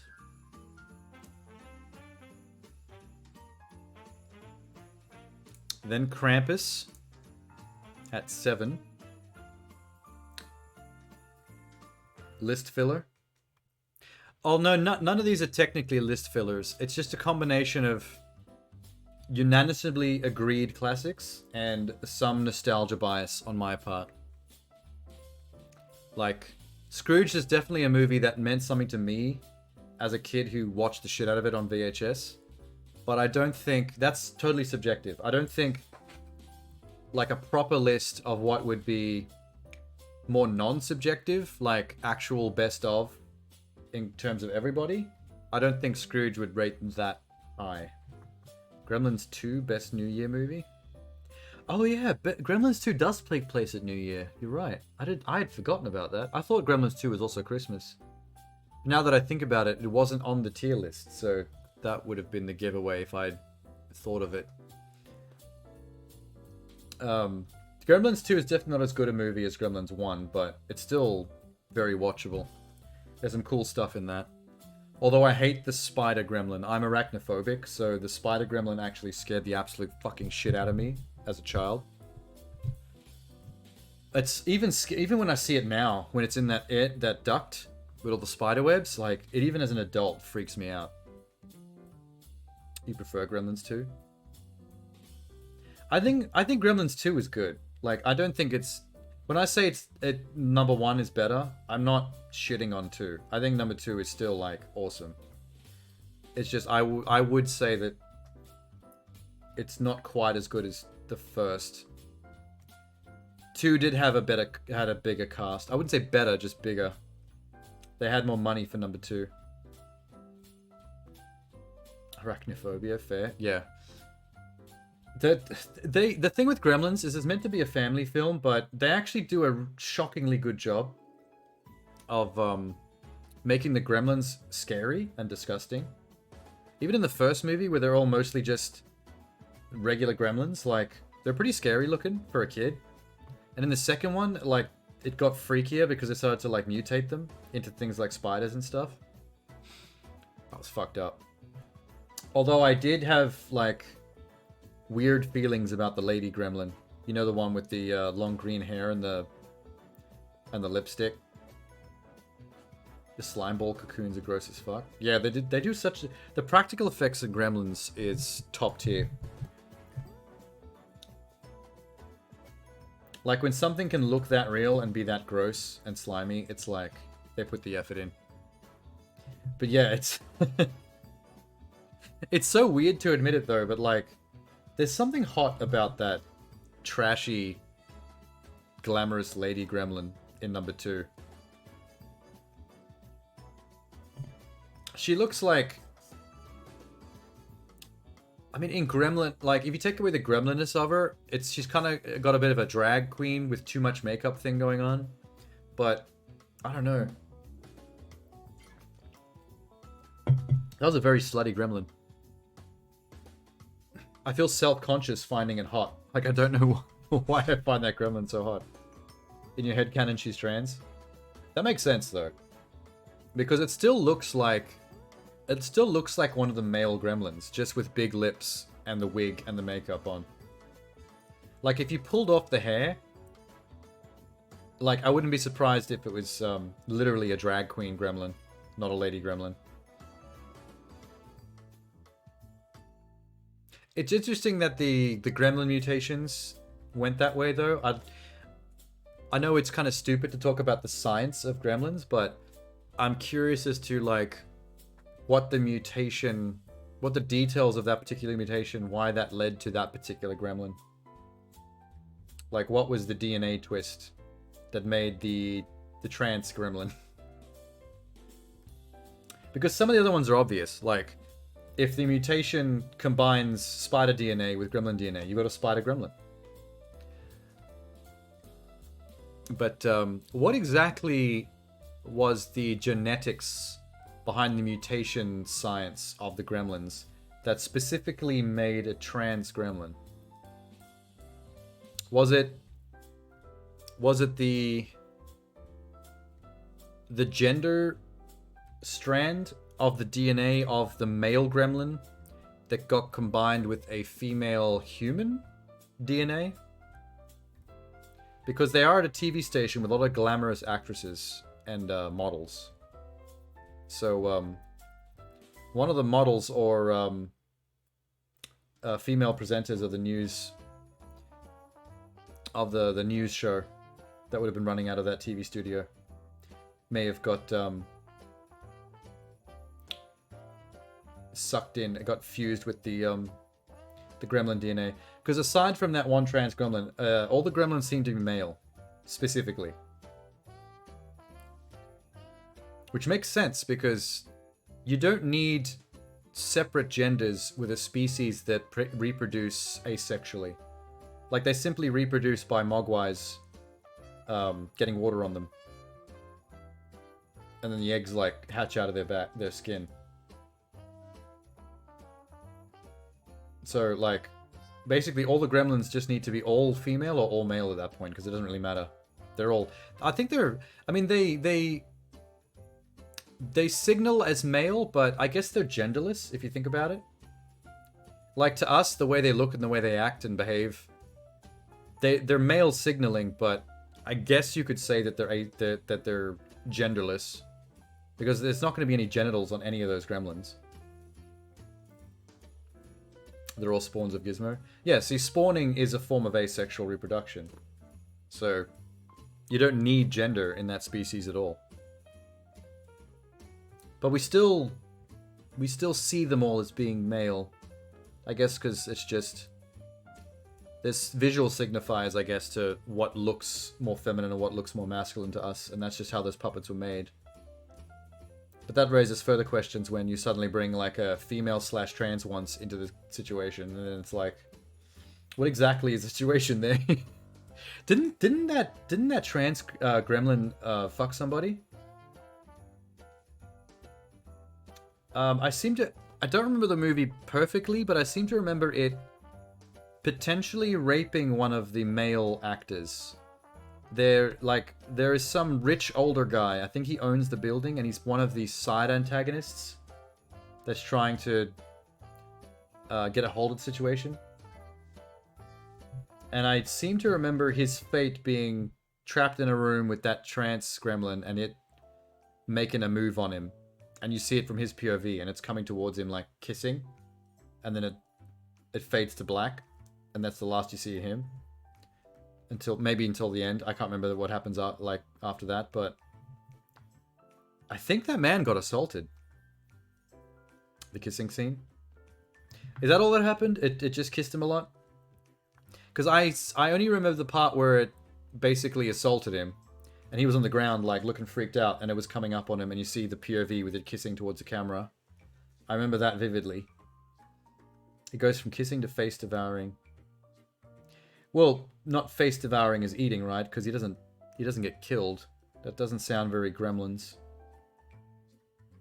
He comes up alive with lipstick? Yeah, there you go. That makes more sense. Because there's a bit of a Looney Tunes comedic sensibility to Gremlins. Like, the idea of the lipstick all over his face, I don't remember it, but I can picture it in my head. Being a beat that they would have. The question is, what else did it do to him? While they were in there for that entire time? Surely, with the only 6 or 7 lipstick marks on his face, it did some other stuff to him. They should check his body for where else the lipstick went. Now I don't know how I feel about that. I'm going back to the having a crush on the female gremlin thing, or the trans gremlin. Like, would I let it happen? If I was trapped in a room and being assaulted by the drag queen gremlin, would I let it go down? Oh, what a question. That's a question for a poll. Even, like, there's nobody here for it anyway, but... Ooh. That's a toughie. Would you have a choice? I mean, I don't know. The thing is, like, in the context of the film, you're not supposed to have a choice. But that's because they're kind of boosting the level of danger that the gremlins possess against us. Whereas in real life, it doesn't seem realistic that the gremlins would be that much of a threat. They're making fun of horror movies? Yes, they are. It's good as it's good at being both a real movie and sort of a parody at the same time. It works in both ways. But what I'm saying is, when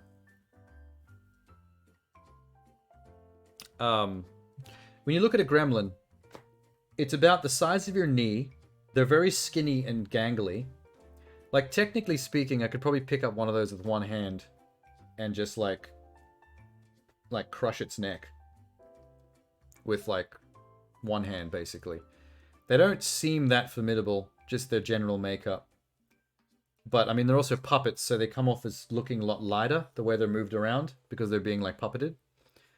So that, but the way the characters act to them and the way they, because, like, let's say a gremlin jumps on a dude.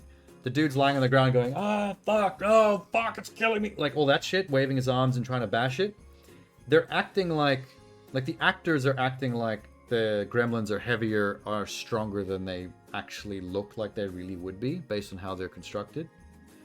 And that's pretty common in horror and adventure action movies. Because in the script, on paper, something's supposed to be a certain level of danger or a certain level of you can't actually beat it, or it's very difficult to fight it off. But when you, like, think about it logically, of exactly how big the thing is and what its muscle mass looks like it has, in real life it would be like, I'm sure I could fuck up a lot of gremlins before they could take me down. Your brother is snoring. Oh yeah, all your family's there. Don't you hate snorers? I've never been a snorer, but I've slept next to a lot of people that have snored. I've had girlfriends that have snored. You gotta share a room with him. Well, no sleep for you. Might as well finish Crisis Core. Your dad. Oh, well, that's dads. Dads are always the worst snoring offenders. That's dads in a nutshell. There's not a single dad in the world that doesn't snore like someone's trying to start a lawnmower.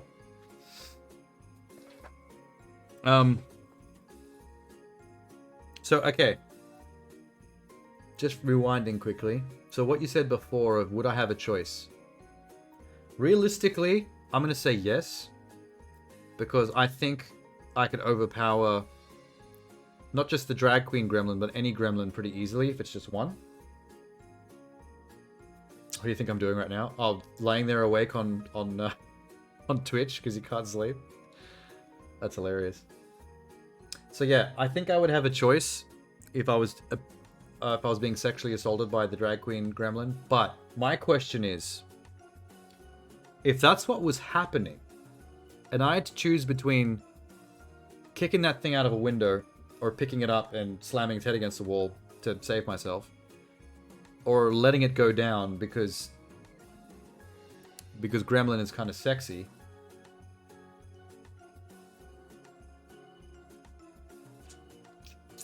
What would I do? Like, I was leaning towards let it happen. Like, if that gremlin starts to, you know, go down below, like, BJ territory,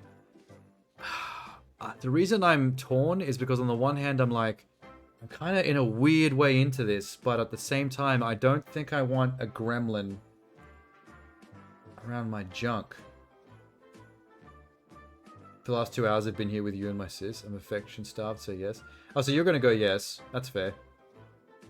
The thing is, like, I would say yes, but the thing that's pulling me back is it worth risking my genitals? Because I don't know what a gremlin is capable of, even if it's a cute, kissy drag queen gremlin or trans gremlin.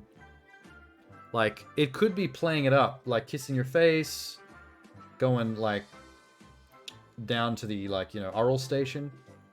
But like, how do I know it's not just gonna bite the things off?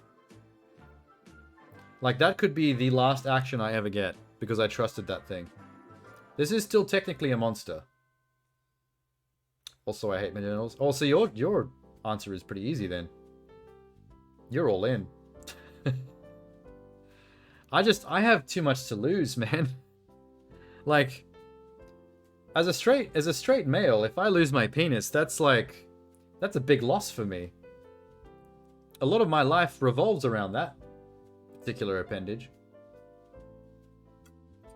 Sadly enough. But that's us as a, that's my gender in a nutshell. Too much of our mindset is very genital focused. Yeah, I don't know. I'm really torn on that one. I really want to let it do it, but I have so much to lose. If you lost yours, we'll do reconstructive surgery to give me... See, you've got options there. You've got, you've actually got a way to go that actually works out in your favor. In a way that, could possibly be preferable to you. Whereas, it's all downhill for me. Like, body-wise, like, I'm fine. I'm totally where I need to be, so... Like, I can't afford to... It's the same... You know how there's various types of penis enlargement surgeries available nowadays? There's a couple of different forms of it that do it in different ways. But they're all kind of trash. Like, it's not really worth any... Like, there's some males out there that are really drawn to it because they have serious self-esteem issues with their penis size, but... It's not really worth anyone going that route because the surgeries specifically for male enlargement are just really rubbish. If you see any penis that's been through a surgery like that, they generally look pretty ugly. Like, yeah.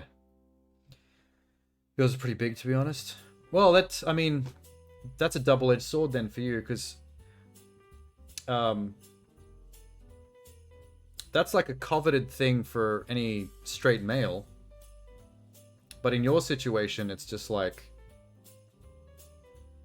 It's kind of like an extra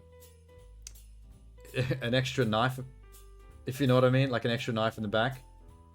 It's because you are something else in your mind. You were born as one thing, but you feel you're another, and you'd prefer to be that.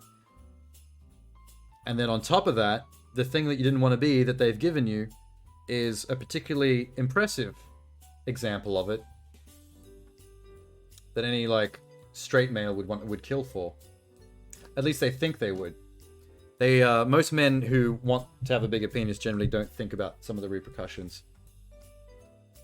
I've talked to some men with particularly impressive endowments, and they have admitted that there's a lot of aspects of it that is not all that. Most importantly, the one thing that most males don't think of is how many sexual encounters they've had that weren't good. because the penis was too large, or it caused so much discomfort or pain that there was very little they could do. There's very little options in terms of positions or acts they could. So they generally have like a surprisingly large amount of shitty sexual encounters. I think that's why a lot of men that are very large, like well beyond normal, end up in porn.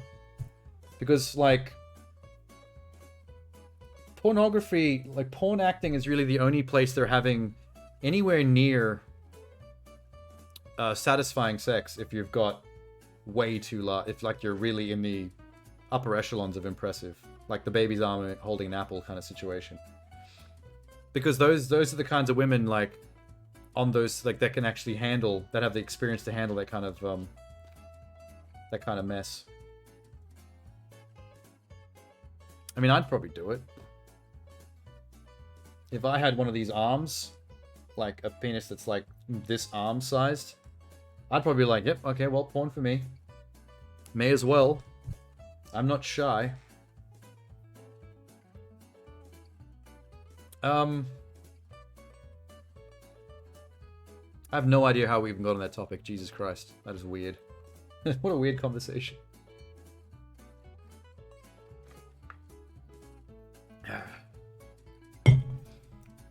Anyway, what was I doing? Top 10 list. 7 is where I got to. Krampus. Gremlins, Home Alone, Grinch.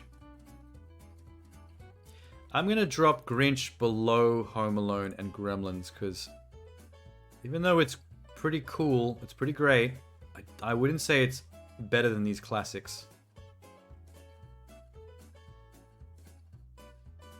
Kissing leading to a blowjob by monster with sharp teeth thinks they're a human woman. I mean, I know that's where we started, but there was a couple of segues in a row that led us to that stuff. We're bouncing around. There's a lot of ADD conversation going on right now.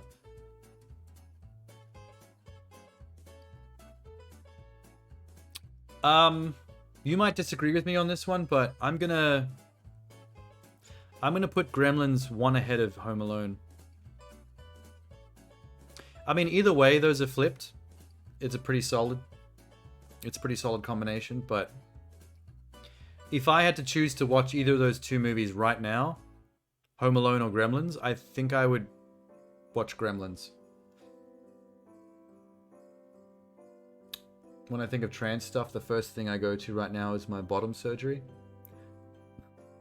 Oh, because that's what you just had recently.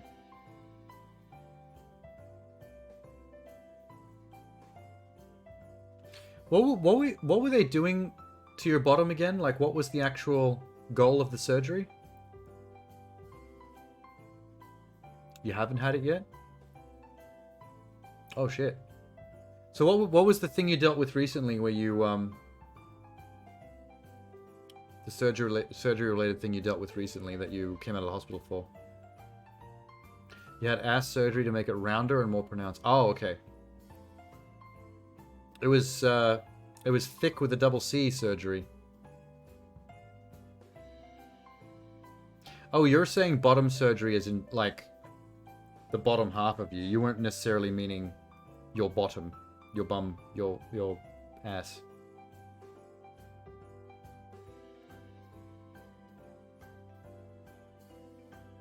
So you had the ass surgery to get the rounder and more pronounced thing, and you're pending for the genitalia stuff. And you're pissed off about it because it was supposed to happen already, and you're being fucked around? Timeline-wise by the hospital?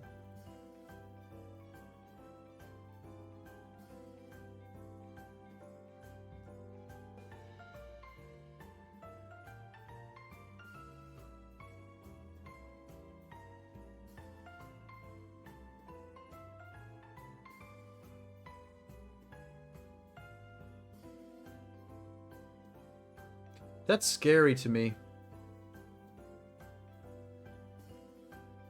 I mean, I know, like, in your situation, you've got everything to gain from it, so there's nothing holding you back, but the idea of genitalia surgery, like, scares me. Like, my mind goes straight to, the idea of, you know, like surgery going wrong. Like, what if it goes wrong? And that's like for any kind of genitalia surgery. So whether you're going from male to female or female to male, whether you're just a male trying to get the enlargement stuff, like any type of genitalia surgery, like regardless of the goal, it scares me because I just think like there's always this small percentage chance that things could fail and go wrong, and it's like, what if you ended up with neither? What if you ended up with the rest of your life with just no genitalia, no functioning genitalia? Like, that's such a scary concept. You've had many now, it doesn't faze you. You've had your first ever surgery when you were younger for bladder a hernia? Oh, I've never heard of that. Hang on. Bladder a hernia. Oh, bladder hernia? Herniation of the urinary bladder, relatively uncommon but not rare. It occurs when the bladder or uterine... Oh, it just stopped. Wait.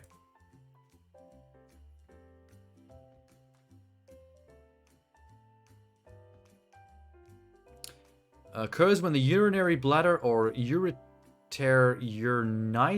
into the Oh my god. Okay, let me just skip some of these words. Bladder herniation into the scrotum has also been called scrotal... Wow, this is very medical word heavy. I don't make it details. It occurs when something in the bladder herniates into the inguinal canal, scrotal sac, or femoral canal. Okay. Okay. So hernia stuff. That's painful.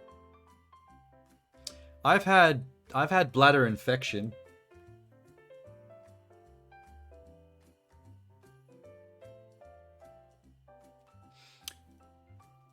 Well, you can tell me, it's fine. It's what the surgeon called, it's not what happened. Alright. Yeah, I don't mind you telling me. The worst part, the bladder infection thing that I had, the only shitty part of that was that I had to go into hospital, and in order to diagnose it, they had to knock me out and then put like this thin cable down the head of my penis, like through the urethra, all the way up into my bladder. And it had like one of those micro cameras on the end.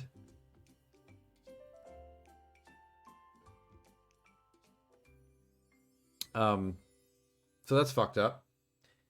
Nobody likes the idea of a long object going all the way up their pee hole into their bladder. Technically, that is what had happened. My scrotum wouldn't deflate after going pee. Oh, damn. So basically, like, kind of like herniated, like right up there, and needed to be retrieved via surgery.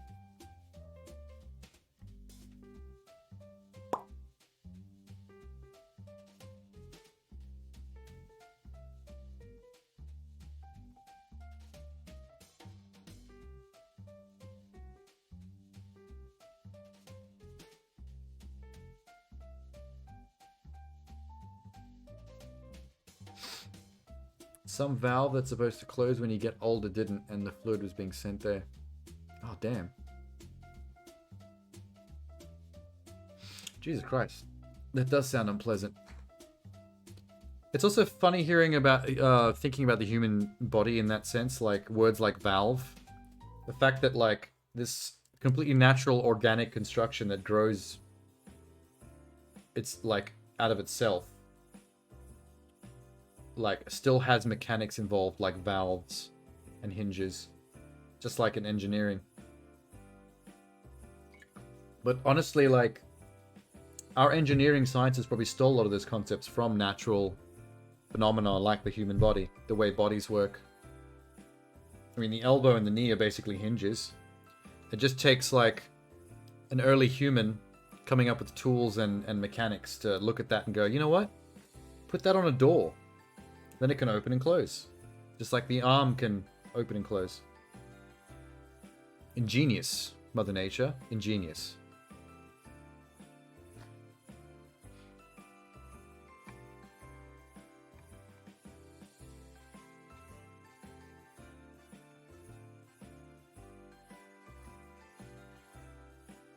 Okay. That's basically how stuff like that was invented. Yeah, see, I'm not surprised. As soon as I said it, I was like, that actually makes a lot of sense. And like, a lot of stuff that we take for granted now in terms of the base mechanics and details of how things works, so obviously could have came from like so many different aspects of nature that just naturally grew to work that way. And then we just hijack it. Right? Oh my god, that gingerbread house is so fucking dirty. I shouldn't have made snow with the icing sugar. The icing sugar is what really made the mess. It's everywhere. My computer desk is like black glass. It's nice. It's actually quite sexy. So I hate seeing it dirty. It breaks my heart. Anyway, the tier list. No, not tier list. My top 10 list. I think I've locked in. Number 10, Scrooged. Number 8, National Lampoon's Christmas Vacation. No, I fucked it up already. Rewind. Number 10, Scrooged. Number 9, National Lampoon's Christmas Vacation. Number 8, The Muppets Christmas Carol. Number 7, Krampus. Number 6, Rare Exports. Number 5, How the Grinch Stole Christmas. Number 4, Home Alone. Number 3, Gremlins. Number 2, Bad Santa. And number 1, and always will be, The Nightmare Before Christmas. The Tim Burton classic. Actually, wait. Let me amend that slightly. Is it Henry Selick? Let's call it the Henry Selick classic, because let's put some spec on the guy's name who actually directed the fucking thing, and not just Tim Burton, who came up with the idea and the visual design of the characters, and then just like had somebody else make the damn movie. It was Henry Selick, yeah? Yeah. We need to respect that man more. I mean, Coraline was fucking great. What else did he do? Something more recent. Coraline was the first thing he'd made in ages since Night Before Christmas that was in that vein. Wendell and Wild. This year. He made Wendell and Wild this year with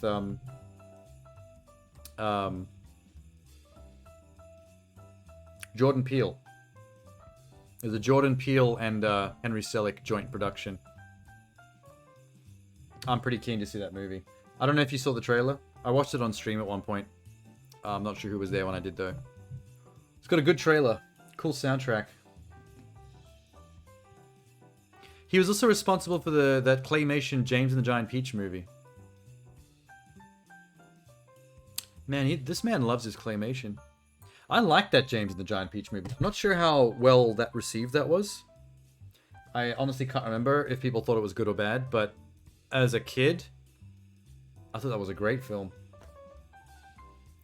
He was also involved in Monkey Bone, which makes sense as well, because the Monkey Bone monkey character that was the sidekick to Brendan Fraser was a claymation. Who did Matilda? I don't think I've ever known who directed that. I've never spoken about the Matilda movie in terms of who made it. Just that it's a classic. Oh, the new one's coming up now when I type it in. Whoops. That's not helpful. I do want to see that new Matilda, though. I think that looks pretty good. Here it is. It was Danny DeVito. Oh my god, how did I forget that? Danny DeVito directed Matilda himself, as well as played her shitty dad, the used car salesman, putting sawdust in people's engines. Fuck, I can't believe I forgot that fact. As soon as I read it, I was like, oh, I definitely knew that at one point in time, because the connection between him playing the used car salesman dad and him directing it, I'm like, I definitely knew that, and I've just forgotten over time. He hasn't directed much, I think.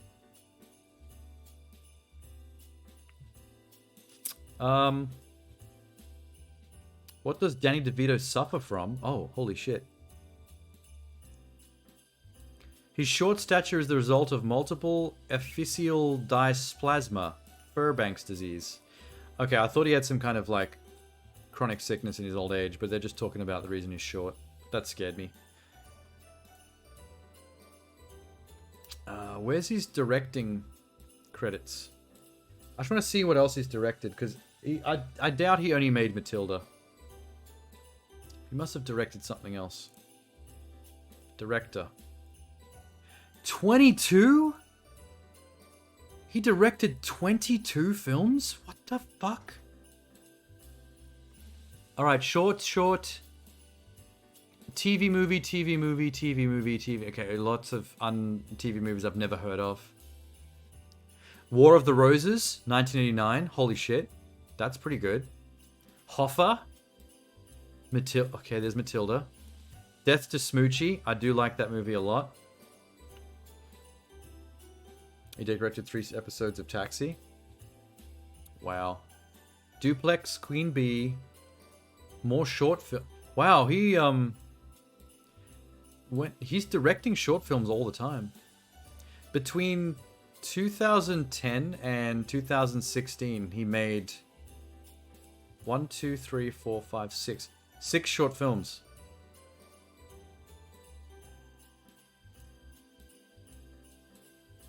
So he basically made a short film a year. He's more of a director than he is an actor. It sounds like he's always had an aspiration to direct, but he just ended up acting in a lot of stuff. Somehow. But he's kept up his directing purely through short films. He hasn't made a feature film since Duplex and Death to Smoochie. I didn't realize Death to Smoochie was him, because I've seen that movie and I thought it was really interesting. That has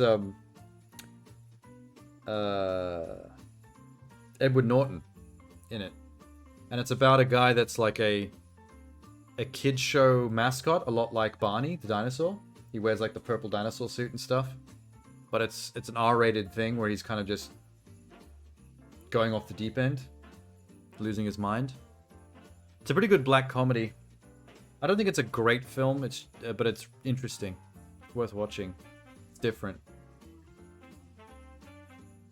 I'm shocked that he directed War of the Roses and Hoffa. Those are pretty classy movies. 1989 and 1992. It seems like he got a chance to direct like a bunch of stuff in a row. Throw Mama from the Train, War of the Roses, Hoffa, and Matilda. So the early 90s, he made a couple of big feature films in a row, and then they basically just walked away from him and left him to make shorts for the rest of his career.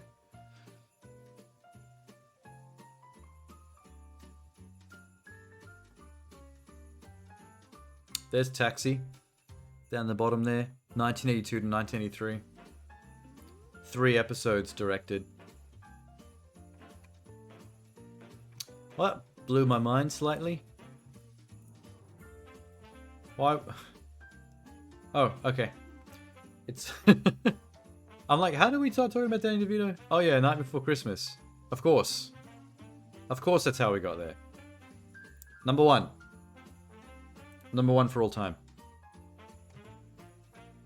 Love that fucking movie. I'm done.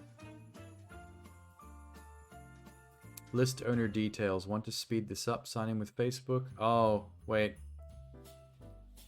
I tried to log into this before, but it didn't work. I might have to try again. Hang on. Let me zoom this back out.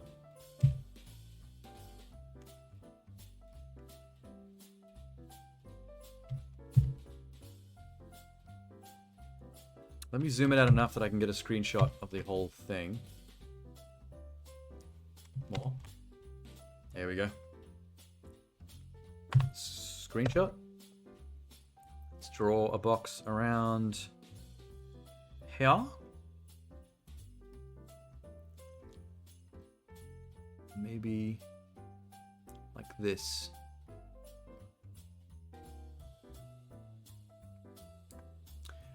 Oh, I can hear the lyrebirds outside my window. There's a certain kind of bird in Australia that if I hear them start singing outside my window, that's how I know that the sun's about to come up, that I've streamed until morning. It's a nice system.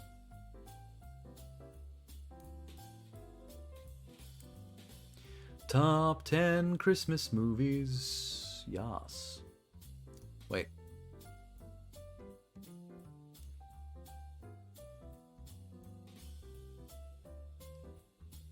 Let's maybe make this a little wider.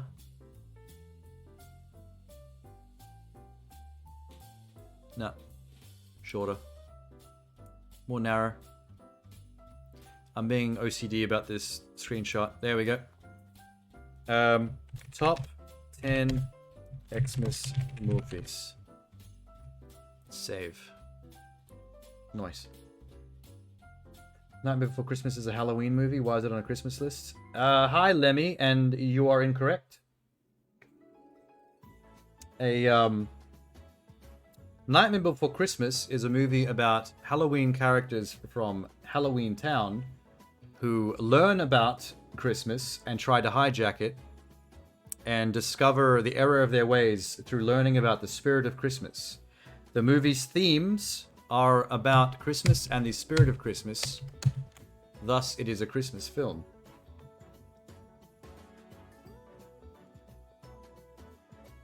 I mean, is Halloween even in the title of the film? No. Not that that matters, but I'm just being a little bitch. That's good.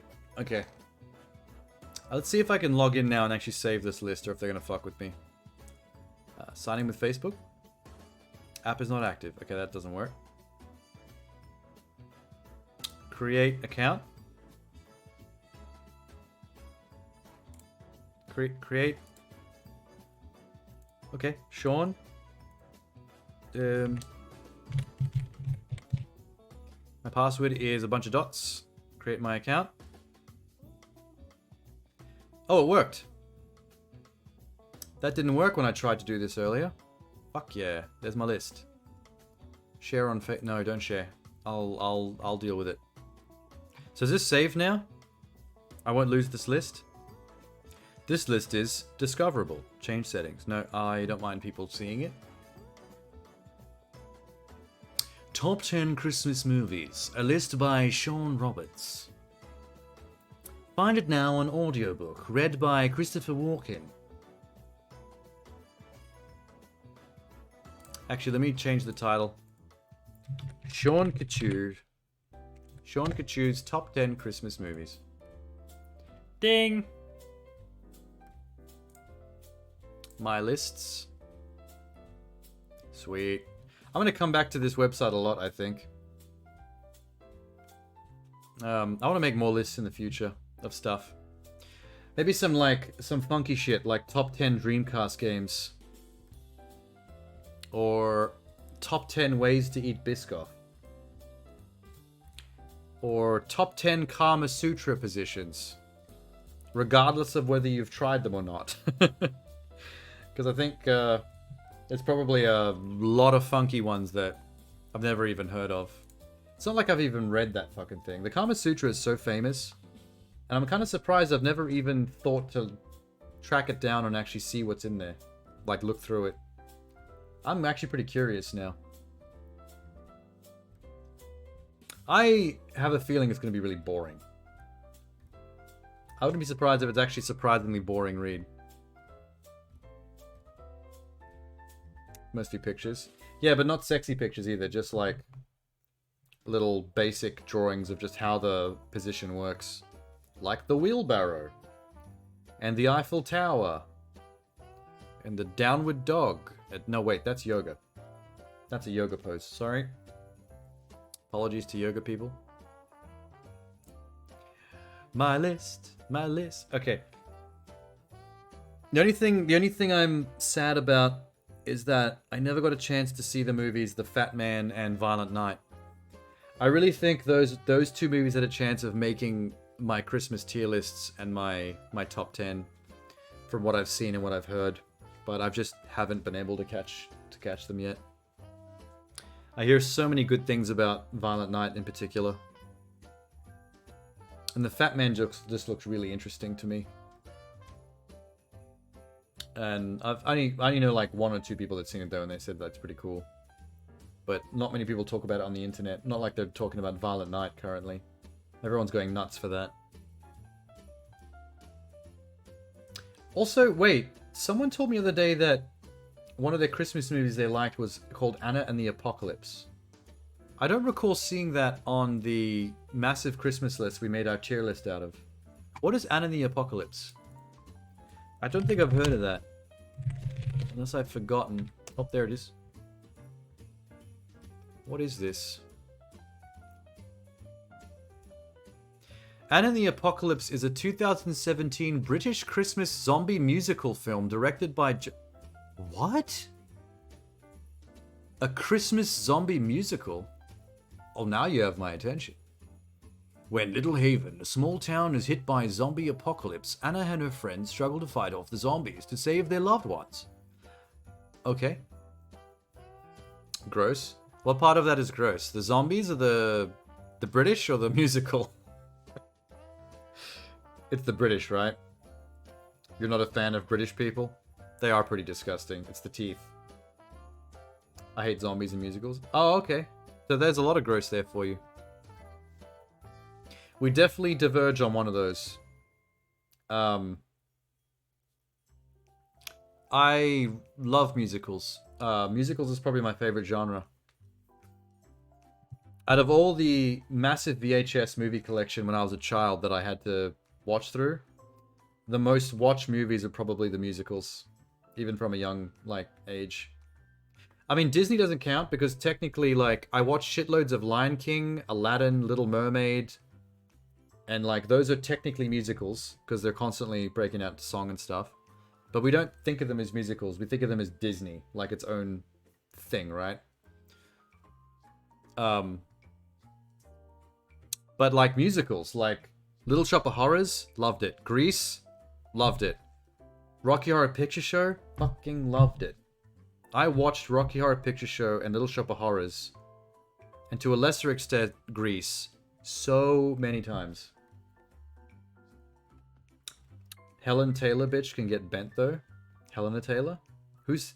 Okay, I don't think I know her by name. Is she a Brit? Helena Taylor. Oh, Bayonetta. She's the Bayonetta voice actress. Alright. Okay, I'm on board. I know who you're talking about now. I know exactly why you hate her, too. Rocky Horror is so transphobic. What? Transphobic? Really? I've never heard it described that way. That's one of my favorite movies of all time. I watched that to death when I was little. I thought it was so fucking cool. I have a collector's edition on DVD, another DVD edition that's like a box set thing with all these little collectibles in it. And then I also have a more recent Blu-ray release that has a separate version of the film on it that lets you watch it with an audience doing all the midnight screening bullshit and singing along. And another version of the film which lets you watch a version of it that is based on how they originally were going to edit the film, like Wizard of Oz. They were going to have it all in black and white up until Frankfurter shows up, and his red lips are the only color. And the second he rips open the elevator and Sweet Transvestite starts, the entire film explodes into color to signify that he's brought color into the lives of these two squares. Drag culture is transphobic. Oh, so this is coming from the stance that you're not a fan of drag culture specifically. Although technically, I don't know if that applies to Frankenfurter. Because isn't he trans? No, wait. Well, he's a transvestite because he sings about being a trans. One of the songs is literally Sweet Transvestite. Although, if you wanted to be pedantic, Tim Curry as an actor playing that character, you could say is in drag, because him as an actor is not trans. I mean, he's a straight male actor, so him having to wear that to play that character could be considered being in drag.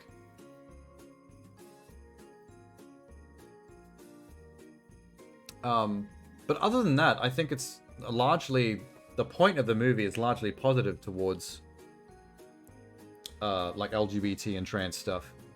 Because I mean, like, the stage play, and as an extension the movie, was all about being counterculture on the cusp of the sexual revolution during that period. Like, it was about fuck you to the squares, who were all conservative, and not about the homosexuals and not about free expressions of sexuality. Like, the main characters, Brad and Janet, at the start of the movie are depicted as like the most cringy, eye-rolling, square conservatives you could possibly imagine. And the film is really like their journey, their arc is about having their horizons broadened. Like, Brad, as a straight, square, conservative man of like the 1950s, 1960s, ends up having sex with a trans man, with a trans guy. He has sex with Frankenfurter, which I'm like, God damn, you really turned that dude. you turned him around pretty easy. Maybe the new version with Laverne Cox can change my mind. Oh, I do not like the new version. I can't really say anything to that. But to be fair, I'm extremely biased against the remake because, like, you can't find like a person who is more stand for that original film than me. Like, that's been one of my favorite films my entire life. So I couldn't even... Laverne... Oh no, I know she's trans. I mean, that's what they were going for, I guess, with the remake. They're like, okay, if we're going to remake that today, in modern times, with how culture has changed and how we see and do things now, you kind of can't cast it the way they did originally. Like, by today's standards, if you're going to have a trans character, you really should put the effort in to actually cast a trans actor. Like, it's a no-brainer. So I completely understand what they were doing there. But that's not the point. The point is, like, I'm such a hardcore, like, old school fan for the original that I was never going to be able to be on board with a remake. Like, it was just not going to... And that is partially on me. Like, it's obviously... Fan bias is a real thing. If you're into something enough, any fucking with it, including remaking the entire film an entirely different way with new people, is going to rub you the wrong way. But as a fan, you got to be careful not to hold it too much against the new thing. You could not like it, that's fine, that's subjective. But, like, don't be too much of a cunt about it, that's the thing. Too many fans, like, are too emotional about their response to stuff like that. People with mentalities like that is why I hate FF7 fanatics that hate the remake. Yeah, see, that's the thing, like...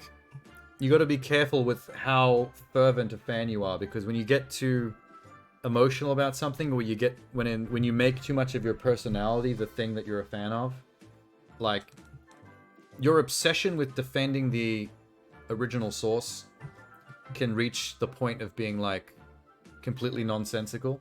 It's like, why are you even being this crazy about it? So I try to avoid that for the most part, like being aware of it, but it's like, I still couldn't get on board with that remake. Like, it's just not pleasant for me to watch. Everything's wrong. It feels like watching a cheap high school play of like a classic. Like if you were watching like a high school play of Citizen Kane on a stage, you'd be like, well, this ain't Citizen Kane. Okay, wait. Let me throw the remake a bone. Let me say one good thing about it. And this is legitimate. Like, this is not me, like, making shit up. There is one major change to Rocky Horror in the remake that does not exist in the original film that I actually really like, that I appreciate. Mainly because it's a completely fresh thing that they did that I can appreciate for what it is without comparing it to the original, because it doesn't exist in the original, and I love what they did. Do you know the musician Ivy Levan? She's actually gorgeous. Hang on.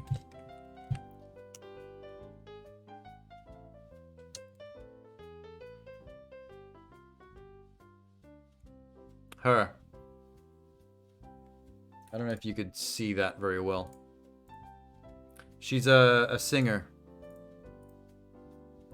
Not very well known, to be fair, but I follow her on Instagram. Because I think she's talented, and I think she's gorgeous. So, that's a good combination to follow someone on Instagram for.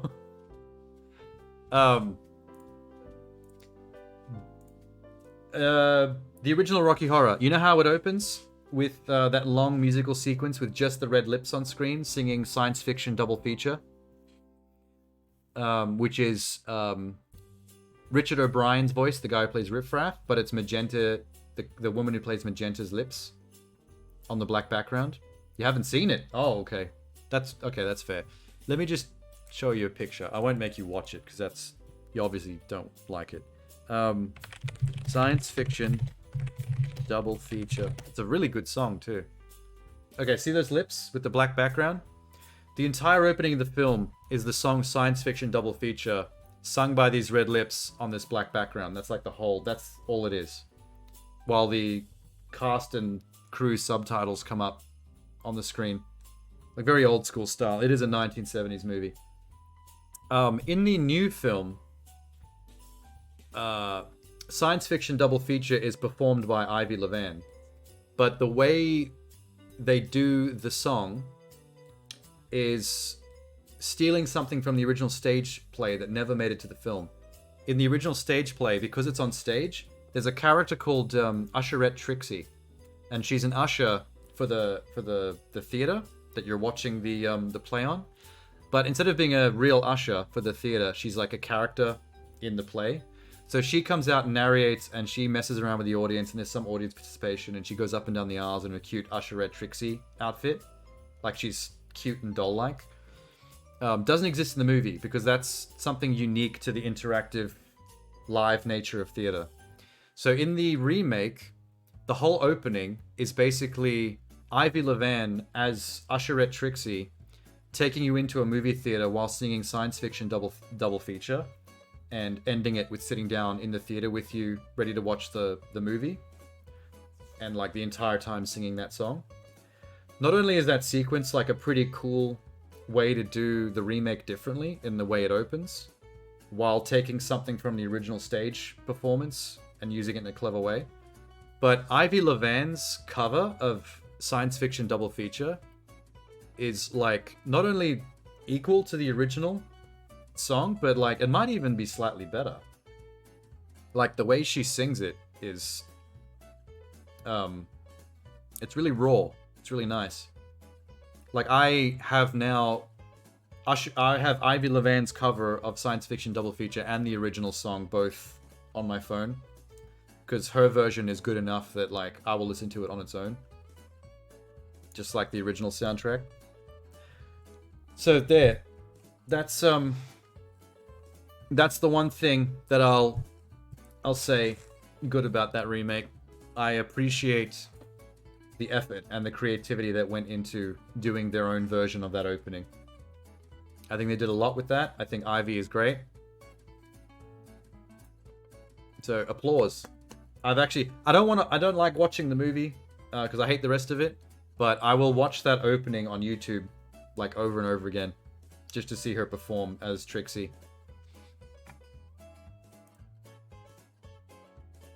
She's not trans or lesbian. Oh no, she's like, well, the actor or the character. I don't know what Ivy Levan's sexuality is. I've never really looked into it. It's not like I would ever have a chance with her. I mean,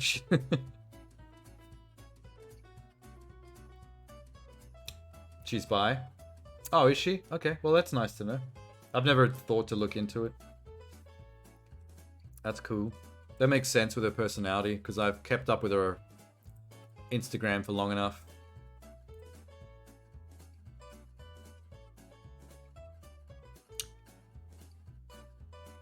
Oh, there's her as Trixie. Yeah, oh, here we go. That's her as Usherette Trixie in the remake. Boop.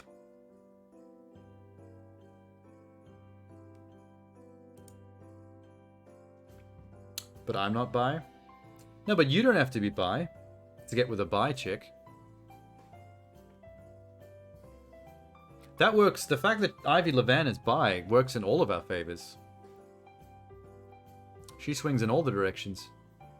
I just want to look at pictures of her as Trixie now. It's cute. It's a cute look.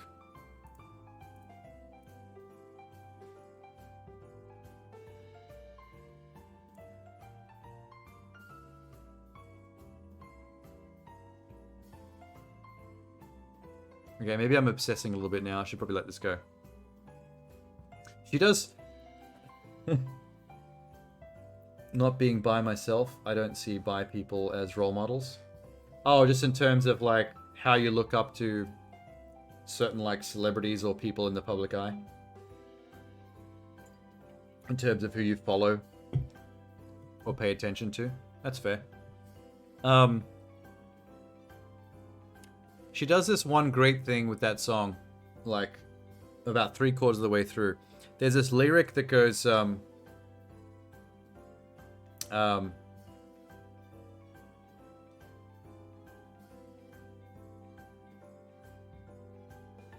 it's something like, it's a lyric that goes something like, see them fighting, Brad and Janet. Like, referring to the main characters, the squares, the two conservative squares in the movie. That's how the song normally goes.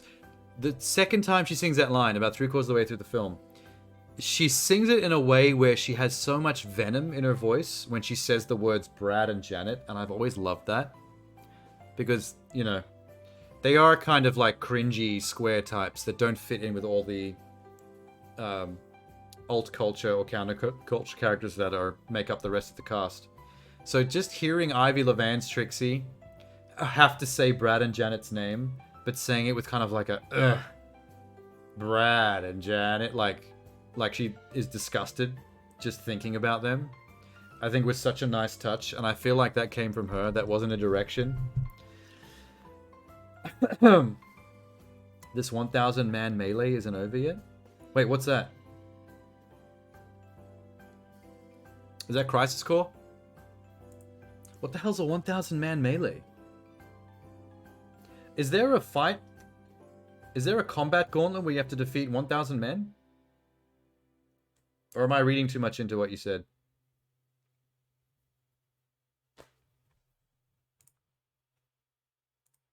List maker, make me a list.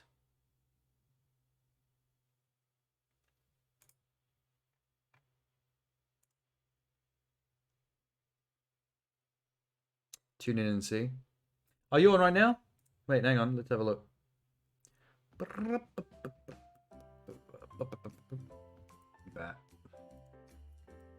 Oh, you are.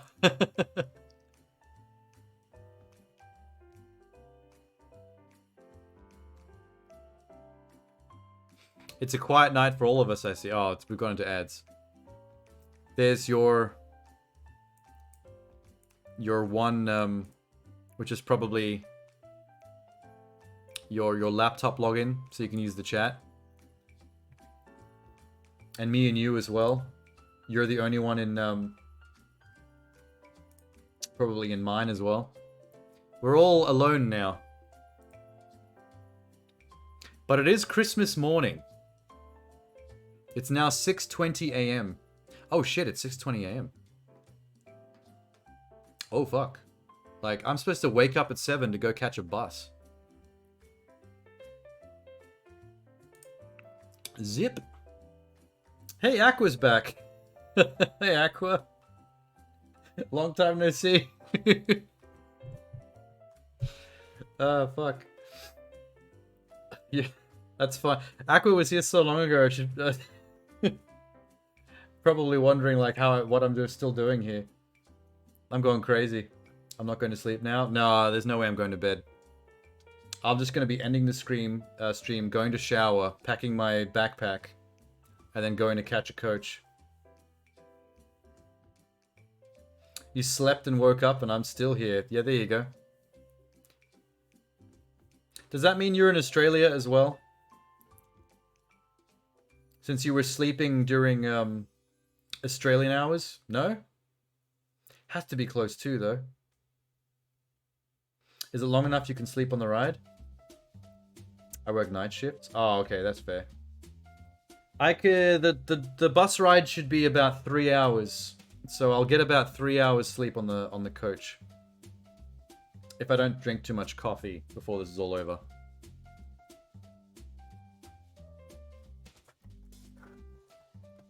Oh my god. My carpet is covered in icing sugar. I don't know how I'm going to clean this all up before I have to leave later on. Fuck night shifts. It works for some people. Not everybody, but there are a subset of people that function better doing stuff at night, sleeping during the day. Doesn't work as much if you're a very social person, though, because then you don't get to hook up with everyone else that you know, because everyone else has normal shifts. I do better at night. Yeah, same. I'm kind of a night person. Oh. I just realized something. Shit. I kind of have a soft spot for Harold and Kumar. Harold and Kumar 3. The Christmas one. I could put it on my list as 11 and call it a honorable mention. You know what? I'm going to do it. Hang on.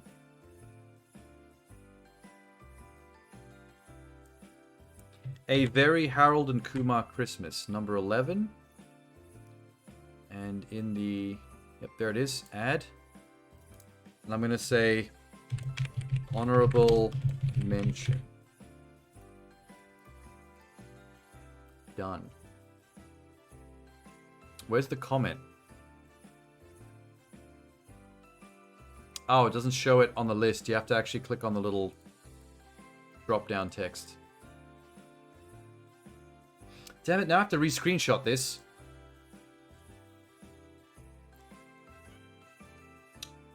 You do too, but you hate when you live the opposite of other people. Oh, because they're all awake during the day, keeping you up?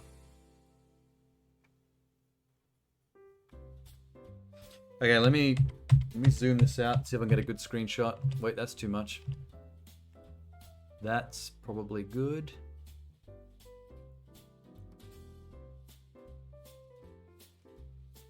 Oh, it's fucking... It's too much. I wish I could go somewhere between the two of those.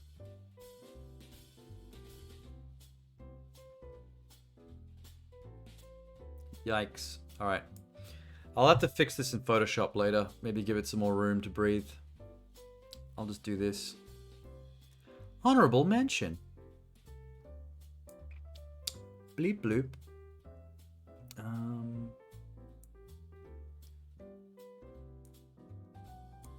Okay, that's probably as good as I'm gonna get it.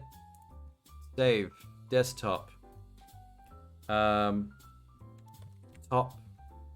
10 Christmas movies. V2.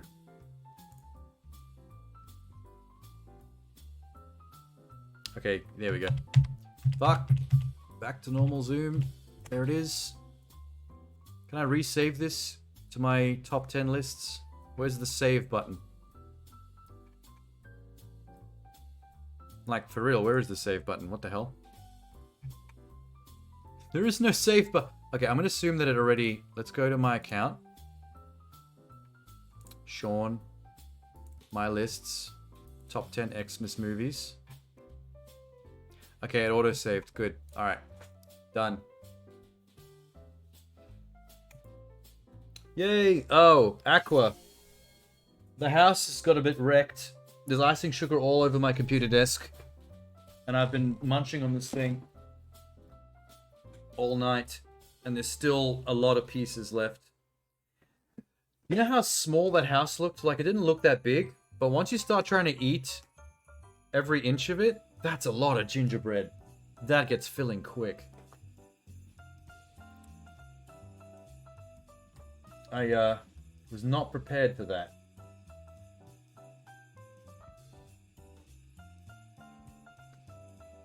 Let's try some more. Hang on.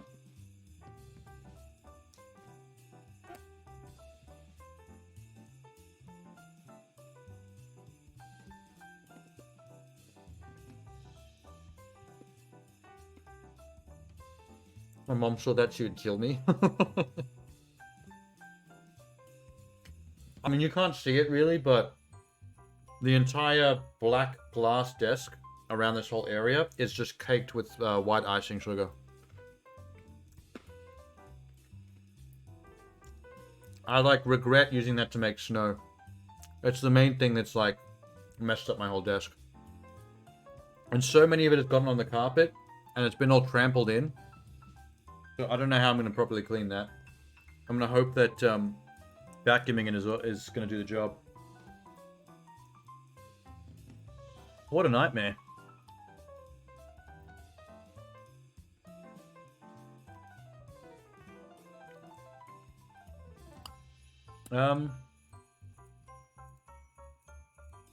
God damn, we've done a lot more tonight than I thought we would.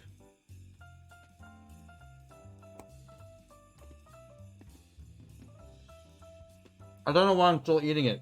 I'm being stubborn. It's actually making me sick. I don't feel too well. Merry Christmas.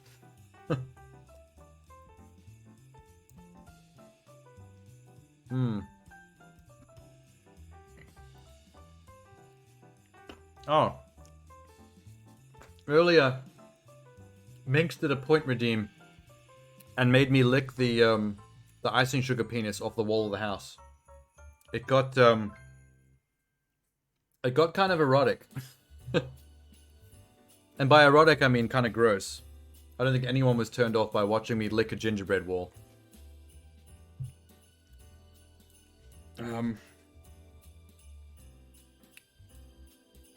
Hopefully someone in the world was impressed.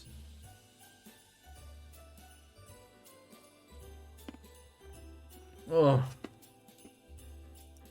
I just feel bad if I don't eat all of it. But it's not possible. Did you lick the dick? Yeah, that's what she did. I made a point redeem for channel points, for making me eat some of the house and tell me what part to eat. And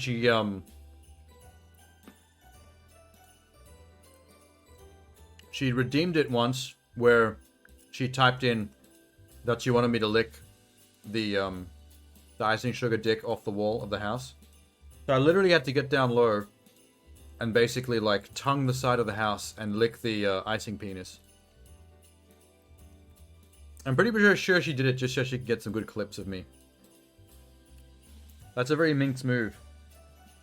Set me up to get good clips that make me look like a freak. She's good at that.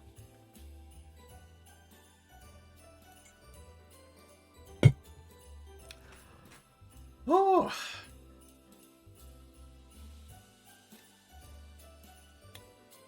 Oh my god. I'm starting to think that if I do another Christmas stream next year, I'm starting to think that maybe I should not try to eat a whole gingerbread house. Maybe I should come up with something different. If I do this again, I should really come up with something that won't make me want to die. Oh, you should have seen how much icing sugar I had on my face, too. What was the other thing she did? Oh, she made me, I had to eat the Christmas tree without using my hands. Because I basically had to deep throat it. Eat till you can't see your own penis? That's... Yeah, that's gonna take a lot. It's gonna take a lot to get there. I don't have nearly enough of a belly. But yeah, I got made to shove my face into that thing so many times on gingerbread eating redemptions that like I started to get like the icing just smeared everywhere, and it really looked kind of sus. It got more sus every time I did it, and I just stopped cleaning it off because it just kept coming back, so I might as well just leave it.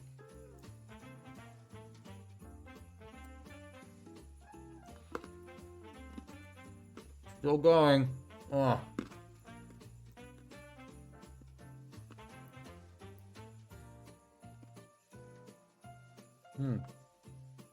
Okay. It's 6:30. We've been going for 9 hours. We're missing out on so many chances to complete the... What's DMW? Oh, was that the... Wait. The 1000 soldier thing?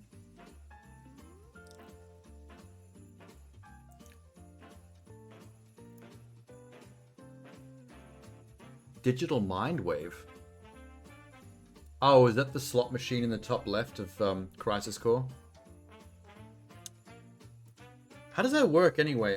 I always see that slot machine at the top corner of that game, but why is it there? There are scenes you unlock when you get on the verge of getting a limit break. Oh.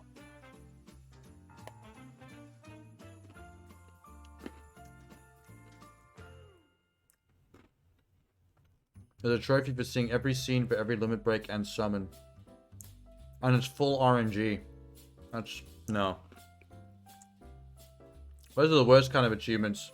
Achievements where they ask you to do a lot, but it's all RNG based. Sucks.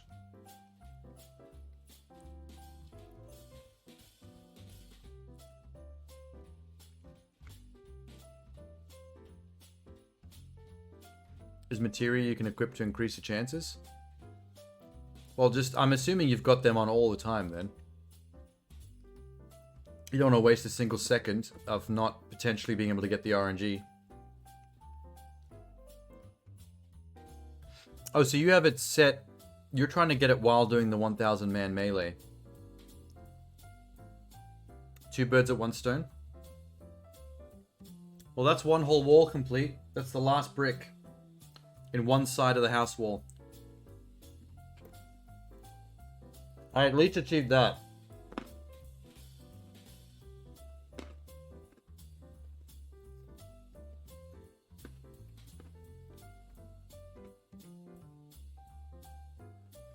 Oh no, I died.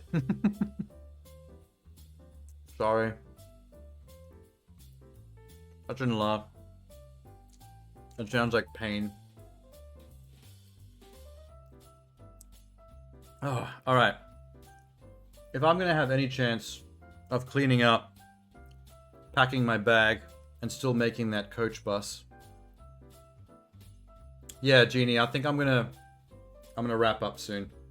Because I'm really not gonna have enough time to get my shit together before I have to leave if I don't clock out very soon. Merry Christmas though, or Crimbus, or Chrysler, whichever one you celebrate. Good luck on my trip. I won't even remember the trip. I'm gonna be asleep for that whole 3 hours. It's gonna be like time traveling. I'm gonna sit down and then open my eyes and I'm gonna be there. Merry exams. Oh my god, the exams are back. Merry Sunday. Yeah, that's what Tenor would have said if he was still in the chat. Merry Sunday. He's Russian, so they don't give a shit about Christmas over there. He said that they're all about New Year's, but Christmas is like not a thing for any of him or his family or friends. You simply just don't do holidays. But in their case, it sounds cultural. Like none of them seem to give a shit about Christmas at all. But then all the Russians go absolutely batshit crazy on New Year's and drink themselves into a coma.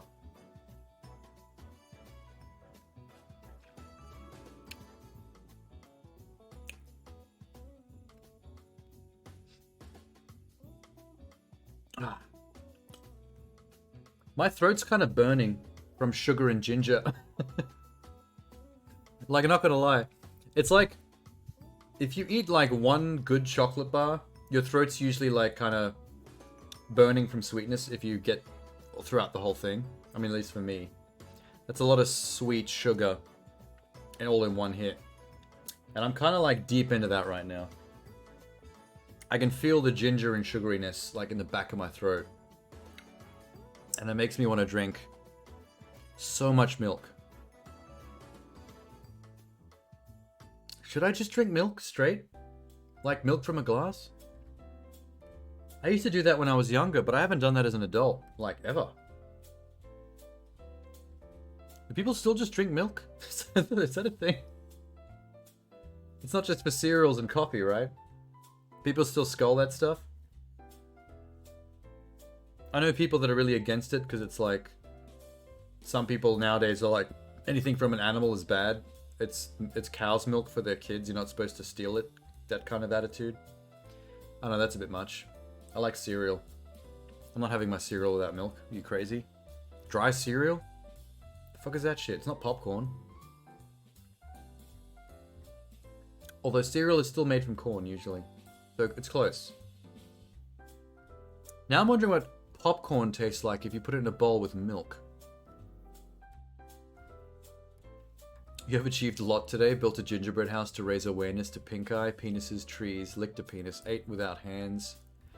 I made a tier list of every single Christmas movie that's ever existed. I then made a top 10 list of my 10 favorites. We watched the Aunty Donna Christmas PUD video twice. Kind of watched a bunch more Aunty Donna videos. Someone taught me who Germa was, the popular streamer. I watched a bunch of YouTube clips of Germa stuff to catch up to what he was all about. We listened to the penis version of Oh Holy Night, where he just says the word penis over and over again to the tune of the song. We did a countdown to Christmas. Merry Christmas. We did do a lot tonight. I made myself sick. I want to die currently because I'm full of gingerbread and sugar. And it's like half the house.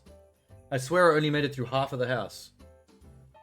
There's just like 2 halves of a roof, 1 side wall, and 2 halves of the front and back. That's pretty much exactly half the house. Wow.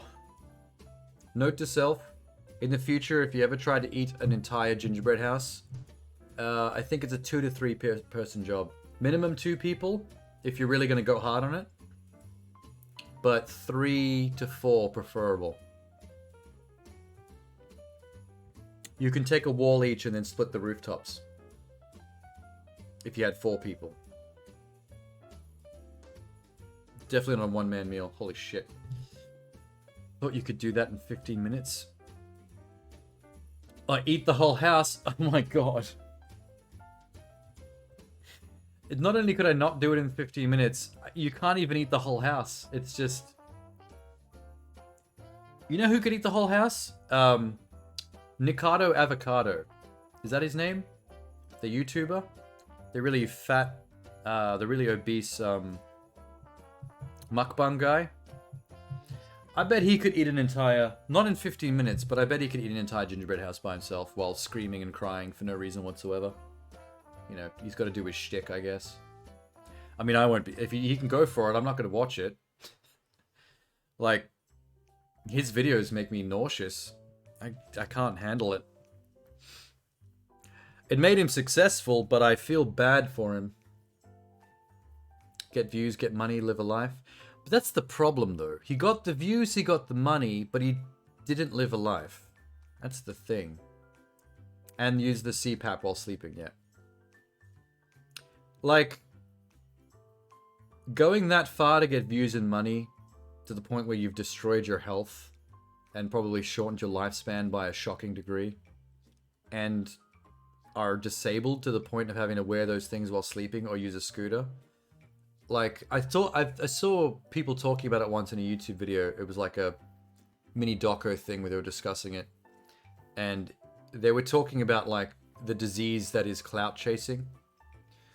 Well, with the internet how it is nowadays, with TikTok, Instagram, Twitch, YouTube, like, clout chasing has become an obsession.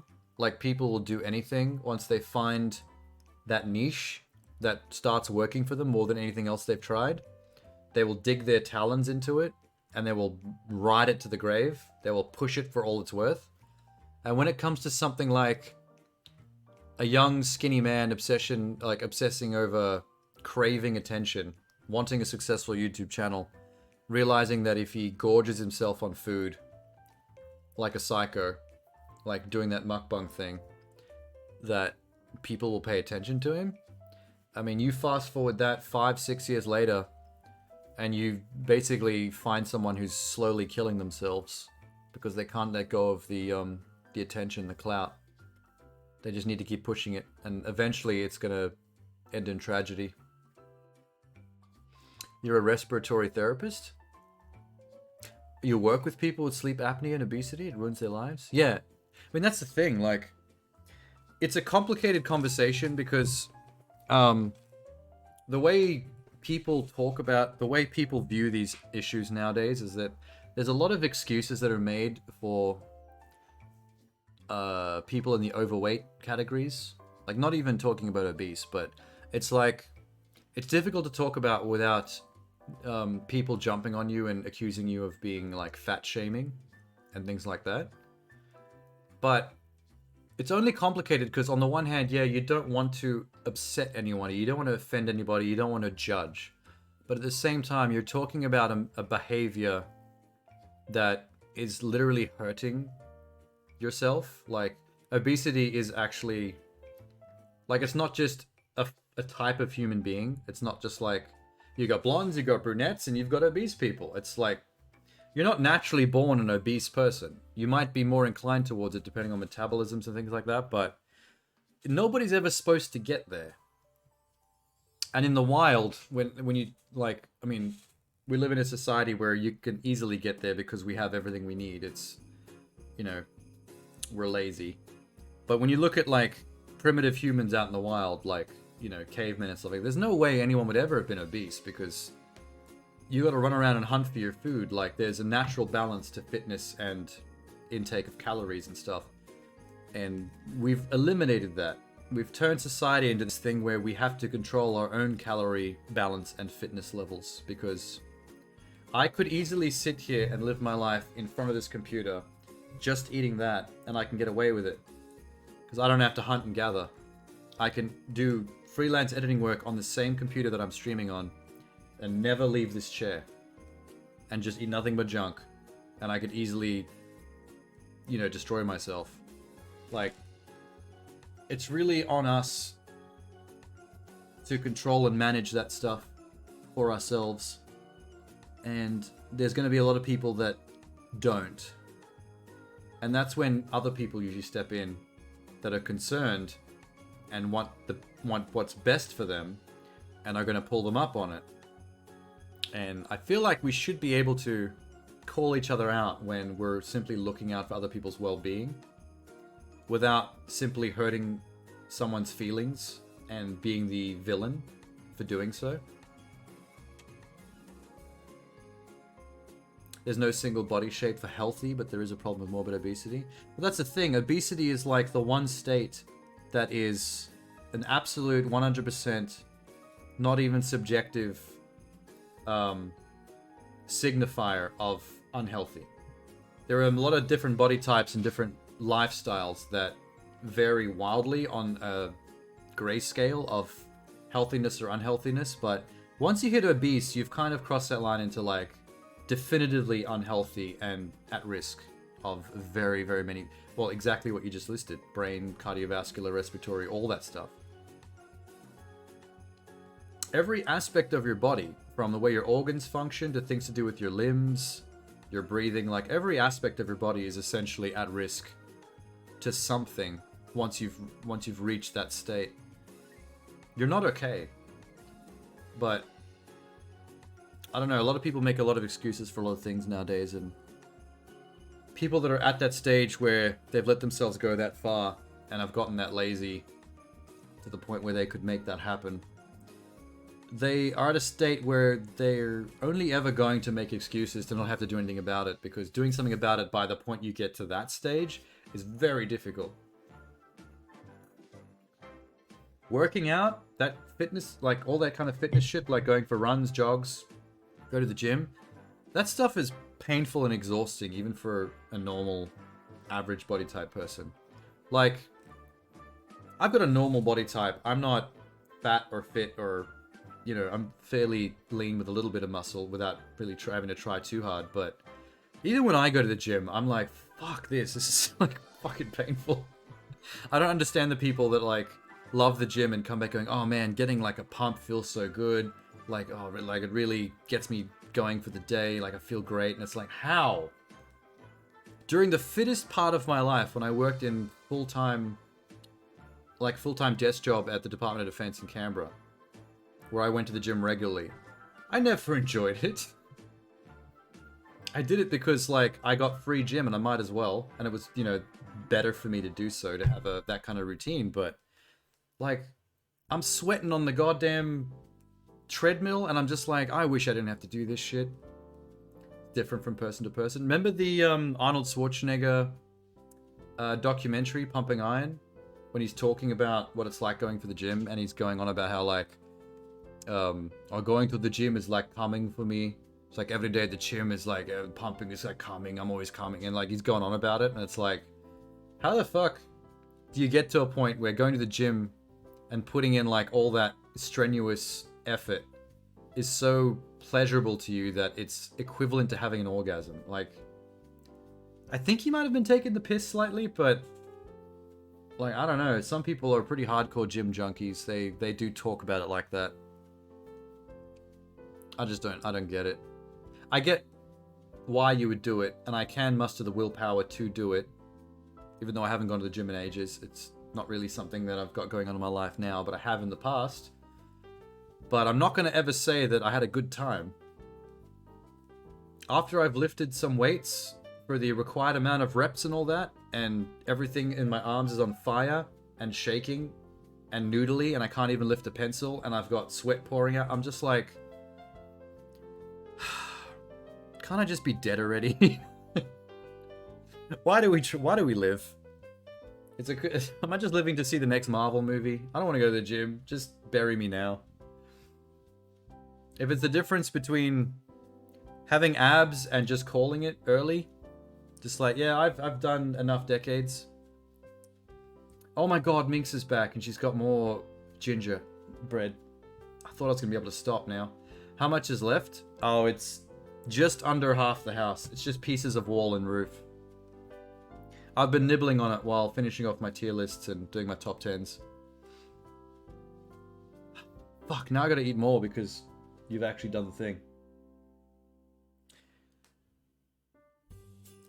What time is it? It's, I'm actually gonna leave pretty soon. It's 6:50. So, just before 8, I have to catch a coach. So I'm gonna have to quickly clean up this room a little bit and then pack my stuff and have a quick shower. So I won't be on for too much longer, but because you requested it, I thought it was at 7. No, 7 was when my alarm goes off to wake me up, so I can start getting ready to catch the bus. Once it hits 7, I still have about an hour to sort myself out, which is why I have to clock off pretty soon. How about this? This is one of the only parts still fully intact. The front. We haven't actually bitten into the front wall.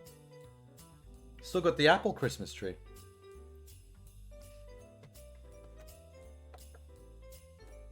Let me just eat the Christmas tree by itself, because that tastes like shit when you eat it with the gingerbread.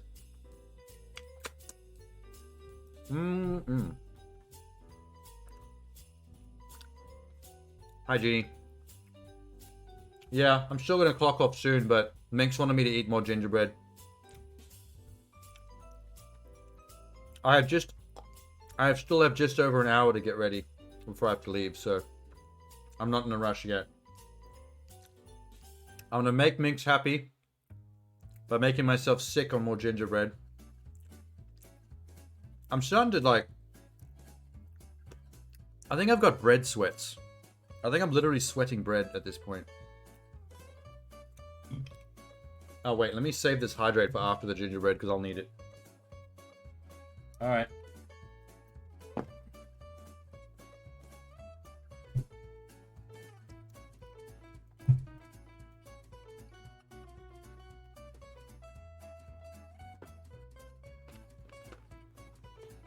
Hmm.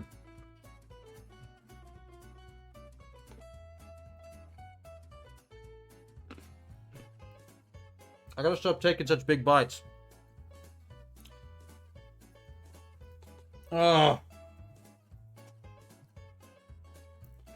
I think the gingerbread is absorbing all the moisture in my body. I think right now my stomach is a liquid sponge made of bread.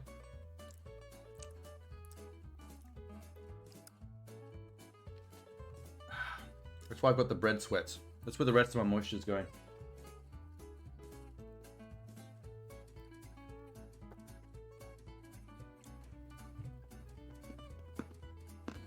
Mmm.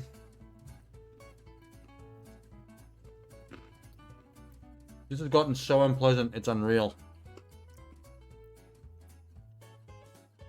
I've never hated the taste of ginger more in my life.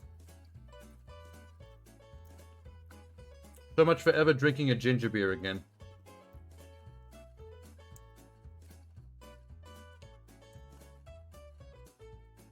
Oh.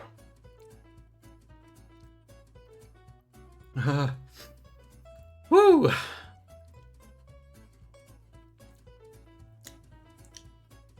Okay. One more. I can steel myself for one more.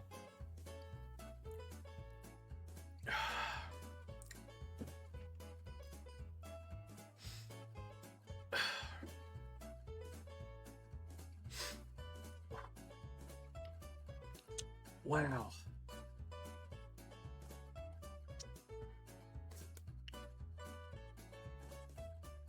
Okay. Ah.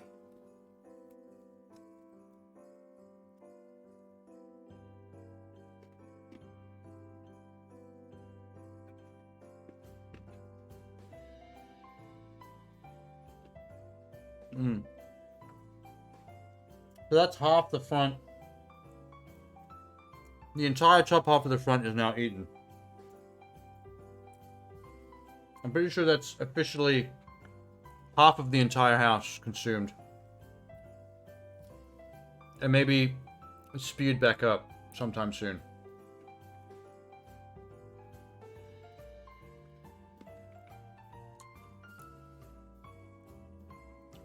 Oh my god. You know there are people out there that are starving. They can't afford food. And I'm over here with this fucking gingerbread house. Like a maniac.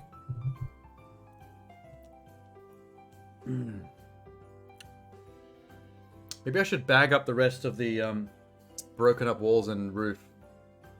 And take a walk through town and just hand it out to the homeless. Have pieces of my gingerbread house that I may have deep-throated some of. You can thank Minx for that. There's a few bits of soggy bread, just to avoid those bits. Ah! Save the rest for Boxing Day. Oh god. See, the problem with the idea of saving some of it is like, I'm so sick of it right now that I can't even imagine ever wanting to eat it again. Like if a few days from now, once it's worn off, if I see it sitting in the kitchen, I'll probably like have PTSD flashbacks to this and start crying.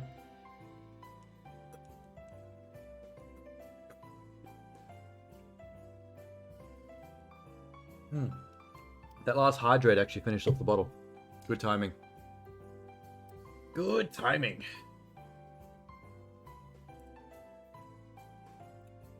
Okay.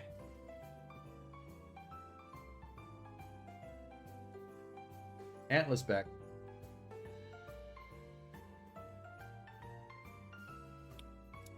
Gingerbread makes you good in bed. What? Because it rhymes? Only because it rhymes? That was like a Dr. Seuss line. Gingerbread makes you good in bed. Lick the icing, you'll give good head.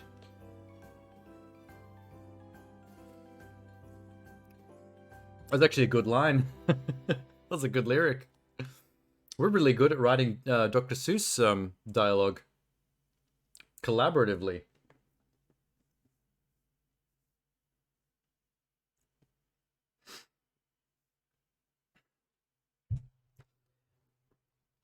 Have a safe trip.